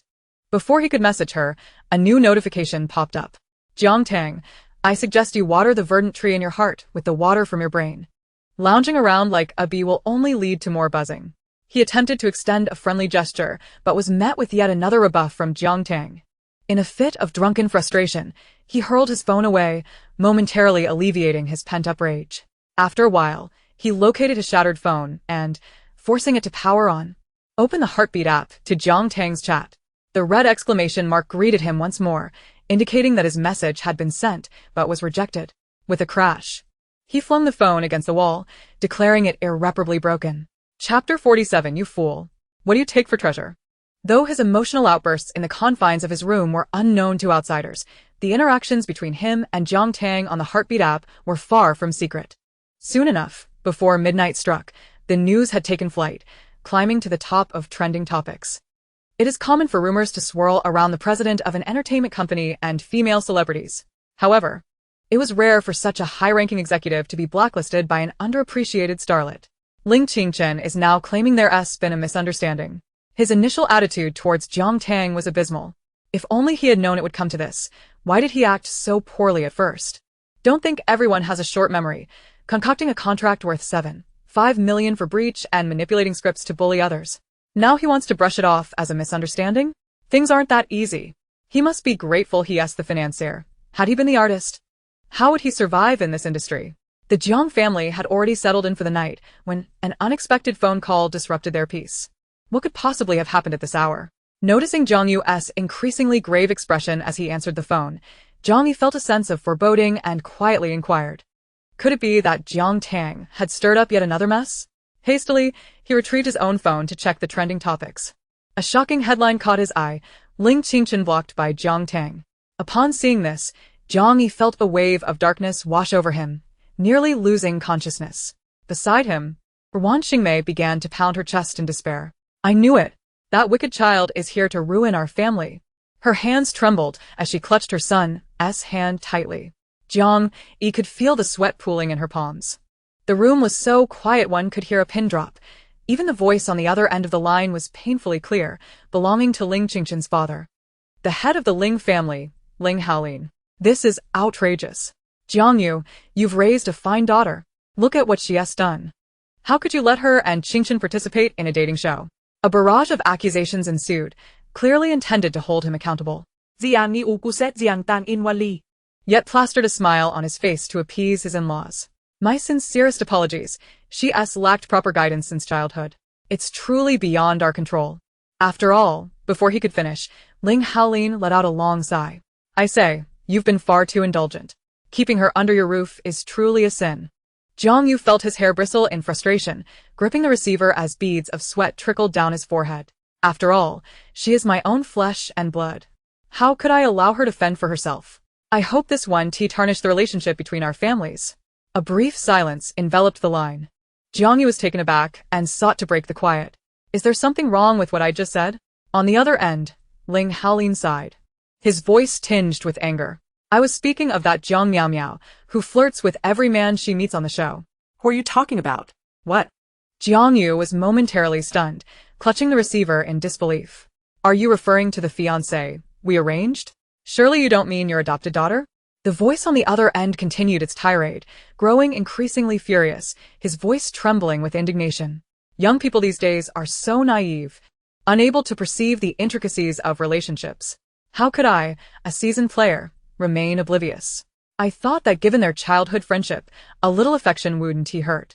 I had hoped they would cultivate feelings for each other, yet here we are, in this debacle. Brother Jiang, you're being foolish. What do you take for treasure?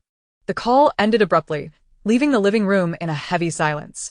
Wan Xingmei's sobs caught in her throat, her venomous curses now directed inward, landing squarely on her beloved adopted daughter. You must visit the Ling family tomorrow and discuss this with your Uncle Ling. With Miao Miao and Qingchen's strong feelings for each other, this must surely be Jiang Tang's doing. She was born to disrupt our family. Wan Xingmei rambled on, suggesting a visit to the Ling family and even calling for a master to ward off any misfortune. Jiang Yi nodded absent-mindedly. Yet his mind was consumed by a singular thought. If this situation continued to escalate, might it mean that Jiang Miao Miao would no longer need to marry into the Ling family? For some, it was a night fraught with sleeplessness. For Jiang Tang, however, it was a night of perfect slumber. She had successfully blocked Ling Qingchen, preventing any further stress on her mind. The itinerary for today has yet to be officially unveiled. With nothing to occupy her time in the morning, she decided to ascend to the terrace on the second floor, intending to take in the scenery and feel the ocean breeze.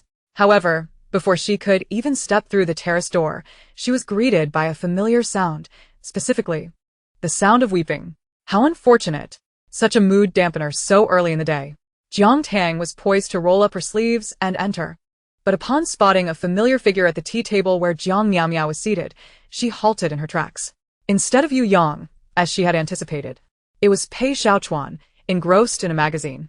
Oh, brother Xiaochuan, how kind you are to lend me your ear, Jiang Miao Miao lamented. Today, she had deliberately applied a light touch of makeup to accentuate her innocence and fragility. After a brief encounter with Ling Qingchen, she returned with tear-stained eyes, her acting far surpassing even her dramatic performances on television. Brother Qingchen and I have grown up together as good friends, but I fear he may misunderstand me. Pei Xiaochuan, maintaining his composure, turned a page of the magazine without even raising an eyebrow. Observing his unperturbed demeanor, Jiang Miao Miao felt a flicker of annoyance at his lack of sensitivity and promptly resumed her performance. Brother, I am so afraid that everyone will misunderstand me. Both Qingchen and Jiang Tang have already misconstrued my intentions and are ignoring me. At last, Pei Xiaochuan lifted his gaze from the magazine, granting her a proper look.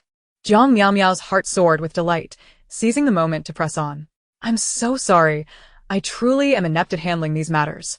Could you possibly guide me? Pei Xiaochuan set aside the magazine and regarded her with a glance. If you cannot manage such trivial matters, It suggests there may be no remedy for your intellect," he remarked, twirling a bead of his prayer beads in his hand. "Rather than futilely striving, it is wiser to learn the art of relinquishment." Jiang Miao Miao thought to herself, "What an insufferable straight man. Perhaps I should adopt a different approach to cultivate some physical contact and an atmosphere of ambiguity." She gently pushed her coffee cup toward him, whispering, "Indeed, I am rather foolish. Thank you, brother, for listening to my woes. You haven't had your morning coffee yet. Would you care for a sip of mine?" The iced Americano bore a faint hint of pale pink lip gloss. It was an age-old tactic, yet remarkably effective with men. Watching Pei Xiaochuan grasp the coffee cup, a smile crept onto Jiang Miao Miao's lips. After all, an indirect kiss is the first step toward nurturing an ambiguous relationship, and one thing often leads to another. She began to envision the expression of disappointment on Jiang Tang's face when she entwined her arm with Pei Xiaochuan's. To her astonishment, Pei Xiaochuan unhesitatingly tossed the coffee cup into the trash bin beneath the table. "Brother!" Jiang Miao Miao exclaimed, stunned and crestfallen. "Are you suggesting I am dirty?" "Indeed. The mouth is one of the pathways through which bacteria, viruses, and fungi enter the human body," Pei Xiaochuan replied calmly, returning to his magazine without sparing a glance at the rigid Jiang Miao Miao. "Though I am aware that stupidity cannot be transmitted orally, I am unable to overcome this mental hurdle." Chapter 48. You keep calling him brother. Are you planning to lay eggs? Jiang Miao Miao fled from the terrace in tears. It was evident that this time, her sorrow was genuine. Upon seeing Jiang Tang, she instinctively attempted to shield her swollen eyes, her pallid complexion flushed with emotion or anger, nearly betraying her usual impeccable acting. The words tumbled out uncontrollably. "Are you mocking me?" Jiang Tang, savoring a bag of potato chips, raised an eyebrow with unreserved pleasure. "Is it even necessary to ask? Your predicament is quite the spectacle." You. Jiang Miao Miao's eyes burned with fury, nearly spilling blood from her rage. Yet, she was still mindful of the live broadcast and struggled to suppress the urge to curse. "Is this how you perceive me, sister? I genuinely wish to have a good relationship with you from the start of the program, yet you." The audience, who had been watching the live stream since early morning, were thoroughly entertained by the unfolding drama. From Jiang Miao Miao's attempts to draw near to Pei Xiaochuan to Jiang Tang's timely entrance, everything was fodder for their amusement. "I can't believe Jiang Miao Miao is trying to fish for Pei Xiaochuan's attention," one viewer exclaimed. "If only my boyfriend had half of Pei Xiaochuan's charm, I would be overjoyed." Another chimed in. Pei Xiaochuan's remarks were utterly excessive. "Miao Miao is a girl with good intentions. Why must he be so harsh?" And Jiang Tang, eavesdropping on others' conversations. "How rude. LOL. You fans are the only ones who enjoy premium Longjing tea. Don't assume everyone is on the same page. Is it Jiang Tang's fault? What's wrong with enjoying the spectacle?" Jiang Miao Miao's fans attempted to engage in verbal sparring, but as the noise of the increasingly large audience overwhelmed them, their voices diminished to mere whispers, ultimately fading away. In response to Jiang Miao Miao's accusation, Jiang Tang leisurely munched on a potato chip, crunching away as though the confrontation was merely an amusing diversion. When Jiang Miao Miao, after a prolonged silence, failed to utter another word, Jiang Tang nonchalantly discarded the empty bag into the nearby bin. "Stop pretending. You can't even fill a trash bag at the door." Fists clenched, Jiang Miao Miao's chest heaved with anger. Though she loved to put on an act, Jiang Tang's blatant disregard left her feeling utterly exposed. She pointed an accusatory finger at Jiang Tang, exclaiming, "How can you think this of me?" Jiang Tang seized her wrist, the pressure causing Jiang Miao Miao's face to pale as she cried out in pain. Gazing at her disheveled state, Jiang Tang scoffed. "If you're not pretending, then why do you incessantly call him brother? Are you laying eggs?" Jiang Miao Miao's face flushed crimson, leaving her momentarily speechless. "I merely consider him a brother." Is that so? "You seem quite fond of claiming relatives. Don't you have any of your own? Why come on a dating show to find family?" Jiang Tang quipped, her expression betraying confusion. "What, are you into incest?" "Incest? Is that something I can hear?" A bystander interjected. "Do elaborate, I've already taken notes." Pei Xiaochuan, having caught wind of the commotion outside, emerged. Upon seeing him, Jiang Miao Miao's eyes lit up as though she had found a savior. She reached out to grasp his sleeve, her voice tinged with vulnerability. "Brother," Pei Xiaochuan deftly shifted to the right, evading her grasp. "Apologies, but I am an only child." Observing her crestfallen expression, he kindly added, If you are the unfortunate spawn of my family's elder, you could use a paternity test to reveal his hidden treasures. Even the battle-hardened Jiang Tang couldn't help but express her admiration. Wow, Pei Xiaochuan, your father must be quite the gentleman. I've been wanting to say it for a while. Why call him brother? He isn't to your biological sibling. Even if he were your brother. How can you be so intimate with him on a dating show? Perhaps it should be renamed Sibling Love Variety Show instead. This unexpected encounter left Jiang Miao Miao returning to her seat, her eyes still tinged with red. This time, however, Leng Qingchen did not approach her with words of comfort. Yu Yang glanced toward Leng Qingchen and Jiang Tang, revealing a hint of concern. Only Cheng Yan, after surveying the surrounding faces, sighed and handed her a handkerchief. Sister? Don't be sad. You look lovely when you smile, he said with a warm smile, revealing dimples in his cheeks. His gesture, coupled with his charming demeanor, appeared incredibly disingenuous. It was no wonder Jiang Miao Miao's expression softened, leading her to take a seat beside Cheng Yan. As today's schedule flashed across the screen, several guests revealed subtle expressions. The executive director inwardly cursed their misfortune but still announced the results of the audience poll. Love truly requires the support of family. Did everyone receive their family's blessings before joining this dating show? As we approach the conclusion of our first week on this dating show, I wonder if anyone has messages they wish to convey to their families. Today's audience segment involves a live connection with family members. Upon hearing this announcement, fans of Jiang Miao Miao couldn't help but smile. It is well known that Jiang Miao Miao has always regarded herself as the heiress of a prominent family in the entertainment industry. While Jiang Tang has never uttered a word about her family background prior to her appearance, it is evident that her familial situation leaves much to be desired. Through a series of analyses, Jiang Miao Miao's fan club has determined that in order to secure a win over Jiang Tang, they must leverage Jiang Miao Miao's strengths to highlight Jiang Tang's weaknesses. After deliberation, this strategy was swiftly approved. They resolved to exert their utmost efforts during the family connection segment, further solidifying Jiang Miao Miao's princess persona and allowing Jiang Tang to grasp the extent of their disparity. When the theme of the connection was announced, Jiang Miao Miao, as anticipated by her fans, turned her gaze toward Jiang Tang. However, the supporters looking around failed to detect even a hint of joy on Jiang Miao Miao's face. In fact, she appeared somewhat apprehensive. At that moment, as the executing director concluded his remarks, Jiang Tang once again raised her hand like a schoolgirl. Director, I think I will opt out of this segment. The barrage of comments erupted. What? You can opt out? Are you unable to handle it? Is your family situation so dire that you're embarrassed to show it? Just say so. Don't flaunt in front of our Miao Miao. What a disgrace. It's obvious that only a family lacking in manners could raise such a child. For the first time, Jiang Miao Miao's fans witnessed Jiang Tang retreating from the challenge. Relishing their newfound triumph, they began to inundate the chat with insults. Why won't you participate? If there is a specific reason, you should share it.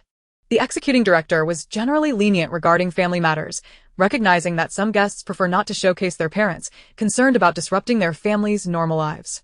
Jiang Tang withdrew a tissue from the table, dabbing at non-existent tears at the corners of her eyes. I am an orphan. My entire family has passed away. The comments fell silent in an instant, even Jiang Miao Miao's fans momentarily at a loss for words. Jiang Tang then added, do not mourn. They received what they deserved. Chapter 49. Are you blinded by grease, or casually concerned? In the Jiang household, upon hearing Jiang Tang's audacious remark, Jiang Yu felt his heart nearly seize with rage. He hastily popped 2 heart-saving pills into his mouth, pointing at the screen, nearly at a loss for words. Darling, look at her. It's as if she's cursing us to death. Wan Xingmei massaged Jiang Yu's chest, a flicker of hatred gleaming in her eyes. Mom and Dad. At this juncture, are you truly willing to tolerate her nonsense due to blood ties? Jiang Yi's expression remained calm, yet his voice was notably frigid. Letting her act foolishly on-screen is a disgrace to our family. Should she utter anything further, it could adversely affect our company's stock prices. It would be better to wait until she returns home. Jiang Yu gazed at Jiang Tang on the screen, regret nearly engulfing him. Had he known it would come to this, he should not have allowed Jiang Tang to leave. Had he known, he should not have consented to her return to the family.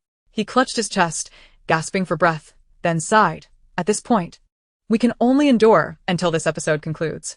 While the Jiang family simmered with rage, the audience in the comments was utterly bewildered. Wait, is this just talk? Or is it real? Who would dare to speak of their parents in such a manner, using them for attention? What could provoke such animosity? I suspect it's genuine. Despite Jiang Tang's shocking remarks, it was the first time she had invoked her parents in such a manner. The discussion among the live audience grew heated, and even Jiang Miao's fans hesitated to continue attacking Jiang Tang's family. Amidst this chaos, no one noticed the extraordinary expression on Jiang Miao's face. After all, she had been nurtured by the Jiang couple for many years. If she now displayed no reaction to Jiang Tang's words, or even refused to refute them, how would the Jiang family perceive her? It is worth noting that now that Leng Qingchen was unreliable, Pei Xiaochuan had yet to be ensnared. Faced with Jiang Tang's persistent pressure, she could only cling to the Jiang family. Is it really appropriate for you to speak of uncle and aunt like that? They would surely be heartbroken if they saw this. Jiang Miao feigned discomfort. Family ties run deep. It shouldn't be spoken of so lightly. This comment prompted the uninformed guests to cast suspicious glances at Jiang Tang. Yet, Jiang Tang remained unfazed, returning a smile that was neither warm nor cold. It seems you are quite familiar with my family situation. Jiang Miao was momentarily at a loss for words. If she were to openly admit her knowledge of Jiang Tang's family, it would inevitably expose the true nature of their identities. Should this revelation occur during the live broadcast, she would undoubtedly become the target of ridicule. However, if she claimed ignorance, wouldn't that be a slap in the face? I apologize. I merely assumed. Seeing Jiang Miao struggling for words, Jiang Tang chuckled lightly. Oh, I assumed you were so familiar because you had met my family. The sharpness of her words drew a frown from Yu Yang nearby. Why bring others into your family matters? He likely had grown so accustomed to his position that his words dripped with condescension. One should honor their parents, with such bitterness at a young age. What will become of you? Jiang Tang had been awaiting this moment. With a cold laugh, she retorted, You know this is my family matter. Why meddle in my affairs? Jiang Tang was genuinely irritated. Having been doused with Jiang Miao's theatrics early in the day, now she was being lectured by this Yu Yang. Ah yes, I am indeed filled with bitterness. Best keep your distance from me. Stepping forward, she grasped Jiang Miao by the collar, dragging her into the spotlight. Are you blinded by grease, or casually concerned about whether my family's beasts were saddened by their demise? Jiang Miao screamed loudly, Let go of me, Jiang Tang. Do you hear me? Jiang Tang seized her chin with one hand, stifling the latter half of her protest, leaving only muffled sounds of defiance. I ask you, do you truly understand, or have you fallen silent? Jiang Miao was rendered quiet. The living room descended into an eerie silence. After a brief pause, Pei Xiaochuan leaned forward, seemingly eager to join the fray. She seemed so invested. Since you both share the surname Jiang, I assumed you were sisters. He paused, meeting Jiang Tang's gaze, then smiled faintly. So that is not the case? Of course not.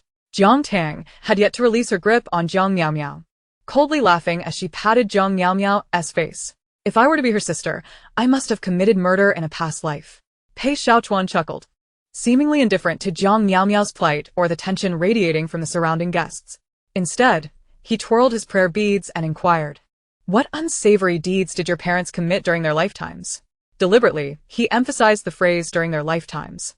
Jiang Tang smiled with satisfaction. Her expression of contentment was evident as she released her grip on Jiang Miao, casually smoothing out her collar.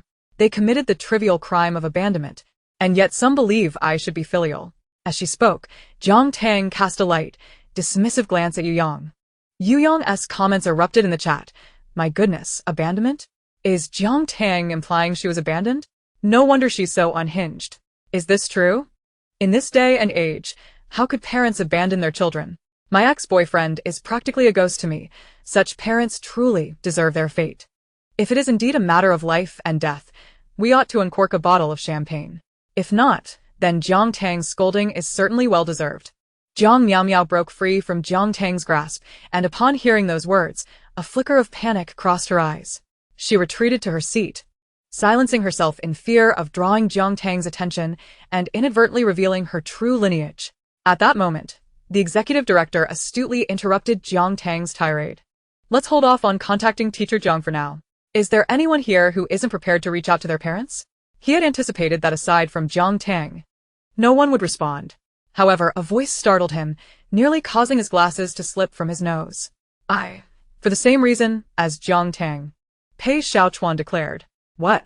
Surely, not everyone in Jiang Tang's family is unaware, while the head of the Pei family is still present. Xiaochuan. I had tea with your uncle and aunt just last week, Helan remarked quietly, her expression tinged with disapproval. Pei Xiaochuan's demeanor was strikingly grave, speaking with the aura of a monk devoted to asceticism, yet his words carried considerable weight. Some have departed this world, yet they continue to exist in our hearts. Others still breathe, but have already been declared dead in my mind. He cast a glance at Jiang Tang, who wholeheartedly approved, rising to applaud. Chapter 50. In terms of appearance, who truly is the biological child? Pei Xiaochuan's words rendered the executive director speechless. In the past, this segment had been about familial bonds and heartfelt emotions. Now, he could only respond in silence, paralyzed with fear. Who would have imagined that the illustrious owner of Eden would have such a contentious relationship with the Pei family? He glanced towards Helan, whose face bore a look of astonishment, clearly caught off guard by this revelation. Even the old acquaintance, the He family, was oblivious to this inside scoop. I can't comprehend it, but I am utterly shocked. Isn't he concerned about Eden stock prices? If Eden stock were so easily swayed, it wouldn't be Eden. Came the retort. But what could have transpired in the Pei family that would cause Pei Xiaochuan, a figure of such stature, to hold a grudge? Evil men provoke fear. If Pei Xiaochuan, a figure who sends shivers down the spines of many, can remember such grievances for so long, it seems his family must be rife with turmoil. With Pei Xiaochuan backing him, the executive director dared not utter any unnecessary words or make demands. If that were the case, swapping family for friends would suffice. As this segment sought blessings in matters of love. This time, neither Jiang Tang nor Pei Xiaochuan objected, and the segment commenced. Fang Mubai's father had passed away, so he opted to speak with his mother, their brief exchange evoking tears. Helan's parents appeared on screen, both exuding elegance and grace, unmistakably members of the social elite. They not only conversed tenderly with their daughter, but also took the time to inquire about Pei Xiaochuan, who sat alone nearby. Most chose to speak with their parents together. Yet to everyone's astonishment, Zhang Miaomiao opted to video call only her father. She was accustomed to sharing her life on social media. And although her parents did not appear on camera, her followers could sense the affection her parents held for her, particularly her mother. She often posted about shopping trips with her mother and the treats she prepared, leading her fans to harbor certain expectations about her mother. Consequently, the fans felt a twinge of surprise. Miao Miao, didn't he bring her mom along? Wasn't it said that she has a particularly close relationship with her mother? Who dotes on her? Could it be that her mother isn't home? That shouldn't be the case. I wanted to see what Miao Miao's mother looks like. She must be a beauty. Jiang Miao Miao let out a soft sigh of relief, using the excuse of fetching a tissue to wipe the sweat from her brow.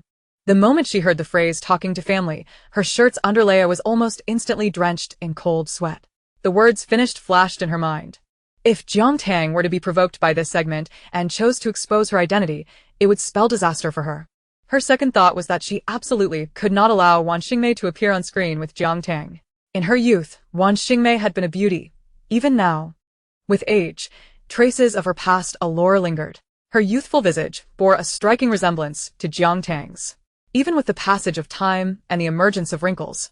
If the three of them were to be seen together, no one would mistake who the true biological daughter was. Contemplating this, Jiang Miaomiao felt an uncontrollable surge of hatred. It was Jiang Tang's resemblance to their mother that had allowed her to be recognized and welcomed back into the family. She must prevent such a scene from unfolding here. She could only call Jiang Yu. The phone rang once before he answered.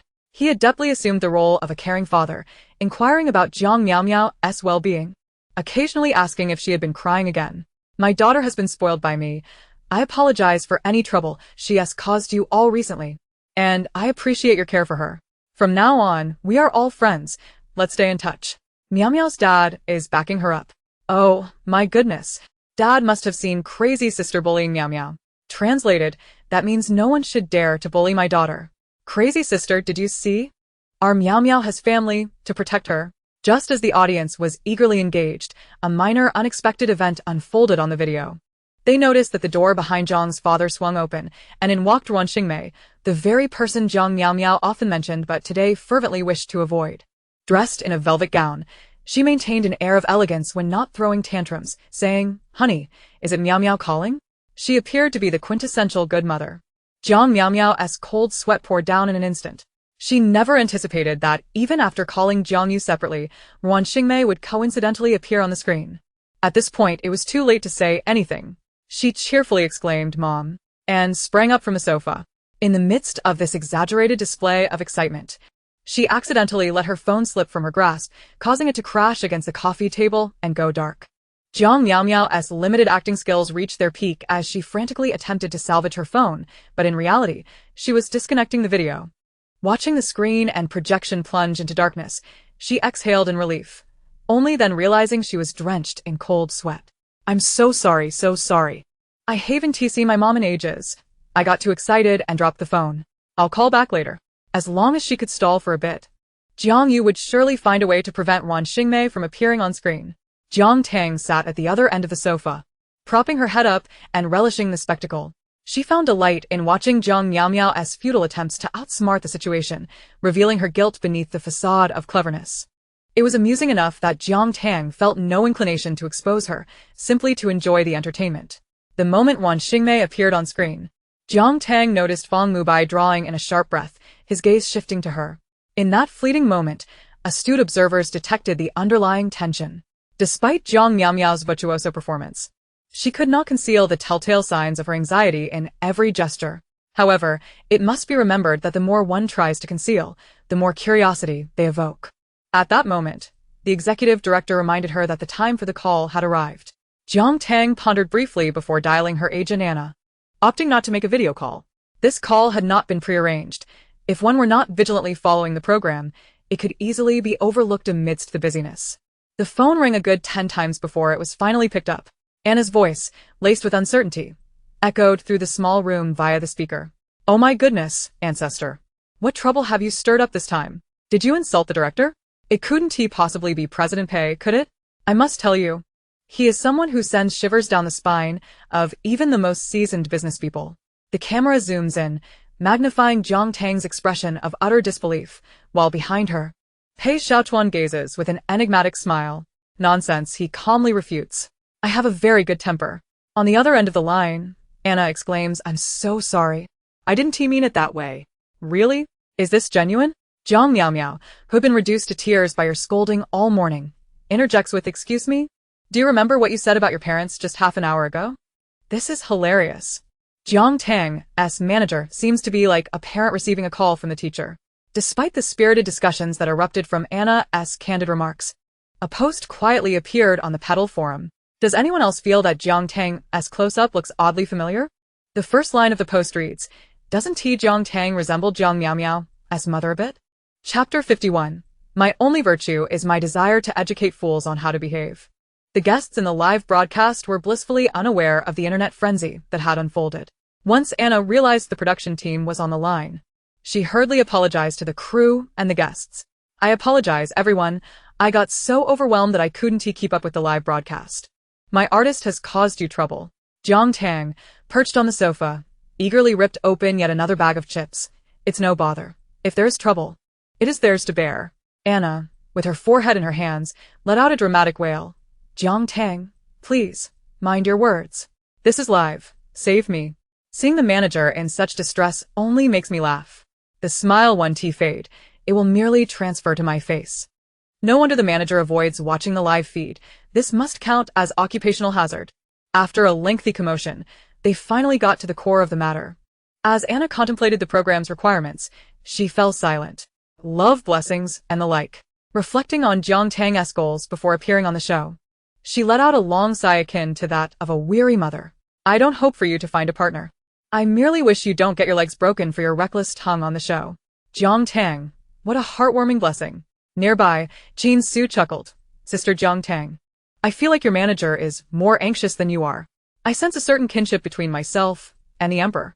Jiang Tang, with utmost seriousness, waved her hand, adopting a poised demeanor. "Firstly, iam capriccios. Secondly, iam inherently suspicious. Thirdly, I am the sovereign, and I am never in error. Fourthly, those around me are more anxious than I." After a brief silence, Anna's roar echoed once more.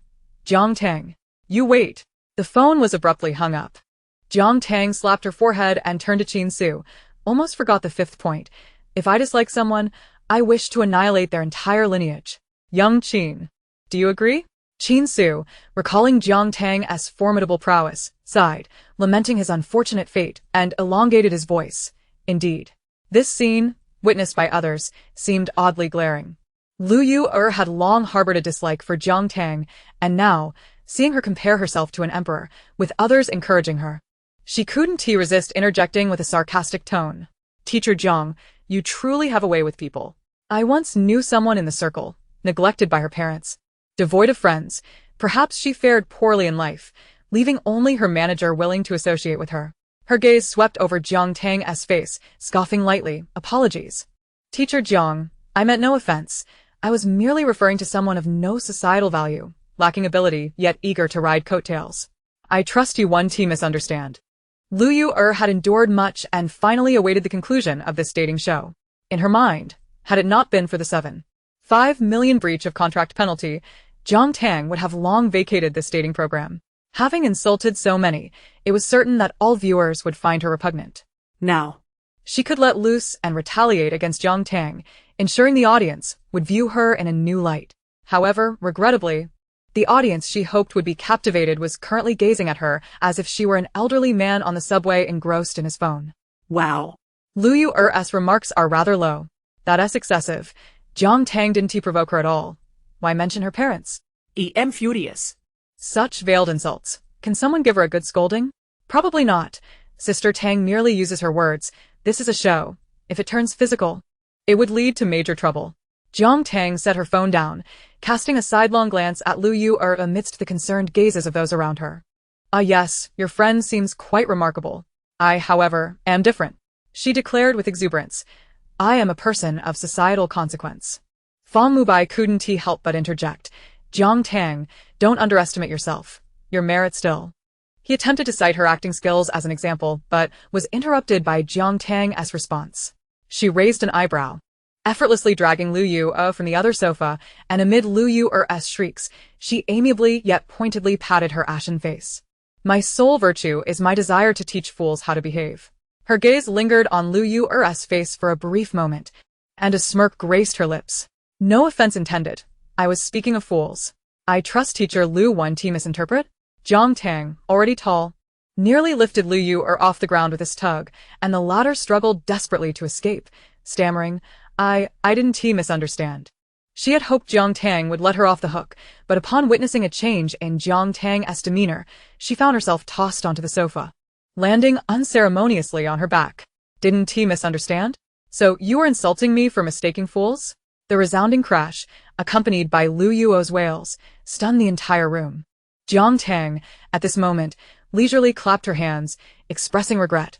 Oh dear, I slipped. That was exhilarating. What a resounding sound. Oh my, she truly struck her. That was so satisfying. Is the crazy sister unwell? Fighting here. Is that any way to behave? Lu Yu deserves it, honestly. Who acts so provocatively? To deal with such people, one must abandon all decorum. A bit of civility would only lead to further bullying. This commotion hastily concluded the family call segment, and the activities scheduled before lunch were entirely cancelled due to Lu Yu's breakdown. The final itinerary for this episode of the dating show now consisted solely of the fan interaction in the afternoon and a temporary farewell. With a week's respite before the second episode's filming, it was an opportune moment to arrange interviews and various activities to enhance visibility for the guests. However, the production team was now too preoccupied to plan any subsequent activities. They were currently ensnared by the turmoil ignited by a post comparing Jiang Tang and Jiang Miaomiao's mother. This morning, amidst various troubles, the post had quietly emerged and swiftly overshadowed the conflict between Jiang Tang and Lu Yu. Its incendiary opening line sent ripples of shock through the audience. All who had yet to catch the live broadcast, upon reading the first line of the post, were immediately left in a state of bewilderment. After all, for celebrities, suggesting that two individuals bore a resemblance was a major faux pas, let alone involving a star's family member. Yet, as the original poster updated with comparative images, the tone of the comments shifted from readiness to criticize to a stunned silence. Wow, although Jiang Miaomiao's mother only appeared briefly, there does seem to be a resemblance. The level of suspicion regarding who might be the biological daughter has reached its peak. Upon comparison, the similarities in their eyes and facial contours are striking, sending shivers down my spine. Jiang Tang and Jiang Miao Miao share the same surname. Could there be a familial connection, I wonder? Will you all understand? Jiang Tang bears no resemblance whatsoever to Miao Miao's mother. Fans of a certain household, please refrain from seeking attention, alright? Miao Miao's mother exudes such elegance. How could that neurotic Jiang Tang possibly resemble her? Supporters of Jiang Miao Miao have entered the fray, fiercely defending their idol and engaging in heated arguments with the audience in the thread.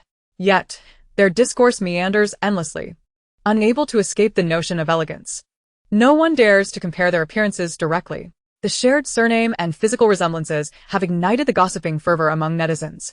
A derogatory comment made by a Jiang Miao Miao fan beneath Jiang Tang's selfie resurfaced last week, reading, "How shameless. Miao Miao just posted and you immediately jumped on the bandwagon. Go die." Following this comment, curious netizens traced back to Jiang Miao Miao's Weibo, where they discovered two photos with strikingly similar backgrounds, both revealing a corner of the Jiang family villa. The comments under this post express the sentiment of the moment. Holy cow, what a sensational scoop. Chapter 52. Our commonality lies in our shared desire for the other to meet an untimely demise.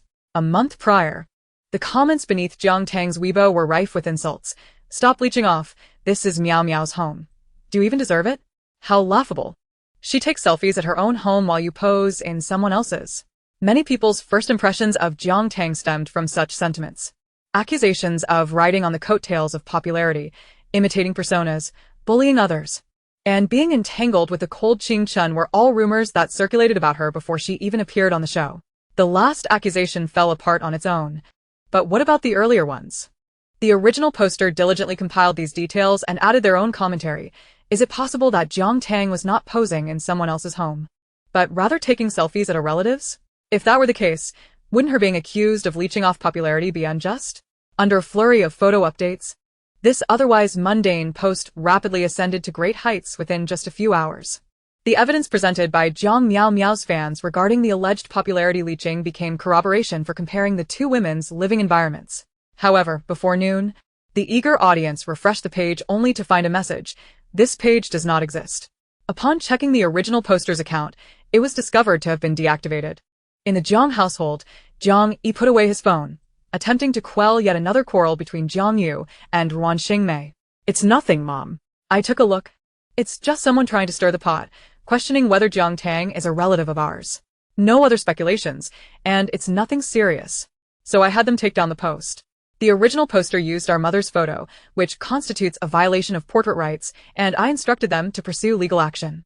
He cast a disdainful glance at Jiang Tang on the screen, his contempt barely concealed. Manipulating the online narrative is all too easy. With enough financial backing, anything can be suppressed. After uttering this, he dismissed the post from his mind, for it was merely a common individual's ordinary post. At the very moment when the post and its author vanished from existence, the netizens monitoring it were left in utter confusion.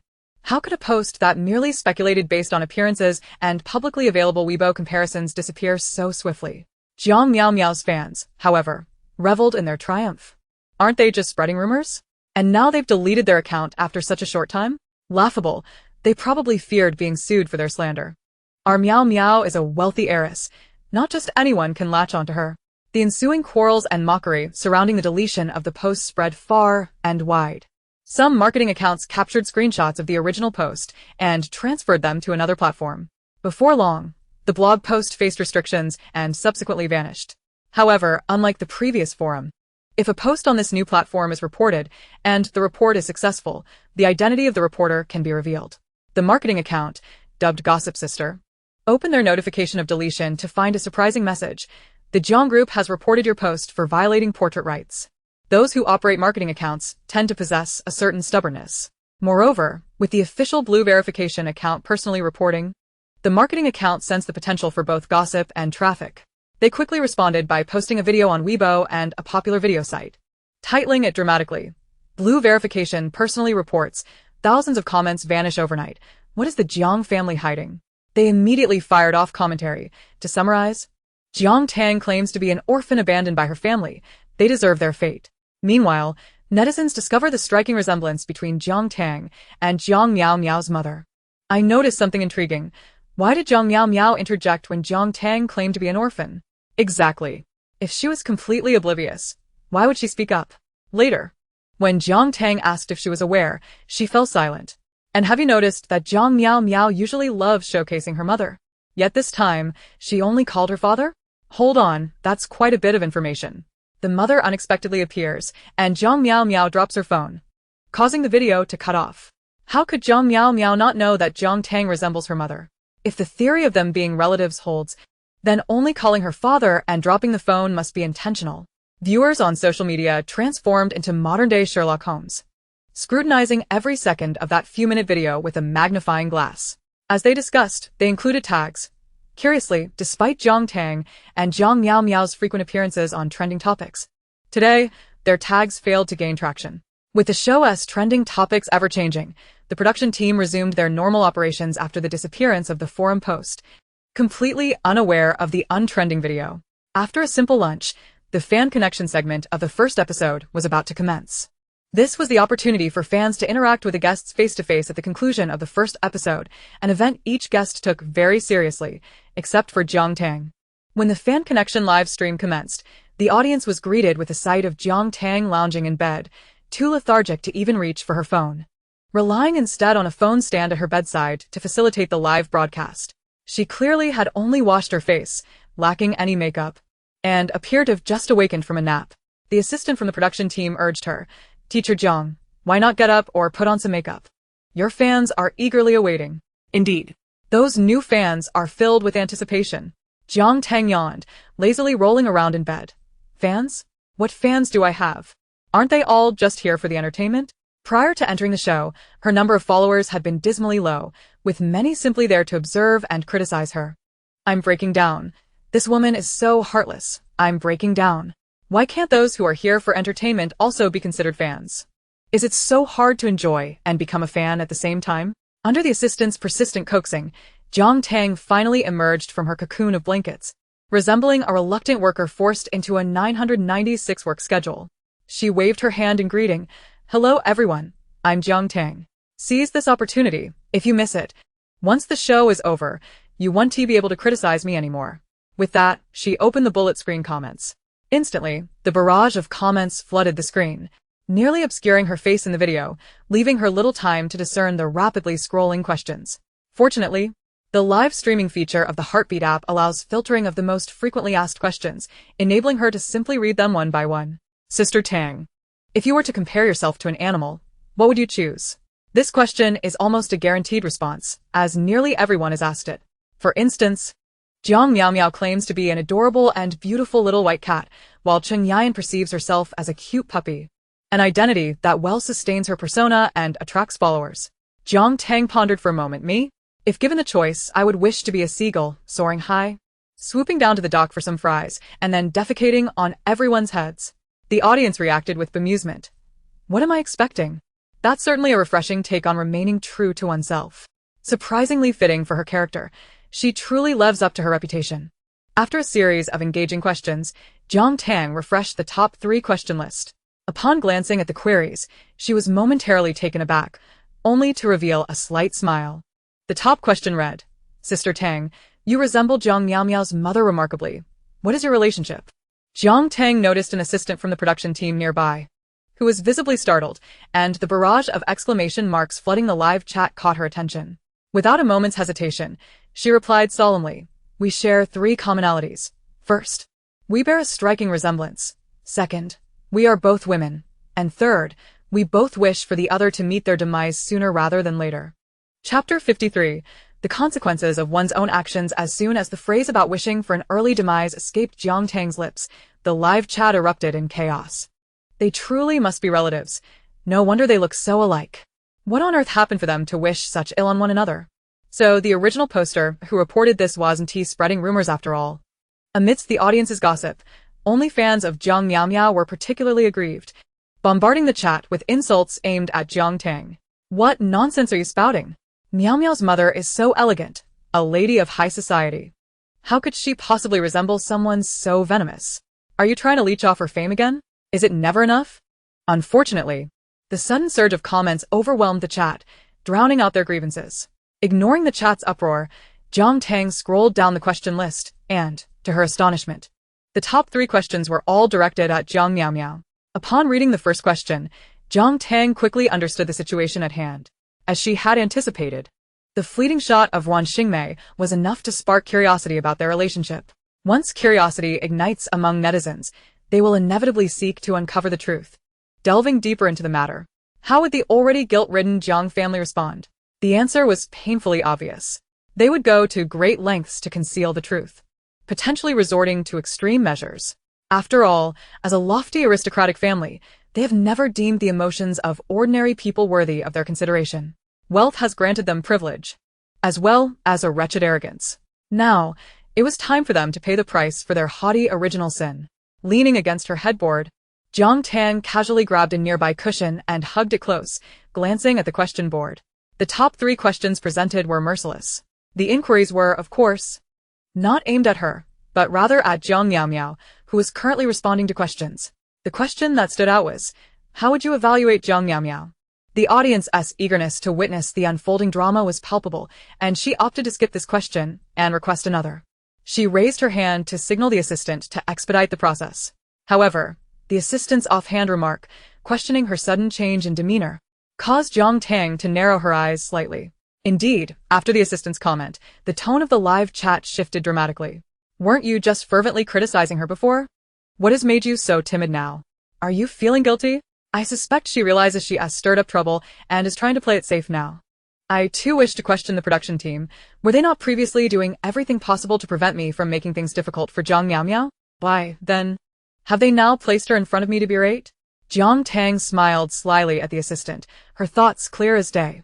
It was evident that the production team was not having a sudden change of heart in presenting Jiang Miao Miao to her.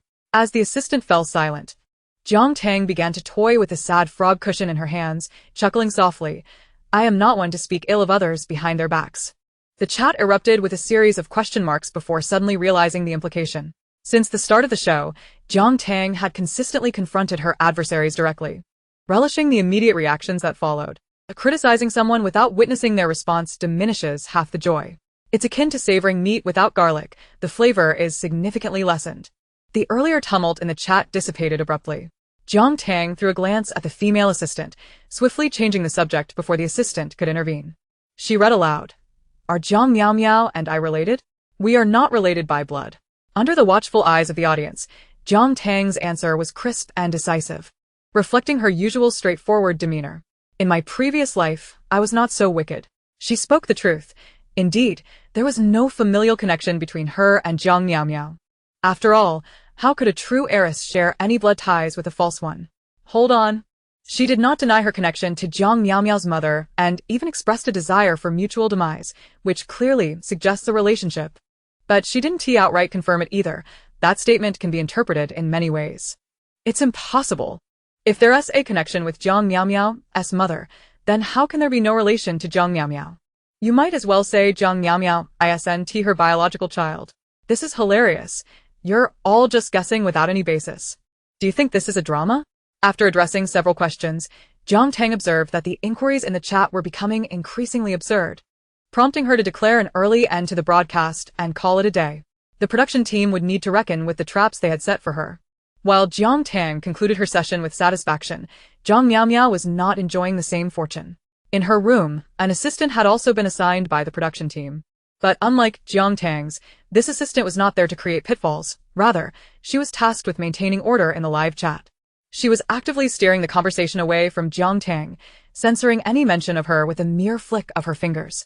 Regardless, as the live broadcast progressed, a surge of viewers flooded the room, and the assistant, unbeknownst to her, received a phone call and hurriedly departed, leaving Jiang Miao Miao alone. Without the assistant's real-time filtering system, the audience's true inquiries were laid bare before Jiang Miao Miao. Do you realize how much you resemble Jiang Tang? What is your relationship with Jiang Tang? Did Jiang Tang visit your home? Or was she merely posing for a photo? As these questions emerged, Jiang Miao Miao felt a fresh wave of perspiration soaking through her back. She could not help but glance towards the door, almost hoping the assistant would return to shield her from these inquiries. Uncertain of when the assistant might return, she clung to a glimmer of hope and began to charm the chat, feigning innocence. What is going on, everyone? Why are you all asking about others? Did Miao Miao do something wrong? This endearing display of charm did yield some results initially, but soon, impatience began to ripple through the chat. Seriously? Is there anything so difficult to answer? Why the hesitation? On the other hand, Jiang Tang answered immediately. If you don't want to respond, just say so. Even the production team wanted to provoke Jiang Tang into criticizing you, and she outright refused. As Jiang Miao Miao stared at the barrage of questions, her complexion grew increasingly pale. She is utterly oblivious to what Jiang Tang just responded. Should her answer diverge from Jiang Tang's, the audience would surely cling to it, probing relentlessly for the truth. Now, she finds herself in a predicament. Whether to respond or remain silent is a dilemma. Far away, Jiang Yi, from the Jiang family, is attentively monitoring the situation in Jiang Miao Miao's live broadcast. Upon witnessing this moment, he furrows his brow. He distinctly recalls having contacted the production team, subtly suggesting an increase in advertising fees to ensure that they filtered questions directed at Jiang Miao Miao. Observing Jiang Miao Miao estirful visage. Jiang Yi calculates a multitude of solutions in his mind, yet alas, his reach is limited. He extracts his phone once more, intent on calling the director for clarification. The phone rings once before being answered. Jiang Yi, embodying the temperament of a young master, displays his genteel demeanor solely towards Jiang Miao Miao. Now, however, as he comes to inquire, his tone is far from pleasant. What have you done regarding my request? What about Miao Miao? His sentence remains uncompleted, interrupted by a light laugh from the receiver, a sound so familiar, it is almost musical. In that instant, a chill envelopes him, as if he has plunged into an icy abyss. On the other end, Jiang Tang holds the director's phone, the speakerphone reverberating within the room. I've caught you, she declares. Chapter 54. The end of the live broadcast? You two siblings truly know how to deliver. How is it possible? How could Jiang Tang have uncovered his manipulations? Even more alarmingly, how did the director's phone end up in her possession? Had his previous words been recorded? A myriad of questions swirl in his mind, refusing to dissipate. Jiang Yi's grip on his phone tightens, his fingers turning pale as he contemplates Jiang Tang's actions from earlier to now, growing increasingly alarmed. He cannot fathom how Jiang Tang could have known. The fact that the Jiang family would take action was something Jiang Tang had already surmised. From the moment Wan Xingmei's figure mistakenly appeared on screen, the external voices conveyed through those questions made the Jiang family's urgent public relations response unsurprising to her. Typically, crisis management follows two paths, silencing dissent and averting attention. However, based on the assistant's behavior, the Jiang family had devised a third option, discrediting the victim. If she, the victim, were to fall back into a quagmire of infamy, rendering her accounts untrustworthy, the Jiang family's objectives would be fulfilled. This explains why, upon hearing the assistant's leading statements, she confronted the production team directly, voicing her suspicions of their underhanded tactics. The production team, having previously been embroiled in scandal, was reluctant to become the center of controversy once more. Thus the assistant assigned to Jiang Miao Miao was promptly dismissed. Ideally, matters should have concluded here. Yet, Jiang Tang did not depart as the director had anticipated. Instead, she remained seated in the director's meeting room, sipping chilled cola and snacking on sunflower seeds, as if awaiting something, until the phone rang. You've been sitting here, anticipating a call all along? The director, clutching a handkerchief, wiped the sweat from his brow, his face once again betraying regret. Following the incident with Ling Qingchen, he could scarcely endure another upheaval. Another misstep would undoubtedly cost him his position, jeopardizing his secure livelihood. Had he known Jiang Tang would foresee this, he would never have acquiesced to Jiang Yi's request to arrange for an assistant to safeguard Jiang Miao Miao. Regret washed over him, nearly drowning him, but it was too late. Jiang Tang ignored the director's inquiry, her gaze fixed upon the phone in her hand, which remained on speaker. Jiang Yi's silence on the other end had lingered far too long, leading one to suspect he had hung up. Jiang Tang, Miao Miao isn't feeling well. I'm merely advising the director to look after her. Jiang Yi, as if rehearsing his lines, transitioned from prolonged silence to a smoothly flowing, polite tone. My apologies. As her brother, I am simply overly concerned for my sister, which is why I contacted the director. I regret any misunderstanding this may have caused. Observing his artifice, Jiang Tang couldn't help but smirk. Go ahead, let us see how long you can maintain this charade. Oh, I see. What a considerate brother you are. So, are you not inclined to provide me with an explanation? After regaining his composure, Jiang Yi's responses flowed as if he had meticulously rehearsed them internally for a decade.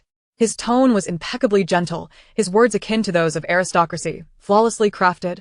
I apologize, but this is a family matter, and I see no necessity to explain extensively to a stranger. Oh, is that so? Jiang Tang replied, refraining from further rebuttal. Jiang Yi on the other end covered the microphone, exhaling a sigh of relief. Finally, I've navigated this hurdle. Though Jiang Tang appeared to have made some progress, she remained constrained by her limited perspective, merely resorting to verbal jabs while her cunning and tactics paled in comparison to theirs. At this moment, Jiang Yi had completely forgotten the tension he felt just minutes prior. Indulging in mockery, he coldly inquired, "Do you have any other matters? If not, kindly return the phone to the director." Yet the other end was silent, replaced by the sound of rustling. Suddenly, Zhang Miao's voice emerged, faintly trembling, laced with a hint of tears, conveying her distress, distorted by the distance and screen. However, this time, Jiang Yi found no inclination to console her. He abruptly glanced at the muted screen, adjusting the volume. Within the microphone, Zhang Miao's words echoed, revealing the collapse of her psychological defenses. Woo-woo, sister is indeed a distant relative of our family. Jiang Yi claimed she was a stranger. Zhang Miao insisted she was a distant relative. Despite portraying themselves as siblings to the public, why had their narratives not yet aligned? Jiang Tang, Observing the live broadcast screen from the production team, shook the remote control in her hand, chuckling softly. "Hello, stranger. Feeling the heat yet?" With that, she ended the call. Jiang Yi clutched his phone, staring blankly at the screen at home, only now realizing that his shirt had become drenched in cold sweat. It's over. The discrepancies in narratives between Jiang Miao and him had manifested fundamentally. Not only Jiang Yi sensed the gravity of the situation, but the production team, who had not heard Jiang Yi's earlier statements, began to sweat profusely as well. They watched as Jiang Tang, with a smile, returned the phone to the director. Meanwhile, on the screen, Zhang Miao appeared on the verge of collapse, overwhelmed by the barrage of questioning in the comments and the gaming segment. "She resembles my mother. So my mother invited her over to play. Perhaps it was during that time we took selfies. I don't know anything else." Witnessing this stark contrast to Jiang Yi's narrative, they finally grasped the seriousness of the situation. Not only did they realize it, but the audience, who had not heard Jiang Yi's comments, also began to sense something amiss. Distant relative? Didn't Jiang Tang deny any familial connection? Ah? Your mother invited her over? Then why did she say they wished for each other's demise sooner? If Jiang Tang is a guest, then why didn't you respond when your fans accused her of riding on your coattails and imitating you? Does anyone understand? Why does Zhang Miao look like she's about to cry? She seems so anxious. Zhang Miao could no longer bear the psychological pressure. Each comment on the screen struck at her most vulnerable and sensitive spots. She could not endure any longer. "I don't know. My parents didn't tell me much. And no one informed me about the fans. Boo-woo," she cried, shutting down the live broadcast. At this moment, the live segment of the show had concluded, and the staff began shutting off the cameras in the hallway one by one, tidying up for the final time. Zhang Miao was acutely aware of this fact. The moment she closed her live broadcast, her expression transformed from one of delicate vulnerability to a twisted grimace. The grievances she had endured during the stream, the anger from being questioned, and the fear of being exposed all surged within her, all of which she attributed to her assistant's departure. If her assistant had been present, would things have unfolded differently? Raised in the lap of luxury as the eldest daughter of the Jiang family, her feigned fragility did not equate to a gentle temperament. With no cameras to capture her, she hurried towards the director's lounge. "Director, where is my assistant? Why was she summoned away in the middle of my broadcast? What on earth are you all doing?" Her accusatory words were abruptly choked back. Inside the director's lounge, the crew appeared apprehensive, with Jiang Tang standing at the center, smiling at her. Jiang Tang. Zhang Miao's eyes burned with rage, her restraint dissipating as she shouted frantically, "Is it all you're doing? You're the one harming me. This is all part of your scheme, isn't it?" Jiang Tang raised an eyebrow, casually flipping her phone to reveal the recording interface, waving it at Zhang Miao in a friendly manner. "You really are a family, like the Calabash brothers rescuing their grandfather, one by one." Chapter 55. Speak frankly? My slap is more direct. If time were to rewind to 2 weeks prior, Zhang Miao would never have orchestrated such a contrasting scenario by inviting Jiang Tang onto the show. Initially intending to use Jiang Tang as a stepping stone, she found herself ensnared in a predicament. As she gazed at Jiang Tang's phone recording, regret washed over her like a tidal wave, nearly submerging her. Jiang Miao Miao clenched her fists. Even the pain of her nails piercing her soft palm went unnoticed. Everything was part of your plan, wasn't it? With the recording pen before her, she carefully chose her words, redirecting her frustrations towards Jiang Tang. You deliberately joined this dating show, steering the conversation towards my family. Were those criticisms of my parents your doing as well? I misjudged you. I once regarded you as a sister, yet you have betrayed me. She clutched her heart, her demeanor still seemingly frail, but in that fleeting moment, she summoned a professionalism rarely seen even during filming, beginning her performance. Witnessing such captivating acting, Jiang Tang couldn't help but applaud her. Ah yes, indeed, your analysis is utterly correct. There is only one truth, and the culprit is me. When one is on the brink of mental collapse, they often cling to the most improbable notions, hoping to attain a desired outcome. Jiang Miao Miao was no exception in that moment. Her eyes widened. You admit it. Did everyone see that? She confessed. This was all part of her scheme. In a fraught moment, she recognized the true puppet master was herself. Indeed, I coerced Leng Qingchen into signing a contract worth 7.5 million in penalties. It was also I who manipulated the director and Leng Qingchen, conspiring to create a dual narrative. I, with my unparalleled mental prowess, orchestrated this from afar, compelling countless viewers to pose these questions to you. As she continued, Jiang Tang felt an overwhelming sense of power, standing at the pinnacle of the entertainment industry. She adopted an aloof demeanor, stating, I, Jiang Lisu, can obliterate this entertainment world with but a flick of my finger. This new persona is rather appealing. Perhaps I should embody it. Jiang Miao Miao, despite her eagerness for Jiang Tang to embody such a ludicrous persona, had, over the course of their interactions on the show, grown somewhat perceptive. Observing Jiang Tang's apparent madness, she instinctively chose to overlook the topic. You never used to behave like this. Recording me with your phone in a targeted manner. Sister, you have truly changed. I never knew you harbored such hatred for me. Jiang Tang, holding her phone, felt compelled to acknowledge Jiang Miao Miao's theatrical performance with applause. She tilted her head in confusion. Really? Just last week you said. Jiang Tang mimicked Jiang Miao Miao's voice. I know you hate me, sister. Enough. Jiang Miao Miao, fully aware of the ensuing confession, hastily interrupted the damning phrase, stepping forward to soften her tone. Sister, I believe there has been a misunderstanding between us. Can we not turn off the recording and have an open conversation? Is that so? The surrounding onlookers were taken aback. Jiang Miao Miao, who was ostensibly the pampered heiress, had been playing the dominant role throughout the show. Yet now, she was humbly pleading with Jiang Tang to cease recording. Whispers began to circulate in the lounge, with the crew members murmuring amongst themselves. What on earth is going on with Jiang Miao Miao? Why does she seem so intimidated by Jiang Tang? This must be an indication of guilt. I read online that all posts about Jiang Tang and the Jiang family were deleted, and the original poster was even sued. Is that true? This reeks of guilt. If she were innocent, why would she be so anxious? Wouldn't it be better to answer questions openly? And if she has nothing to hide, why ask someone to stop recording? Wouldn't leaving evidence be more advantageous? As Jiang Miao Miao listened to the murmurs, her expression darkened further. Just then, Jiang Tang leisurely picked up her phone and pressed the stop recording button. Are all recordings and videos turned off? Since Jiang Miao Miao wishes to speak candidly, I shall do the same. Under Jiang Tang's scrutinizing gaze, the crew hastily verified that no recording devices were active. Seeing this, Jiang Miao Miao's heart soared with joy. Indeed, Jiang Tang still wanted to sit down and have a proper discussion, despite the chaos she had caused. She still wished to leverage this opportunity to return to the Jiang family. What she feared most was that Jiang Tang would refuse to converse, intent on ruining the Jiang family. If she could stabilize Jiang Tang here, once they left the show, Jiang Tang would be at their mercy. As these thoughts danced in her mind, Jiang Miao Miao stepped forward, attempting to link arms with Jiang Tang, adopting a sisterly demeanor. In the next moment, however, Jiang Tang smiled at her and raised her hand.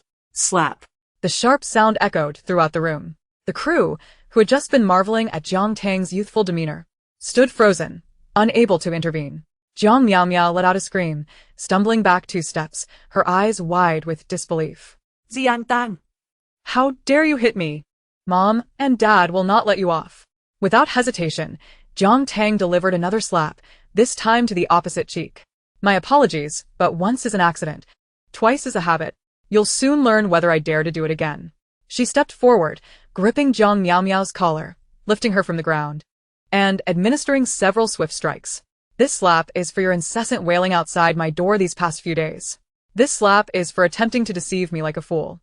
This slap is for the rumors you've spread about me during your broadcast. And this slap is for your duplicitous behavior. Thinking you could use me as a pawn while I have a fist as large as a cauldron, and I have a say in it. The flurry of slaps caught everyone off guard. Help! Help! She asked, trying to kill me. Someone stop her. Jiang Miao Miao's once flawless visage was now swollen and bruised, blood seeping from an unknown cut at the corner of her mouth. Gone was the image of the pure lily of the entertainment industry. She now resembled a freshly roasted pig. You said we would speak frankly. At that moment, the crew finally snapped out of their stupor and rushed forward to try and intervene between Jiang Tang and Jiang Miao Miao. Jiang Tang, unfazed, relaxed her grip, allowing Jiang Miao Miao to slump to the ground. She continued to smile, unfazed by the slightly intense activity of the sandbag hitting, merely retorting, "Do I not speak plainly enough? Look how straightforward my slap is." She shook her hand thoughtfully. Indeed, physical confrontation was far more satisfying than mere verbal rebuke. Chapter 56. This is troublesome. Why not call the police?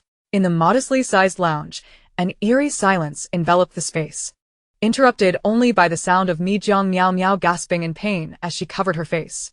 No one could have anticipated that Jiang Tang would dare to strike someone in plain view of everyone.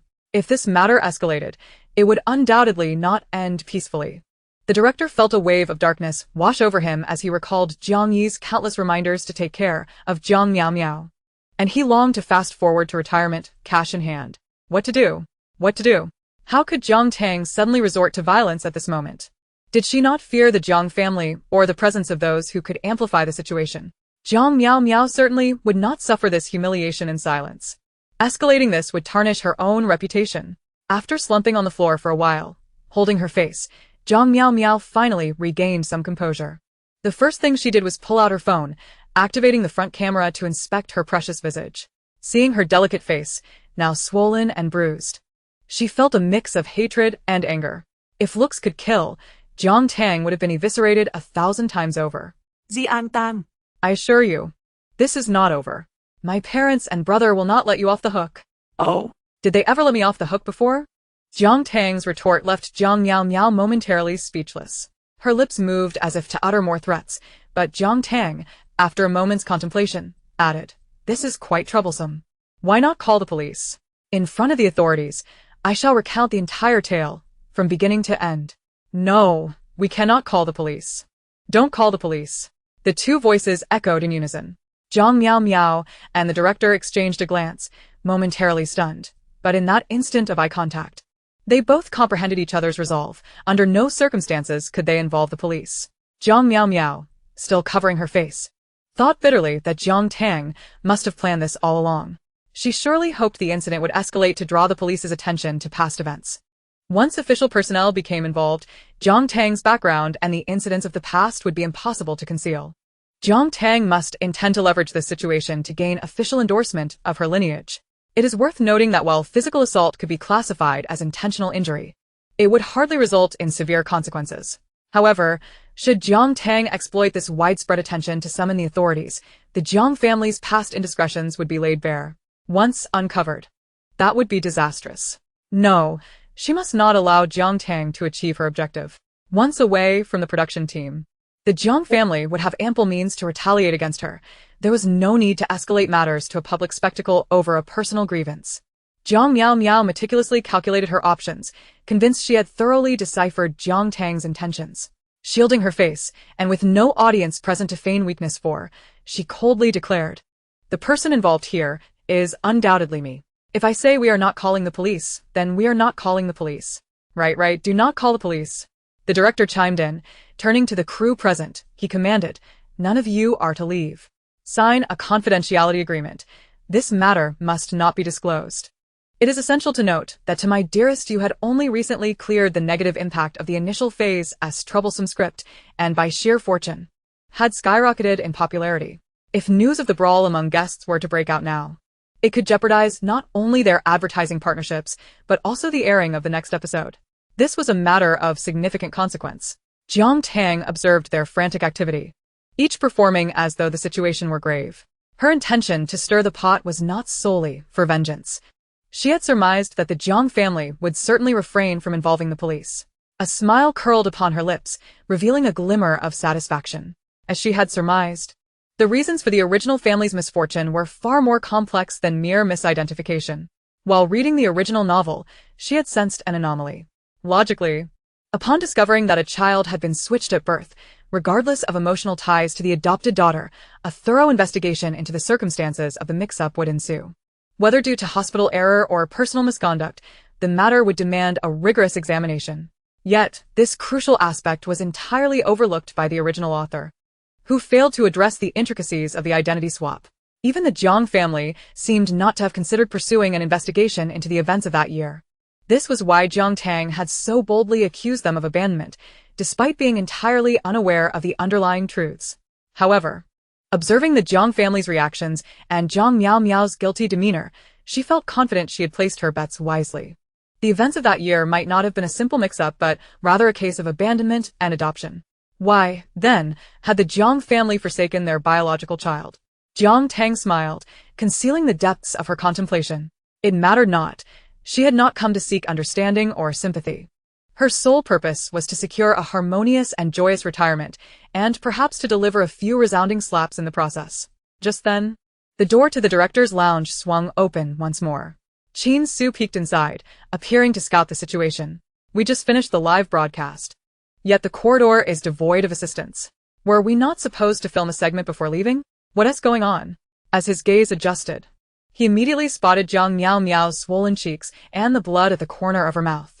Having never encountered such a scenario, Qin Su exclaimed loudly. His outburst drew in several others, who entered the lounge. 1, 2, 3, 4, 5. Everyone from Lung Qingchen to Cheng Yan looked as if their jaws might drop in astonishment. Only Pei Xiaochuan, standing farthest away, merely shifted his posture against the wall, casually engrossed in his phone, observing the chaos. Miao Miao, what happened to you? Seeing Jiang Miao Miao in such a wretched state, Lung Qingchen, having grown up alongside her, stepped forward to take her hand and examine her injuries closely. How did you get hurt? What on earth happened? Jiang Miao Miao, feeling as though she'd encountered a savior, began to cry earnestly, her sobs genuine and heartfelt. Yu Yang? Arriving a moment later, also displayed concern, but soon shifted his gaze toward Jiang Tang. Not only he, but even Lung Qingchen seemed to have an inkling, directing their attention toward Jiang Tang. Miao Miao, what is going on? Were you bullied? Tell me. Jiang Miao Miao glanced at Jiang Tang, her heart yearning to immediately divulge her name and let her experience the consequences. However, while Lung Qingchen stood by her side, the presence of so many people made it inappropriate to recount the events. Should it escalate or involve the police, it would fulfill Jiang Tang's wishes. Yes. And there was still Lung Qingchen. She could let him and the Jiang family join forces to exact a fierce revenge on Jiang Tang. In that moment, she finally recalled Lung Qingchen's kindness, her eyes glistening with tears. Just then, Pei Xiaochuan stepped closer, still maintaining his detached demeanor, casually asking, "How did you get hurt?" Jiang Miao Miao jolted, her mind racing to concoct a plausible explanation. I fell. Pei Xiaochuan, peering through the throng of people, glanced at Jiang Tang, a faint smile playing on his lips. Well, that was quite a significant tumble you took. Jiang Miao Miao's cries intensified. Chapter 57 Jiang Tang vs. Jiang Miao Miao. Who is lying?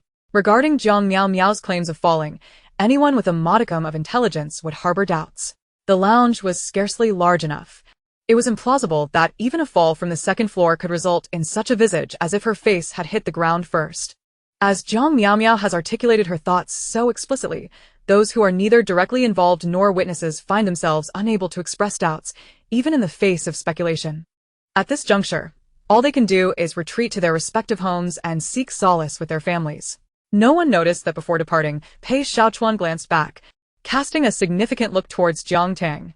The Diryu has emerged as this year's most popular variety show, with its inaugural episode garnering immense attention due to a sensational revelation that captured countless viewers. Subsequently, the show became irresistible to audiences, enthralled by its riveting confrontations and dramatic exchanges. On the final day of this immensely popular program, another scandal broke out, revealing a potential hidden connection between the most scrutinized guest, Jiang Tang, and Jiang Miao, who had previously clashed with her throughout the show. What further fueled curiosity was the stark contrast in their expressions during the live broadcast. Two clips were artfully juxtaposed. Jiang Tang's composed responses and decisive refusals to answer questions stood in sharp contrast to Jiang Miao's stammering and incoherent replies. Compounding the situation, the video editor cleverly titled it, Jiang Tang versus Jiang Miao. Who is lying? This is a question that requires no answer, as anyone who watches the video in its entirety will inevitably form their own conclusions. At this moment, only Jiang Miao's fans were still attempting to shield their eyes from the truth. The reaction of Jiang Miao during the live broadcast was excessively flustered, and her hurried departure resembled a desperate escape. If she has nothing to hide, why act in such a manner? One fan questioned. Is it possible that Jiang Tang's claims of abandonment could be linked to Jiang Miao's family? Moreover, could Jiang Miao be aware of this situation? Another speculated. If this possibility holds any weight, then Jiang family's deletion of posts and Jiang Miao's reactions would indeed make sense. Abandonment is a criminal offense. Amidst the rampant conjectures of the onlookers, Jiang Miao's fans continued to cry out, "You all seem intent on disparaging our sister." Jumping to conclusions based solely on assumptions, who's to say Jiang Tang isn't orchestrating this drama herself? One fan derided. I see someone is so envious of our sister's background that they're practically bleeding green with jealousy. How laughable. Do you not have a mother of your own to speak of? In an instant, the internet buzzed with myriad rumors, leading to a chaotic scene at the program's exit, where the entrance was nearly impassable. Fans wielding cameras and reporters from various media outlets crowded the area, with some even precariously positioned, attempting to capture every moment. Dear viewers, we are currently stationed outside the venue of the Dear You, hoping to interview guests regarding the recent hot topics as they depart. The security presence at the entrance surged in response to the growing throng, and under the scrutiny of the crowd, the entrance finally opened. The first vehicle to emerge was a chauffeur-driven car, its window lowered slightly as Fong Mubai nodded respectfully to the audience awaiting outside. This was a habit from his younger days in acting. Regardless of the crowd size, he always made it a point to greet his fans. Subsequent guests followed suit. Cheng Yan, a beloved idol, showcased his high engagement levels by smiling and waving to fans from within the car, even forming a heart with his hands. Ah, Cheng Yan, mommy loves you. Have fun with the sisters and don't feel pressured. His fans shouted, their enthusiasm nearly lifting the car off the ground. One by one, the vehicles passed, yet Jiang Miao's presence remained conspicuously absent. Surely, she wouldn't leave without a word. It simply wasn't possible, one nearby fan vehemently insisted. Our sister has always been the most devoted to her fans, and she always greets us. Look, that's Miao's car. When the program arrived, all guests traveled in uniform vehicles, making identification challenging. However, upon departure, each guest boarded their designated cars. Those present, whether fans or reporters, were seasoned enough to distinguish the vehicles. Miao, over here, they called, but their fervent cries failed to sway the car. And all they could glimpse through the tinted windows was a figure clad in a fisherman's hat, mask, and sunglasses, fully concealed. A swarm of entertainment reporters surged forward, with a few daring ones blocking the car's path, nearly shoving microphones through the window. Jiang Miao, what is your perspective on the rumors regarding your relationship with Jiang Tang? Why did you abruptly end the live broadcast? With the discrepancies in your statements, who is lying? Did the Jiang family partake in the alleged abandonment mentioned by Jiang Tang? Each question, despite the barrier of the car door, pierced Jiang Miao's ears, compelling her to wish for wings to flee the scene. She was reluctant to face her fans or be besieged by relentless inquiries. Regret had washed over her many times before, but never so palpably as in this moment. Suddenly, the voices of her supporters began to morph into skepticism, and the reporters shifted from praise to an aggressive pursuit of answers. Each speculative remark from outside sent her into a panic. Damn it, why won't this car move faster? She lamented. Once I reach home, I will ensure Jiang Tang feels the sting of suffering and regret. Just as Jiang Miao festered in her anxious thoughts within the vehicle, two shadowy figures appeared near the entrance of the venue. The noise surrounding Jiang Miao had escalated into a swirling vortex of people, with those inside yearning to escape and those outside desperate to enter. Where is Jiang Tang? Is she still stuck behind?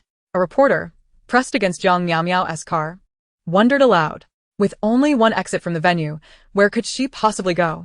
After interviewing Jiang Tang, surely Pei Xiaochuan would follow. His ostentatious luxury car was unmistakable. While they awaited, engrossed in conversation, a sudden flash of bright yellow caught their attention. In a split second, a yellow shared electric scooter sped out of the venue, accompanied by an unknown song blaring from the speakers. "Ride on my beloved little motorcycle, it will never get stuck in traffic." The music blared loudly, and upon seeing the fleeting yellow, everyone snapped back to reality. What the hell? That's Jiang Tang. Quick, chase after her. However, at that moment, the entrance was overflowing with people, particularly around Jiang Miao's car, creating a whirlpool so dense that neither vehicles nor people could escape, leaving them to watch helplessly as the two figures disappeared into the distance. Wait, two figures? Undeterred, a paparazzo pulled out binoculars, squinting at the receding silhouettes. The individual in the back seat, flaunting a handheld Bluetooth speaker, was undeniably tall and leggy, an incongruous sight on the small scooter. Could that be Pei Xiaochuan? Heavens above. The first episode of the dating show has barely concluded, and two guests have eloped together? Chapter 58. When I regard you as a person, you had better act like one. A few hours prior, after catching Pei Xiaochuan's significant glance, Jiang Tang paused to return to her room, curious to hear what this unexpected variable in the narrative had to express. Pei Xiaochuan, known for his sharp tongue, had her prepared for a verbal spar. However, when he finally spoke, she was taken aback. The situation between you and the Jiang family has escalated considerably. There are undoubtedly many reporters gathered outside, and the fans are likely numerous as well. Pei Xiaochuan leaned against the window at the end of the corridor, gazing at the entrance of the venue, where several chauffeur-driven cars were parked. I recall the road was quite congested when you arrived. Indeed, the single narrow road leading from the venue to the highway could become a bottleneck. Under normal circumstances, it was manageable, but when surrounded by reporters and fans, it could take an hour to exit. Pei Xiaochuan leaned against the window, maintaining an air of serene detachment, seemingly indifferent to everything around him. Yet, the words that escaped his lips were sufficient to earn Jiang Tang's admiration. "That electric scooter you rode here is still available. Might I borrow it?" he inquired. As the reporters surrounded Jiang Miao's vehicle, escaping on that scooter would be a feat they could scarcely hope to match. Jiang Tang praised him. "You rascal. With those thick brows and large eyes of yours, you certainly possess a clever mind." Pei Xiaochuan cast a complex glance at his own reflection in the window, aloof and strikingly handsome, with delicate features. No matter how he looked, he could not discern any connection to her description of thick brows and large eyes. At that moment, on the brightly colored electric scooter that drew everyone's attention, Jiang Tang tilted her head to glance at the paparazzi who had been left trailing behind them. The timing was impeccable. Such a lack of decorum was astounding. Pei Xiaochuan, tall and long-legged, curled up in the back seat, striking a rather comical figure. He was absorbed in staring at the speaker in his hand, which was incessantly belting out the sounds of "I will never be stuck in traffic," invoking the ire of those ensnared in the congestion around them. The taste in music was commendable, albeit lacking in virtue.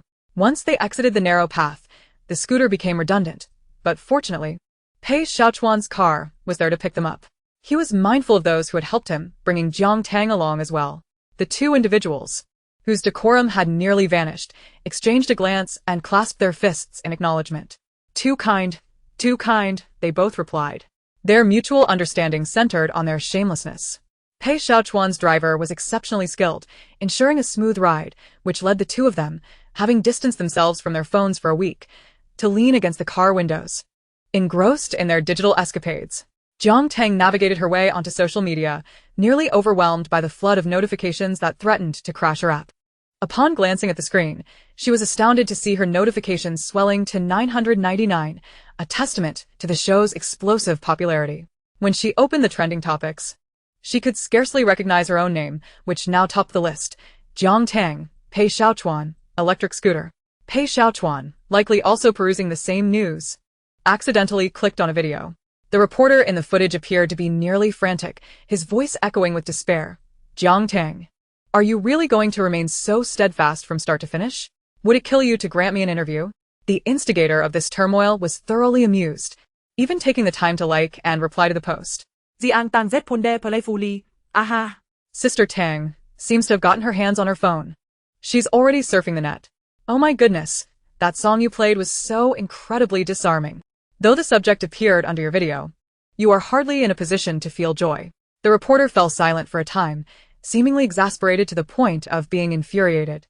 While Jiang Tang reveled in her online surfing, a new post materialized upon refreshing her feed, one from Jiang Miao Miao, who had just escaped the congestion at the entrance. Jiang Miao Miao wrote, "The first episode of the recording has finally concluded. I extend my heartfelt gratitude to the staff for their support and care, as well as to the fans and audience who came to support me throughout this week of filming. Despite encountering numerous challenges and feeling some discomfort due to behaviors that were not conducive to the show's progress, I have made many new friends and received love and care." She tagged the production team, most of the guests some familiar, some not, and even included Pei Xiaochuan, yet conspicuously omitted Jiang Tang. Miao Miao's wording on the lack of cooperation is far too gentle. Isn't it obvious who caused the chaos? Crazy sister constantly stirs up trouble, even interfering when Miao Miao is merely trying to bake a cake. Is there anyone who cannot see how uncooperative Crazy Sister has been? She was so rude to the other guests during the live broadcast. It seems her character is indeed lacking. Can someone make her disappear? Jiang Miao Miao's fans promptly occupied the top comments, expressing their sympathy for their beloved sister and summarizing Jiang Tang's misbehavior on set. Some even tagged the production team, initiating a wave of praise and criticism. Inside the car, Jiang Miao Miao observed the comments, some aggressive, others venomous, with a smirk that belied her previously fragile demeanor in front of the camera. She had just made a phone call home, showcasing the injuries on her face in vivid detail. The Jiang family was understandably filled with concern and outrage. Wan Xingmei nearly wept, clutching her heart as if to prevent herself from collapsing. Jiang Yi, though outwardly composed, harbored a palpable fury that seemed almost tangible. Jiang Miao Miao reveled in this sight, her heart swelling with delight. With a grievance lodged, she was eager for action. After hanging up, she could hardly wait to log onto her account, typing furiously to craft her own narrative. She had already distanced herself from the production team, knowing the Jiang family would support her. Predictably, her post quickly garnered the attention of Jiang family-affiliated online influencers, propelling it to the upper echelons of trending topics. As the heat surged, a triumphant smile crept onto Jiang Miao Miao's lips. She began responding to the supportive comments in her section. Jiang Miao Miao, thank you for your support. With you by my side, I fear nothing. Jiang Miao Miao, the production team's staff provided me with substantial help, and I understand the pressures they faced. I only hope the next episode will be even better. This well-crafted series of responses could leave even the most seasoned veteran reeling. Just as Jiang Miao Miao was basking in her triumph, a new post appeared on her feed. Jiang Tang had retweeted her message. Jiang Miao Miao's heart skipped a beat. She inhaled deeply and clicked on Jiang Tang's retweet. Jiang Tang, when I regarded you as a person, you'd best act the part. Just days ago, you were feigning innocence and lamenting that I had taken your place, and now you expect me to demonstrate my own decorum? Chapter 59. She never engages in feuds overnight, as is well known. Jiang Tang's sense of decorum could be equated to non-existence. Upon seeing Jiang Tang's retweet in her notifications, the audience erupted with laughter. Sister Tang remains true to form. She never lets a feud linger overnight. Translation: everyone step back. I'm about to unleash my fury. Beware of the bloodshed that may ensue. Under Jiang Tang's retweet, comments and likes surged exponentially, drowning out Jiang Miao Miao's fans and the opportunistic bystanders who were nearly oblivious to the retweet's core message. It wasn't until a seasoned viewer of dating shows pointed out a crucial detail that the tide began to turn. The dating show scholar, equipped with a metaphorical magnifying glass, remarked, I just reviewed all the public dialogues between Jiang Tang and Jiang Miao Miao on the dating show. Searching for the keyword sister. Jiang Miao Miao addressed Jiang Tang as sister a total of 36 times, but did not once use the phrase sister.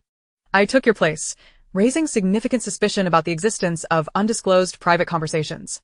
Jiang Tang, sister, you've already insulted me. Can you provide us with a recording for our listening pleasure?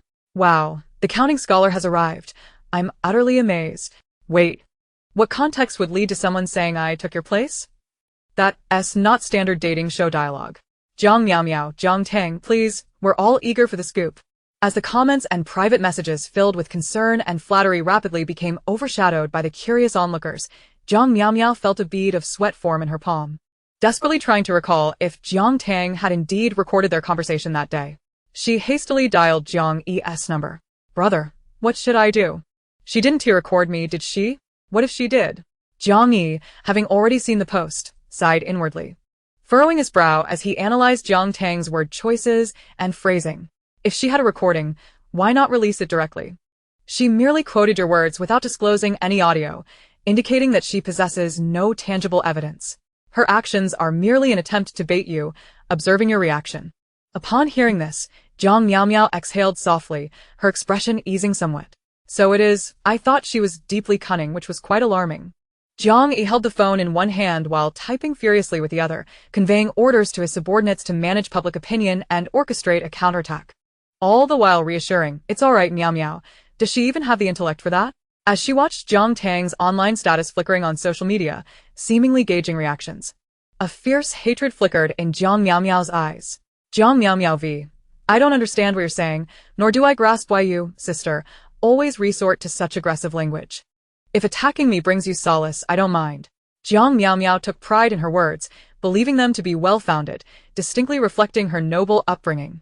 Refreshing the page, she prepared to see how her fans would rally to her support. However, in the next moment, she stumbled upon a new post. Jiang Tang had published an audio clip. Jiang Tang V. The internet is poor, so don't forget to share the audio from the melon person. In a sudden panic, Jiang Miao Miao dropped her phone onto the carpet of the car, her hand trembling uncontrollably as she reached for it. Connected to the vehicle's Wi-Fi. Merely tapping on it would cause the audio to play automatically. She first heard static, followed by her own voice. Sister, I know you harbor resentment towards me. I understand you dislike seeing me. It's my fault for occupying your place. Then Jiang Yi's furious voice reverberated amidst the audio's characteristic noise. Meow meow. This is not your fault at all. You are just a child. She was merely envious of you, willing to tarnish the family name. You are far too kind. Allowing such a person to bully you. The subsequent voices, perhaps belonging to Jiang Yu or Wan Xingmei, were familiar, yet to Jiang Miao Miao's ears.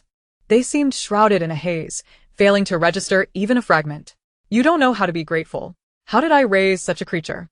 Mechanical in her movements, Jiang Miao Miao picked up her phone and refreshed the comment section, witnessing a barrage of question marks and exclamations. From the back seat of the nanny car, she let out a series of desperate screams. Jiang Tang. Why don't you just die? The identical outcry echoed once more in the Jiang household, miles away. Jiang Yi slammed his fist onto the table, causing the cups and bowls to rattle violently, shattering into pieces. Damn Jiang Tang. She clearly holds the recording but refuses to release it, calculating Jiang Miao Miao's thoughts perfectly. Staring at the phrase about sharing the audio, Jiang Yi found himself ensnared in her terrifying web, utterly disoriented. Heaven help, if Jiang Tang could hear the evaluations from these two, she might laugh herself off the car seat of Pei Xiaochuan. 20 minutes prior, a scream erupted from Pei Xiaochuan's car. Help! Pei Xiaochuan, help! Jiang Tang's shout from the back seat startled the driver into a sudden brake, almost prompting him to check if a crime had occurred in the back. Pei Xiaochuan, nursing his forehead which nearly struck the glass, glanced over to see what affliction had befallen the person beside him who was still involved in a verbal tussle. He inquired, "Did someone tear you apart?" Jiang Tang immediately wanted to smack a question mark onto his forehead. "Do you think I'm Jiang Miao Miao?" Pei Xiaochuan, understanding the situation, asked, "Then why are you crying for help? Did you think you were being besieged and preparing to offer me 5 million to step in? Truly a capitalist. So, adept at business, one might say." Jiang Tang rolled her eyes. "Forget 5 million. As commoners, how about you give me 500 to test the waters?" But after a glance at her phone, a unique expression of desperation appeared on her face, translating to, "Under someone else's roof, one must bow their head. Do you have Wi-Fi in your car?" Huh? Pei Xiaochuan was perplexed. "I was in the middle of cursing, and my phone has run out." Indeed. Just as Jiang Tang was embroiled in an online battle, attempting to upload the audio on her phone, she found herself unable to do so. After much effort, a text message from her phone carrier, which she had overlooked for a while, clarified her predicament. It was a notification about insufficient balance to cover the next month's fees. In simpler terms, her phone was out of funds. Seeing the overdue message that had arrived days earlier, which she and T received as she was using the program's phone, Pei Xiaochuan chuckled softly. "I thought you were holding on to evidence, waiting for the audio to hatch." Hearing his laughter, Jiang Tang felt her heart sink. "President Pei, save the child. At least grant me a hotspot." Pei Xiaochuan, having laughed enough, waved his phone at her. "Your number? 186XXXX. This hotspot is so advanced. Just inputting the number lets you connect?" Pei Xiaochuan, uninterested, proceeded with a few quick actions. In less than half a minute, Jiang Tang's silent phone received a message, a notification from the carrier. Recharge confirmation, dear customer. You have successfully recharged 500 yuan through XX official service. Jiang Tang stared in disbelief at her phone, which was now operational again. Pei Xiaochuan's figure suddenly seemed so towering. Even the driver in front could hear her not-so-quiet murmur. Wow, rich guy, you're amazing, really. Pei Xiaochuan rested his head on his hand, pretending not to hear. $500 for phone number, capitalists always profit. Chapter 60. The moment of exposure. Let the fight begin. While Jiang Tang rejoiced over the sudden influx of funds, uploaded the audio, and activated Timmy, she remained oblivious to the tempest she had stirred in the online realm. This audio, being too shocking, prompted a flood of comments within minutes, with the majority being insults from Jiang Miao's fans, interspersed with a plethora of question marks from bystanders.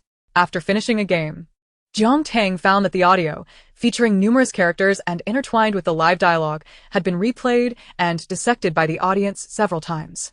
This is Jiang Miao's mother's voice. I heard it during the live stream. What happened to the elegant noblewoman? That was a foul mouth. Oh my gosh, I'm breathless. The information is overwhelming. What does recognize back mean? What does how did I raise such a creature mean? Is this about Jiang Tang? Jiang Tang is a daughter of the Jiang family? Really? No way. Shocking my entire family. I get it now. No wonder Jiang Tang said she and Jiang Miao aren't related. She is the real daughter of the Jiang family, while Jiang Miao isn't biologically related. But how can parents treat their own child this way? In an instant, this recording surged to the top of the trending list, with countless comments tagging Jiang Miao and the Jiang Group's official account. In stark contrast, Jiang Miao found herself far from the calm Jiang Tang enjoyed. The injuries on her face made it difficult for her to concentrate. And the comments section felt like the last straw that broke the camel's back. Brother, save me. She recorded it. How could she record it? You must help me. Get rid of this vile person. She is trying to drag our family down. Jiang Yi, equally stressed, found the top trending heat almost impossible to shake off. And spending money to suppress it yielded little success. What should we do, Mr. Jiang? The official account of the group is now flooded with netizens demanding an explanation. The team for removing trends has quintupled their quote, yet still cannot guarantee success. He was utterly preoccupied and had no inclination to console Jiang Miao, for at that moment, a call from Jiang Yu interrupted him. He could only hastily end his conversation with Jiang Miao, bracing himself for the reprimand from his father. Once the call was terminated, the lack of assistance left Jiang Miao in a state of agitation within the car, prompting her to dial Leng Qingchen. Brother Qingchen, what should I do now? My brother has stopped answering my calls. You are my only hope.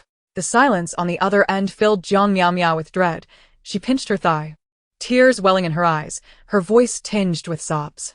Brother Qingchen, we grew up together. You can't just abandon me. Miao. Leng Qingchen still called her by her nickname. But Jiang Miao had never heard him speak in such a detached tone. Can you tell me, when you posted that moment on social media, were you thinking of me? Or of the audition that Yu Yang promised you? Jiang Miao's body began to tremble. She had never felt so cold.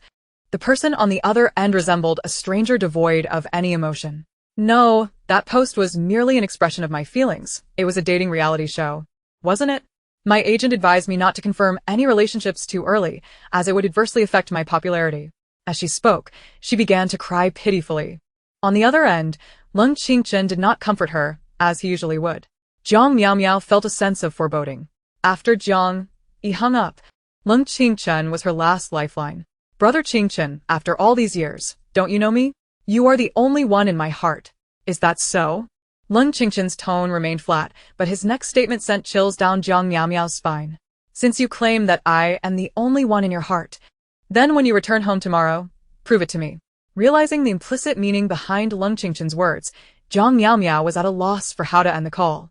When the car pulled into the parking lot, the driver asked her to disembark. However, she cried out, demanding to be left alone for a moment. Despite the driver and assistant's attempts to console her, they could only wait at a distance.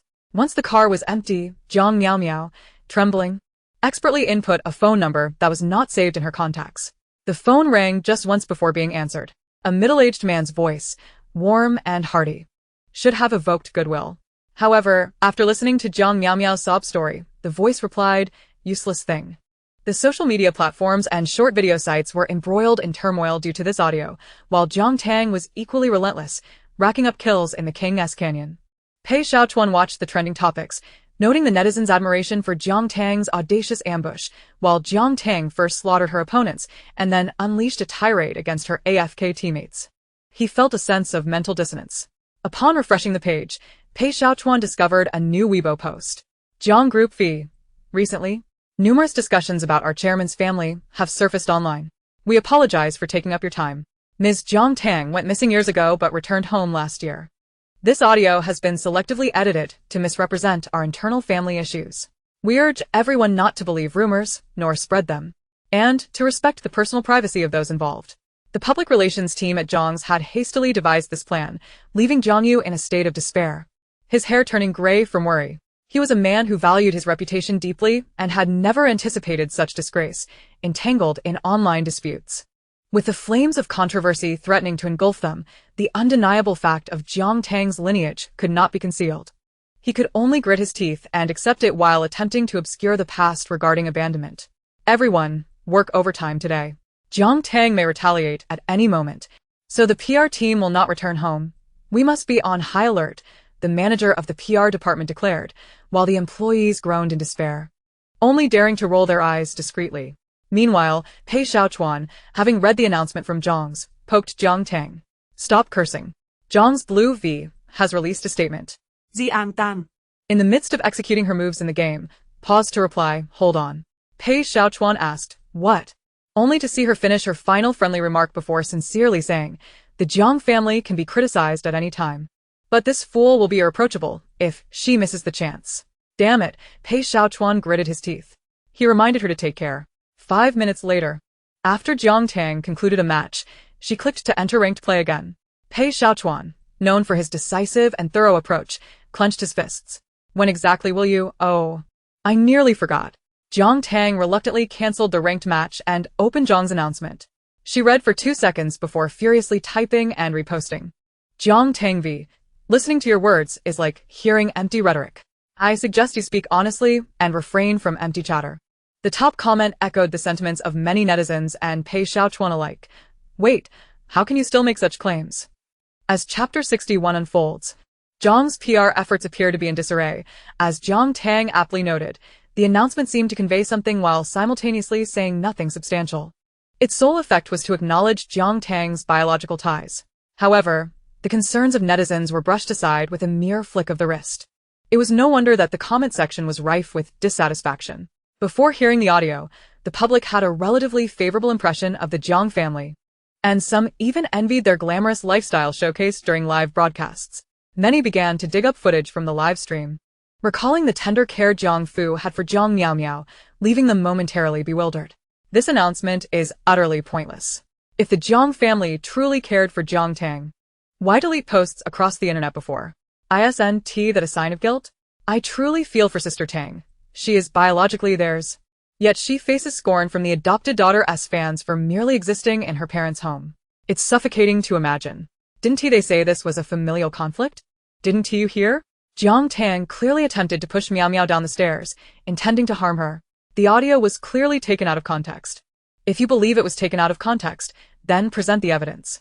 Jiang Tang outright denied the act of pushing. If there's no pushing, then show the surveillance footage. Who would believe this cover-up?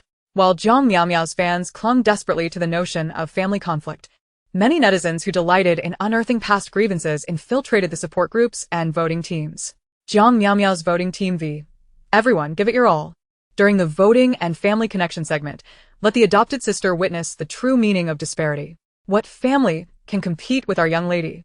Seeing the still-published announcement calling for votes for the dating show, the outrage among netizens had reached a boiling point. It should be noted that the more stellar the persona presented initially, the more devastating the backlash upon exposure. Jiang Miao Miao's public image was that of a pure, beloved national sister, a pampered heiress of a prestigious family.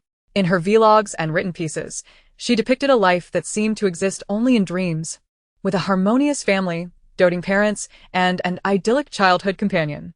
Who could have guessed that all of this was a facade? I've seen shamelessness before, but never to this extent. Using family background to suppress others is already absurd. Now you're overshadowing the rightful heiress. Fans are unaware, but the main character is not. Jiang Miao Miao has flaunted a luxurious lifestyle for years, Does she find joy in stealing someone else's life? Goodness. I finally understand why Jiang Miao Miao is so panicked. Is she under the impression that as long as Jiang Tang doesn't make a public announcement, she can continue to pretend to be the heiress? Even more troubling were the past remarks made by Jiang Miao Miao's fans.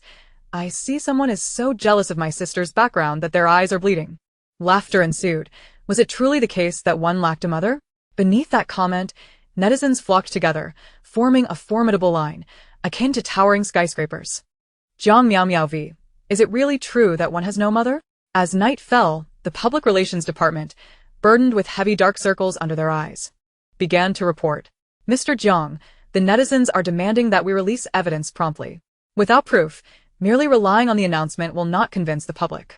Jiang Yu, wearing a grim expression, shot a glare at Jiang Miao Miao, who had finally returned home and was sobbing beside him.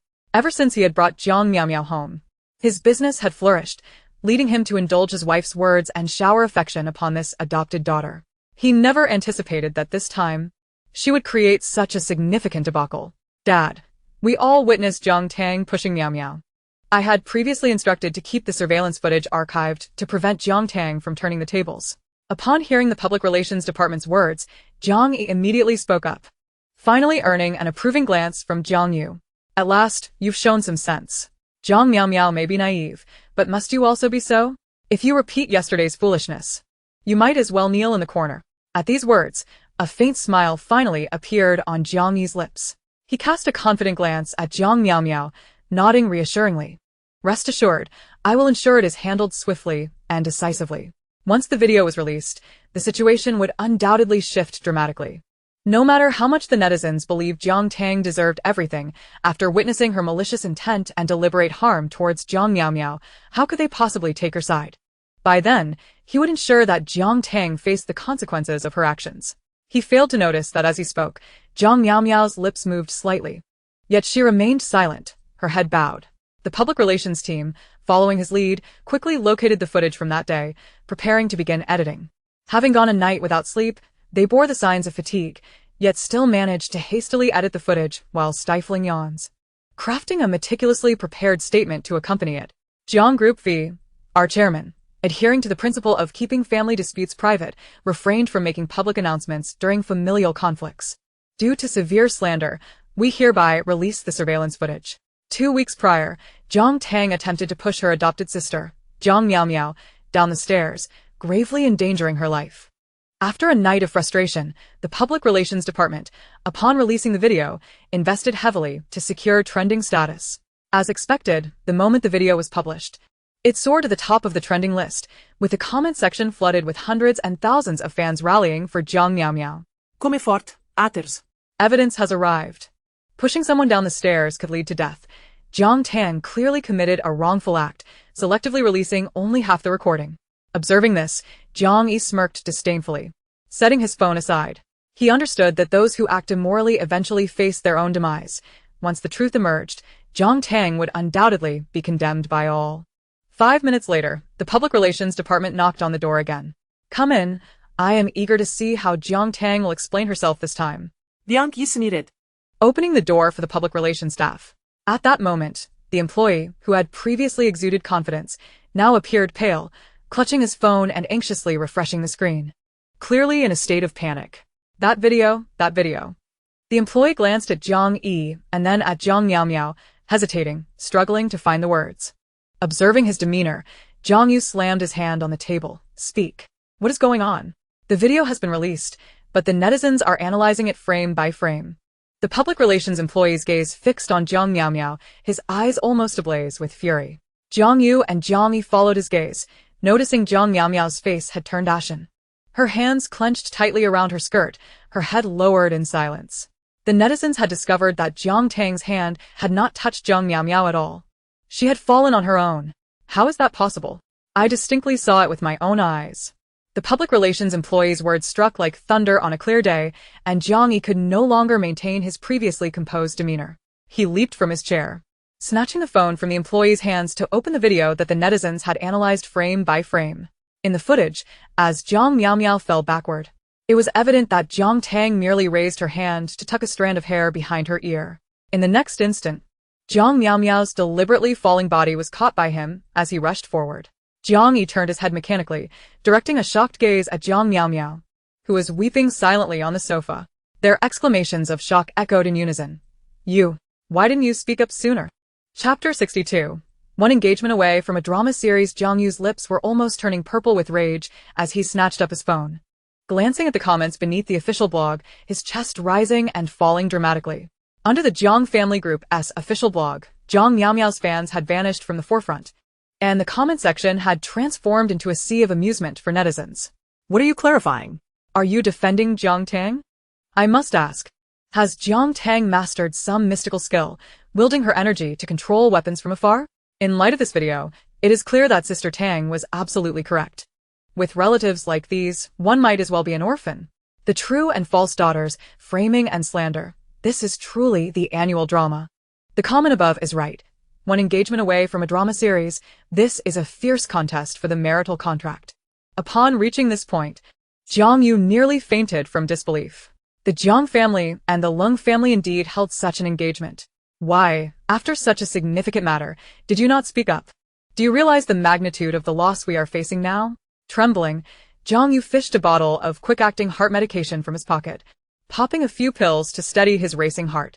Beside him, Jiang Yi remained silent, yet a flicker of disappointment crossed his eyes as he looked at Jiang Miao Miao. Jiang Miao Miao began to sob, covering her still swollen face, desperately seeking a semblance of sympathy. However, Jiang Yu paid no heed to her injuries, coldly demanding, "Speak. What on earth happened? I'm sorry, I truly didn't mean to. I thought she was going to push me." Jiang Miao Miao, overwhelmed, lowered her head and wept, large tears cascading onto her hands. She attempted to cry like in the past, with an air of delicate charm, but regrettably, her swollen visage resembled that of a pig's head, only exacerbating her distress.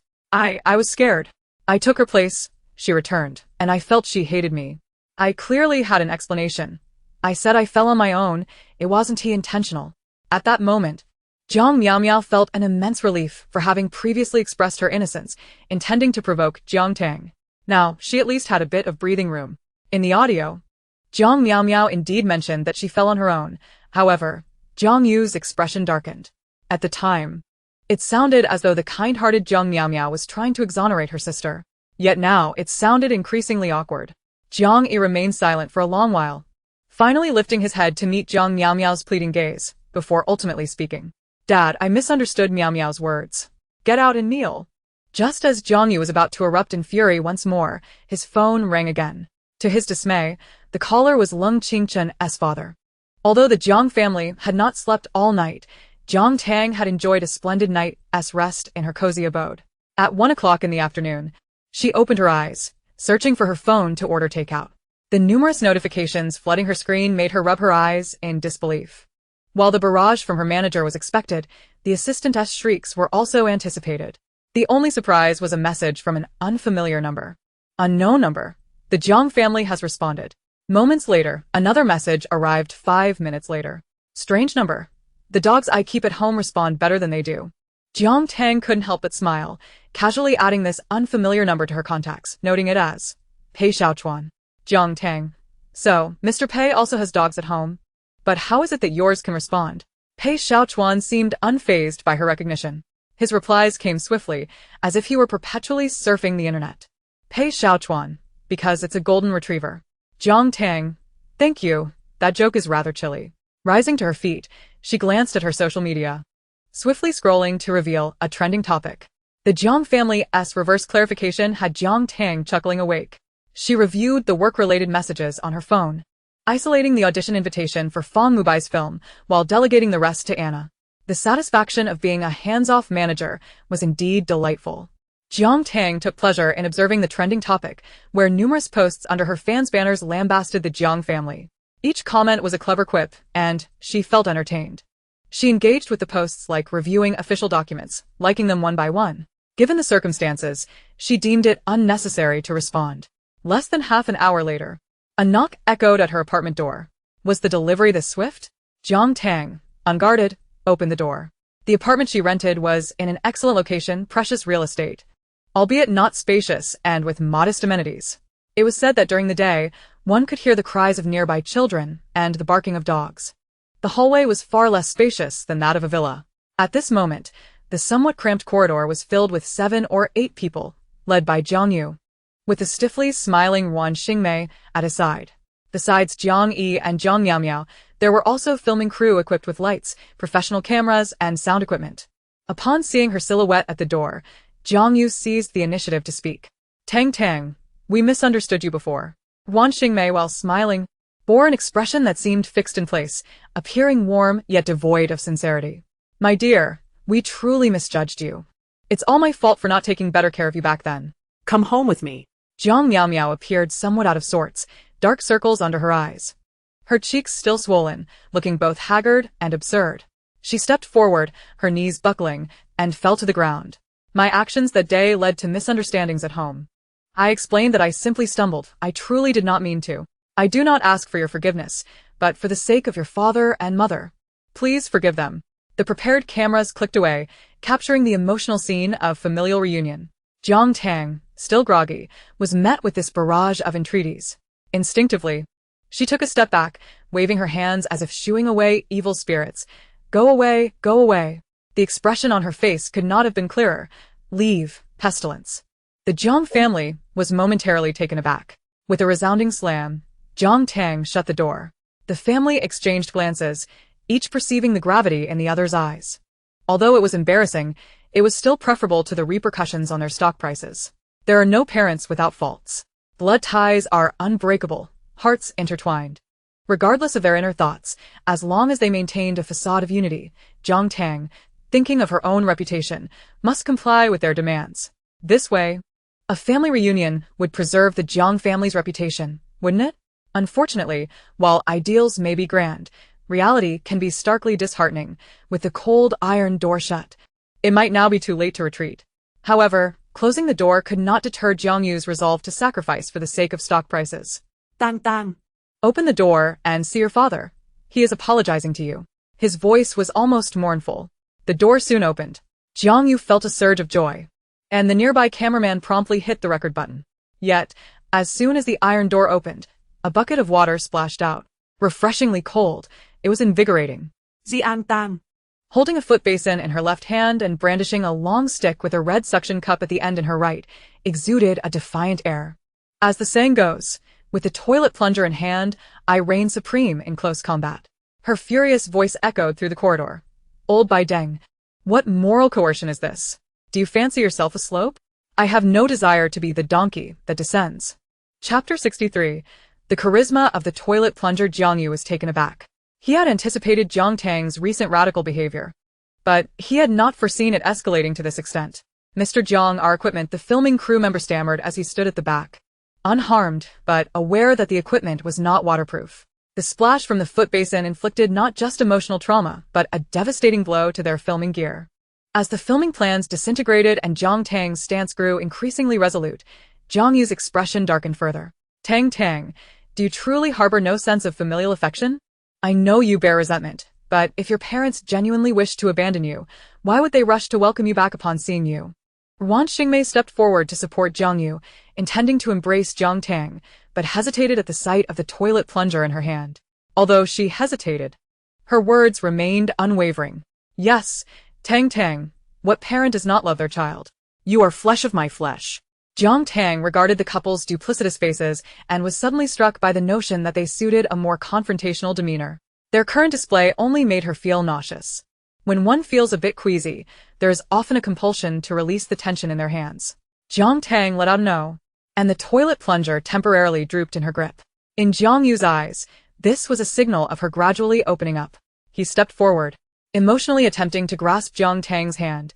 Tang, come home, your father. In the next instant, darkness clouded his vision, and pain struck his face. The vividly colored suction cup of the toilet plunger lodged itself against his half-covered face, silencing his protests.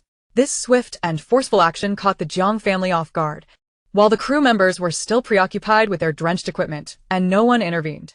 Jiang Yu was knocked to the ground, wide-eyed as he stared at the still wet toilet plunger. He wished to call out, but felt the wetness upon his face, and could only close his mouth, producing a series of muffled sounds. A bucket of foot water was insufficient to quench the verdant tree of resentment in your heart. Yet you dare to discuss familial bonds with me? Jiang Tang raised the foot basin, earnestly questioning. Did the donkey in the production team kick you in the head while doing nothing all day? Wan Xingmei finally reacted, a scream resonating through the corridor, disturbing countless residents. How can you treat your father this way? Jiang Tang promptly turned the foot basin over onto her head. The shriek reverberated throughout the corridor, prompting a cacophony of barking from the neighboring households. Across the way, a door cracked open. A golden retriever, akin to an arrow released from a bow, bolted out from within, barking loudly, startling Wan Xingmei into another scream as she awkwardly assisted Jiang Yu, fearful that the dog she had summoned might charge at her. Run. Hurry. Throughout, Jiang Yi, who had remained silent, lent a hand to Jiang Miao Miao, fleeing faster than their parents. The rapid conclusion to this farcical scene left Jiang Tang momentarily stunned, but as she watched their retreating figures into the stairwell, she suddenly realized something. Oh dear. Her toilet plunger was still on Jiang Yu's face, and her foot basin. Never mind, she could afford this minor loss. Gazing at the adorably charming golden retriever that was already a delight, Jiang Tang resolved to splurge a little more and send 2 cans of dog food to her neighbor. Dashan, come back. While Jiang Tang was contemplating which brand of dog food would be most delectable, a familiar voice momentarily distracted her. Pei Xiaochuan, clad in casual home attire and holding a coffee cup, beckoned. Instantly, the previously barking dog obediently trotted back to him, sitting at his feet and even extending a paw as if to shake hands and charm her. Observing Jiang Tang's rare moment of dazedness, Pei Xiaochuan casually remarked, I told you, my dog responds better than theirs. Wait, why are you here? Jiang Tang inquired. Do you live here? Pei Xiaochuan pointed towards the glass window in the corridor, through which they could clearly see the large sign of Eden Group on the opposite office building. I had some work to do this morning and was planning to catch a nap before a meeting, but I didn't expect to hear a dog barking. He scratched the golden retriever's head and added, that barking was coming from outside. Quite the eloquent observation. By the way, why is your dog named Dashan? Jiang Tang approached, stroking the soft fur of the golden retriever with curiosity. Pei Xiaochuan replied without hesitation, because whenever I take him out, I can say I'm going out to walk Dashan. That was a joke devoid of humor. After petting Dashan a couple of times and bidding farewell to Pei Xiaochuan, Jiang Tang felt a fleeting sense of having forgotten something beyond the mention of a toilet plunger. What was it? Unable to recall, she concluded it must not be important. Thus, she comfortably indulged in her thoughts, completely oblivious to Jiang Yu's mention of the cold family uncle. Jiang Yu, his face marked by a round imprint, elicited a mixture of confusion and disdain from Leng Haolin. The upper-class social circle may be small, but its members are keen on reputation. The Jiang family had elevated Jiang Miao Miao to great heights in recent years, and now, with news of a mistreated biological daughter emerging, it was inevitable that people would perceive the family as not only morally deficient, but also mentally unstable. Jiang, what happened to your face? Trying a new look? Recalling the toilet plunger he had long discarded, Jiang Yu felt a deep humiliation. He would never forget the fear and shame he felt when the water-filled suction cup was thrust against his face, and he dared not ponder the source of that water. Before meeting Leng Haolin, he had washed his face at the sink until it nearly peeled. But how could he convey such matters to Leng Haolin? Wouldn't that be an even greater embarrassment? Gritting his teeth, Jiang Yu forced out, a massage. Leng Haolin thought to himself that this old fellow was rather playful, but didn't he press further? Let us get straight to the point. What do you mean regarding the marriage arrangement between our families? In-laws, we... Jiang Yu's expression shifted slightly at those words, while Jiang Miao Miao, behind him, lowered her head in silence, attempting to diminish her presence. Don't give me that. I told you during the show, keep this unrefined person away from my son. Now that it has escalated to this point, you still dare to bring her to see me? Leng Haolin pointed sternly at Jiang Miao Miao, who was cowering in the corner. Do you think the Leng family is easy to bully? You wouldn't be considering forcing her into this marriage arrangement, would you? Jiang Yu exchanged a glance with Wan Xingmei, their thoughts laid bare, and they began to scrutinize each other. Only Jiang Yi, who had been silent, raised his head slightly upon hearing those words, a flicker of contemplation in his eyes. Seeing the people before him now rendered mute, Leng Haolin's anger surged. Jiang, let me make this clear. If you are still pursuing this idea, then our family's marriage will be null and void. In-laws, please don't say that. Our daughter is still young and a bit stubborn. I'll have a serious talk with her in the coming days to change her mind. With the conversation reaching this point, Jiang Yu hurriedly intervened. We have collaborated for so long, and the new project is still in preparation.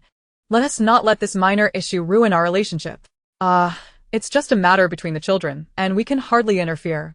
Thinking of the trouble caused by Lung Qingchen on the program concerning Jiang Miaomiao, a flicker of irritation crossed Lung Haolin's eyes. Brother, I advise you to marry her off soon.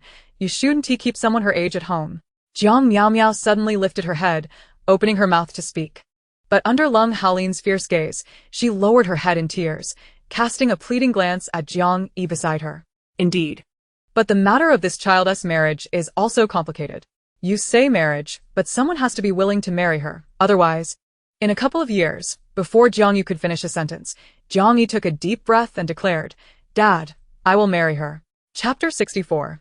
Grounded, but not in the underworld. Even if a celestial hammer were to fall upon Jiang Yu's head, it would not suffice to convey the expression he wore. He slowly turned his head to look at his son, who had been unusually quiet today, scarcely daring to believe his ears. What did you just say? His incredulous tone echoed through the room. He glanced at his wife, Wan Xingmei, whose face had gone pale, mirroring his astonishment. Even Jiang Miaomiao, standing nearby, exhibited shock. You fool. She is your sister. Jiang Yi shook his head, his tone unnervingly calm. Miao Miao is not my biological sister, is she? The couple almost found themselves at odds, due to Jiang Yi's statement. No, absolutely not. Wan Xingmei vehemently opposed. She had seldom spoken so sharply to her son. Yet she had been preparing to introduce him to a suitable young lady in the near future. If her outstanding son, the future heir of the company, were to marry Jiang Miaomiao as he suggested, it would effectively sever the Jiang family's ties with high society. Moreover, Jiang Miaomiao lacked biological parents to rely on, and her reputation was tarnished. How could she be worthy of her precious son? In an instant, Wan Xingmei's mind raced through various thoughts, and as she opened her mouth, a smile formed. Look at how you phrase it. I understand your concern for Miao Miao, but you grew up together as siblings. This simply won't do. Furthermore, marriage should be based on affection. Miao Miao and Qingchen wait, Mrs. Jiang. Back then, my father arranged the marriage. It was meant for your child. Lung Haolin, who had been enjoying the unfolding drama, suddenly darkened his expression at the mention of his son. Isn't this rather unfair? You fear for your own son's well-being, but are willing to endanger someone else's? Feeling her thought struck, Wan Xingmei's face displayed a hint of panic. She had indeed cared for Jiang Miaomiao. Yet, no matter how much she had raised her adopted daughter like her own, she could never compare to her beloved son. Jiang Yu, sensing the situation deteriorating, slapped Wan Xingmei across the face, causing her to stagger. Brother Lung, in-laws, she didn't mean it that way. Was this slap meant for whom? Lung Haolin could no longer endure this disarray. He stood up, snorted coldly. Enough. I cannot bear your insincerity. With this level of commitment, let us forget about the upcoming project. Jiang Yu, ever wary of the project's collapse, knew he couldn't sustain his own funding. A perfectly good project had turned into a choking chicken rib, neither here nor there. He watched Lung Haolin's departing figure, clutching his chest and shoving a handful of emergency heart pills into his mouth. The Jiang family's disgraceful affair was ridiculed online for 3 consecutive days. As a publicly listed company, the group's stock price, affected by negative news, plummeted like a roller coaster, sending shivers down the spines of investors. At the center of the controversy, Jiang Miaomiao became a magnet for negative publicity. Her once successful persona as a young lady had transformed overnight from a pearl into a fisheye, her carefully crafted image shattered, leaving her supporters utterly blindsided. Within the trending discussions, a significant number of fans have withdrawn their support, leading to a steep decline in her commercial value and the loss of several endorsements. This prompted Jiang Miaomiao to hastily record an apology video to post online, her face visibly swollen. I had previously stated that I fell due to my own lack of stability, but I failed to clarify this in a timely manner, resulting in misunderstandings between teacher Jiang Tang and her family. I sincerely apologize. In the video, she abandoned her usual polished appearance, appearing particularly haggard and pitiable. Whether viewers choose to believe her is subject to varied opinions. Well, she did explain herself at the time. It was just her family that didn't believe her. Poor Miao Miao is burdened by her unscrupulous adoptive parents. The primary responsibility for this incident lies with her adoptive parents. Miao Miao did not act with intention. She was a victim herself when she was first adopted and does not recall much. Why don't you take a seat at the Les Han Giant Buddha? If Jiang Miaomiao had any conscience, she wouldn't have perpetuated the spoiled daughter persona, allowing her fans to attack Jiang Tang. The only true victim in this situation is Jiang Tang. If Jiang Miao hadn't first posted ambiguous comments about Jiang Tang, would it have escalated to this extent? Online disputes often drag on indefinitely, devoid of a definitive conclusion. Jiang Tang merely glanced at the situation before dismissing it. This was not due to any saintly disposition, but rather because her brief respite might be interrupted by additional work. After all, To My Dear has already announced the voting for the first day's itinerary following the break. Jiang Tang sneaked a glance and felt a pang of urgency as her vacation days dwindled. The schedule, currently at the forefront and nearly impossible to surpass, involved an unexpected home visit. It is widely known that the audience of To My Dear has transformed into the most mischievous viewers this season, adept at concocting the most outrageous and novel voting agendas, ensuring the show is rife with chaos. Last episode's memorable scenes, such as the night market and the makeup exchange among same-sex guests, were all orchestrated by them. With only 3 days remaining until the end of the break, it would be unreasonable to expect guests to be camera-ready 24/7. How could one live like that? Thus, the home visit project came as a complete surprise. However, viewers revel in the authenticity behind the screen, craving the unpreparedness of the guests. The first camera crew took their positions, and according to Jiang Tang's manager, she was currently at home. Excellent. Her manager had refrained from leaking the information? Rest assured, she is entirely in our hands, and her phone has not been touched. Led by the previous executive director, the first camera crew stealthily approached the corridor of Jiang Tang's residence. They moved silently, capturing the surrounding environment with utmost professionalism. The corridor was somewhat narrow but sufficiently illuminated. Following the address provided by Jiang Tang, they turned left and were ready to knock on the door. The executive director held his breath, cautiously directing the crew to turn left. At this moment, the live stream quietly commenced on the Heartbeat app, and within such a brief span, the guest herself would be unable to react. Upon lifting their gaze toward Jiang Tang's front door, the executive director nearly exclaimed, only to stifle his surprise, muffling his gasp into a sound of dismay, fearful of being criticized by viewers. Yet, the audience paid him little heed, as their astonished exclamations filled the live stream. On this sunny afternoon, viewers, filled with excitement, invaded Jiang Tang's live broadcast. Upon opening the screen, they were met with a brand new toilet plunger prominently displayed on the security door. A couplet was affixed to the door, lacking decorum. Door-to-door salespeople should take a detour, and extremely poor quality, moral kidnappers deserve double punishment. The horizontal inscription read, I'm talking about you. Retreat. Retreat. Retreat. The executive director trembled. We shouldn't count as that, right? What is this nonsense? Jiang Tang hung a toilet perlungse? A familiar formula, a familiar flavor. I'm laughing so hard. Don't you all know that Jiang's family came to ask Sister Tang for forgiveness? Wait, is that really a thing? Sister Tang, you're my true sister. Well done. While this is amusing, I still want to ask Sister Tang, how is your manager, who is watching the live stream, doing now? The camera immediately shifted to the director's room, where Anna sat, her face pale. Jiang Tang. The door's decorations can be down to earth, but they must not be of the underworld. Chapter 65. There is absolutely no way I will collapse. The filming crew lingered in front of Jiang Tang's door for a full 2 minutes, caught in indecision about whether to enter or retreat. It felt as though knocking at this moment could be life-threatening. Laughter from the audience was nearly bursting through the screen, filled with provocateurs stoking the fire, encouragement for the filming crew, and discussions about the location and property values. What are you waiting for? Charge in. I'm all set with snacks and drinks. Come on, my electronic pickled vegetables. To be fair, though I'm not familiar with the specific community, this location seems quite desirable. It must be prohibitively expensive. Jiang Tang probably can't afford a house here. She'd need her family to help, given that 100 square meter property in this area costs at least. The melodious doorbell echoed in the corridor. I love money. Money loves me. Money comes from all directions, all into my pocket.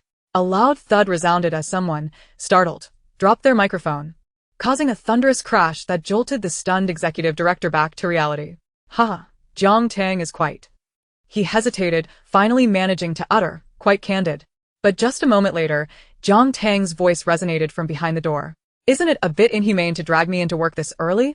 The door swung open, revealing a begrudgingly working Jiang Tang in loungewear, hopping on one foot as she searched for her other fuzzy slipper. The coolness of the tiled floor was palpable. Jiang Tang's residence was modest, a small studio that appeared tidy due to her frequent absences for filming and events, lacking excessive furniture. In front of the sofa was a game projection screen, accompanied by half-finished snacks, and the bed beside it was unmade, indicating the owner had a serious tendency to linger in bed. While living alone was manageable, the presence of an entire filming crew made the space feel somewhat cramped.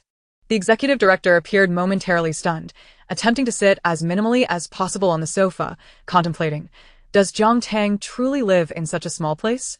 Jiang Tang. How have you been these past days? Soon you'll be whisked away to the heartbeat cabin. How do you feel about that? He recited the prepared questions according to plan. Jiang Tang gazed at him with a hint of melancholy. Do you feel joy in your early overtime? The camera intentionally cut to the executive director, capturing the despair etched on his face, filled with the blood and tears of a working individual. Jiang Tang, finally satisfied, patted the executive director on the shoulder. Good. Seeing you more joyful than myself brings me some sense of balance. The executive director, desperate to fight back, forced a laugh as he attempted to ease the situation. Haha, Jiang Tang is still brimming with motivation. Huh? Even he could hardly believe his own words. Yes, indeed. I particularly enjoy doing two things, Jiang Tang said with unexpected seriousness, prompting the executive director's heart to leap with hope as he handed the microphone to her. Yet, he was met with her articulate response. Neither of those things. When will grievances be resolved? Why must laborers make life difficult for fellow laborers? What does Jiang Tang even know about being a laborer? After tearing through one scene, she transformed into a wealthy heiress, directly entering the capitalist circle. Is it possible that she was always meant to be an heiress? And yet, your heiress lives in a 40-square-meter studio? Are you jesting with me? Perhaps due to the remnants of the recent online dispute, the audience in Jiang Tang's live stream was a mixed bag, their tempers still running high. At this moment, one by one, the various guests' live streams gradually illuminated the screens. Fong Mubai resided in a luxurious riverside apartment in S-City, boasting breathtaking views and an expansive layout. His mother had come to visit him over the past few days, bringing along homemade cookies, which the production team eagerly accepted. Zhou Xuan had been working overtime to shoot a charitable short film, and her exhaustion was evident, with dark circles under her eyes. Nevertheless, she graciously offered the crew a cup of coffee. Lung Qingchen now lived in a lavish villa, and the crew had finally obtained permission to film there. Proceeding with utmost caution. As they passed through the parking area filled with sleek black luxury cars, they were momentarily dazzled, which led to a slight improvement in his online reputation as the audience was intrigued by the potential for financial fortune. However, when the crew visited Pei Xiaochuan's residence, they encountered a setback. Pei Xiaochuan was at the office, engrossed in meetings due to tight deadlines, and it was reported that he had relocated closer to Eden. The crew could not disturb his work and opted to leave an announcement, planning to return later that evening. Jiang Miaomiao, the focal point of attention these days, opened her live stream, instantly attracting a multitude of viewers eager to witness any new developments. Filming at the Jiang family villa was currently prohibited, preventing the crew from capturing the picturesque gardens and courtyards that frequently adorn Jiang Miaomiao's vlogs. They could only focus on her room. Apologetically, Jiang Miaomiao remarked that she had merely applied a touch of foundation, her complexion still bearing a somewhat pitiable pallor. Acknowledging that her immaturity had caused trouble for both the crew and the audience, she bowed deeply to the camera as she began her stream, a gesture that, while seemingly theatrical, softened the hearts of some viewers. Her apology seemed sincere. As long as she doesn't repeat this, it's rooted in misunderstanding. The main issue lies with her adoptive parents. Jiang Miaomiao showcased her bedroom and closet, admitting her recent realizations and acceptance of punishment. Her adoptive parents had deemed her overly pampered and had seized her credit card privileges. Her room appeared far more austere than in her past vlogs, with her grand wardrobe and accessory displays mysteriously absent, and the glittering princess-themed trinkets vanished from her vanity. She expressed hope that the audience would monitor her actions closely, announcing her intention to move out once she found a new place. In preparation for the filming, Jiang Miaomiao had tidied her room days in advance. The Jiang couple had halted all credit cards for both Jiang Yi and Jiang Miaomiao due to the incident involving Jiang Yi, effectively cutting off their living expenses. Seizing this opportunity to express her regret, Jiang Miaomiao, despite her heartache, removed all the luxurious items and decorations she had once flaunted. Netizens have notoriously short memories. Now, her remark about teas had inadvertently saved her reputation, allowing her to stage a forced redemption. If she maintained a good attitude and spent a few more years building her profile with a new project, these people would soon forget everything. She gazed at the production team with hopeful eyes, as if she could see the audience's words of sympathy and forgiveness in the comments. Jiang Tang is being filmed at her home, while Jiang Miao is showcasing what she considers a modest bedroom. To be fair, this bedroom is significantly larger than Jiang Tang's. There were 7 or 8 filming crews occupying that space. What punishment did she receive? Is losing her credit card truly a punishment? The genuine young lady in a 40-square-meter studio versus the faux rich girl residing in a villa. Claiming she has suffered from card suspension, quite amusing. The cameras in the studio had long since shifted away, and the barrage of comments scrolled across the screen, prompting the director to rub his forehead in exasperation. He decided to switch to the split screen featuring Jiang Tang, just as the executive director posed a question. The decorations at the entrance are quite unique, but what purpose do they serve? In the frame, Jiang Tang comfortably nestled into a corner of her sofa. Waving her hand dismissively, "I believe in taking the initiative." The executive director, intrigued, pressed for clarification. Jiang Tang thumped her chest. "As long as I publicly declare my lack of decorum and morals, no one can use that against me." Chapter 66, The Promised Dating Variety Show, Who Are You Saying Is in Love? Jiang Tang's words left the executive director momentarily speechless, leaving him only able to chuckle awkwardly. Haha, Teacher Jiang remains as humorous as ever. In truth, our production team has specific selection criteria and conducted background checks in advance. This was meant as a polite remark, yet Jiang Tang regarded him with a steady gaze. "I'm quite curious about the criteria your esteemed production team employed when selecting me last time." The executive director turned pale. This sister can hold her own. She truly dares to speak her mind. She is just engaging in polite banter, and you're genuinely asking? I know the answer. It's all about creating controversy for ratings. Indeed, it's quite controversial. I wonder which little genius thought of this idea. Now the production team is reaping the benefits. Watching the executive director feign ignorance, Jiang Tang raised an eyebrow. How dull. Look at how timid the production team is. She had expected them to pose more provocative questions. This time, the production team dared not to inquire about anything too explosive. Last week's live stream had been sufficiently intense, almost transforming the dating show into a battleground. The revelation of Jiang Tang and Jiang Miao's drama had thrust the show into the trending topics. Promised a dating variety show, yet who exactly is in love? The production team initially planned to release some sweet romantic clips to salvage the show's image. However, upon reviewing all the footage, they discovered that only Jiang Miao had been diligently pursuing romance. That footage couldn't be aired.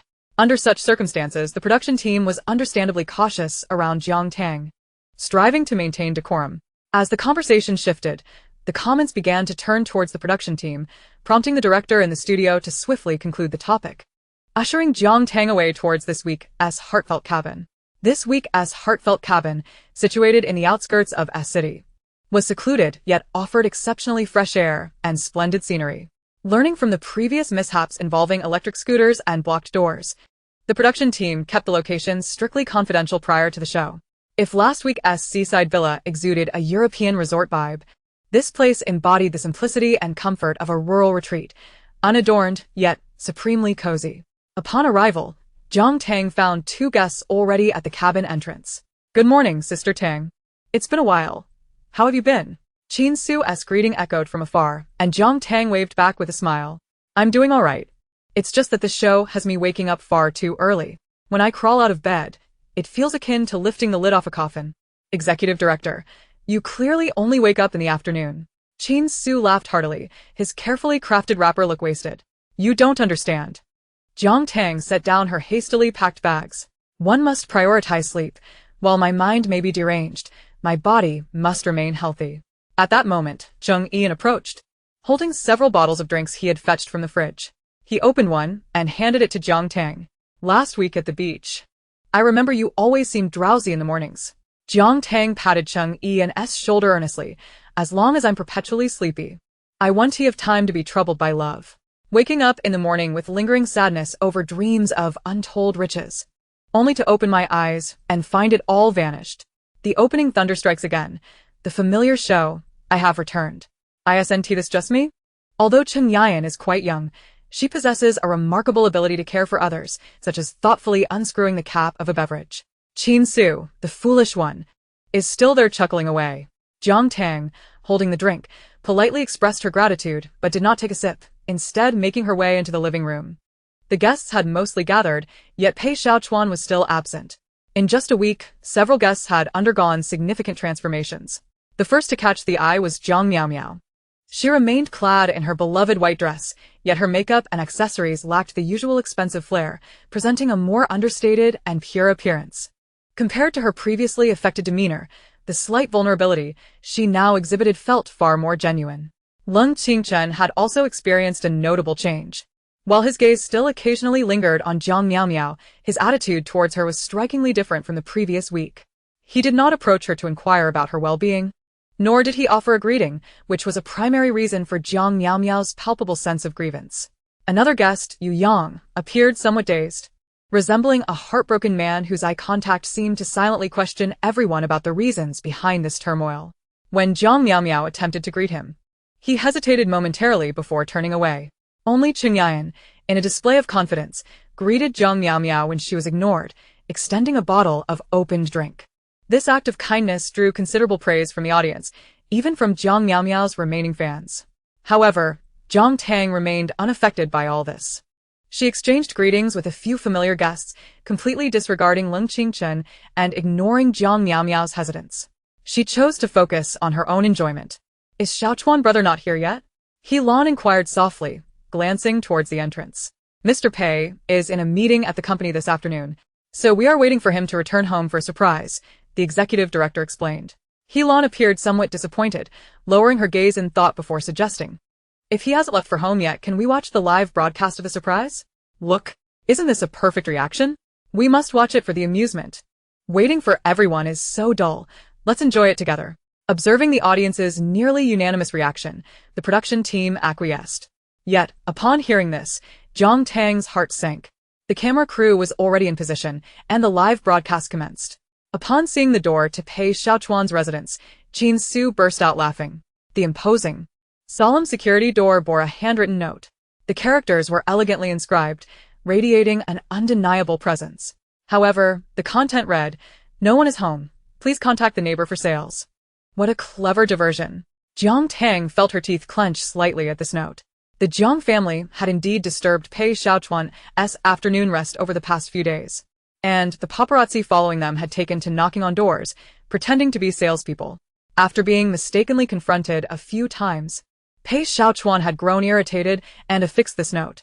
If one were to assume the role of a salesperson and glance from Pei Xiaochuan's door to hers, it would not be a long distance. While this diversion was effective, she hoped it wouldn't lead to any awkward revelations. "Haha, Mr. Pei. You and he are truly equally mischievous." Qin Su chuckled, and even Fong Mubai couldn't suppress a smile. Either the neighbor has offended him, or they have a good relationship. I'm dying of laughter. Did the neighbor provoke him? Does the neighbor have any manners? Laughing so hard, we might as well check on the neighbor. Jiang Tang felt a tactical retreat in her heart. If discovered living across from Pei Xiaochuan, the misunderstanding could escalate tremendously. Pei Xiaochuan, being an undeniably charming gentleman, could lead to significant trouble if anyone assumed they were involved. One could only imagine his mother thrusting a check for 10 million at her, insisting she distance herself from her son. What a delightful predicament that would be. Chapter 67. Sometimes, a dog's bark is more melodious than human speech. Before her dreams even began, without giving anyone a chance to choose, Pei Xiaochuan seemed to have heard some commotion outside. Without waiting for a knock, he opened the door. This time, there was no exuberant golden retriever bounding forward. Pei Xiaochuan appeared as if he had just come from a meeting, not having changed out of his shirt, with gold-rimmed glasses still perched on his nose. The cameraman adeptly zoomed in. Perhaps a bit weary from work, he had only loosened a couple of buttons at the collar, exuding an air of casual relaxation. His collar accentuated his collarbone, and the thin shirt showcased broad shoulders, while the gold-rimmed glasses provided a touch of sophisticated charm, elevating his fashionable appeal to an extraordinary level. The onslaught of visual allure was nearly overwhelming. The audience erupted in cheers across the screen. Even Jiang Tang, seasoned in such spectacles, found herself somewhat conflicted. With this level of style and character, he was the quintessential male protagonist. Surely, wouldn't he suffer the same fate as the original character, relegated to a secondary role alongside Ling Qingchen? However, one must ponder whether Pei Xiaochuan's absence from the original narrative stemmed from an excess of charisma. As she pondered these thoughts, Pei Xiaochuan had already invited the cameraman inside. Although residing across from her, his apartment was far more spacious than hers. Jiang Tang, having familiarized herself with the layout, could discern that it was likely a combination of several rooms. However, despite the ample space, it felt stark and devoid of personal touch. The robotic vacuum diligently worked, the tiled floor gleaming as if new, and aside from a computer and a coffee cup, the table was bare of any signs of life. Only a plush dog bed on the balcony hinted at the owner's minimalistic yet whimsical lifestyle. Mr. Pei has a dog? One audience member speculated, assuming he must have a cleanliness obsession. It's not contradictory, Pei Xiaochuan replied patiently, removing his glasses and placing them on the table in response to the director's inquiry. Sometimes, a dog's bark is more melodious than human speech. So, Mr. Pei keeps a dog? I wonder what breed it is, Jiang Miao Miao remarked softly while watching the screen. For some reason, she felt a sense of familiarity with the hallway layout, though she couldn't quite recall where she had seen it before. Casting a glance at Jiang Tang, she questioned whether her suspicion was unfounded. Why did Pei Xiaochuan's home seem reminiscent of Jiang Tang's? It seemed improbable. Even if Pei Xiaochuan resided in such a place, he wouldn't be doing it for Jiang Tang's sake, would he? Hearing this, Helan shot Jiang Miao Miao a sidelong glance, choosing not to respond. Her expression was distinctly pointed, causing the nearby male guests to squirm awkwardly. Jiang Miao Miao, already hesitant to assert herself in front of Helan, felt her reputation plummet. She dared not utter a word, merely managing an awkward smile to endure the uncomfortable moment. Goodness, I can only say goodness. Is Jiang Miao Miao still holding on? Helan's reaction is hilarious. Can this pair even be shipped? I noticed signs of interest last week. She clearly pays more attention to Pei Xiaochuan and seems familiar with his home. Being familiar with a house doesn't mean she knows the person well. I feel Mr. Pei is simply here for Eden. In the frame, a staff member chuckled awkwardly, glancing at the audience's collected questions, sensing that things might not go smoothly today. The audience is quite curious about your life and thoughts, so we've gathered a few questions, he announced. Pei Xiaochuan waved his hand, signaling him to proceed. In many dramas, affluent parents interfere in their children's relationships. Have you encountered such situations, Mr. Pei? The voice of the staff trembled slightly as they acknowledged that the issue had indeed surfaced from the audience discussions. However, it seemed that Pei Xiaochuan also harbored a strained relationship with his family. Would he display his displeasure on the spot? Yet, Pei Xiaochuan merely furrowed his brow and rubbed his temples. Indeed, my father had strictly forbidden me from associating with dubious individuals during my school years. What a scene. Akin to a drama unfolding before my very eyes. How did you handle it then? Pei Xiaochuan responded with a casual, "Oh," waving his hand dismissively. Thus, I typically engage with rather eccentric individuals. Laughter erupted among the guests in the living room. How can I dispel the image of a wealthy family drama? Pei, you remain the one. I am quite eccentric too. May I join you, darling? My mother barged in to ask why I was watching such a foolish show. The staff awkwardly shifted their gaze to the next question. A viewer aspiring to sudden wealth wished to consult you on how to earn $1 million annually. Jiang Tang perked up, sitting up straight, clearly intrigued. Without a moment's hesitation, Pei Xiaochuan replied, "It's quite simple, just deposit $60 million into your bank account, and you will reliably earn $1 million in a year." Jiang Tang retorted, "If she had $60 million, would she still be sitting here in front of the camera?" Observing the staff momentarily rendered speechless by this response, Pei Xiaochuan, ever considerate, offered, "Would you like me to teach you a method to earn $60 million annually?" "Please do." The staff, hearts racing and hands trembling, leaned in attentively. "You merely need to deposit $4 billion into your bank account," Pei Xiaochuan stated with a nonchalant tone. "So earning $1 million a year is that easy?" Reading aloud. "For some reason, I've begun to resent the wealthy, unless you share that money with me. I've learned something. How about you vouch for me $6 million so I can give it a try?" Jiang Tang felt her teeth nearly grinding to dust. When dinner arrived, Jiang Tang was met with Pei Xiaochuan's penetrating gaze as he entered the cozy little abode. Upon seeing him, she remarked, "Actually, I also have a method for earning $1 million annually." Pei Xiaochuan raised an eyebrow, intrigued. His instincts told him that Jiang Tang was unlikely to say anything conventional. Yet given his previous remarks, he decided to listen earnestly. "We ordinary folks can work in nightclubs from midnight to 2, deliver newspapers from 2 to 5. And during our lunch breaks, we can deliver takeout, then wash dishes at restaurants from 6 to 9. As she continued, Jiang Miao Miao's eyes flickered with a hint of disdain. Yet she maintained a gentle tone. Sister, what Jiang Laosher means is that with hard work, ordinary people can also earn 1 million, right? How inspiring. Jiang Tang shook her head, replying coolly, that would only exhaust oneself to death. 8 companies would compensate 1 million in damages. Such a narrow mindset. Faced with the incredulous expressions of those around him, Pei Xiaochuan set down his suitcase and draped his trench coat over the wall. He retained an air of calm, as if all matters were but fleeting illusions. Yet, adorned with such an exquisite visage, his words were strikingly profound. This was not merely 1 million.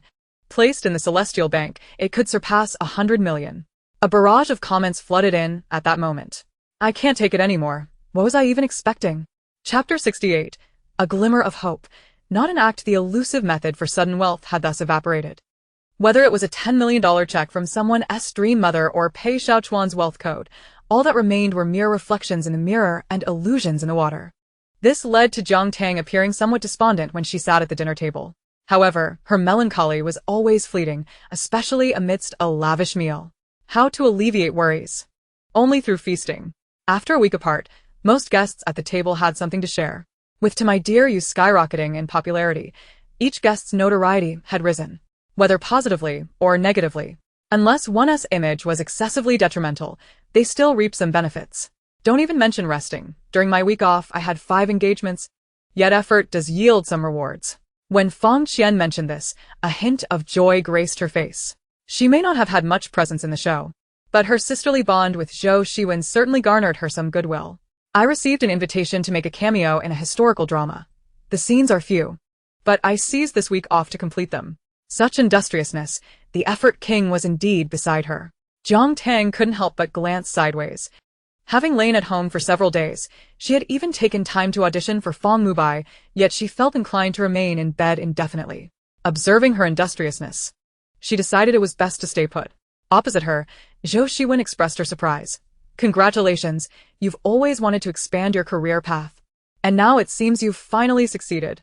Due to the show's influence, she was also receiving more attention for her upcoming projects, with several investors in negotiations. And she radiated enthusiasm. Once the show concludes, my film may soon enter the casting phase. By the way, has director Yu's new film already commenced? As fellow directors, Zhou Shiwen politely inquired of Yu Yang, who appeared somewhat distracted. He softly replied with a non-committal remaining silent for an extended period. After a moment of silence at the table, he finally seemed to awaken from his reverie, saying, Yes, it's been a busy week. Jiang Miao's expression subtly shifted. She served herself some salad, chewing without savoring the taste. Yu Yang had indeed been busy with auditions this week. He had clearly stated he would invite her to audition. Yet, he hadn't contacted her at all this week. She had been subtly courting favor with him for that audition opportunity, even offending Lung Qingchun in the process. Was she now destined to end up empty-handed? Though she had an inkling of this outcome when she glanced over at Yu Yang, only to find him evading her gaze. Jiang Miao tightened her grip on her chopsticks, suppressing the resentment in her eyes. This was the dining table, this was in front of the cameras. She reminded herself. It was alright, merely a small audition. Yu Yang's films weren't always nominated, and in most cases, they went unnoticed. She shifted her gaze to Jiang Tang, who was solely focused on her meal, and for some reason felt a sense of equilibrium.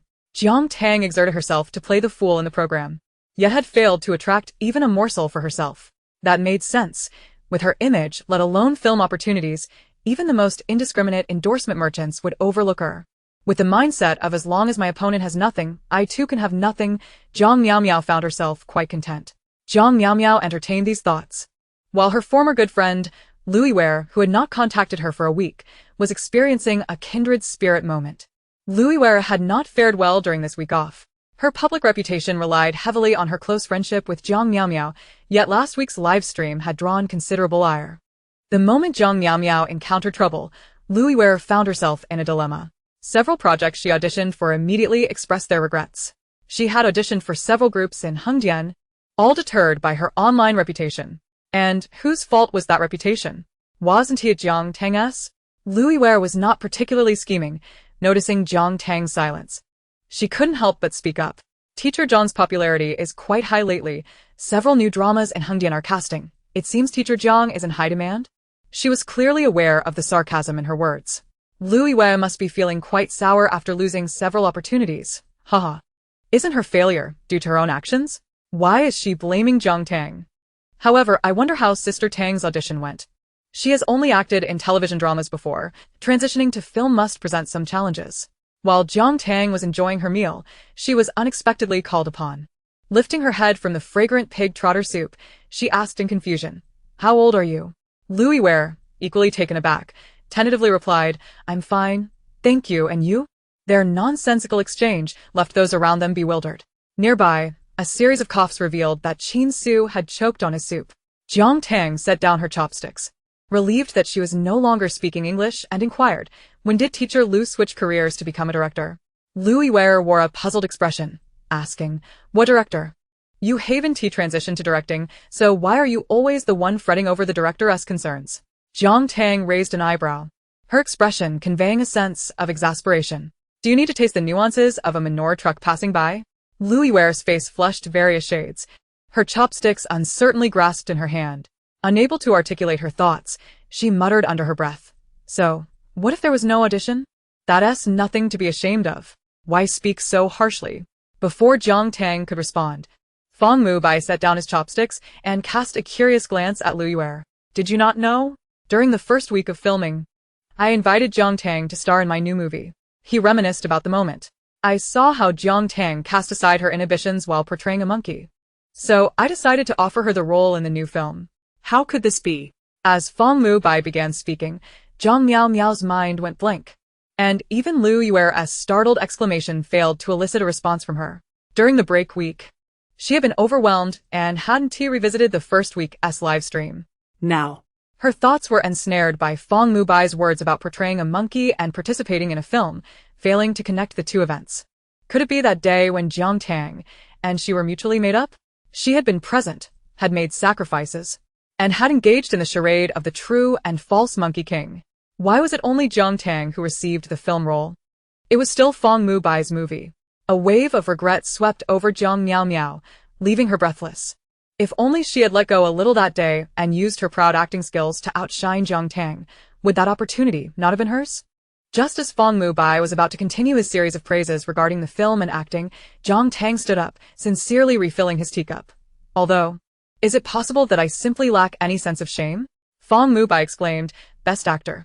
You performed excellently." "Sister Tang, it's not an act. I told you it didn't look like acting." Chapter 69. The comment section was filled with such filthy remarks. When one sees others in the same predicament as oneself, it brings some comfort.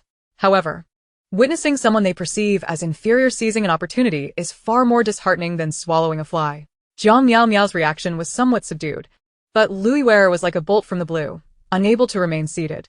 "Her? Are you sure, Teacher Fong?" Fong Mubai's expression darkened immediately. The usually amiable man was now quite intimidating. Yet, Jiang Tang could not afford to wait for others to speak on her behalf. Sitting close to Louis Ware, she stepped over and, with a friendly gesture, placed her arm on Louis Ware's shoulder, whispering in her ear, "Don't force me to slap you on this joyous day of the program's premiere." Louis Ware's face drained of color, and as Jiang Tang returned to her seat, she hurriedly shifted her chair a bit further away.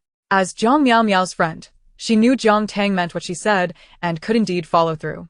Upon returning to her seat, Jiang Tang noticed Louis Ware's timid demeanor as she awkwardly attempted to eat. Unable to suppress a smile, she turned the table, moving the dish Louis Ware was reaching for in front of her to her own side. observing Louis Ware's silent indignation, Jiang Tang remarked, "I still prefer the rebellious version of you from the beginning.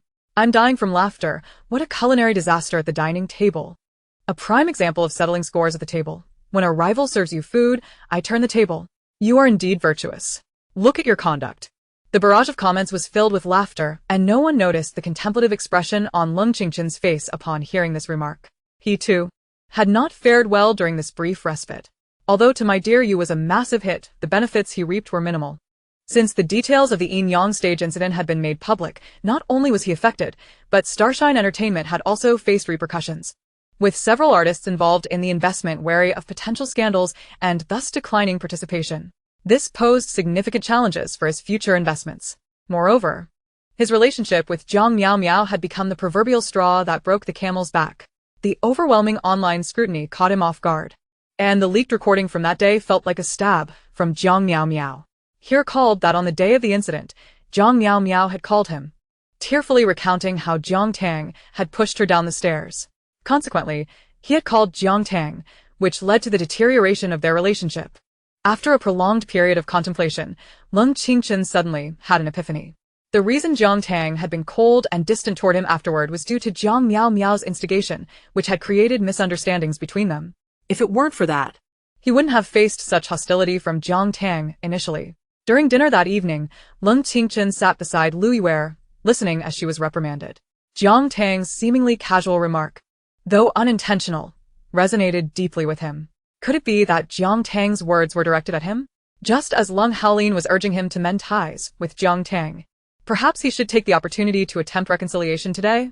In the latter half of dinner, everyone seemed to eat without relish, as the first collective activity following dinner was imminent, leaving them uncertain of what the program team would arrange. This time, the announcement in the living room revealed that the evening's collective activity would entail reading randomly selected audience comments, following a dramatic fallout during the break week. Arranging such an activity was clearly a calculated move by the production team, aimed at stirring up trouble. After all, not all comments would be complimentary. Many seasoned artists might hesitate to confront audience feedback, and those with fragile mental fortitude might avoid reading it altogether, let alone having it read aloud during a live broadcast. Observing the diverse expressions on everyone's faces, Fong Mu Bai stepped forward first. It's fine.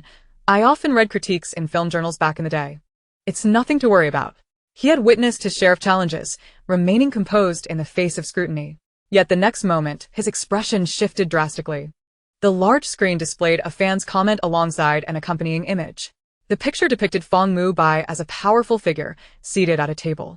The image was unremarkable. It was the fan's words that caused his complexion to change. What is missing from Fong Mu Bai's lap? Oh, it turns out to be me. After staring for a while, Fong Mu Bai felt as though he had experienced a social death. For the first time, he covered his face, unable to meet anyone's gaze. I remember I only took a 6-month break, not a lifetime. How have I fallen so far behind the times? Help. I hope next time it's a math problem.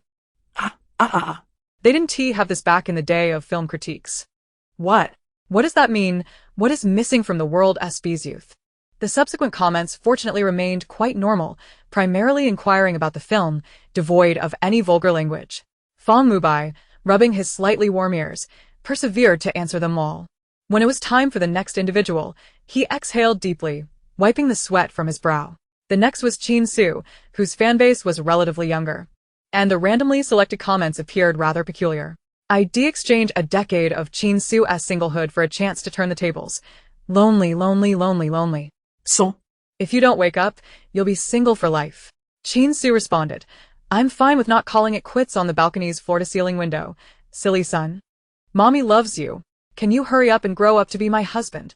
Qin Su once again found himself at a loss for words, utterly disinterested in deciphering the meaning behind that ID. Just son is fine. Why am I still a silly son? He complained with dissatisfaction. Jiang Tang so my silenti. Who could ask such a question and not be labeled a silly son? However, it was soon her turn.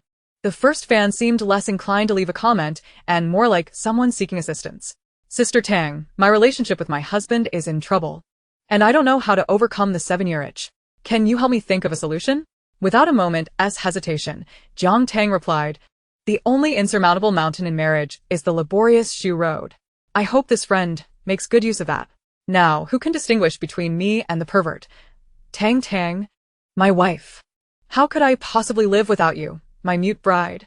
It is well known that silent Jiang Tang and vocal Jiang Tang are two different individuals. The former is stunningly beautiful, while the latter is disturbingly captivating. Surely this isn't a fan of mine. I have no fans at all. Amidst the laughter of the crowd, Jiang Tang denied reality, struggling in vain, and then sighed deeply. You can just manage without me. Pang Xiaochuan, who had been quiet until now, scoffed, what mute bride? She's a trumpet bride. Jiang Tang unhesitatingly stepped on his foot beneath the table. Chapter 70. Flowing yellow flag warning. Caught off guard by such an attack beneath the table, Pang Xiaochuan's hand holding the chopsticks trembled slightly. Yet he showed no signs of irritation. However, upon meeting Jiang Tang's scrutinizing gaze behind his golden-rimmed glasses, she inexplicably felt a bit uneasy. Although it is said that a gentleman uses words rather than force, she possessed a very clear self-awareness. She was the one harboring ill intentions. Thus, with her psychological burden lifted in an instant, Jiang Tang casually shifted her foot away. Turning her attention to the next comment, she completely disregarded Peng Xiaochuan's penetrating gaze. The chosen fan appeared to be a rare normal person amidst Jiang Tang's comment section. Romantic begonia, I certainly want to attempt to pluck the moon. I want the moon to come to me. Tang Tang, you are my moonlight. Jiang Tang v this rare, normal fan's praise elicited envious glances from the surrounding guests, especially from the two who had just been subjected to fan ridicule, their eyes tinged with jealousy. Yet, Jiang Tang frowned, lost in thought for a moment before suddenly realizing with a thump on her chest, family, if the moon comes to you, then what is it even called? I'm a meteor, here to take your life. I learned from my sister. I was just killed by my collapsed idol. Sister, you might be allergic to romance.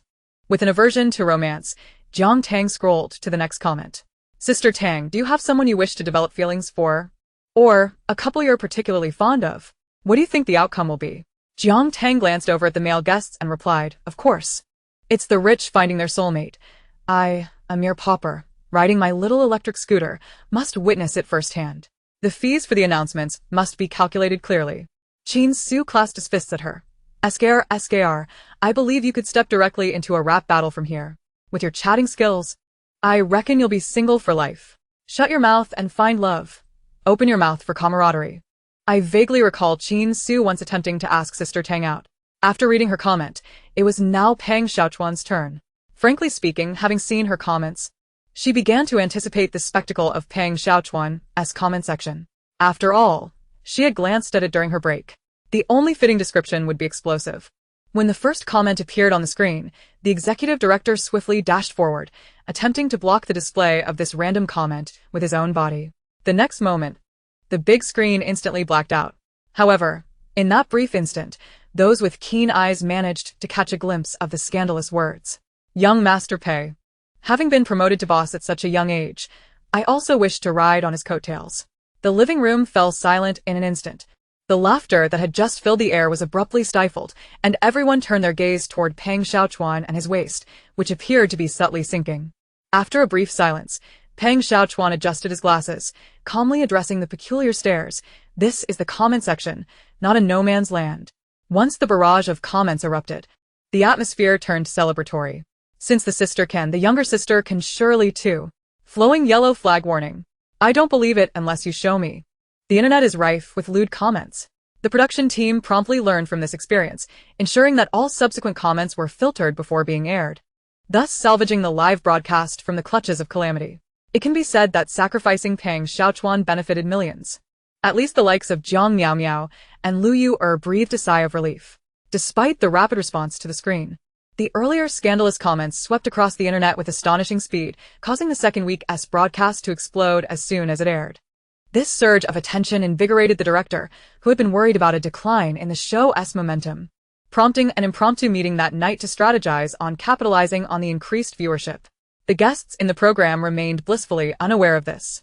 Having just finished dinner, with tomorrow's itinerary still uncertain, it was a rare moment of respite. Jiang Tang did not immediately return to her room to rest. On one hand, the accommodations provided by the production team were not as favorable as those during the first week, and her gaming screen had yet to arrive. On the other hand, she had eaten a bit too much at dinner and needed to take a stroll to aid digestion. This charming little house was situated in the suburbs, adorned with lush greenery and surrounded by vast stretches of forest. Even more delightfully, the surrounding woods were illuminated with night lights, rendering the nighttime forest not frightening, but rather a romantic expanse where one could gaze upon the starry sky. As Jiang Tang had barely taken a few steps along the villa, she heard faint voices ahead, carried by the night breeze, strikingly familiar. Brother Pei, you worked hard reading comments today. I was quite anxious. It was unmistakably Jiang Miao Miao's voice. Jiang Tang focused her gaze, and not far away, she spotted Peng Xiaochuan seated on a bench, with Jiang Miao Miao in a white dress standing nearby. A sweet fragrance wafted towards her. Jiang Tang couldn't help but pause in her tracks. Oh my, I've stumbled upon a scene. What a battleground. To be fair, Jiang Miao Miao does seem quite interested in Peng Xiaochuan. They practically arrived at the same time. Jiang Tang halted, contemplating whether she should approach. She simply enjoyed observing the drama, but did not wish to become part of it. From a distance, she saw Peng Xiaochuan lean back slightly against the bench's backrest, casually remarking, Then you'll need to strengthen your mental fortitude. Jiang Miao Miao replied, how can this person be so impeccable? She felt a twinge of retreat, but then recalled Lung Qingchen's indifference earlier that day, as well as Yu Yang's avoidance at the dining table, not to mention perhaps the very pair of eyes that might be watching the screen right now. She could not help but shiver slightly, forcing a smile as she said, brother, the temperature difference between day and night is quite significant. I am feeling very cold. Pei Xiaochuan observed her frail white gown, her arms and calves exposed to the night breeze, and instinctively zipped up his jacket. If you're cold, just go back. Don't even think about borrowing my coat, I'm cold too.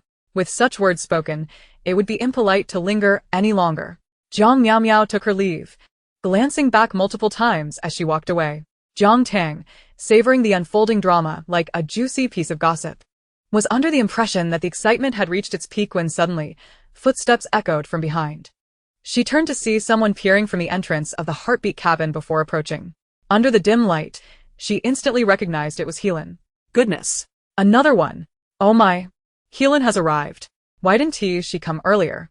What kind of fortunate place is this for Pei Xiaochuan? Why does everyone feel compelled to come here? In that fleeting moment, Jiang Tang's mind raced with 1,000 thoughts, most revolving around the idea of Miss Helan and Pei Xiaochuan's mother discovering her covert observation of Pei Xiaochuan, throwing $1 million at her face and demanding she exit the show, leading to a life of wealth and leisure. However, being discovered was decidedly untenable, as she realized that after deducting the penalty, the remaining amount was hardly significant. A bit of a loss. Acting faster than her thoughts, she scanned her surroundings, swiftly darting into a nearby thicket, claiming the prime spot for eavesdropping as she watched the flowing gown approach. Helan, holding a small portion of pudding, spoke, Brother Xiaochuan, you must be exhausted from your hard work today. When I arrived, I prepared some snacks to share with everyone, and this is for you. Uncle and Auntie are also very concerned about you. The scent of almonds wafted through the air, prompting Jiang Tang to silently give her a thumbs up. With a heart full of anticipation and trembling hands, she widened her eyes. Pei Xiaochuan, seated on the nearby bench, raised his gaze to Helan's almond pudding but showed no sign of being moved by her concern. I'm sorry, but I'm allergic. Just take it back. Helan remained still, her brow furrowing in confusion. I remember Brother Xiaochuan was not allergic to almonds. Has something changed recently? Pei Xiaochuan's response was blunt and straightforward. I am allergic to the term brother. Chapter 71. A standoff in the middle. Help. Ha ha ha. No one knows what Pei Xiaochuan experienced in these short hours. First, Jiang Miao Miao calls him brother, then Helan does. You all are just laughing. But I am the only one truly feeling for Pei Xiaochuan. Insert dog emoji. So, Pei Xiaochuan's participation in a dating show is confirmed. He seems capable of romance, yet devoid of any desire for it. Helan appeared a bit disheartened. She did not notice the earlier arrival of Jiang Miao Miao and assumed Pei Xiaochuan's words were directed solely at her. However, displaying commendable poise and perhaps a touch of intelligence, she merely pursed her lips, refrained from further entanglement, and turned to leave. Concealed within the thicket, Jiang Tang relished the unfolding drama, wiping her mouth in satisfaction, slightly regretting not having brought some sunflower seeds to snack on. By the second week of the original plot, the male and female leads were ostensibly supposed to enter a phase of Cold War. During this period, they would provoke each other through interactions with other participants, inciting jealousy and creating trouble for others. The overarching theme was, I'm not listening, I don't care about you anymore, but you're not allowed to engage with anyone else, or else it means you don't love me. What's the logic behind that? Based on the dinner situation, it was unclear whether they had quarreled or were simply in a Cold War.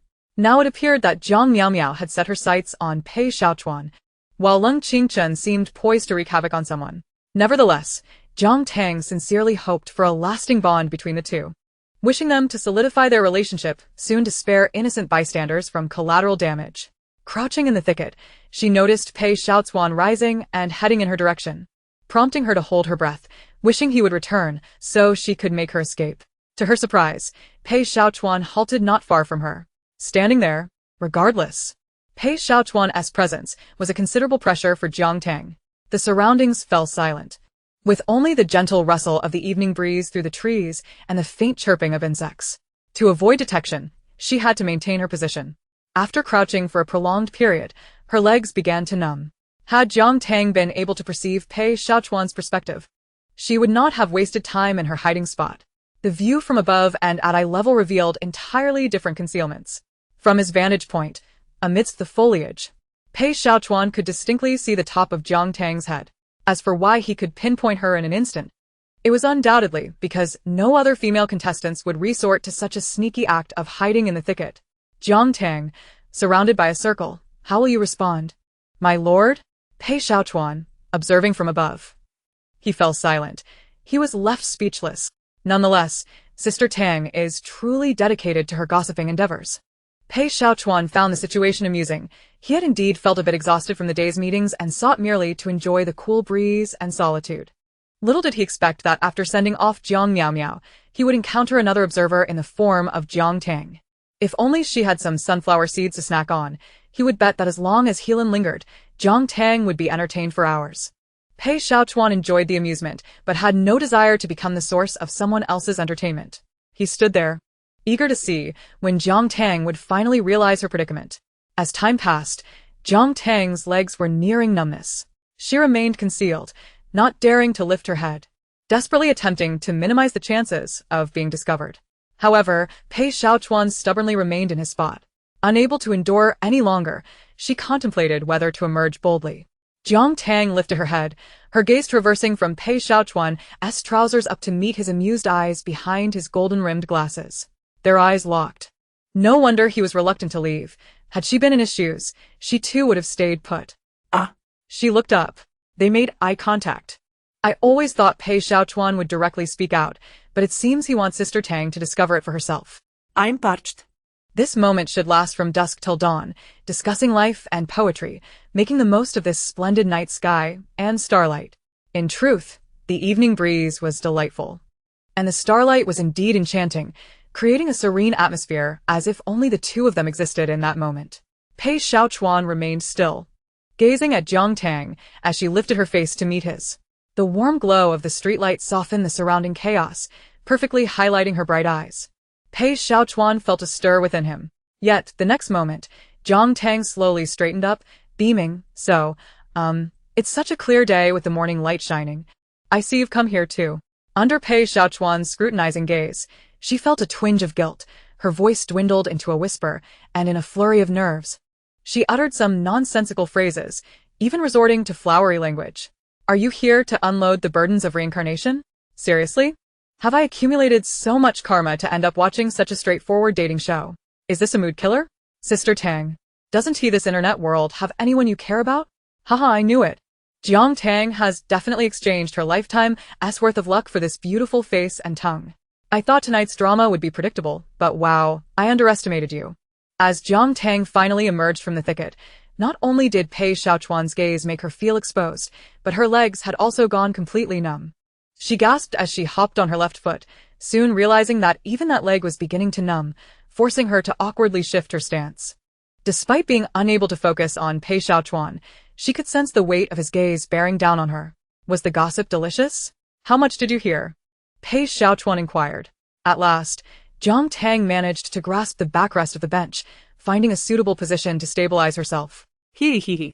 She let out a couple of dry laughs. Then, much like a bamboo tube spilling beans, she attempted to barter for leniency through honesty. It was little, just a whisper of news that she had learned of your brother's allergy, and that recently he seemed a tad chilly. Pei. Would you care to have a bite or a drink? The translation is simple. It was all heard. The expression of exasperation on Pei Xiaochuan's face had nearly materialized. He turned to Jiang Tang, articulating each word with deliberate clarity. I am fine. Oh. Jiang Tang rummaged through her pocket after a prolonged search, finally producing a small package. She carefully placed it into Pei Xiaochuan's hand and whispered in his ear, if you're fine, then just eat the dried plums. Before her words had fully settled, she turned and hastily made her exit, leaving Pei Xiaochuan holding the dried plums, along with the lingering echo of her voice in the night breeze. Jiang Tang. You truly are insufferable. Ignoring his ire, she thought, 10 minutes later. As she stood at the door of her cozy nest, her legs still somewhat numb, she beheld the figure of Leng Qingchen, who had evidently been waiting for quite some time. Her grimacing gesture of rubbing her legs came to an abrupt halt. Just moments ago, she had pondered how Jiang Miao was preparing to wreak havoc on Pei Xiaochuan, while Leng Qingchen remained oblivious to whom he might be bringing misfortune. Haha, retribution indeed. It wouldn't TV me, would it? Chapter 72. You leave. Yu Tulung Qingchen had been wandering about for a while. He had intended to seek out Jiang Tang immediately after finishing his meal, but hesitated, fearing it might appear too deliberate. Would he then still have any dignity left? As he observed Jiang Tang approaching from afar, her steps graceful and unhurried, a flicker of excitement coursed through him. Look at her. This ordinarily unconcerned individual regarding her appearance. Walking so elegantly before him. She must harbor feelings for me. With renewed determination, Lung Qingchen endeavored to showcase his charm from every conceivable angle. He leaned against the wall beside the door, adopting a pose at a 45-degree angle, accentuating his chiseled jawline while employing perspective to appear slightly taller. As Jiang Tang drew near, she remained clad in a flowing emerald silk gown, layered with a windbreaker, though the hem of her dress bore creases and marks from branches, suggesting she had just returned from an outing. When Jiang Tang approached, Lung Qingchen refrained from speaking first, tilting his head slightly. Furrowing his brow in an effort to cultivate a profound gaze, his lips curving into a half-hearted smile, eager for a fleeting glance as she passed by. Surely, he thought, this would win her over. Bang! Jiang Tang brushed past him, entering the house, and firmly closing the door behind her, without sparing him a single glance. Lung Qingchen? Ha, is he posing for the air? Is he lost in his own self-admiration? Yes, not an idol. Where would he find the burden of an idol image? That crumbled during the first week of the dating show. Unaware of his own charm is a man's best aesthetic treatment. May every man remember this. With his carefully crafted pose utterly ignored, Lung Qingchen momentarily found himself at a loss. He maintained his stance in contemplation for a long while before finally knocking on the door. Jiang Tang. I wish to speak with you for a moment. It shouldn't take too long. The door remained silent, and after a brief pause, Jiang Tang's voice filtered through. Of course it will. His hand, poised to grasp the doorknob, halted mid-motion. Once again, frustration filled his heart. He had repeatedly humbled himself. Yet this woman had the audacity to keep him at bay. Jiang Tang, we are on the same show. Must you deny me even a modicum of face? This is rather unseemly. At that moment, a figure in a white dress strolled into the porch, Jiang Miao. As Jiang Miao approached, Jiang Tang's door swung open. Jiang Tang appeared to have not yet changed out of her clothes, though she had kicked off her high heels. The audience in the live stream could easily spot her mismatched shoes by the entrance. Out here, dignity is self-bestowed. She stepped into her slippers. Her eyes filled with irritation at the interruption. After briefly sizing up Lung Qingchen, she paused, then pointed a finger at his nose. Hurry up and leave. At this moment, Jiang Miao seemed to grasp the situation, fixing her gaze directly on Lung Qingchen.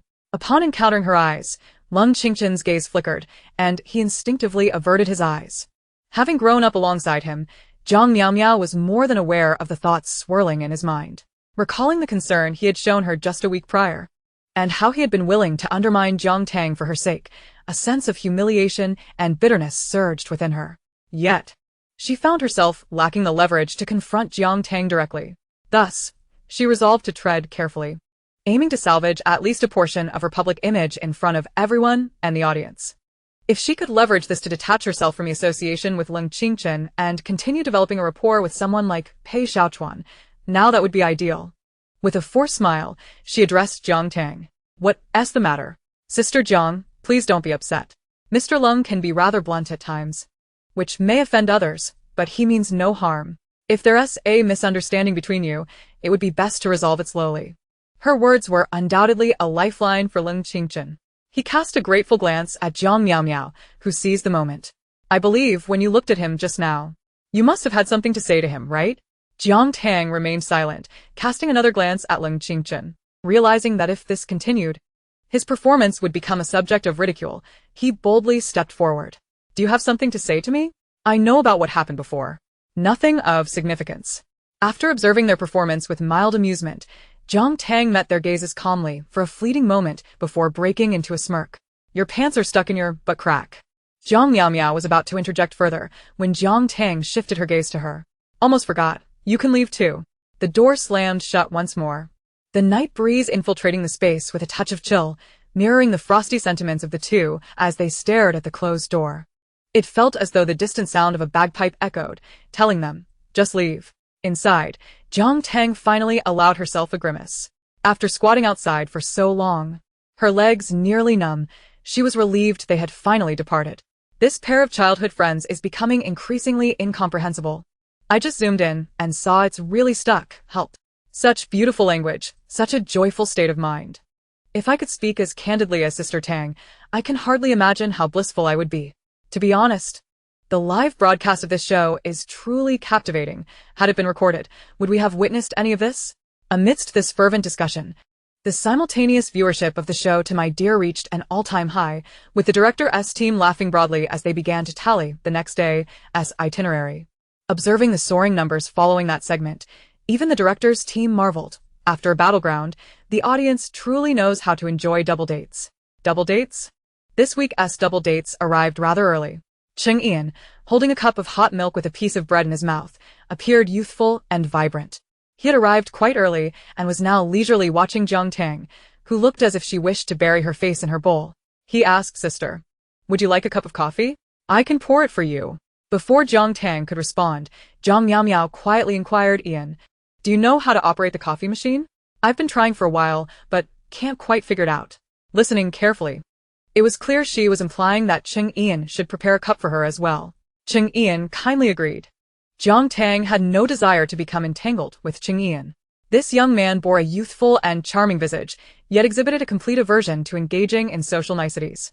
Thus, she waved her hand dismissively, dejectedly declining his overtures. "It's fine, you needn't concern yourself with me.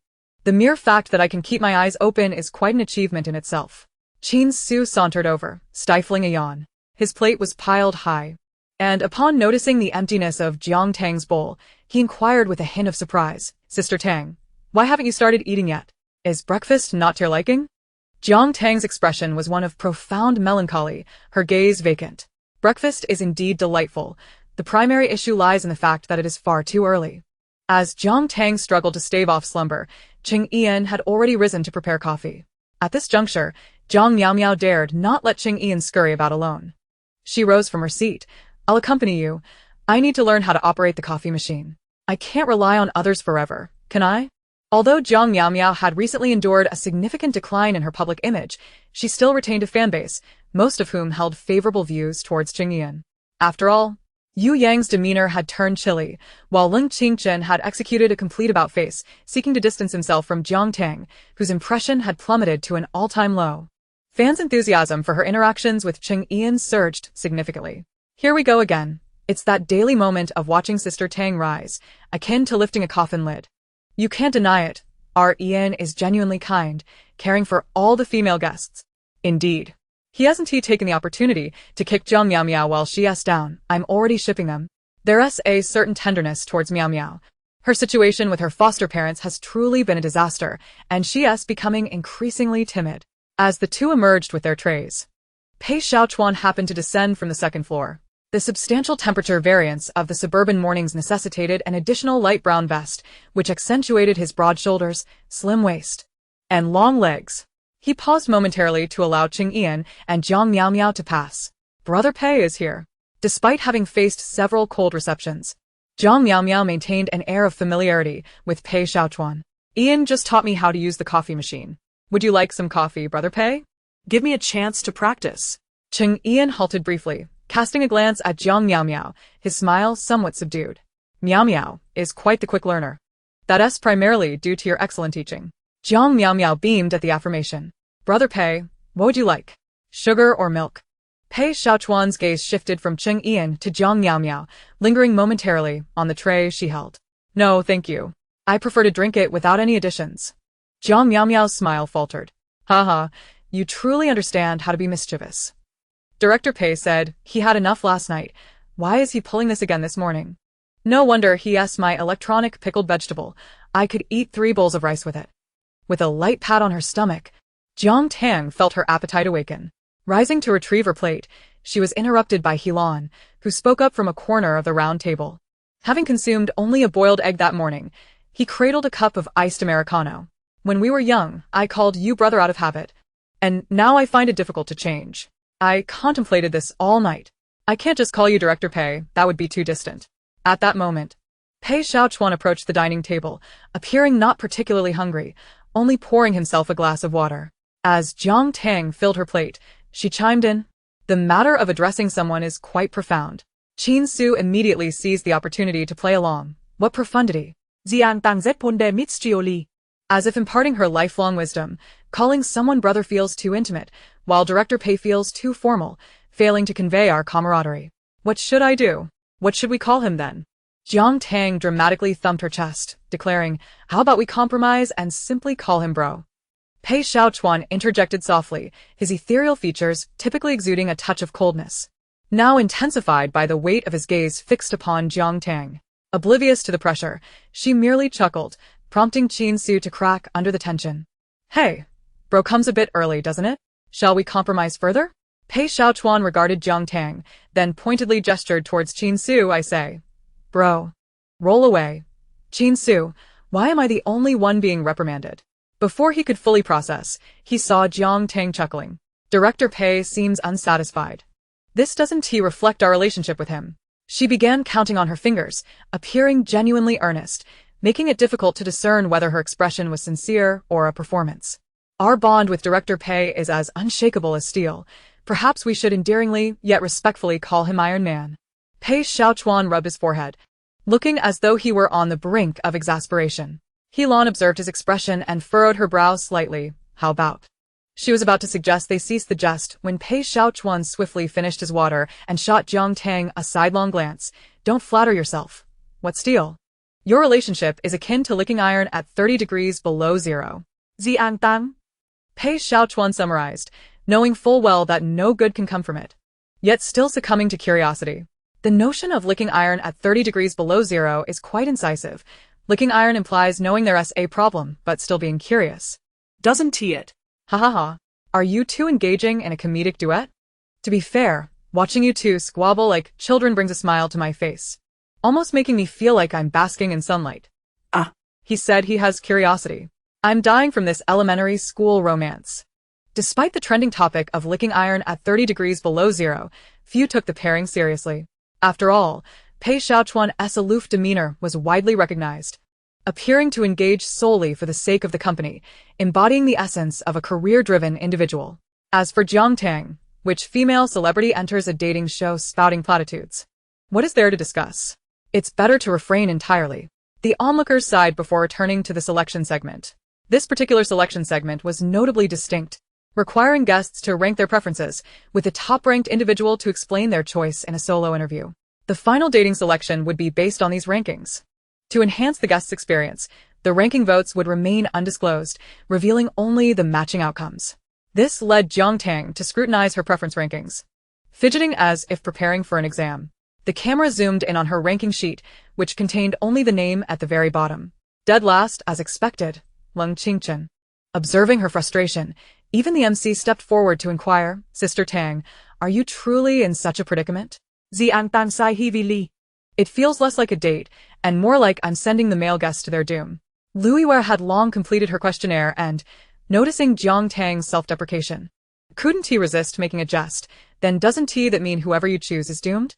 Just then, Jiang Tang slapped her forehead, experiencing a moment of enlightenment as she began frantically scribbling on her ranking sheet. Lui Wei was left baffled. Wait, has Jiang Tang decided who to wreak havoc upon? At that moment, Pei Xiaochuan stood up, clutching his ranking sheet, and entered the solo interview room, his heart racing and hands trembling. The director's team in the interview room was taken aback by his prompt and decisive response, eagerly accepting it as if it were a precious gem and providing ample close-ups in the single interview chamber. The first to be highlighted was Jiang Tang.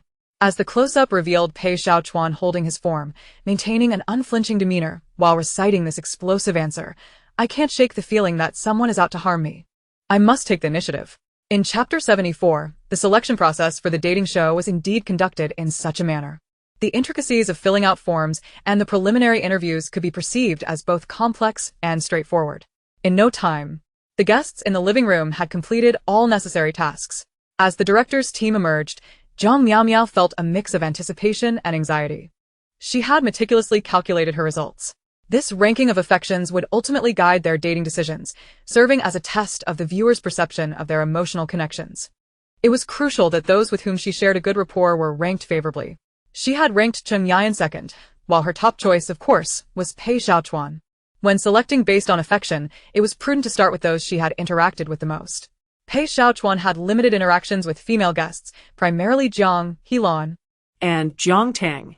While Helan had known Pei since childhood, Jiang Miao felt no trepidation. If they truly had something, why would Miss He be on a dating show? As for Jiang Tang, although she had joked in the first week, the show had now progressed to a stage where each guest was beginning to cultivate their preferred partners. Selecting Jiang Tang would only invite unnecessary complications. Thus, it was conceivable that this opportunity might fall into her hands. Regarding Leng Qingchen and Yu Yang, one had turned to pursue Jiang Tang, while the other had yet to clarify his intentions with her. She would not prioritize such individuals. Coincidentally, Jiang Miao was not the only one who believed herself to be quite astute. After being turned away yesterday, Leng Qingchen pondered for quite some time. Eventually realizing that Jiang Tang's skirt bore dirt and wrinkles, was it possible she had stealthily met someone? After departing from Jiang Tang's door, he lingered by the window for a while, only to see Pei Xiaochuan emerge from the woods. It seemed he had failed to engage Pei and was thus sent back. Witnessing the morning's breakfast scene only solidified Leng Qingchen's suspicions. With Jiang Tang's playful nature, one might overlook her, but when it came to matters of the heart, who would place her first? Especially someone like Pei Xiaochuan. As long as he ranked higher than the other male guests, the dual selection would naturally belong to him, allowing Jiang Tang to see his determination to dispel any misunderstandings. Shortly, the grouping list would be announced without revealing each person's ranking. If there were instances of mutual first choices, the reasons for their selections would be disclosed publicly. The director's team, holding the list, addressed the guests, stating that today's dating agenda would allow both parties to choose freely, although they would need to fulfill certain dating tasks, which would be drawn after the group assignments. Reflecting on her reasons for selection, Jiang Tang couldn't help but touch her nose, feeling a twinge of guilt. Surely Pei Xiaochuan wouldn't choose her. He was not foolish. And if he didn't select her, her reckless behavior would remain concealed. Once this episode concluded, the chances of being discovered were slim. Even if it happened, the distance would render it inconsequential. Perfect. This dual selection had two pairs of mutual first choices. Everyone turned to the big screen as the MC announced. Please direct your attention to the screen. Accompanied by soothing music, the voice of Fong Mubai resonated. Sometimes, choices don't necessitate explicit reasons, from cognitive compatibility to shared viewpoints. Even each of the other's actions collectively contribute to a decision. As Fong Mubai gazed at his form, he smiled gently, declaring, "My number one is Zhou Xiwen." At that moment, Zhou Xiwen turned towards him, revealing a faint smile. The camera then shifted to her, where she beamed with crescent-shaped eyes, softly stating, "I wish to understand, Mr. Fong, a bit more than yesterday." The barrage of comments erupted like fireworks, and even the guests in the heartwarming abode screamed in delight. Wow. Teacher Fong truly knows how to express himself. Sister Zhou's reasoning is about knowing a bit more than yesterday. Tomorrow, she can know even more than today. The first pair's sweetness captivated everyone, who eagerly awaited the second pair of mutual first choices. Their focus on the screen rendered them oblivious to the pained expression on the director's face. Amidst the melodic music, the director's voice broke through. "You do know that the reasons on your application will be read aloud, right?" Unlike the pure love blossoming between Fong Mubai and Zhou Xiwen, the camera now focused solely on the director. Grasping the form, he rubbed his temples, as if on the verge of fainting, yet he remained patient and earnest. The next moment, a familiar voice froze the audience, awaiting the tender moment. "It's fine. As long as Pei Xiaochuan doesn't foolishly choose me, my selection won't be read aloud." Accompanied by Jiang Tang's voice, the camera zoomed in on the first line of her form, which boldly declared, "Number one in affection, Pei Xiaochuan. Reason, I have a feeling someone wants to harm me. I must take the initiative." Jiang Tang stared, wide-eyed, at the screen, slowly turning her head to Pei Xiaochuan, who was playfully toying with his prayer beads, wearing a smile that seemed to portend her demise. The next cut flashed to Pei Xiaochuan's preliminary interview room, where he maintained a chilling demeanor, deceptively aloof. Glancing down at his form, he chuckled softly. "Number one is Jiang Tang. Reason, I always feel someone wants to harm me. I must take the initiative." As the video neared its conclusion, the living room fell into a profound silence, the gaze oscillating between Jiang Tang and Pei Xiaochuan. Louis Ware, who previously insinuated that Jiang Tang was only capable of causing trouble, regretted her words, wishing she could retract them. Had she not spoken, Jiang Tang would not have written that. If Jiang Tang had not penned that, Would this sensational opportunity to stir the pot have fallen to her? After all, It was Pei Xiaochuan. people often possess the mindset that while they can endure hardships, they cannot watch others suddenly thrive. Not only Lu Yue, but Jiang Miao Miao was also fixated on the big screen, unable to regain her composure. Meanwhile, Leng Qingchen, who prided himself on his foresight, stared at the screen. His expression a tumult of colors, mouth agape, rendered speechless. In stark contrast, the barrage of comments erupted into laughter and jubilation. The perfect rivals, equally matched. One moment in a romantic drama, the next in a comedic performance. I'm dying. He predicted Jiang Tang as actions the moment Lu Yue spoke. I anticipated your move, but I'm still playing along, even more juvenile than my second-grade nephew. In a sense, mutual understanding, a two-way journey. Undoubtedly. This explosive segment of dual selection instantly soared to the top of trending topics. How does one select the good person in a dating show? Chapter 75. We have undergone special training and generally do not laugh. If Jiang Tang's antics are the expected comedy, then Pei Xiaochuan's involvement is akin to an inscrutable mystery, provoking thought while leaving one hesitant to inquire further. Your reasoning is rather unique, they remarked. Indeed, quite harmonious. The gazes of the crowd in the living room flickered, as if momentarily stripped of their linguistic faculties, struggling to reclaim their voices. What could possibly be said at this juncture? Could one even remark on the audacity of the two? The smile will never fade. It will merely transfer to my visage. If you don't understand, just ask. Is it that you are naturally incapable of laughter? Surprised? Unexpected? Moved? Sister Tang said she didn't dare to move. She simply couldn't. Jiang Tang. Of course, was paralyzed with trepidation, her eyes darting between Pei Xiaochuan and the screen at a rate of 3 seconds per glance, embodying a blend of hesitation and resolve. Pei Xiaochuan's native tongue was rapidly becoming one of silence. Speak quickly. Don't linger like a tambourine. Jiang Tang instinctively interpreted this as an urgent invitation to express herself. Since Pei Xiaochuan, in his magnanimity, had spoken so freely, she felt liberated to respond. With a mischievous grin, she suggested, "Why don't we seize the opportunity today to visit the ophthalmologist?" Pei Xiaochuan replied, "After this outing, the subsequent groupings seem rather lackluster." At this point, the production team, eschewing any suspense, unceremoniously revealed the groupings. Qin Su and Fang Qian, Yu Yang and He Lan, Zheng Ian and Jiang Miao Miao, Leng Qingchen and Lu Yu.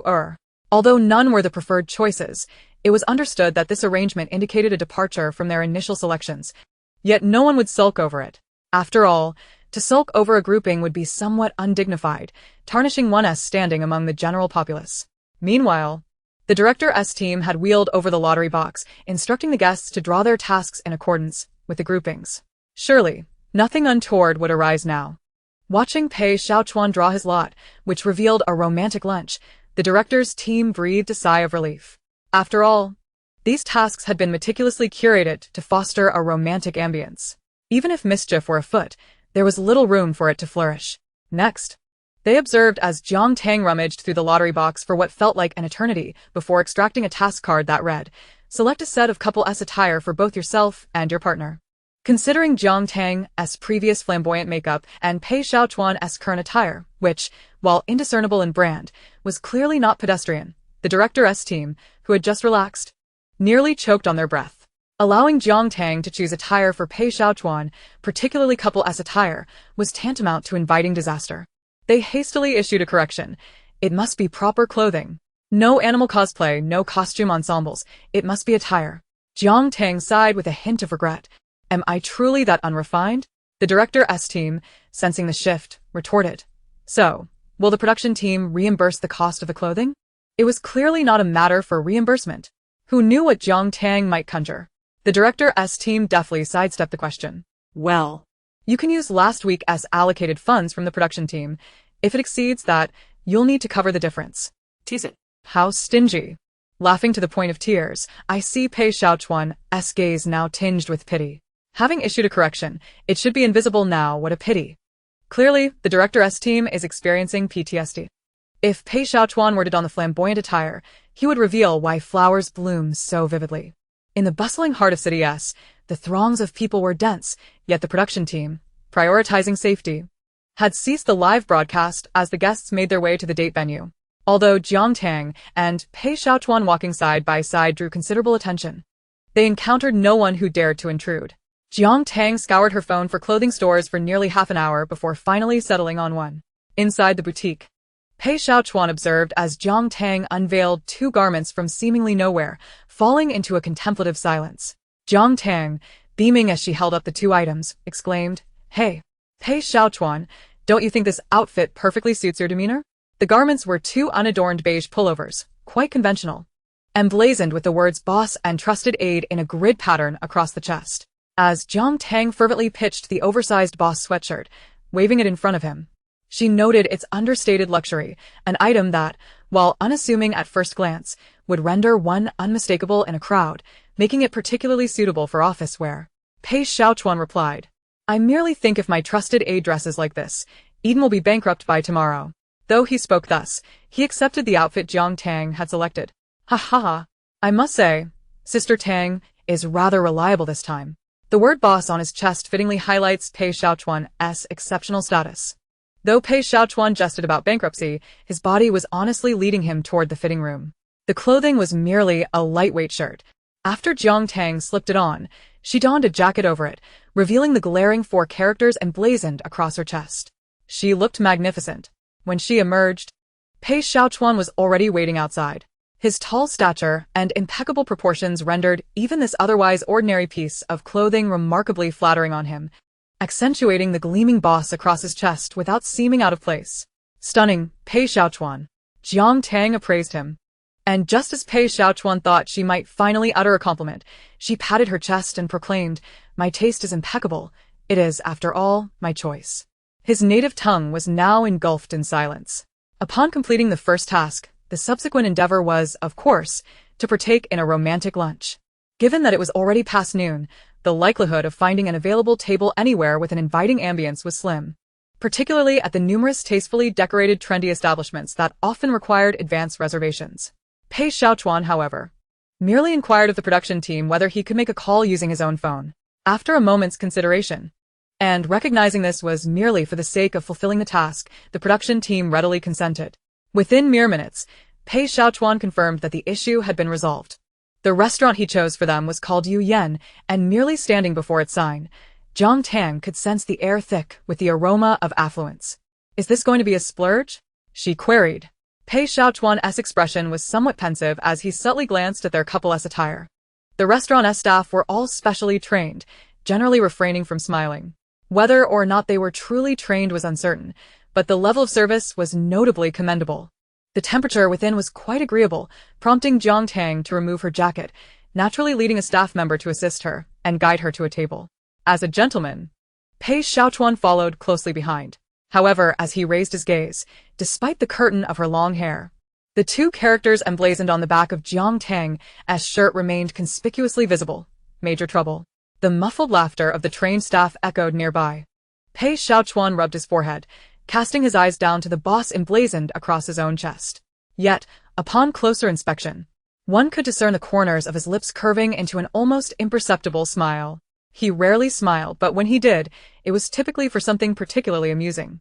Chapter 76. You have no objections to my spending your coins, right? I originally thought trusted aid was the limit, yet that was merely my threshold. To measure Sister Tang's limitations against your own is quite the folly. I unleash the major trouble card. How will you respond, Pei Xiaochuan? Although Jiang Tang was unaware that the comments were nearly in stitches, she could still feel Pei Xiaochuan's penetrating gaze lingering on her back, prompting her to discreetly quicken her pace, as though flames were licking at her heels. As anticipated, Pei Xiaochuan's voice soon followed from behind. Seated by the window, you took a wrong turn. She pivoted on the spot, akin to a compass, completing a 180-degree turn, and fortuitously locked eyes with Pei Xiaochuan. With a sheepish smile, she feigned composure. Well, as confidants, we must always align with our boss's rhythm. Pei Xiaochuan responded with a cool, "Oh," as he settled into the table by the window. I thought you ventured that way to go against me. My major concern. Boss, please allow me to defend myself. No. To explain. I did it intentionally. Neither of these two was one to spare words, and from the moment they took their seats, a verbal sparring match commenced, punctuated only by a brief interlude for ordering dishes. It wasn't until the first course arrived that Jiang Tang raised her hands in a gesture of truce. Since her arrival in this world, aside from ordering takeout at home, she had been subsisting on the meals provided by the production team. And it had been quite some time since she had dined out properly. Moreover, given her current balance, this restaurant was one she ought to avoid at all costs. Even the cruise cameraman had been asked to leave the dining area to avoid disturbing other patrons, with only a small camera set up near their table. However, there was a silver lining. The paparazzi and fans were entirely oblivious to their presence. It was a rare opportunity to indulge, and best of all, it was not her own money being spent. How could they let a battle of wits delay their enjoyment? The view from the window was exquisite, and the dishes brought Jiang Tang unparalleled joy. The crab roast soup dumplings were translucent, with rich and fragrant broth, and the 8 treasure-gourd duck was simply divine. Not to mention, Pei Xiaochuan had also ordered a large yellow croaker, so tender that she couldn't help but savor every bite. After feasting to her heart's content, Jiang Tang even took a moment to adjust her equipment, live streaming a segment of the bustling streets of City S. After all, there was no one here to intrude. Although her every move was largely unnoticed due to their secluded corner in the restaurant, they did not escape the gaze of another pair of eyes. As lunch concluded and they prepared to return to the Heartbeat cabin, Jiang Tang was busy fiddling with the camera equipment to ensure they weren't being followed. A fleeting glance revealed someone approaching their table. Pei Xiaochuan, who had been leisurely sipping his tea while reclining against the chair, paused and set down his cup upon noticing the newcomer. Jiang Tang was momentarily taken aback and turned to face the individual. Oh my! It seemed there was a typical domineering CEO here as well. Just look at that 3-piece suit, and that checkered lapel pin gleaming beside his collar. What further confirmed his archetype was the Lamborghini key dangling from his hand, accompanied by a lady in a red dress on his arm. Though she had never seen the man before, she felt an inkling of familiarity with the woman in red. As Jiang Tang hurriedly rummaged through her mind for any relevant keywords associated with the woman's attire, the man sidled up to their table, leaning in an impolite and rather unsanitary manner. Jiang Tang furrowed her brow at the sight. Isn't that Pei Xiaochuan? How far you've fallen! I heard you've recently appeared on a variety show. Is Eden in decline? The man scrutinized her with an uncomfortable gaze, particularly eyeing her outfit, before allowing a hint of disdain to flicker across his face. It seems your standards for women could use some refinement. The woman in the red dress smiled slightly, her diamond-studded nails delicately brushing against his hand, calling out sweetly, Pei Xiao. The impact of her voice was far more potent than Jiang Miao's 3 repetitive calls of brother. Jiang Tang turned to Pei Xiaochuan, inquiring with her eyes, Who is this?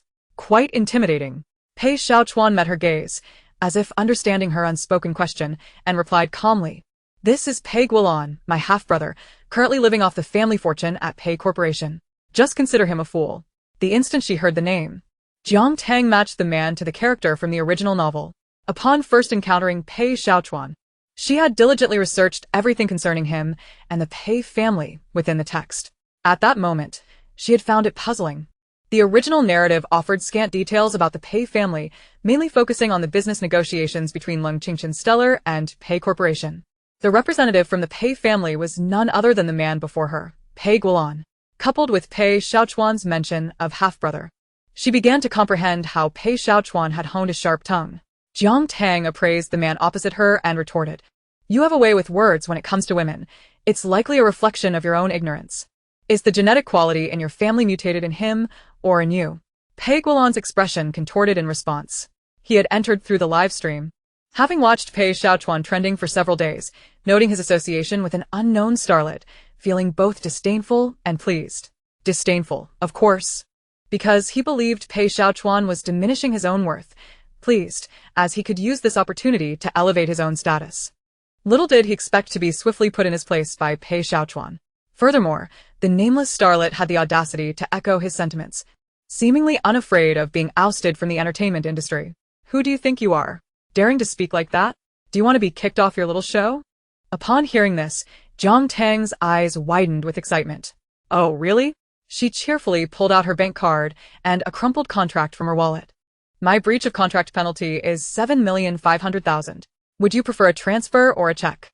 Not only that, she turned to Pei Xiaochuan and asked, President Pei, I plan to expose your family's little secrets. You have no objections, I hope? Pei Guolan was taken aback by that figure, exclaiming, What's 7,500,000? Impossible. Pei Xiaochuan couldn't help but chuckle softly. There's no way you could expose anything. The financial resources of Pei Corporation aren't under the control of this freeloader. If he needed any funds, he'd have to report to the board. He lives off the pocket money given by our father, and if he has any money left over, I'll take your surname. Jiang Tang only caught the latter part of his words and was momentarily speechless. Take my surname? That wouldn't be appropriate. Pei Xiaochuan. After locking eyes for 5 seconds, Jiang Tang finally untangled the logic. With that understanding, the dream of being tossed a 10 million check by the Pei family shattered. She gazed at Pei Guolan with pity and sympathy, muttering softly, "How can one be both unattractive and useless?" Chapter 77. You understand business warfare. The phrase unattractive and useless carries significant weight for a man. For someone like Pei Guolan, who held himself in high regard, it was a direct blow to his pride. His face, which could be deemed handsome, twisted into a grimace, and in a fit of rage, he forced a smile. "You're quite something, aren't you?"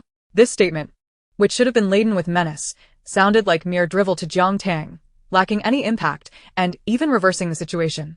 She raised her eyelids, astonished, and looked at Pei Xiaochuan. "No way, he's complimenting me. This guy isn't so bad after all." Pei Xiaochuan frowned slightly, about to speak. When the woman in the red dress cheerfully removed her sunglasses, her gaze sweeping over Jiang Tang's face, disdain evident in her demeanor. "Oh, I thought it was someone else." "It's Jiang Tang, isn't it? A few days without seeing you, and you've become quite sharp-tongued. Haven tea you? It seems you haven't learned her lesson yet?" Upon hearing those words, and piecing together the information from the system, Jiang Tang finally realized the identity of the woman in red. In the original novel, the true heiress, Jiang Miao, was merely an appetizer for Jiang Tang's ambitions in the entertainment industry. In contrast, the recently crowned Jin Sun Award Best Actress, who had garnered a wave of attention, was the renowned antagonist, Shang Miaoyan. As the former beauty queen steps into the realm of cinema, she is poised to become a grand lady in the spotlight. A stark contrast to the original character, who is merely a low-tier, malicious supporting role. Although one might ponder the necessity of a supporting character tormenting another, it appears that Shang Miaoyan is rather oblivious to this notion. The original novel recounts an incident during the filming of a television drama involving 3 collaborators. When Jiang Tang fluffed a scene where she was to receive a slap, Shang Miaoyan, seated in a carriage, callously prolonged the subsequent rain scene for several hours, resulting in Jiang Tang developing a fever on set. This seems to be the lesson that Shang Miaoyan alluded to. Today, she was hastily summoned by Pei Guolan, who insisted she dress to impress, aiming to outshine all others. Unexpectedly, she encountered a familiar face, leading her to feel that using a sledgehammer to crack a nut was unnecessary. After all, she was nurtured by Pei Guolan and was well aware of the Pei family's influence. Thus, she was prepared to exert herself and take the lead. While she dared not confront Pei Xiaochuan directly, she turned her attention towards Jiang Tang. After an initial jab, she fluffed her freshly done nails and scoffed. "Is this minor buzz from a dating show enough to make you tremble?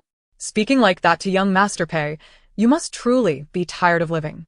Just as she thought she had successfully dismissed a cold-hearted gentleman, another Pei appeared on the scene, and she had grown weary of this entourage of young masters. Jiang Tang. Standing firm, shook off her previous discomfort and fully embraced a literal interpretation of trembling. "Is it inappropriate for me to converse with young Master Pei in this manner?" She pondered before slapping her thigh in realization. Could it be that young Master Pei is unable to comprehend human speech? Nearby, Pei Xiaochuan chuckled softly and, with deliberate slowness, suggested, "You could always communicate with him through sign language. If you're angry, just deliver a slap." Jiang Tang's eyes lit up with understanding. Right. That constitutes verbal violence. She then politely inclined her head towards the 2 Peis and inquired, "If verbal communication is ineffective, surely verbal violence will suffice." Shang Miaoyan had initially intended to intimidate Jiang Tang based on their previous encounter, but was taken aback by the harmonious exchange between the two. Although Pei Xiaochuan might flit about outside the family, he still bore the Pei surname, while Jiang Tang, with only minor recognition from a dating show, dared to speak so freely. Having severed ties with the Jiang family and lacking support, was she truly reckless enough to offend so brazenly? Beside her, Pei Guolan struggled to maintain her composure, half reclining against the table. "Pei Xiaochuan, are you truly allowing her to speak such nonsense?" "The words are hers to wield. She shall say whatever she wishes," he replied. Rising from his seat, Pei Xiaochuan deftly unraveled the prayer beads from his wrist and placed them in Jiang Tang's hand, then meticulously rolled up his sleeves. However, I must admit, not only do I indulge her, but I wish to do so myself. Pei Guolan's expression shifted, her voice rising an octave as disbelief washed over her. It seemed she could hardly fathom that Pei Xiaochuan would act so boldly. I warn you, Pei Xiaochuan, do you dare to touch me? Our parents may allow you into their home, but Jiang Tang, now thoroughly entertained, found herself in a spectator's seat, her gaze flitting between the two. Pei Guolan's words rang a bell, reminiscent of a similar declaration made by someone else. Was this not an attempt to bring Eden under their wing, seeking to exploit a non-existent familial bond while their conglomerate's profits plummeted? Pei Xiaochuan's light chuckle interrupted the familiar exchange. His gaze drifted to the remnants of the meal on the table and then back to Pei Guolan, who was half reclined. Rather than resorting to violence, he simply nudged a plate of leftover steamed fish. Oh, dear. Jiang Tang had been fixated on Pei Guolan's slouched posture and the untouched dishes for quite some time. This posture, bordering on disrespectful and even humiliating, evoked in her an irresistible curiosity about what it would be like to sit down to a meal of such delicacies. Well done, Pei Xiaochuan, she thought, reveling in the moment. As the plate collided with Pei Guolan, the remnants of fish broth splattered all over her, leaving a lingering scent of seafood. Pei Xiaochuan. You? Pei Guolan exclaimed, startled. As she leapt up, her expression one of disgust as she wiped at her clothes. Cold, greasy, and reeking of fish, it was all too much. Jiang Tang's laughter rang out, sounding almost like a honking goose. Once she managed to catch her breath, she looked at the hopping Pei Guolan and the visibly repulsed Zhang Miaoyan and kindly suggested, if it gets too unbearable, just stop pretending and take off. You might end up marinating in that smell. She truly was a considerate soul, though it seemed Pei Guolan did not appreciate her concern. On the return trip, Pei Xiaochuan declined the photographer's company. The city center of S was familiar territory for him. Turning into the residential area, he was aware of his own properties there. However, he was not there merely for the real estate. I apologize for dragging you into this mess over a meal. Pei Guolan came after me, he said, his expression serious and brows knitted. His disrespect has caused you trouble, and I shall ensure he learns a lesson and that you receive due recompense. Disrespect? Jiang Tang thought back to the situation and realized she had likely been the more offensive party. Wait, isn't that the Pei Group building? She exclaimed, pointing outside the car window for Pei Xiaochuan to see. Yes, I learned before handing over my phone that he just transferred to the S branch, likely hoping to ride on family connections. I could.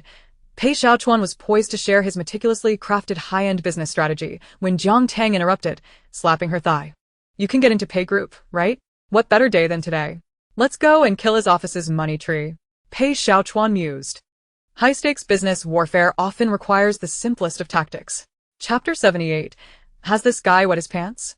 Leng Qingchen and Lu Yuer had already roamed the mall several times to complete their task. His assigned task was to accompany the female partner on a shopping spree. In theory, this shopping could encompass clothing, accessories, or household items. However, eager to showcase his financial prowess, Leng Qingchen insisted Lu Yue help him select an entirely new wardrobe. Not only did this display his wealth, but upon returning to the love nest, it would allow Jiang Tang to see what she had missed out on. To his surprise, this strategy proved effective. The aura of affluence he carried granted him undeniable advantages wherever he went. The live stream comments had begun to unanimously praise his financial capabilities. Oh my, that dress cost 6 figures, and he didn't even bat an eye. Though Leng Xiao's dialogue may be a bit corny, he truly does spend money on clothes. Surprisingly, Lu Yuer was quite polite at first, but is now practically beaming with joy. Lu Yuer, who had initially walked alongside him, now linked her arm with Leng Qingchen's, her demeanor shifting from courteous to affectionate. Who knew that this filming opportunity could yield not only the appearance fee, but also a few high-end garments. Although she sometimes spoke without regard for the atmosphere, she understood that it was best not to simply take advantage of the situation. Len Yi. You can't just keep buying clothes for me. Let's make it a mutual exchange. Naturally, Leng Qingchen was pleased by her words. Initially, he had treated Lu Yuer well, as she was a friend of Jiang Miaomiao. However, during the Cold War with Jiang Miaomiao, he had distanced himself from Lu Yuer. Now, however, he found her to be somewhat naive yet perceptive, at least more so than Jiang Tang. Upon entering the men's clothing store, he unexpectedly spotted a familiar face. One he rarely encountered. Is that Mr. Pei? It has been a long time since we last met. I heard you recently took charge of the S City branch. I hope everything is going smoothly. He paused momentarily, halting his steps. There, in the midst of the clothing racks, stood Pei Guanlan, his expression distinctly displeased, as if he were trying on clothes. Upon noticing Lung Qingchen approaching, Pei Guanlan nodded slightly, a gesture of acknowledgement. However, as his gaze swept past the nearby photography equipment, his demeanor abruptly shifted. He stepped back, hastily shook out his suit jacket, and tied it around his waist, finally stabilizing his stance. The Pei family. He certainly seems like a big shot. Could he possibly know President Pei? What on earth is happening here? Is this some new trend among the wealthy? It seems he's trying to conceal something. What could it possibly be? My curiosity is piqued. Is anyone recording this? Yes, it's being recorded. Upon closer inspection, there's a dark stain around his pants area. I've shared it in the post. I've seen it too. Honestly, could it be that he has wet himself? Unbeknownst to Pei Guanlan, his embarrassing secret had already been unveiled to the eagle-eyed netizens. His expression remained somewhat grim as he remarked, "It seems that the recording with President Lung went rather well." Lung Qingchen felt there was a double entendre in his words. But considering the myriad issues that had arisen during the recording, coupled with Jiang Tang's repeated refusals, his expression darkened slightly. It was just SSO. The important thing was participation. As he drew closer, an overpowering scent of men's cologne mixed with an odd fishy odor wafted from Pei Guanlan, triggering a series of sneezes from him. Pei Guanlan's face stiffened, almost losing his smile. He cleared his throat and asked, seemingly casually, "Does your production team allow for visits?" Upon hearing this, the photography crew, adhering to confidentiality, discreetly redirected the camera. Even after purchasing new clothes and changing out of the soiled ones, Pei Guanlan still felt the peculiar stares of those around him. Undoubtedly, due to the overpowering scent that lingered from his excessive application of cologne to mask the fishy odor. Just moments after exiting the restaurant, he had been mortified to find a large wet stain on his tailored trousers, drawing the attention of passers-by. He couldn't very well drive home with the stench of fish soup clinging to him. Not only would the car's upholstery be ruined, but his own posterior would also become marinated in the scent. That accursed Pei Xiaochuan had humiliated him in such a manner. Ironically, he had intended to cause trouble, having requested the restaurant to cut the surveillance in that area before approaching, only to find that Pei Xiaochuan had also disabled the live streaming camera. Thus, he had no way to prove that the fish soup incident was the handiwork of Pei Xiaochuan. He could only swallow his humiliation in silence. Ashamed, Pei Guanlan had sent Shang Miaoyan away early, choosing to act alone to buy a complete outfit to change into before heading to his long-term hotel for a shower to rid himself of the odor. Yet, there was a silver lining. After all, he had encountered Lung Qingchen and could continue with his plans. As he contemplated, he opened his phone in the car and absent-mindedly scrolled through social media, where he stumbled upon a trending topic titled "To My Dearest You," featuring Pei Xiaochuan. Clicking on it, he scoffed at the comments from fans fawning over Pei Xiaochuan, his expression a mixture of disdain and contempt. However, remembering that he had also appeared in the live stream, he searched for the playback of Lung Qingchen and Lu Yuer's broadcast, curious to see if there was anything about himself in the comments. To his surprise, a few discerning young ladies had indeed posted inquiries about the handsome man who had appeared in Lung Qingchen's live stream. He followed the thread, only to find a post titled, "Just asking, is this new big shot planning to visit? S City branch," exploring the connection between the mysterious handsome man and the Pei family. So he had been discovered so quickly. A smirk of pride crept onto Pei Guanlan's face, as if he could already envision himself outshining Pei Xiaochuan by revealing his identity as the Pei family's heir. As he scrolled down, another headline caught his eye: malicious comment. Did this guy wet himself? Why is there such a large wet patch on his backside? The blaring horn of a passing car jolted him as Pei Guanlan slammed his fist down on the steering wheel in frustration. Damn it, damn it, damn that Pei Xiaochuan. I swear I will make you pay. His suppressed rage erupted within the confines of his car, a release of pent-up grievances. Just then his phone rang. Upon seeing the caller ID, he realized it was from the company. He had no choice but to compose himself and answer the call. On the other end, an employee urgently reported, "Young Master Pei, those 2 money trees you asked to be well watered outside your office have just been broken." What? Chapter 79. A pledge to the adoptive father. If one were to inquire about Jiang Tang's current mood, it could be summed up as, "Here I am in a city." Having just disembarked from the plane, having just engaged in a high-stakes corporate battle, she had merely intended to water the plants. Yet, Pei Xiaochuan had gone so far as to uproot the trees. Recalling Pei Xiaochuan's earlier words, she mused that watering would not show immediate results. Since she was already here, Why not simply uproot the trees? Indeed, those who are capable of running a business are different. Their hearts are ruthless. You take what's mine and return it to me. If you consume what's mine, you must regurgitate it. She hummed a cheerful tune along her journey, appearing in exceptionally high spirits as Pei Xiaochuan drove towards the love nest, unable to resist glancing back at her in the rear-view mirror. Pei Xiaochuan pondered whether he should clarify the mess at home to her. After all, she had repeatedly insisted that today's date would lead to his demise. He hoped to avoid an untimely collapse before their venture even began. Pei Xiaochuan, Jiang Tang suddenly called out to him. With the light at red, Pei Xiaochuan halted the car and turned his head to look at her. Without the aid of the rear-view mirror, he could see the contemplative expression on her face, her eyes seemingly calculating and pondering something. Pei Xiaochuan felt a slight stir in his heart. Even Jiang Tang, who usually appeared indifferent, seemed to have begun worrying about him. Although the spacious front seat of the luxury car provided ample room, the distance between them felt negligible, allowing Pei Xiaochuan to see the slight flutter of her eyelashes as she looked up at him. His lips parted, as if he wished to say something, yet he seemed at a loss for words. Jiang Tang's serious demeanor, observing him with apparent concern, prompted her to remark, "I counted. You just looked at me 23 times. Is there something on your mind?" Pei Xiaochuan resolutely straightened his head, maintaining an expressionless gaze forward. Fortunately, the traffic light turned green, and he immediately pressed down on the accelerator, speeding off while coldly retorting, "How would you know I was looking at you if you weren't looking at me?" Well, "How could I catch you looking at me if I weren't looking?" Jiang Tang shot back, her enthusiasm evident.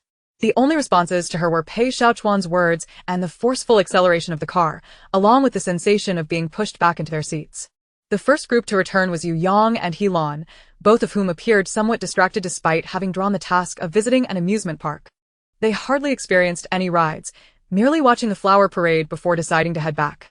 Their expressions reflected a certain lack of enthusiasm, prompting fans to express their disappointment. However, this boredom did not last long, as the other guests gradually returned.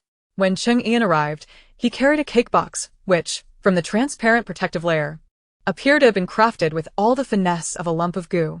Lu Yuer exited the car clad in a brand new dress, lifting her skirt with one hand while linking arms with Lung Qingchen with the other, her demeanor unmistakably joyful. As she stepped into the room, she twirled gracefully, almost as if to showcase her resplendent new dress. However, upon meeting Jiang Miao's gaze, it felt as though she had been seared by something, prompting her to subtly retract her arm, even as a clandestine sense of satisfaction surged within her. Attempting to conceal her feelings, she managed a nervous laugh and addressed Jiang Miao. "Miao, good evening." A palpable shift occurred among the few people in the room, their eyes wandering uncertainly. Jiang Miao pursed her lips and lowered her head, seemingly hiding her own disheartenment. good evening. "Look at this cake. I had hoped to bake something delightful for you all, but my clumsy hands have produced something rather unappealing." She appeared particularly haggard these past few days, and her demeanor evoked a sense of poignant pity. No matter how steely cold Qingchen's heart was, he found himself lowering the arm that had originally been linked with Lu Yuer. The atmosphere grew awkward, as if time itself had frozen. My toes are gripping the ground. "Lu Yuer, is this really necessary?" Striking a pose upon entering? "I must say, Jiang Miao and Lu Yuer's dynamic is quite captivating, isn't it?" Cold Qingchen took a seat. Yet his eyes did not land on Jiang Tang but rather found some solace in Jiang Miao's reaction, which soothed his vanity. If only Jiang Tang were here.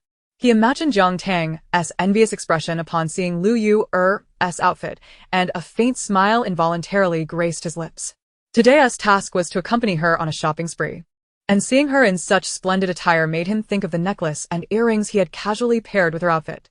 They were not particularly valuable, Just something for her to wear. at first.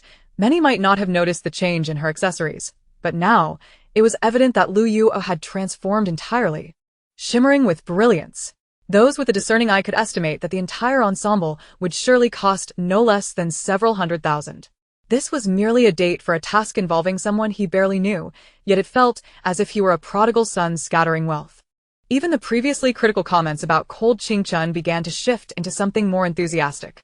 At that moment, the sound of conversation and footsteps could be heard from outside. "Why aren't you speaking? Are you naturally reticent?" Jiang Tang and Pei Xiaochuan entered in succession, Jiang Tang without a coat, her shirt emblazoned with bold characters that could be interpreted as a heart declaring loyalty to her boss.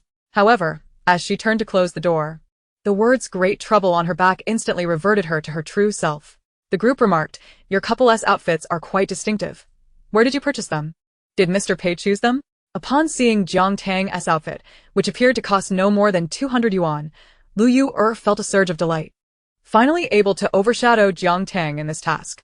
Most likely, Jiang Tang had chosen this attire herself. It was quite foolish of her not to select several tasteful pieces and allow Pei Xiaochuan to foot the bill. Pei Xiaochuan, surprisingly, had managed to wear it. Lu Yu's choice is too obvious. This isn't just a dig at Jiang Tang, but also at Cold Qingchen and Pei Xiaochuan. Let us hope she doesn't provoke both sides. It won't end well for her. Cold Qingchen did not display the fury that the comments suggested. Instead, he lifted his gaze toward Jiang Tang and Pei Xiaochuan, seemingly searching for regret on her face. Jiang Tang appeared somewhat dizzy, preoccupied with selecting sugar oranges from the fruit platter.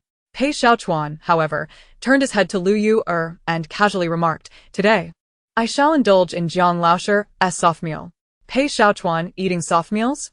Lu Yu's eyes widened in disbelief, as if she were encountering Pei Xiaochuan for the first time, and Jiang Miaomiao, her close friend, mirrored her astonishment. It was known that getting wealthy heirs to spend money was easy, but having them shamelessly admit to living off others was an entirely different challenge. Not only Lu Yu but even Helan, who had been observing, was momentarily stunned, causing the teaspoon she held to tremble and fall.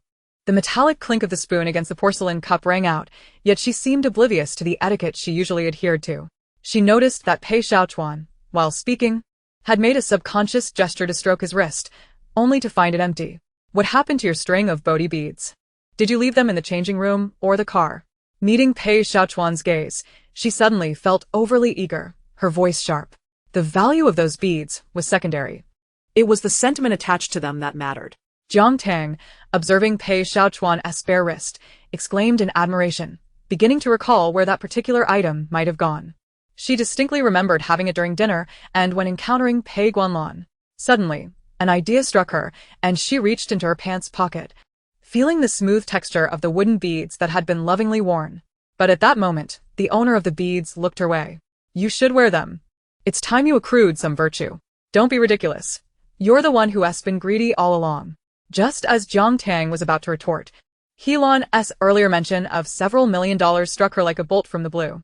Stunned, she pulled the beads from her pocket, gazing at Pei Xiaochuan with teary eyes, and exclaimed, "Father, I bow to you." Pei Xiaochuan. In the next instant, she grinned mischievously and asked, "Can they be liquidated?" Pei Xiaochuan. Chapter 80. "I speak crudely, I'll go first, huh? The young master? Several million? Is this what the world of the wealthy looks like? With so many rich people in the world, why can't I be one of them? I'm an Eden employee, nearly fainting. I've heard the boss's beads are from the precious Bodhi tree, an antique from the Qing dynasty. Wait, I'm a bit dazed. I had seen him wearing them during dinner. How did they end up in Jiang Tang's pocket in just a short while? Are they exchanging tokens of affection?" Laughing to death. Exchanging tokens? Sister Tang already called him father. Her true motive is to liquidate them. How will Mr. Pei feel about that? The barrage of comments exploded after a brief pause, making it difficult for even the show's monitoring staff to keep up with the scrolling content.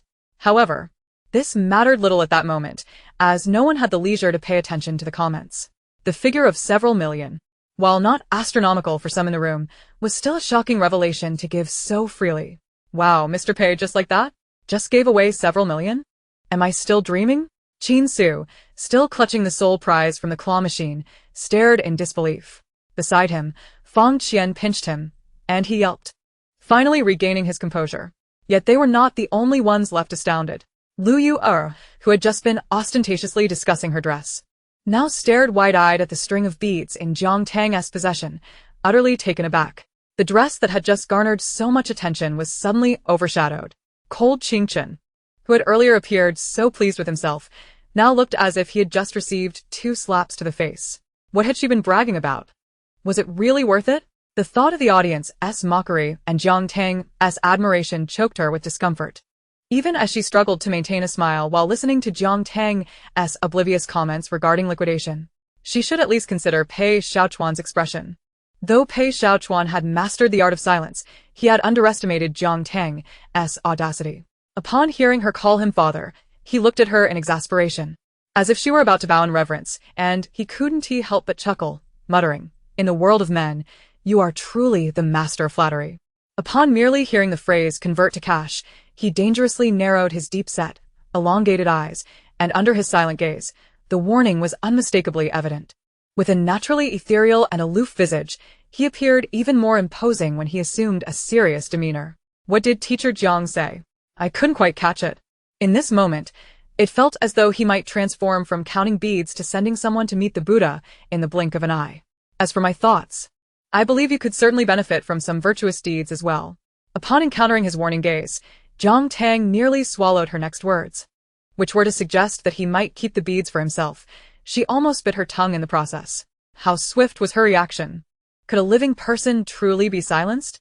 Instantly, the atmosphere shifted, and she chuckled. My lord, your wisdom is unparalleled. Whatever you decree shall be accepted, I assure you. Pei Xiaochuan's expression softened slightly, and he raised an eyebrow. Speak plainly.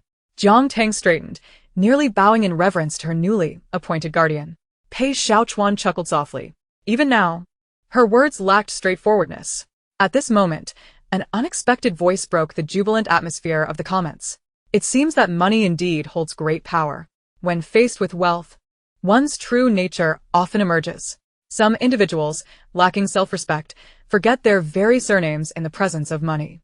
Ling Qingchun lounged on the nearby sofa, maintaining an air of superiority, seemingly unwilling to cast even a glance in Jiang Tang's direction, yet his peripheral vision subtly observed her reactions. His intention had been to make Jiang Tang regret her actions, but he had not anticipated her complete dismissal of him, only to have his moment overshadowed by Pei Xiaochuan's string of prayer beads. Witnessing the stark contrast between Jiang Tang's demeanor towards him and her warm regard for Pei Xiaochuan ignited a fury within him, transforming his regret and frustration into pure animosity. Pei Xiaochuan, Jiang Tang. He would not let these two escape unscathed. His exclamation drew curious glances from those around him. Wait a moment. Who was the one who casually spoke about spending money on clothes just a few minutes ago? Has Ling Qingchun been acting strangely these days? One moment he seeks to explain misunderstandings to Jiang Tang, the next he is being sardonic. He's not wrong. Isn't this just a case of a gold digger? Enough with the theatrics. This is simply a matter of respecting wealth. Every time I visit the god of wealth temple, I kneel in reverence. Ling Qingchun's outburst is hardly a moral high ground. He is clearly expressing his disdain that she values money over him, and it has shattered his defenses. In an instant, all eyes were drawn to Jiang Tang. Money, indeed, was a powerful force. Jiang Tang cast a perplexed glance in his direction. Utterly bewildered, how is it that after nearly 30 years of being a wealthy second generation, you've only now come to appreciate the power of money? Pei Xiaochuan's previously furrowed brow relaxed, although he had missed Ling Qingchun's moment of self-satisfaction. Observing Lu Yuer in her new attire and her overt implications when questioning Jiang Tang about her clothing allowed him to reconstruct the scenario with considerable clarity. Having grown up in the second-generation circle, he was well aware of Ling Qingchun's intentions. It was merely a desire to show off and gain some face in Jiang Tang's eyes. He hadn't anticipated that Pei Xiaochuan's prayer beads would steal the spotlight, leaving him feeling exposed. Perhaps you should collect your thoughts before speaking, Pei Xiaochuan remarked, instinctively reaching for the beads on his wrist, only to find nothing. He chuckled inwardly, realizing he was destined for trouble today, and coldly stated, "First, you flaunt your failure, and then you lecture others on self-respect in the face of wealth."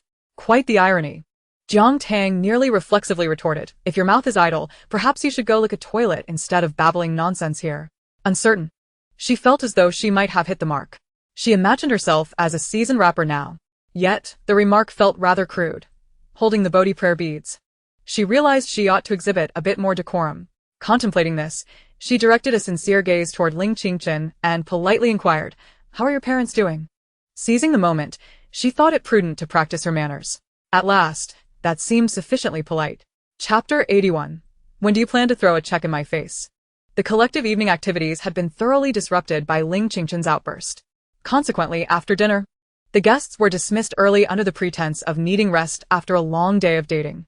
For Jiang Tang, a model employee of this romantic variety show who daily lamented her hunger, fatigue, and desire for sleep, this was nothing short of a boon. She indulged in a relaxing hot bath and settled into her comfortable bedding. Yet, Despite such a favorable sleeping environment, she found herself wide awake, far from the drowsiness she had felt in the morning. After playing a few games, soaking her feet, sipping goji berries from her thermos, and watching a few episodes of a drama saved on her phone, she realized sleep was evading her. Indeed. Those who struggle to rise in the morning often find themselves quite lively at night. Just as she was about to grab some snacks and fruit to continue her mobile gaming, a knock echoed at her door. The first thought that crossed her mind was, if this is Ling Qingchen, I shall douse him with a bucket of foot-soaking water. When she opened the door, Jiang Tang was momentarily taken aback. There stood Helan, her makeup impeccably done and her attire radiating the elegance of a model, her posture at the threshold exuding grace. "May I have a word with you?" she asked softly. At that moment, Jiang Tang, feeling invigorated, immediately brightened up and peered around Helan's shoulder. "Just the two of us? Don't we need 3 for fight and 4 for mahjong?" Seeing Jiang Tang's antics, Helan's smile faltered slightly. "Yes, just the two of us." Well, it seemed like a card game was out of the question.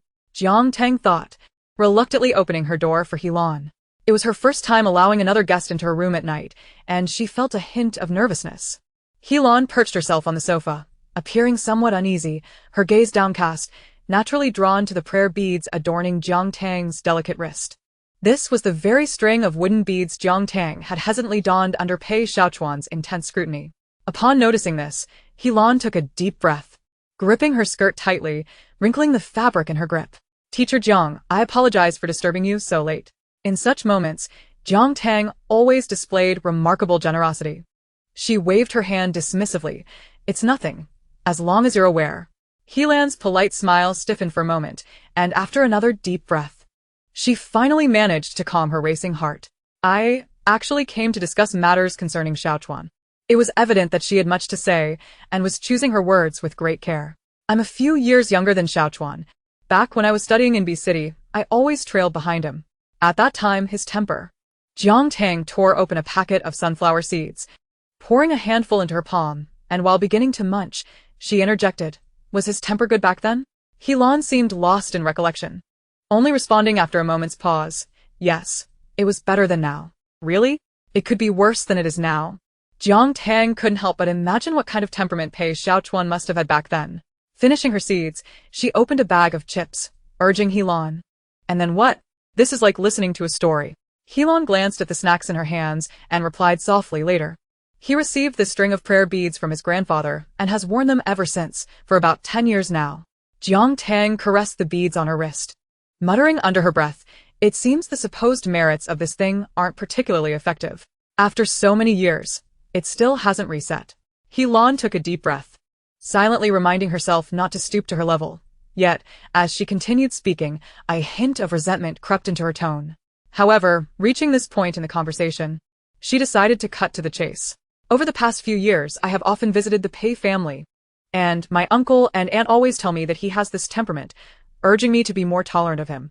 Yet, he still participated in a dating reality show for the sake of the company. I couldn't dissuade him, so I followed along, only to discover he even gifted that prayer bead to someone else." Listening intently, Jiang Tang could discern that Helan was likely provoked by the matter of the prayer bead. She continued munching on potato chips and taking sips of her drink, appearing completely oblivious to the gravity of the situation. Externally calm, her heart, however, began to flutter with excitement. Is it finally happening? The storyline she had long awaited might unfold tonight. To perform a scene, one must embrace the entire script. She reminisced about her arduous days rehearsing lines with various male and female NPCs within the system. With this thought, her enthusiasm for acting diminished, and the words she uttered felt particularly dry, almost devoid of sincerity. "So, you came to see me today just to discuss this?" Helan, likely taken aback by her sudden directness, hesitated for a moment before softly affirming.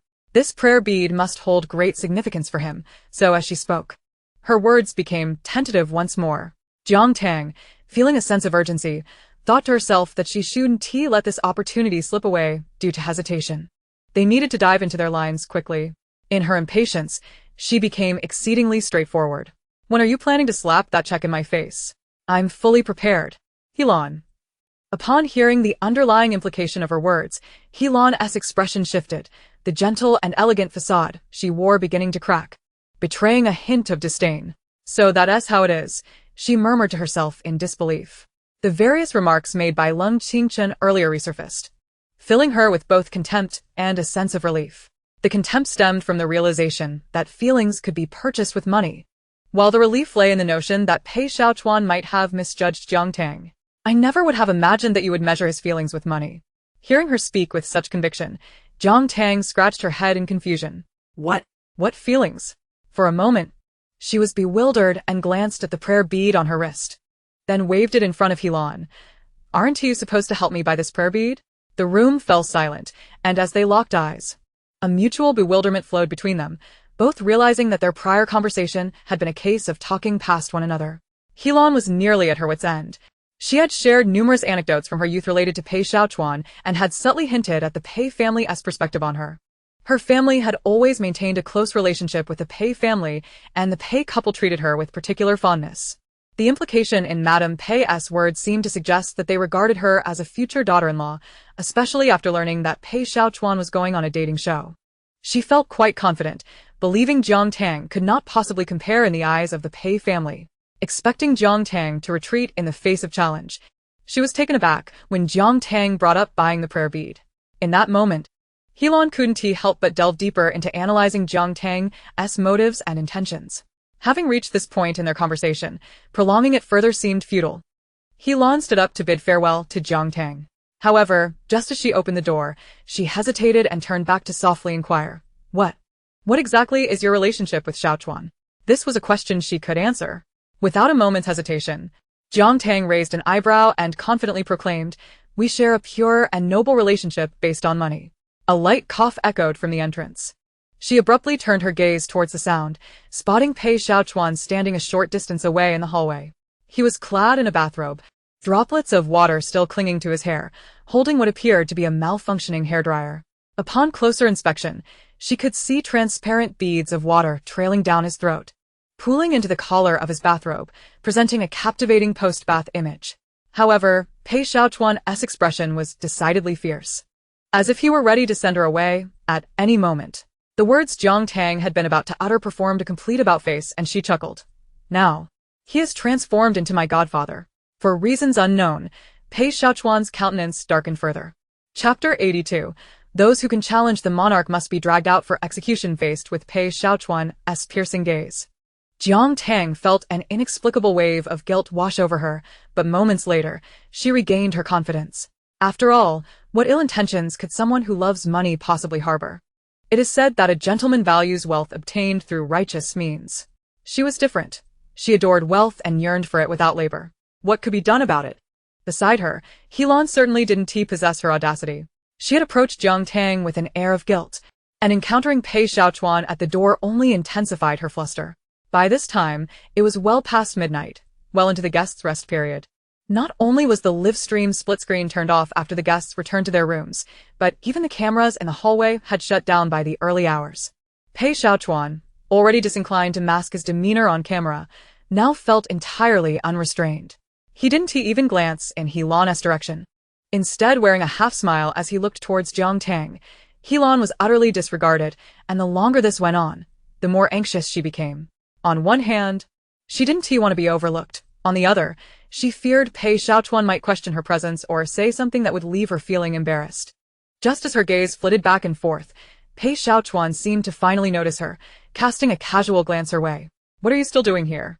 Helan lowered her head and replied, finally taking the hint to retreat into the room, her mind occupied with the words spoken by Mr. Pei.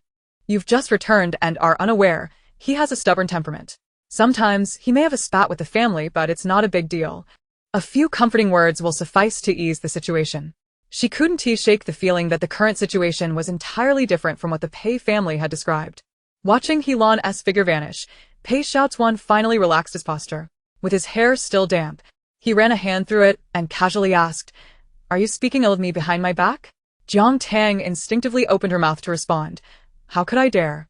I'm the type of person who typically criticizes others to their face. Upon hearing this, Pei Xiaochuan, who had been exuding a low-pressure aura, finally revealed a hint of a smile. Very well then, those who can challenge the monarch must be dragged out for execution. Can we still chat today? The following day, as a consequence of the previous night's late hours, Jiang Tang ultimately paid the price. After all, the longest 5 minutes in the world are those after one hits the snooze button in the morning, and she undoubtedly overslept. By the time she arrived in the living room, the director was announcing the group activities they were about to face, a random draw for improvisational performances. Given that the guests on the show were largely industry insiders, many of whom aspired to work in television and film, not to mention the presence of an award-winning actor, the audience for this program was particularly lively.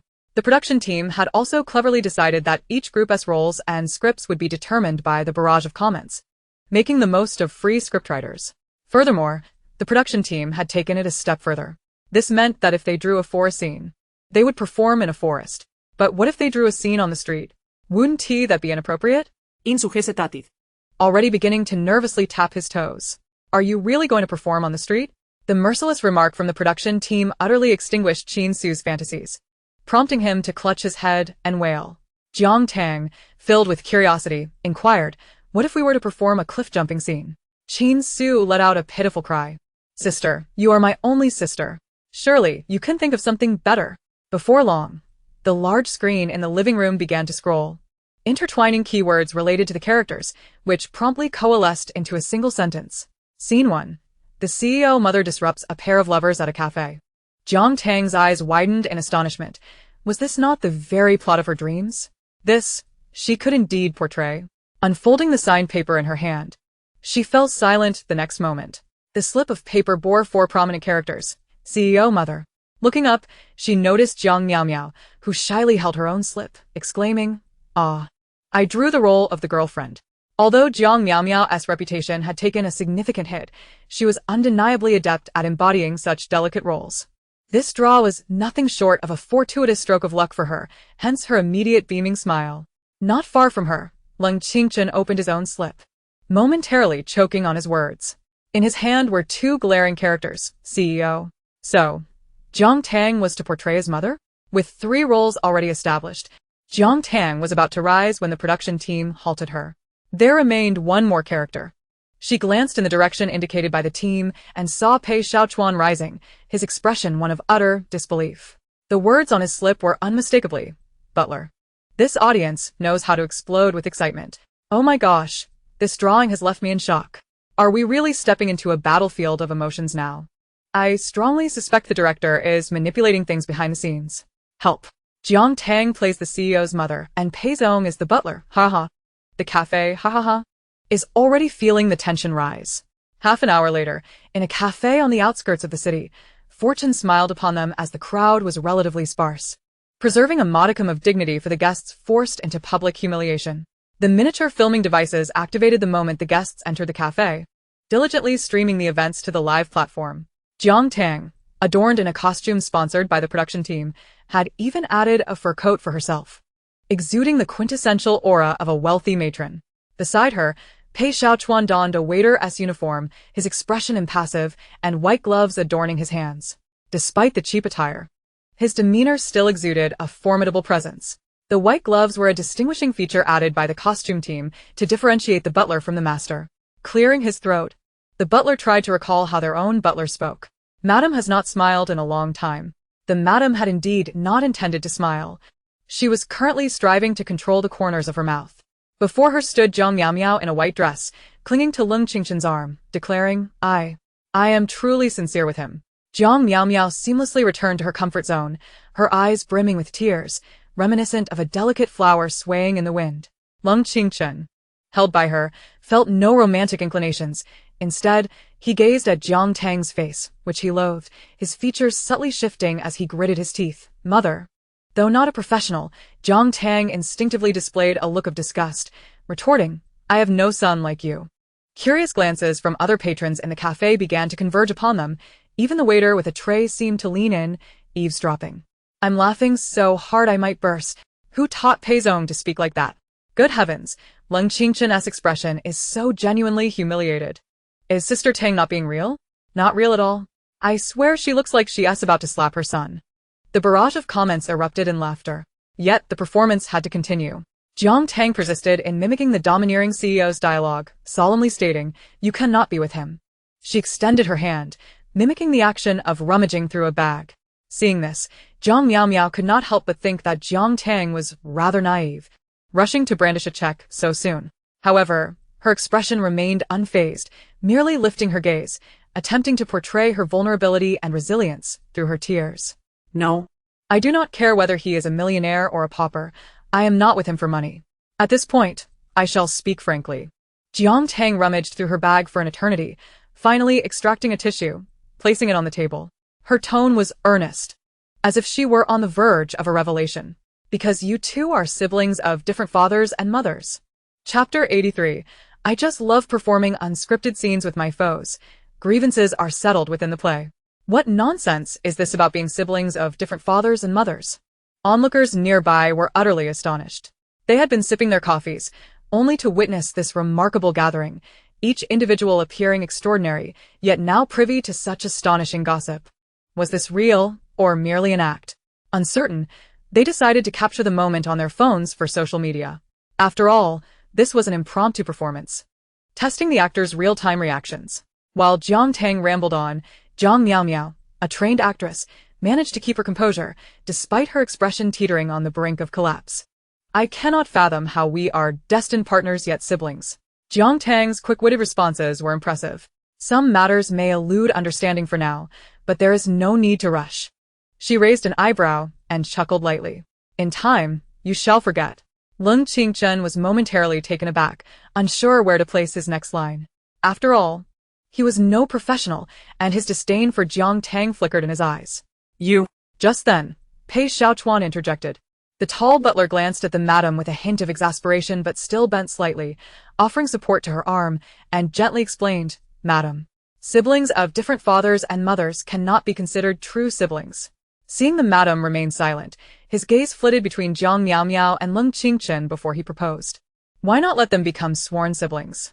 The onlookers reacted with astonishment. How is it that every word you utter is beyond my expectations? The plot took a turn that left me utterly stunned. Whatever the madam says, you shall do. They realized he was indeed a peculiar butler. Without waiting for Jiang Miao Miao's response, Jiang Tang, as the CEO's mother, decisively declared, from this day forth, we are family. No objections? She smiled warmly, her demeanor as gentle as a spring breeze. Family matters should not be aired publicly. You two should refrain from wandering about. Jiang Miao Miao was unwilling to be led by Jiang Tang, diligently analyzing and seeking flaws in her words, yet time was short, and her thoughts could not keep pace, forcing her to adhere to her usual approach. She pinched herself, her eyes quickly misting over, but she still sought to showcase her fragility and resolve against the powerful. I have objections. Beside her, Pei Xiaochuan replied politely yet with a hint of coldness, You may voice your objections, but the madam may not heed them. At that moment, Lung Qingchen was seething with anger. His previous irritation had been redirected by Pei Xiaochuan, and now, witnessing the duo's harmonious exchange, he felt both annoyed and irritated.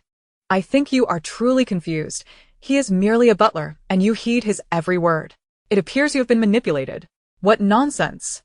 Jiang Tang cupped her face, brimming with confidence. No one can manipulate me, for I am utterly useless. Lung Qingchen, this is precisely the content I, as a distinguished VIP audience member, wish to witness. I knew it. The alliance of the licking iron couple is formidable, making their way through the world with bravado. Haha, I truly enjoy watching rivals perform unscripted skits. Grievances are aired within the drama itself. At this point, the scene has finally reached its conclusion, and the production team, hidden in the car, could no longer contain their excitement and urgently contacted the cast via earpiece. Weren't you supposed to break them apart? Jiang Tang said wistfully, lovers ultimately become siblings. You tell me, does this count as separation? The director paused, realizing her statement had a semblance of truth. At that moment, laughter erupted from around them. When they turned to look, they found a considerable crowd had gathered in the store, filming with their phones. Quite impressive. What drama are you performing? It's rather amusing. Clearly, they recognized the artists. The audience for To My Dear is still substantial. Mere moments ago, several bystanders began filming, and as the video circulated, fans and paparazzi swiftly took notice. With the number of people aware of their location increasing, those holding phones flocked in, leaving the execution director with no choice but to hastily usher everyone into the car, preparing for a quick escape. As the car pulled up to the cafe, they discovered Jiang Tang had already engaged in delightful conversation with the enthusiastic bystanders, all of whom were animated and excessively cheerful. A bystander exclaimed, "Oh my. This young lady must be a star. You performed splendidly just now." Jiang Tang reveled in the compliment and immediately asked, "Sister, what did you think I did well?" The lady pondered for a moment and replied, "Your disdain for that son's demeanor was so genuine, it hardly felt like acting." "Thank you, that was indeed authentic." Jiang Tang punde. Before she could finish her conversation with the lady, another bystander approached, eager to chat. The gentleman asked, "Are you filming, beauty? What else will you perform later?" Jiang Tang, enjoying the attention, nodded appreciatively and gestured toward the arriving car. Her expression brimming with pride, "I shall portray a beauty finishing her workday. Your presence is a blessing to the production team." What kind of social terror is this? Ha ha ha. Is the production team regretting letting Tang out? Did you see the expression on the execution director's face? It was utterly despondent. The execution director, with a mournful countenance, approached to escort them back to the car, gritting his teeth in frustration. If he could just hold on until next week, he would certainly suggest moving the location to a deserted island. However, contrary to the production team's expectations, this entirely unscripted exchange and Jiang Tang's leisurely video chat skyrocketed to trending status, granting the program a surge of viewership during a lull period. Particularly, Jiang Tang's casual video chat resonated well with the audience. The execution director scrolled through social media, only to find that Jiang Tang's fan count had soared to 5 million since the launch of the dating show just half a month prior. As he glanced over the entries related to her, he was inundated with fan edits and derivative videos. Gazing at Jiang Tang in the rearview mirror, he recalled how she had nearly garnered universal disdain at the start of the show, shaking his head in disbelief. How unpredictable life can be. In the back seat, Jiang Tang, donned with headphones, was lost in her music, yet focused intently on the view outside as they awaited the traffic light. She barely caught a sound and joyfully inquired, "What? You're having starch sausage too?" Before anyone could respond, she rolled down the car window and called out to a street vendor, "Are they fresh? I'll take 3.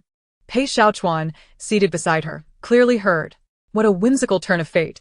It seemed more delightful than her starch sausage. As Jiang Tang handed him a sausage, he couldn't help but smile. The upward curve of his lips was difficult to suppress. It certainly wasn't easy to share a bite of her food. Chapter 84, Audience Interaction. Where abnormality breeds oddity. Although the daytime task duration wasn't excessively long, the preparations involving makeup, wardrobe arrangements, and the commute to the location consumed considerable time. Upon returning to their small quarters and engaging in conversation, it was soon time for dinner. The excitement surrounding the day's events had steadily escalated. The production team initially believed that the unscripted skits would hinge on Fong Mubai's acting talent to captivate the audience, yet unexpectedly, Jiang Tang's group had once again taken the spotlight. Not only did the main content shine, but her casual exchanges with bystanders also maintained a high level of interest. Why was that? The production team's analysts racked their brains without arriving at a satisfactory conclusion. Ultimately, they deduced that Jiang Tang's charisma in her speech played a significant role.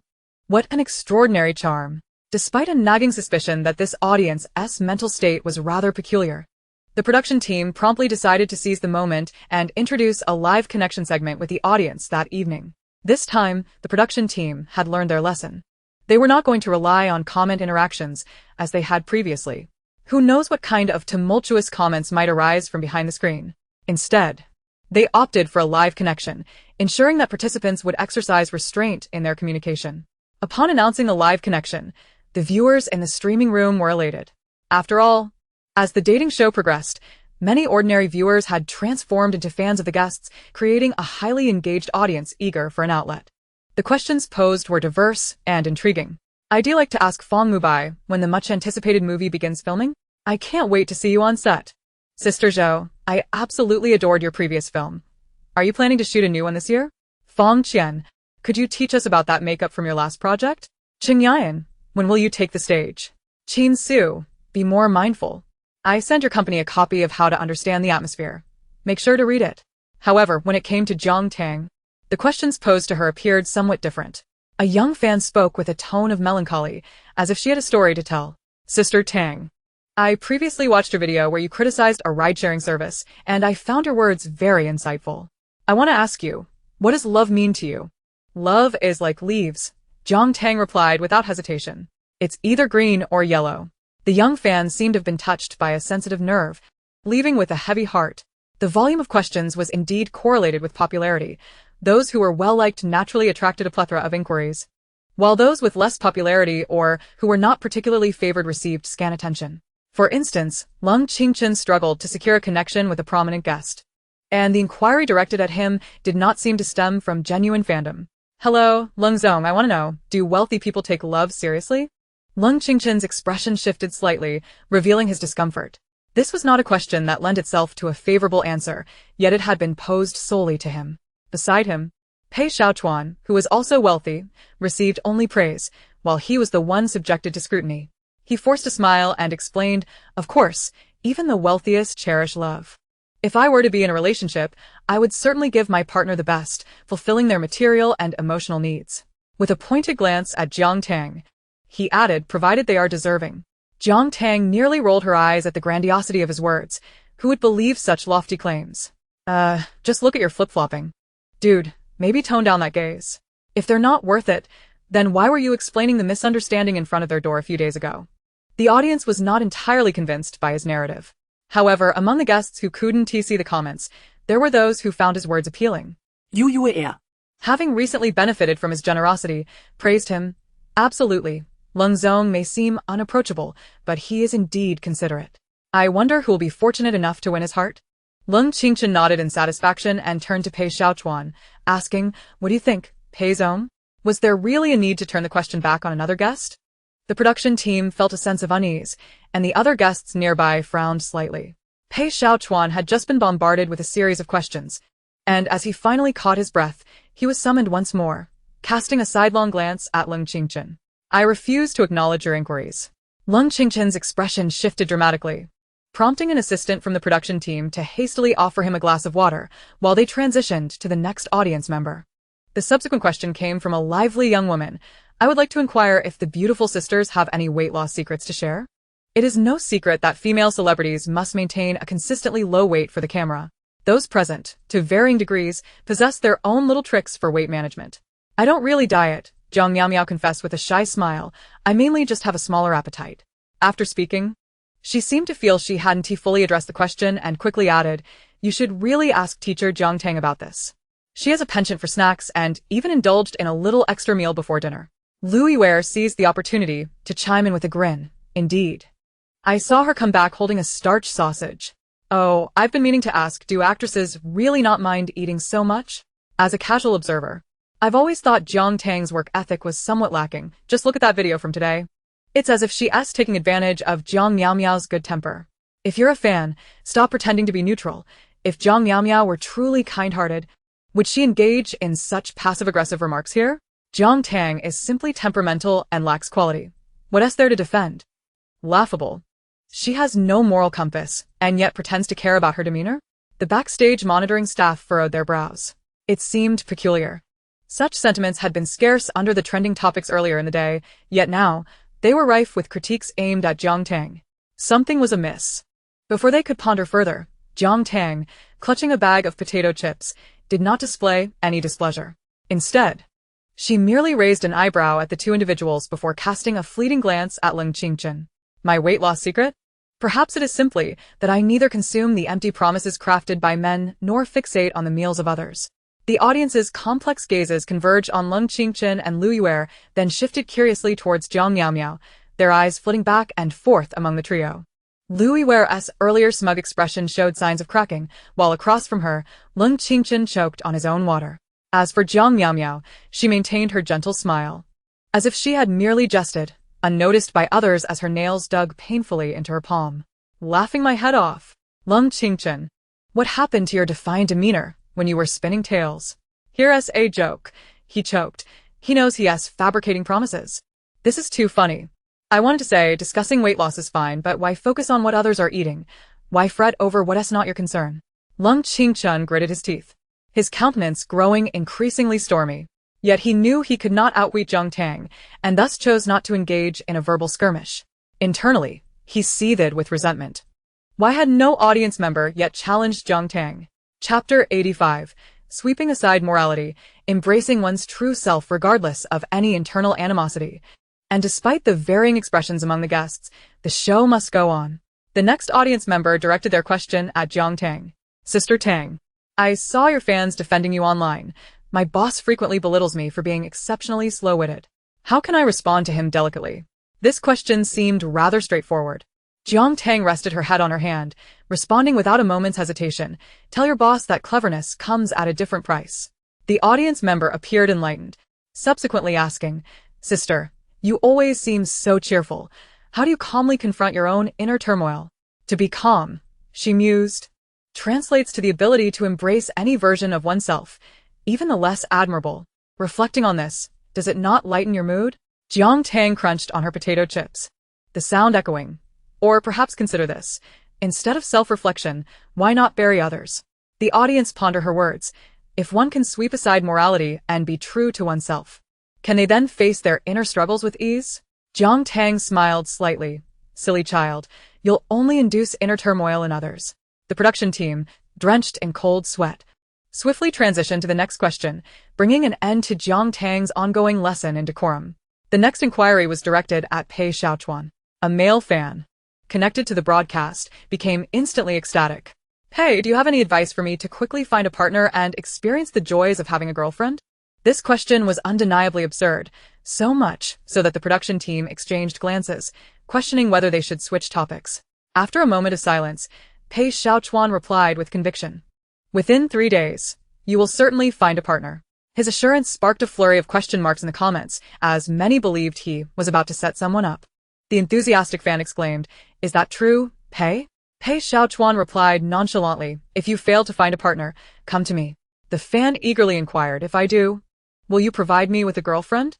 Pei Xiaochuan shot him a sidelong glance. If you come to me, I'll give you a punch instead. You're useless. After a brief silence, the fan rallied, countering, What about you, Pei? Have you found someone on the show? Pei Xiaochuan glanced at the production team, his gaze drifting towards Jiang Tang, exasperatedly stating, Production team, cut this question out. Why are we engaging in mutual harm? The fan had successfully turned the tables, laughing heartily as he exited. The guests in the living room erupted in laughter, and the comment section was no different. Wait, can Pei not find someone? It seems to hinge more on his own desires. Rich and handsome, what woman wouldn't he be enamored? Except for Sister Tang, whose affection likely lies solely with wealth. Laughing so hard, cash out warning. Once the laughter subsided, the production team switched to the next question. A hoarse male voice echoed from the other end.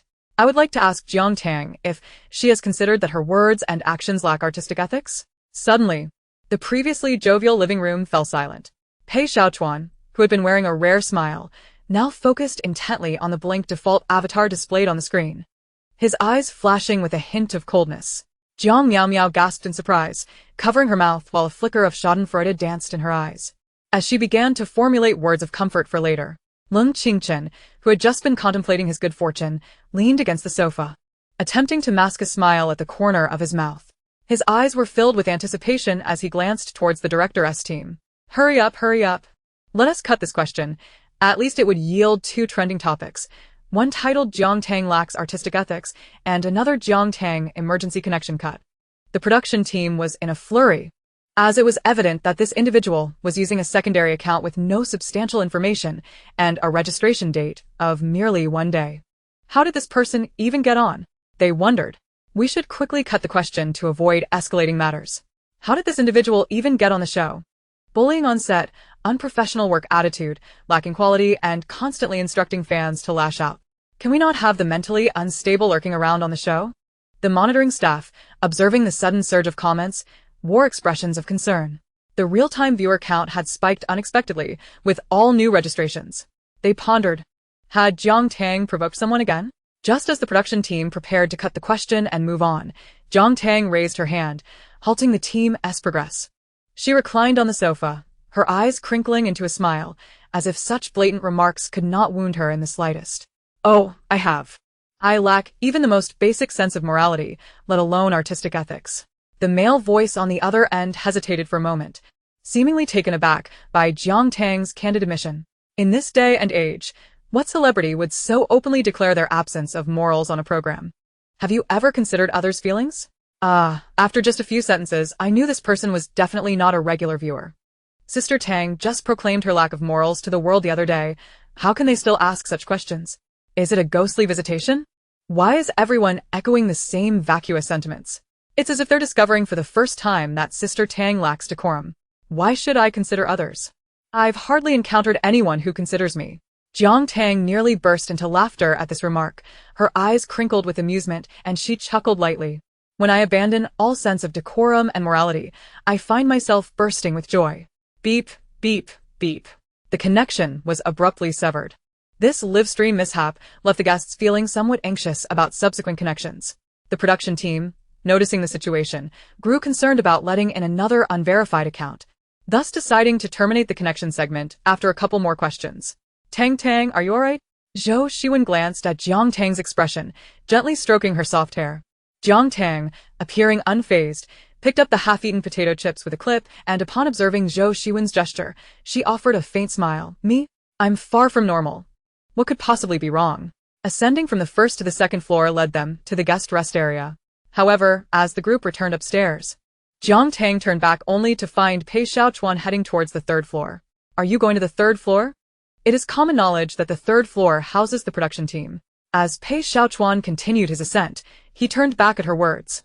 A competent boss must learn to challenge their employees. Pei Xiaochuan wore a serious expression, yet there was an unusual hint of amusement in his gaze. Glancing at his watch, he noted it was 9 p.m. I'm off to engage in some unscrupulous activities. As the developer of the Heartbeat app, the production team sought his feedback regarding the recently aired connection feature. It was said that the account in question bore a default avatar with an empty profile card, likely a newly registered account. The fact that such a connection feature allowed such accounts to infiltrate was a cause for concern for the responsible programmer, who would likely have to work overtime. Chapter 86. One incident resolved, another arises. The grievances of the programmers, summoned late at night to work, were palpable. They felt like smashing their keyboards in frustration, thus their work efficiency soared as they quickly identified an issue. During that evening's live broadcast, there was a substantial number of first-time speakers, their registration times closely aligned and with identical IPs, suggesting a batch registration of accounts attempting repeatedly to join the connection. Pei Xiaochuan surveyed the findings, a contemplative glint in his eyes. Preventing mass registration had been a requisite feature during the app's initial development, and based on the first week's performance, it had proven effective. However, why had such a wave appeared midway through the second week of programming? He harbored several hypotheses, but maintained a calm demeanor as he noticed production team members approaching, temporarily setting aside his phone. Mr. Pei, is there anything else we should address? The filtering function was originally designed for random selection. With a higher prevalence of fake accounts, the chances of selection were increased. Pei Xiaochuan still felt a lingering doubt, yet his expression remained inscrutable as he regarded the production personnel. I'll have them add a filtering feature. Should the fake accounts be handled in the backend? He posed the question casually, keenly observing the expressions on their faces. That shouldn't be necessary, as long as they don't disrupt the connection. It's merely increasing our user base, which saves you the trouble. After hearing this, Pei Xiaochuan simply acknowledged with an "oh," noticing their disinterest in engaging further. Only after the director turned to leave did he chuckle softly into the microphone. Have Marco take the call. On a separate front, just an hour after the connection ended, the topic of "To My Dear You" encountering trolls had already soared to the trending list. However, another trending topic eclipsed this one. Jiang Tang's candid admission of her lack of morals had, within a mere hour, spurred several marketing accounts to produce 800-word essays analyzing her past words and actions under a magnifying glass. As an artist, one must possess the most fundamental professional ethics, demonstrate commitment to their work, and maintain good relations with colleagues. Yet, in this variety show, Jiang Tang resorted to flamboyant behavior to insult her fellow cast members, seeking to attract attention. It is lamentable that the standards of aesthetics have declined in recent years, and the ethos among the youth has become increasingly deplorable. Have these marketing accounts ever posted anything about "To My Dear You"? Why have they suddenly begun today? Is that a picture of Lung Qingchen being criticized? Has Lung begun to buy fake followers? Is it not permissible to voice a fair opinion? Jiang Tang has indeed admitted to being devoid of morals. I wonder what mindset those who admire her possess. It's hardly positive energy. Clicking on the profile, a fan of Jiang Miao Miao. I'm dying of laughter.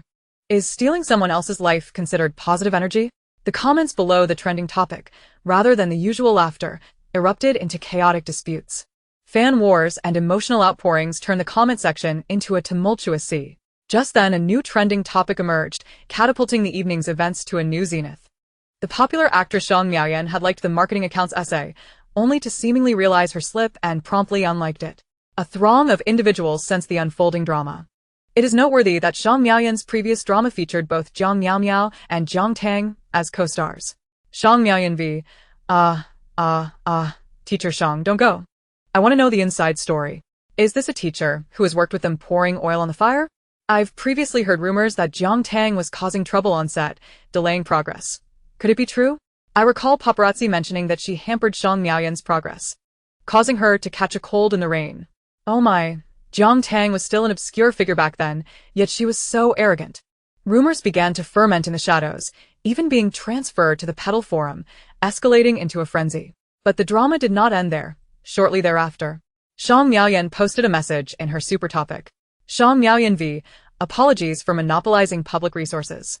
I will definitely learn to use my left hand to scroll through Weibo next time, as I've received numerous private messages inquiring about my previous collaborations with Jiang teachers. However, what happened in the past is in the past, and I hope everyone doesn't dwell too much on it. Though her post implored everyone not to dwell.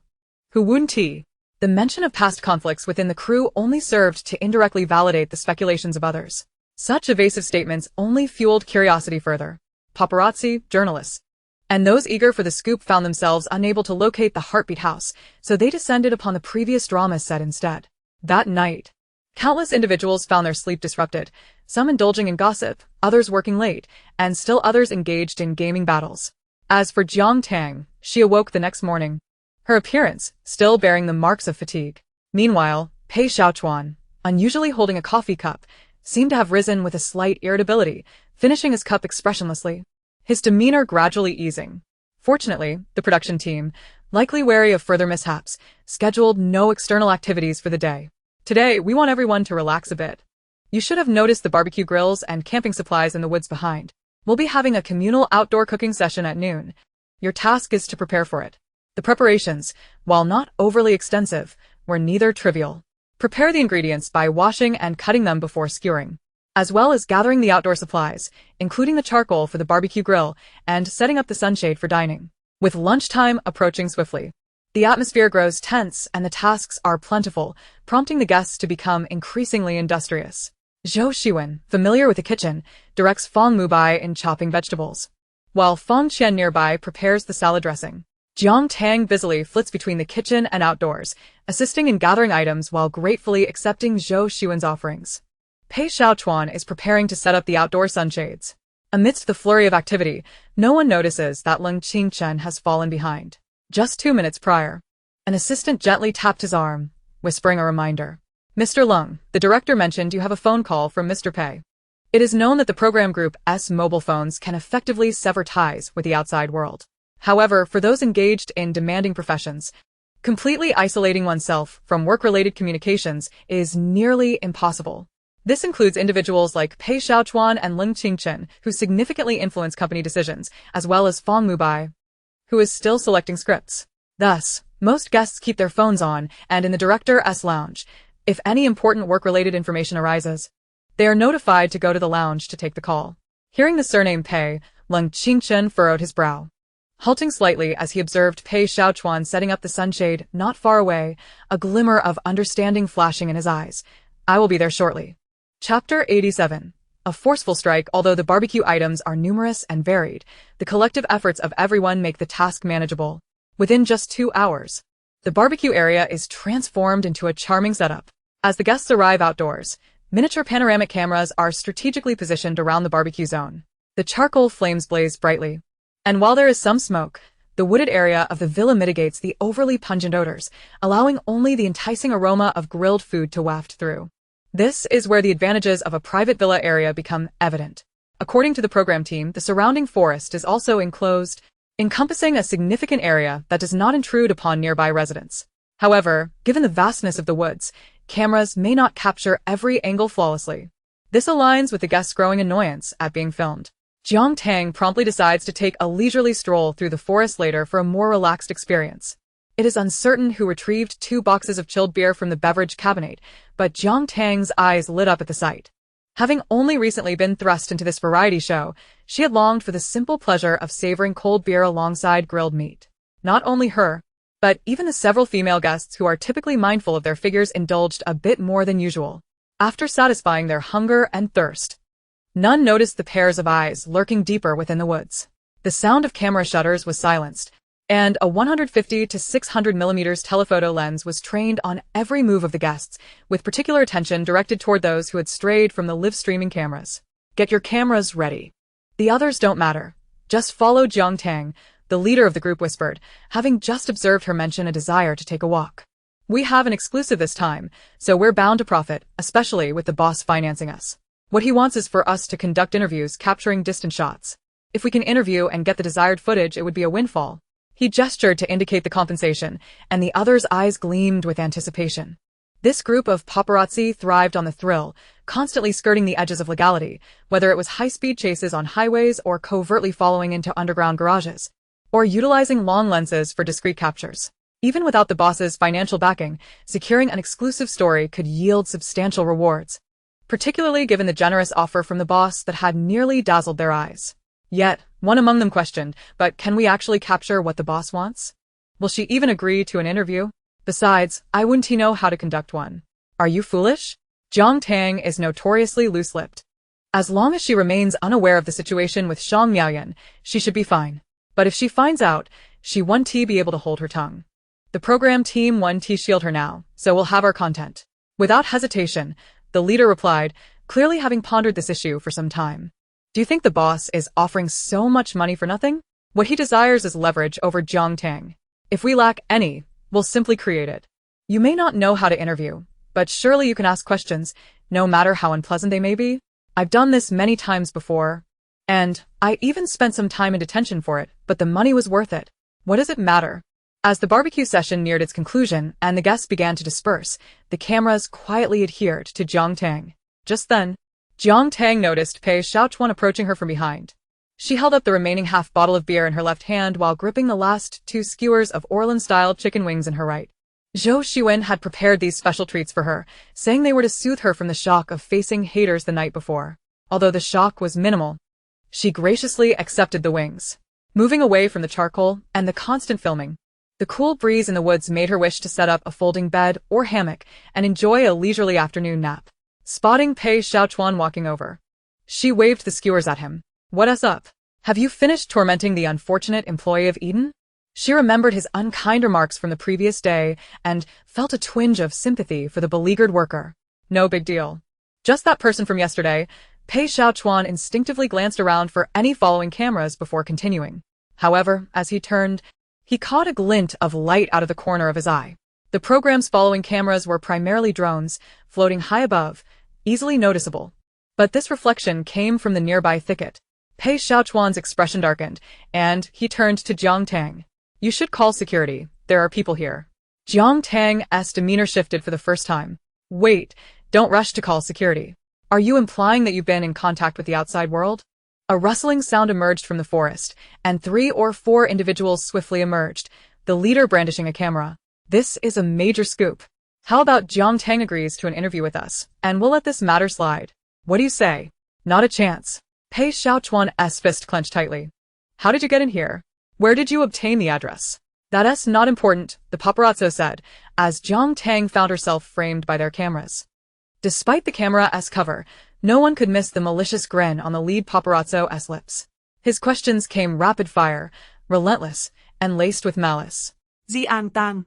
There are rumors that your production team bullied teacher Shang Miaoyan, delaying the schedule and causing her to get caught in the rain. What are your thoughts? Do you feel any regret for your lack of professionalism? Is this why you haven't received new script offers since joining the dating show? Did you come on this show to attract attention and revive your career? With each question, the malice in his eyes intensified, as if he were already envisioning himself basking in the wealth that would come from breaking the news. Since the dating show aired, Jiang Tang had become a veritable news machine. Faced with doubts, she often chose to confront them head-on. This is precisely why he had decided to provoke her with questions. If Jiang Tang took the bait, she could inadvertently provide him with material to exploit. If she didn't, it would appear as though she was submissive to the paparazzi while striking out at her fellow guests, thereby shattering her carefully crafted persona. No matter the circumstances, they are sure to profit. Ultimately, what can the artists do to them? However, Jiang Tang did not exhibit the fervent emotions he anticipated. In front of the camera, she merely stood there with her arms crossed, leisurely sipping the beer she held, and after listening to the barrage of inquiries, she simply raised an eyebrow and even let out a light laugh. The paparazzo had already prepared for an intense retort, but Jiang Tang's airy smile made him feel as though he was being disregarded. Are you laughing now because you believe yourself to be beyond reproach? No. Jiang Tang Berlinket?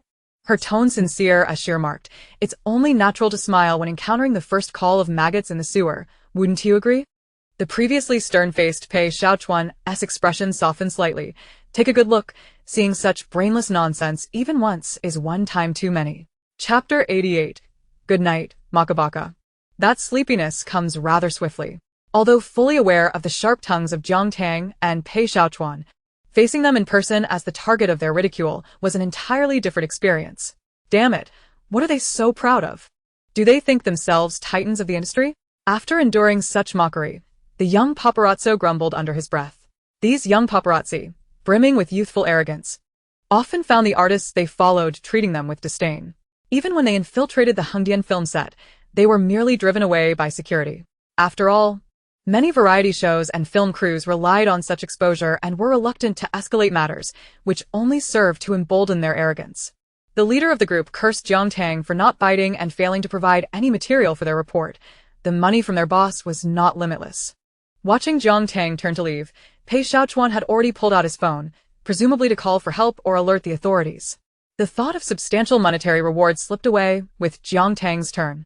The leader of the paparazzi, driven solely by financial gain, quickly stepped forward, reaching out to grab Jiang Tang's arm. Surely, Ms. Jiang, you wouldn't shy away from answering? Are you and Pei Xiaochuan avoiding the cameras here to discuss something? Can your conversation with Pei Xiaochuan be interpreted as a form of agreement? His hand had yet to graze the fabric of Jiang Tang's clothing when, in the next moment, his wrist was seized. The expletive he nearly uttered was swallowed back due to the pain. The grip on his wrist, though not particularly strong, felt as if he were ensnared by an iron clamp, utterly immobilized. Pei Xiaochuan stepped forward expressionlessly, blocking the man's path. With a swift motion, he pushed back, sending the assailant crashing to the ground with a resounding thud. Jiang Tang peeked out from behind Pei Xiaochuan, offering her own polite yet cheeky consolation. Good night, Makabaka. That did seem to put him to sleep rather quickly. After dispatching the assailant, Pei Xiaochuan bent down to retrieve the fallen camera, preparing to extract the storage card.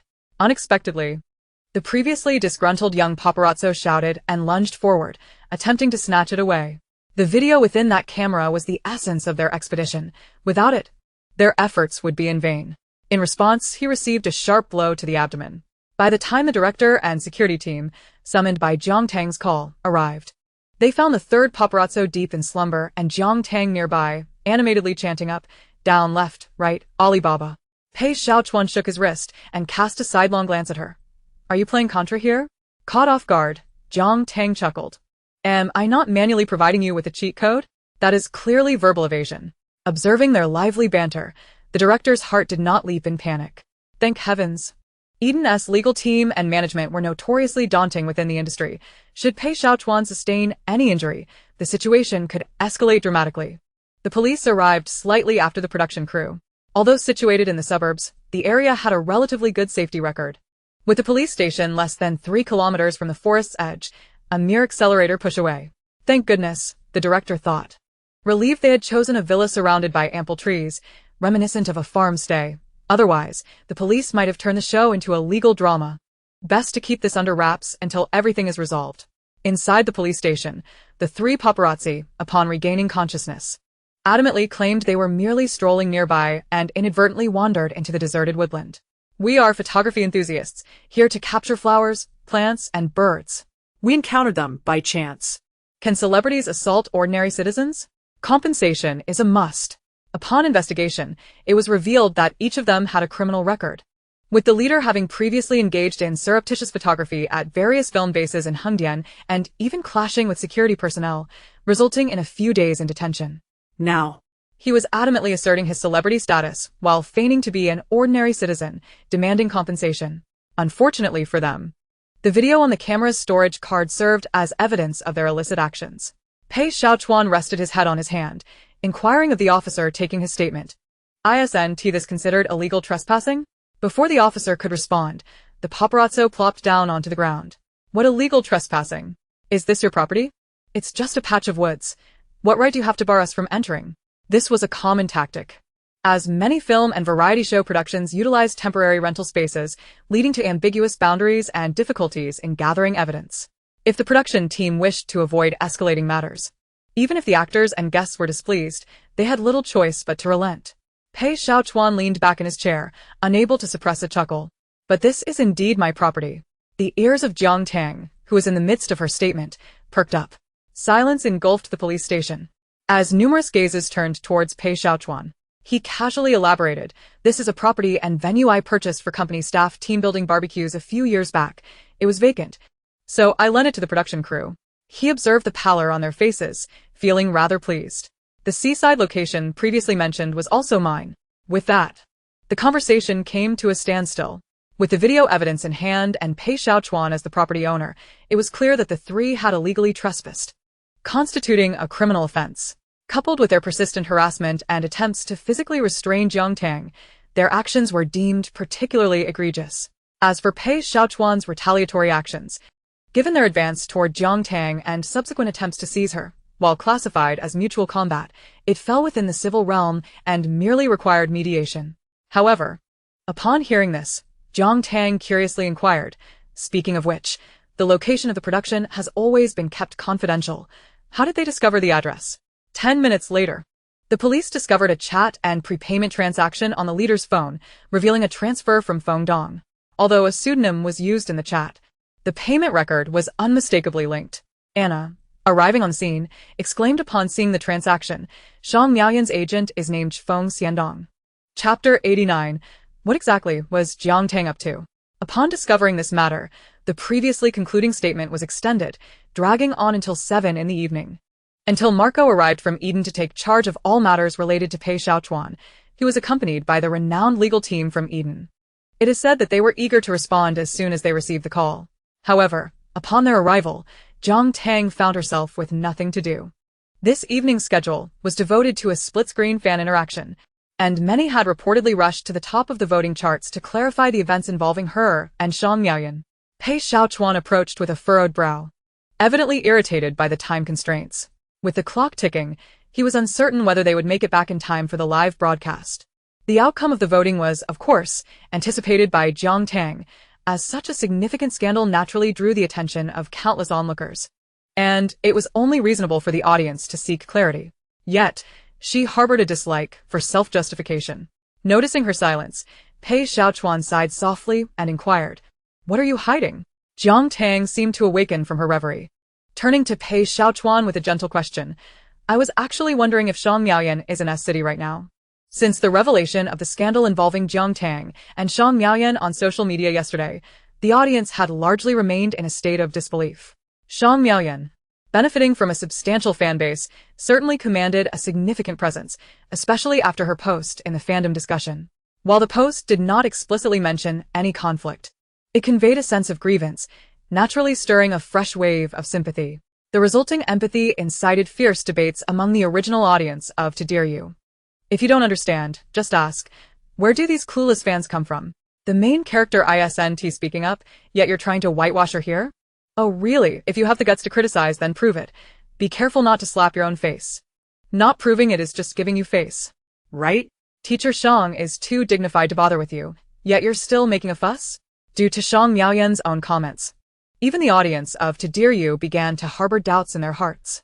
Under such circumstances, the fan interaction segment became one of the most critical channels for verification. After an entire afternoon without catching a glimpse of Jiang Tang, the audience eagerly awaited the clock to strike 8, stationed within the Heartbeat app, ready for the broadcast. The live stream lit up sequentially, with guests interacting with their audiences in their respective rooms. However, Jiang Tang's screen remained dark, reflecting only the astonished faces of the viewers. Jiang Tang had not commenced her live broadcast. Not only Jiang Tang but Pei Xiaochuan's live stream also failed to light up on time. What is going on? How can they not go live? Didn't the production team provide an explanation? Where's Mr. Pei? Did he get caught up in something else? No way. We waited all day for this. Could it be that she is scared off by Shang Miaoyan confronting her directly? I said fans shouldn't whitewash. And that we do see the truth in the evening live stream. Where are they now? Doubts grew increasingly fervent amidst the dark screen. It was not long before someone suggested, "Hey, isn't Jiang Miao Miao in the same production team? Why not ask her?" This was the situation. The audience had now entered Jiang Miao Miao's live stream, beginning to inquire about previous events. Inside the smoothly operating chauffeur-driven vehicle, an assistant respectfully reported to Jiang Miaoyan. Clad in a red dress, while the tablet in his hand displayed Jiang Miao Miao's live stream. Jiang Miaoyan leaned back against a massage pillow. Her tone languid like that of a cat. Has the director been informed? He should prepare the master tape. Yes, Brother Feng has already taken care of it. He mentioned he would treat Director Liu to dinner tonight, but given your rapport with him, there shouldn't be any issues. Upon hearing this, Jiang Miaoyan seemed to lose her patience, fiddling with her manicure. Understood, you keep watching and let me know after the cocktail party. Jiang Tang appeared to be more timid than she had imagined, likely having been caught by someone sent by Feng Xiandong, leading her to avoid participating in the live broadcast altogether. The television drama's director had always maintained a close relationship with Jiang Miaoyan, and with her agent working hard behind the scenes, as long as the NG footage from previous shoots was destroyed, the truth of those years could be buried in the annals of time. If Jiang Miao Miao was wise, she would know what to say and what to keep silent about. Her popularity was waning, and should she offend anyone further, her career could be in jeopardy. Without evidence, Jiang Miao Miao would not testify on her behalf. Even with Pei Xiaochuan's help, she would find it impossible to cleanse her reputation. Yet, Pei Xiaochuan had also not gone live. Could it be that Pei Xiaochuan's earlier suspicions were correct, that these two were indeed entangled? If Pei Xiaochuan were implicated in this matter, perhaps that would satisfy him. Her thoughts wandered, her gaze drifting to the tablet in the assistant's hand. Jiang Miao Miao was now responding to fan questions. Did something happen between you and Jiang Tang when you joined Jiang Miaoyan's production? Miao Miao, Jiang Miaoyan posted that there was indeed a collaboration, and that the past is behind us. Fans shouldn't dwell on it. What's your take? Some say Jiang Tang deliberately delayed the production, causing Jiang Miaoyan to get rained on. Is this true? Each question that flashed before Jiang Miao Miao's eyes caused her pupils to constrict, evoking a mix of displeasure and delight. The displeasure stemmed from the fact that Jiang Miaoyan had made her life miserable during their time on set. In just a few short months, Jiang Miaoyan, leveraging her status as the lead, had overshadowed her entirely. Not only acting out during filming but also subtly sabotaging her during promotional periods due to the popularity of her character, the younger sister. It wasn't until she had cried to Lung Qingchen, who had then come to support her publicly, that Jiang Miaoyan had finally toned down her antics.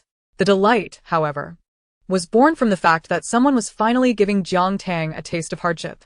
Yet, as she observed the rolling comments on the screen, she recalled the painful lesson she had learned during the previous fan interaction segment due to the disparity of information. Within the production team, she had no way of knowing much of what transpired outside. She was caught in a dilemma, unable to offend Jiang Miaoyan while also avoiding self-sabotage.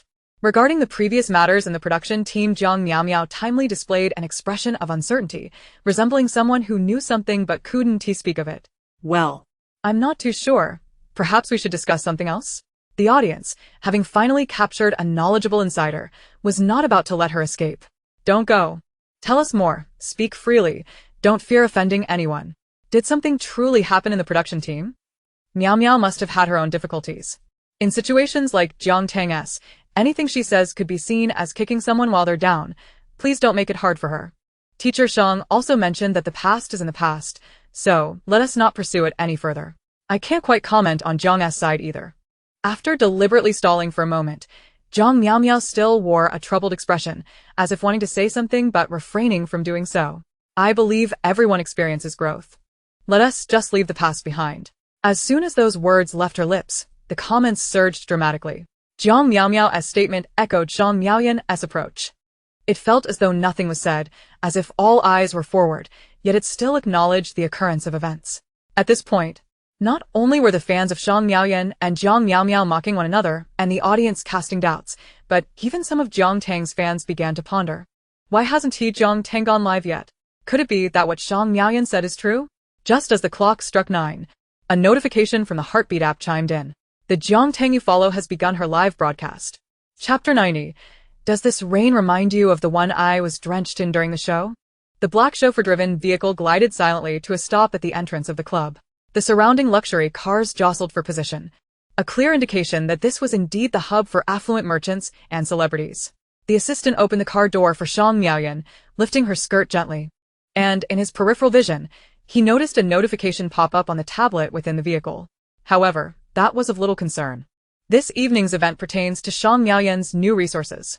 Despite the competition posed by two equally talented contemporaries vying for the leading role, Xiang Miaoyan has managed to seize an opportunity. After requesting Pei Guanlan to facilitate connections, she is set to meet with the director and producer. In many cases, the selection of resources hinges solely on a single meeting. To prepare for this, Xiang Miaoyan has arranged for a dedicated street photography team at the entrance of the club, equipped with lighting and professional filming equipment to capture a meticulously planned series of nighttime encounter photographs. Her prior success in carving out a niche for herself is attributed not only to her acting prowess, but also to Pei Guanlan's mentorship and a professional marketing team. This explains why, whenever Pei Guanlan recalls the humiliation inflicted upon him by Jiang Tang and Pei Xiaochuan, she eagerly volunteers to ensure Jiang Tang experiences a taste of her own medicine. Moreover, the recent surge in popularity of To My Dear has made Jiang Tang a fixture on trending lists. Merely mentioning her name garners substantial attention and traffic. If she can indeed overshadow Jiang Tang this time, all the attention surrounding Jiang Tang would inevitably shift to her.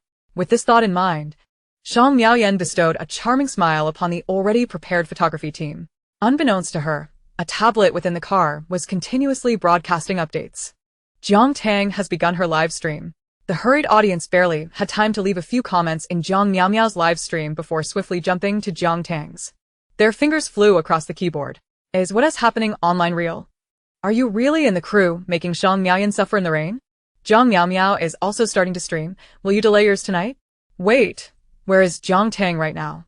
The shaky camera eventually steadied at a specific angle, capturing a fleeting pair of hands that appeared to fix the lens at a designated position, allowing it to encompass Jiang Tang within its field of vision from a distance. The lighting in the live stream was dim and slightly yellowed, yet adequate enough for viewers to discern Jiang Tang gripping the steering wheel and the dashboard beside her. Jiang Tang was in a car?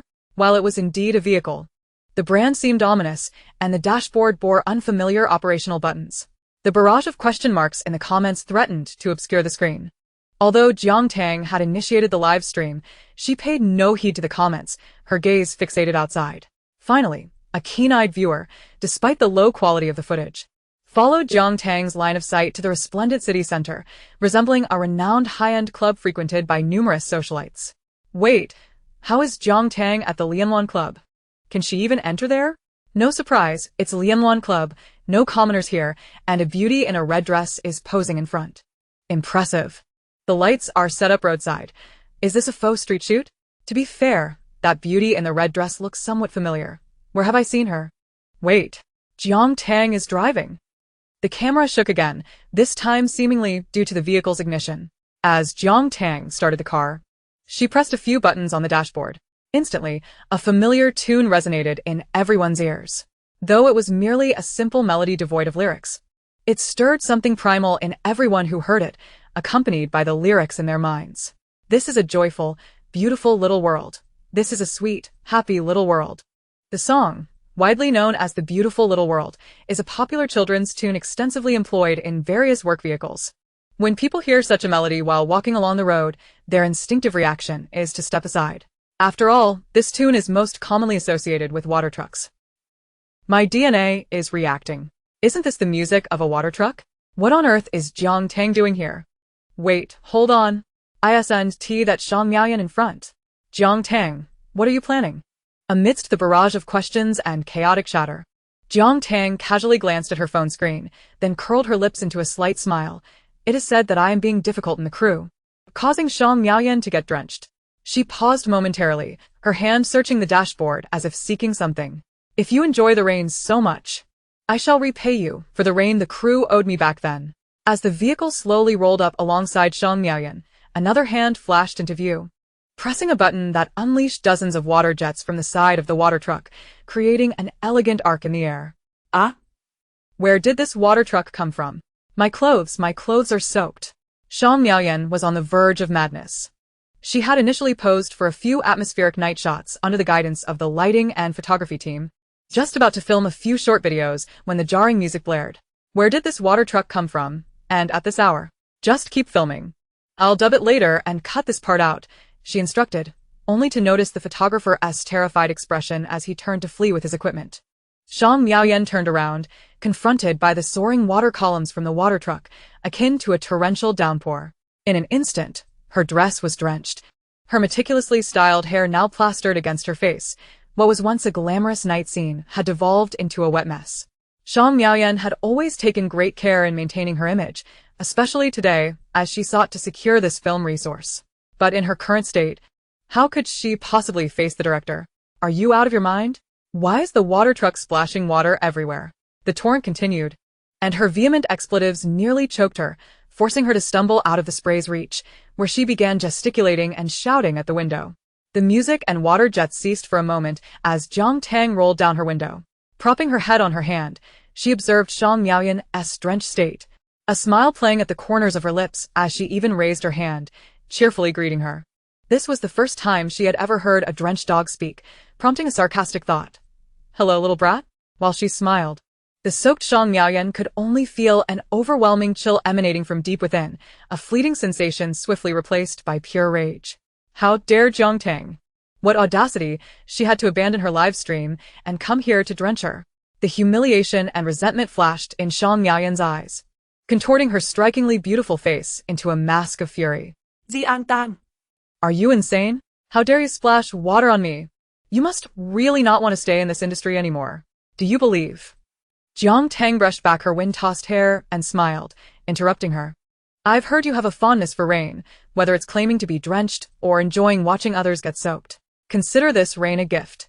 See how it compares to the rain I endured on set. Chapter 91. Self-proving traps. Jump if you will. The live stream diligently recorded the unfolding scene. The barrage of comments was nearly overwhelmed by shock, taking a moment for viewers to regain their composure. Oh my god. Jiang Tang drove a water truck and drenched Zhang Miaoyan. Am I dreaming? Now I believe she really didn't do anything in the crew. Remember that recording with Jiang Miao? Jiang Tang is the type who, if falsely accused, must truly follow through. What the heck? What is Jiang Tang saying? Who got drenched? Huh? Who is it that got wet? I'm confused. Wasn't it said that Jiang Tang made Zhang Miaoyan get drenched? Zhang Miaoyan's expression was a blend of astonishment and shock. She had never anticipated that Jiang Tang would dare to expose the crew's affairs in such a blatant manner. It was inconceivable. Jiang Tang could not possibly possess any evidence, as that particular shot had been excessively edited out of the final cut. Her baseless accusations would undoubtedly be met with skepticism. Jiang Tang was merely attempting to deceive her. At this juncture, it was imperative not to reveal any signs of weakness. Any hint of vulnerability could allow Jiang Tang to seize the opportunity to exploit her. You think you can slander me and rise above by stepping on me, do you? Zhang Miaoyan steadied herself, letting out a cold laugh, feigning an air of composure. However, her dress was drenched, clinging to her form, and the night breeze sent a shiver coursing through her body, rendering her hair disheveled and her appearance utterly disheveled, far from the picture of calm she sought to portray. This humiliation sparked a flicker of venomous resentment in her eyes, a desire to see Jiang Tang utterly destroyed. What a pity for you. I recall your variety show employed a closed filming format. You would risk your position just to slander me? Or is your production team condoning this behavior? This was the city center, and the confrontation had already attracted a fair number of onlookers. As a well-known star, Zhang Miaoyan was easily recognizable, and her previous posts had made the public aware of the conflict between the two. In no time, a crowd of pedestrians had gathered, phones aloft, capturing the unfolding drama. Whispers carried through the air, audible even to the audience watching from screens. My goodness, it's my first time witnessing a female celebrity in such a public spat. Zhang Miaoyan was right. Jiang Tang had no evidence. Yet, Zhang Miaoyan herself had not presented any proof either. The burden of proof lies with the accuser. Why should her claims be taken as truth without substantiation? However, Zhang Miaoyan had not explicitly stated what had transpired. It was merely conjecture from netizens. These murmurs were not lost on Jiang Tang. Zhang Miaoyan's intentions were clear. By mentioning the closed filming and the production team, she aimed to exert pressure on the Dear You crew. After all, her prominence made it an unwise choice to offend her. Additionally, it was true that Jiang Tang currently possessed no evidence regarding the events that had unfolded. Zhang Miaoyan's readiness to discuss the crew's affairs signified her preparation for this confrontation. Nonetheless, this did not imply that evidence would not arise later. Rumors are easily spread, while refutations require considerable effort. Some individuals can clarify misunderstandings with mere words. Yet she despised the notion of self-justification, loathing all self-proving traps. What she preferred was to deliver a stinging slap before anything else. With this thought in mind, Jiang Tang looked in Shang Miaoyan's direction and chuckled lightly. With that zebra-striped hairdo, why pretend to be so composed? If you are truly innocent, why have paparazzi descended upon your heartfelt house today? Upon hearing the term paparazzi, Shang Miaoyan's expression shifted dramatically. Under the dim light, her pallor was not overtly conspicuous. Yet her tense demeanor was faithfully captured by the cameras. What nonsense are you spouting? What does it matter to me if paparazzi infiltrated Heartfelt House? Observing the sudden change in Shang Miaoyan's countenance, Jiang Tang smiled again, her eyes curving in delight. Feng Xiandong is your manager, isn't he? The wind is quite strong today. I wonder if your coffin is leaking. Impossible, it cannot be. Feng Xiandong was always astute. He would never mishandle matters entrusted to him. They had thoroughly assessed the risks beforehand, even switching to a different account to contact the paparazzi. Shang Miaoyan's heartbeat thundered like a drum, leaving her momentarily speechless. At that moment, only one thought lingered in her mind. Pei Guanlan would surely be able to resolve this. Her actions were entirely for Pei Guanlan. As long as she maintained her composure in front of Jiang Tang and the gathered crowd, preventing the situation from escalating, Pei Guanlan would undoubtedly be able to handle it. Yet, she was unaware that in Jiang Tang's livestream, the comments were reaching a fever pitch. Wait, did paparazzi really infiltrate Heartfelt House? Was an extra caution supposed to be taken this time? I know Feng Xiandong. He's been Shang Miaoyan's manager for years. Could it be that the paparazzi were hired by him? Let us entertain a conspiracy theory. The address has been kept secret for so long. How did it get exposed now? Moreover, the paparazzi showed up the day after the conflict between Shang Miaoyan and Jiang Tang erupted. Hold on, I just checked. Jiang Tang was actually absent all afternoon. We thought she had returned from the woods, but perhaps she encountered the paparazzi? Did her hour-long delay in the live stream have anything to do with this? Upon reviewing, after she went to the woods, Pei Xiaochuan followed her. And hasn't he started his live stream yet? Jiang Tang could not see the fervent comments, instead lowering her gaze to check the time. A subtle smile gracing her lips. Feng Xiandong must have already been approached. In a renowned restaurant in S City, Feng Xiandong, a middle-aged man with thinning hair, had just been engaged in a jovial exchange, raising glasses with others, exuding an air of confidence. Miaoyan and I are old acquaintances. I never imagined someone would dare to use your crew's affairs to slander her. He raised a toast to the director across from him, their mutual understanding evident in the subtext. Unfortunately, time had elapsed, and without evidence, his assertions would hold little weight. Director Zhang understood his implication, as well as Feng Xiandong's intent. Indeed, what a pity. I have no preserved footage of the outtakes from this long ago. Or I would certainly assist you in finding them. Once he returned, he would delete those outtakes.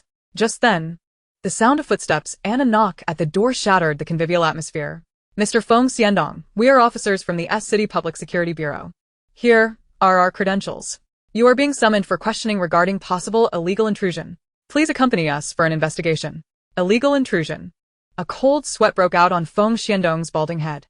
He had engaged in many activities, but the only ones that might connect him to illegal intrusion were those paparazzi. Yet he had meticulously evaluated the risks beforehand. The guests were not the leaseholders, and the production team would not easily escalate matters. How could it be that mere hours later, someone was here to summon him? An ominous thought crept into Feng Xiandong's mind. Was something amiss on Shang Miaoyan's end as well?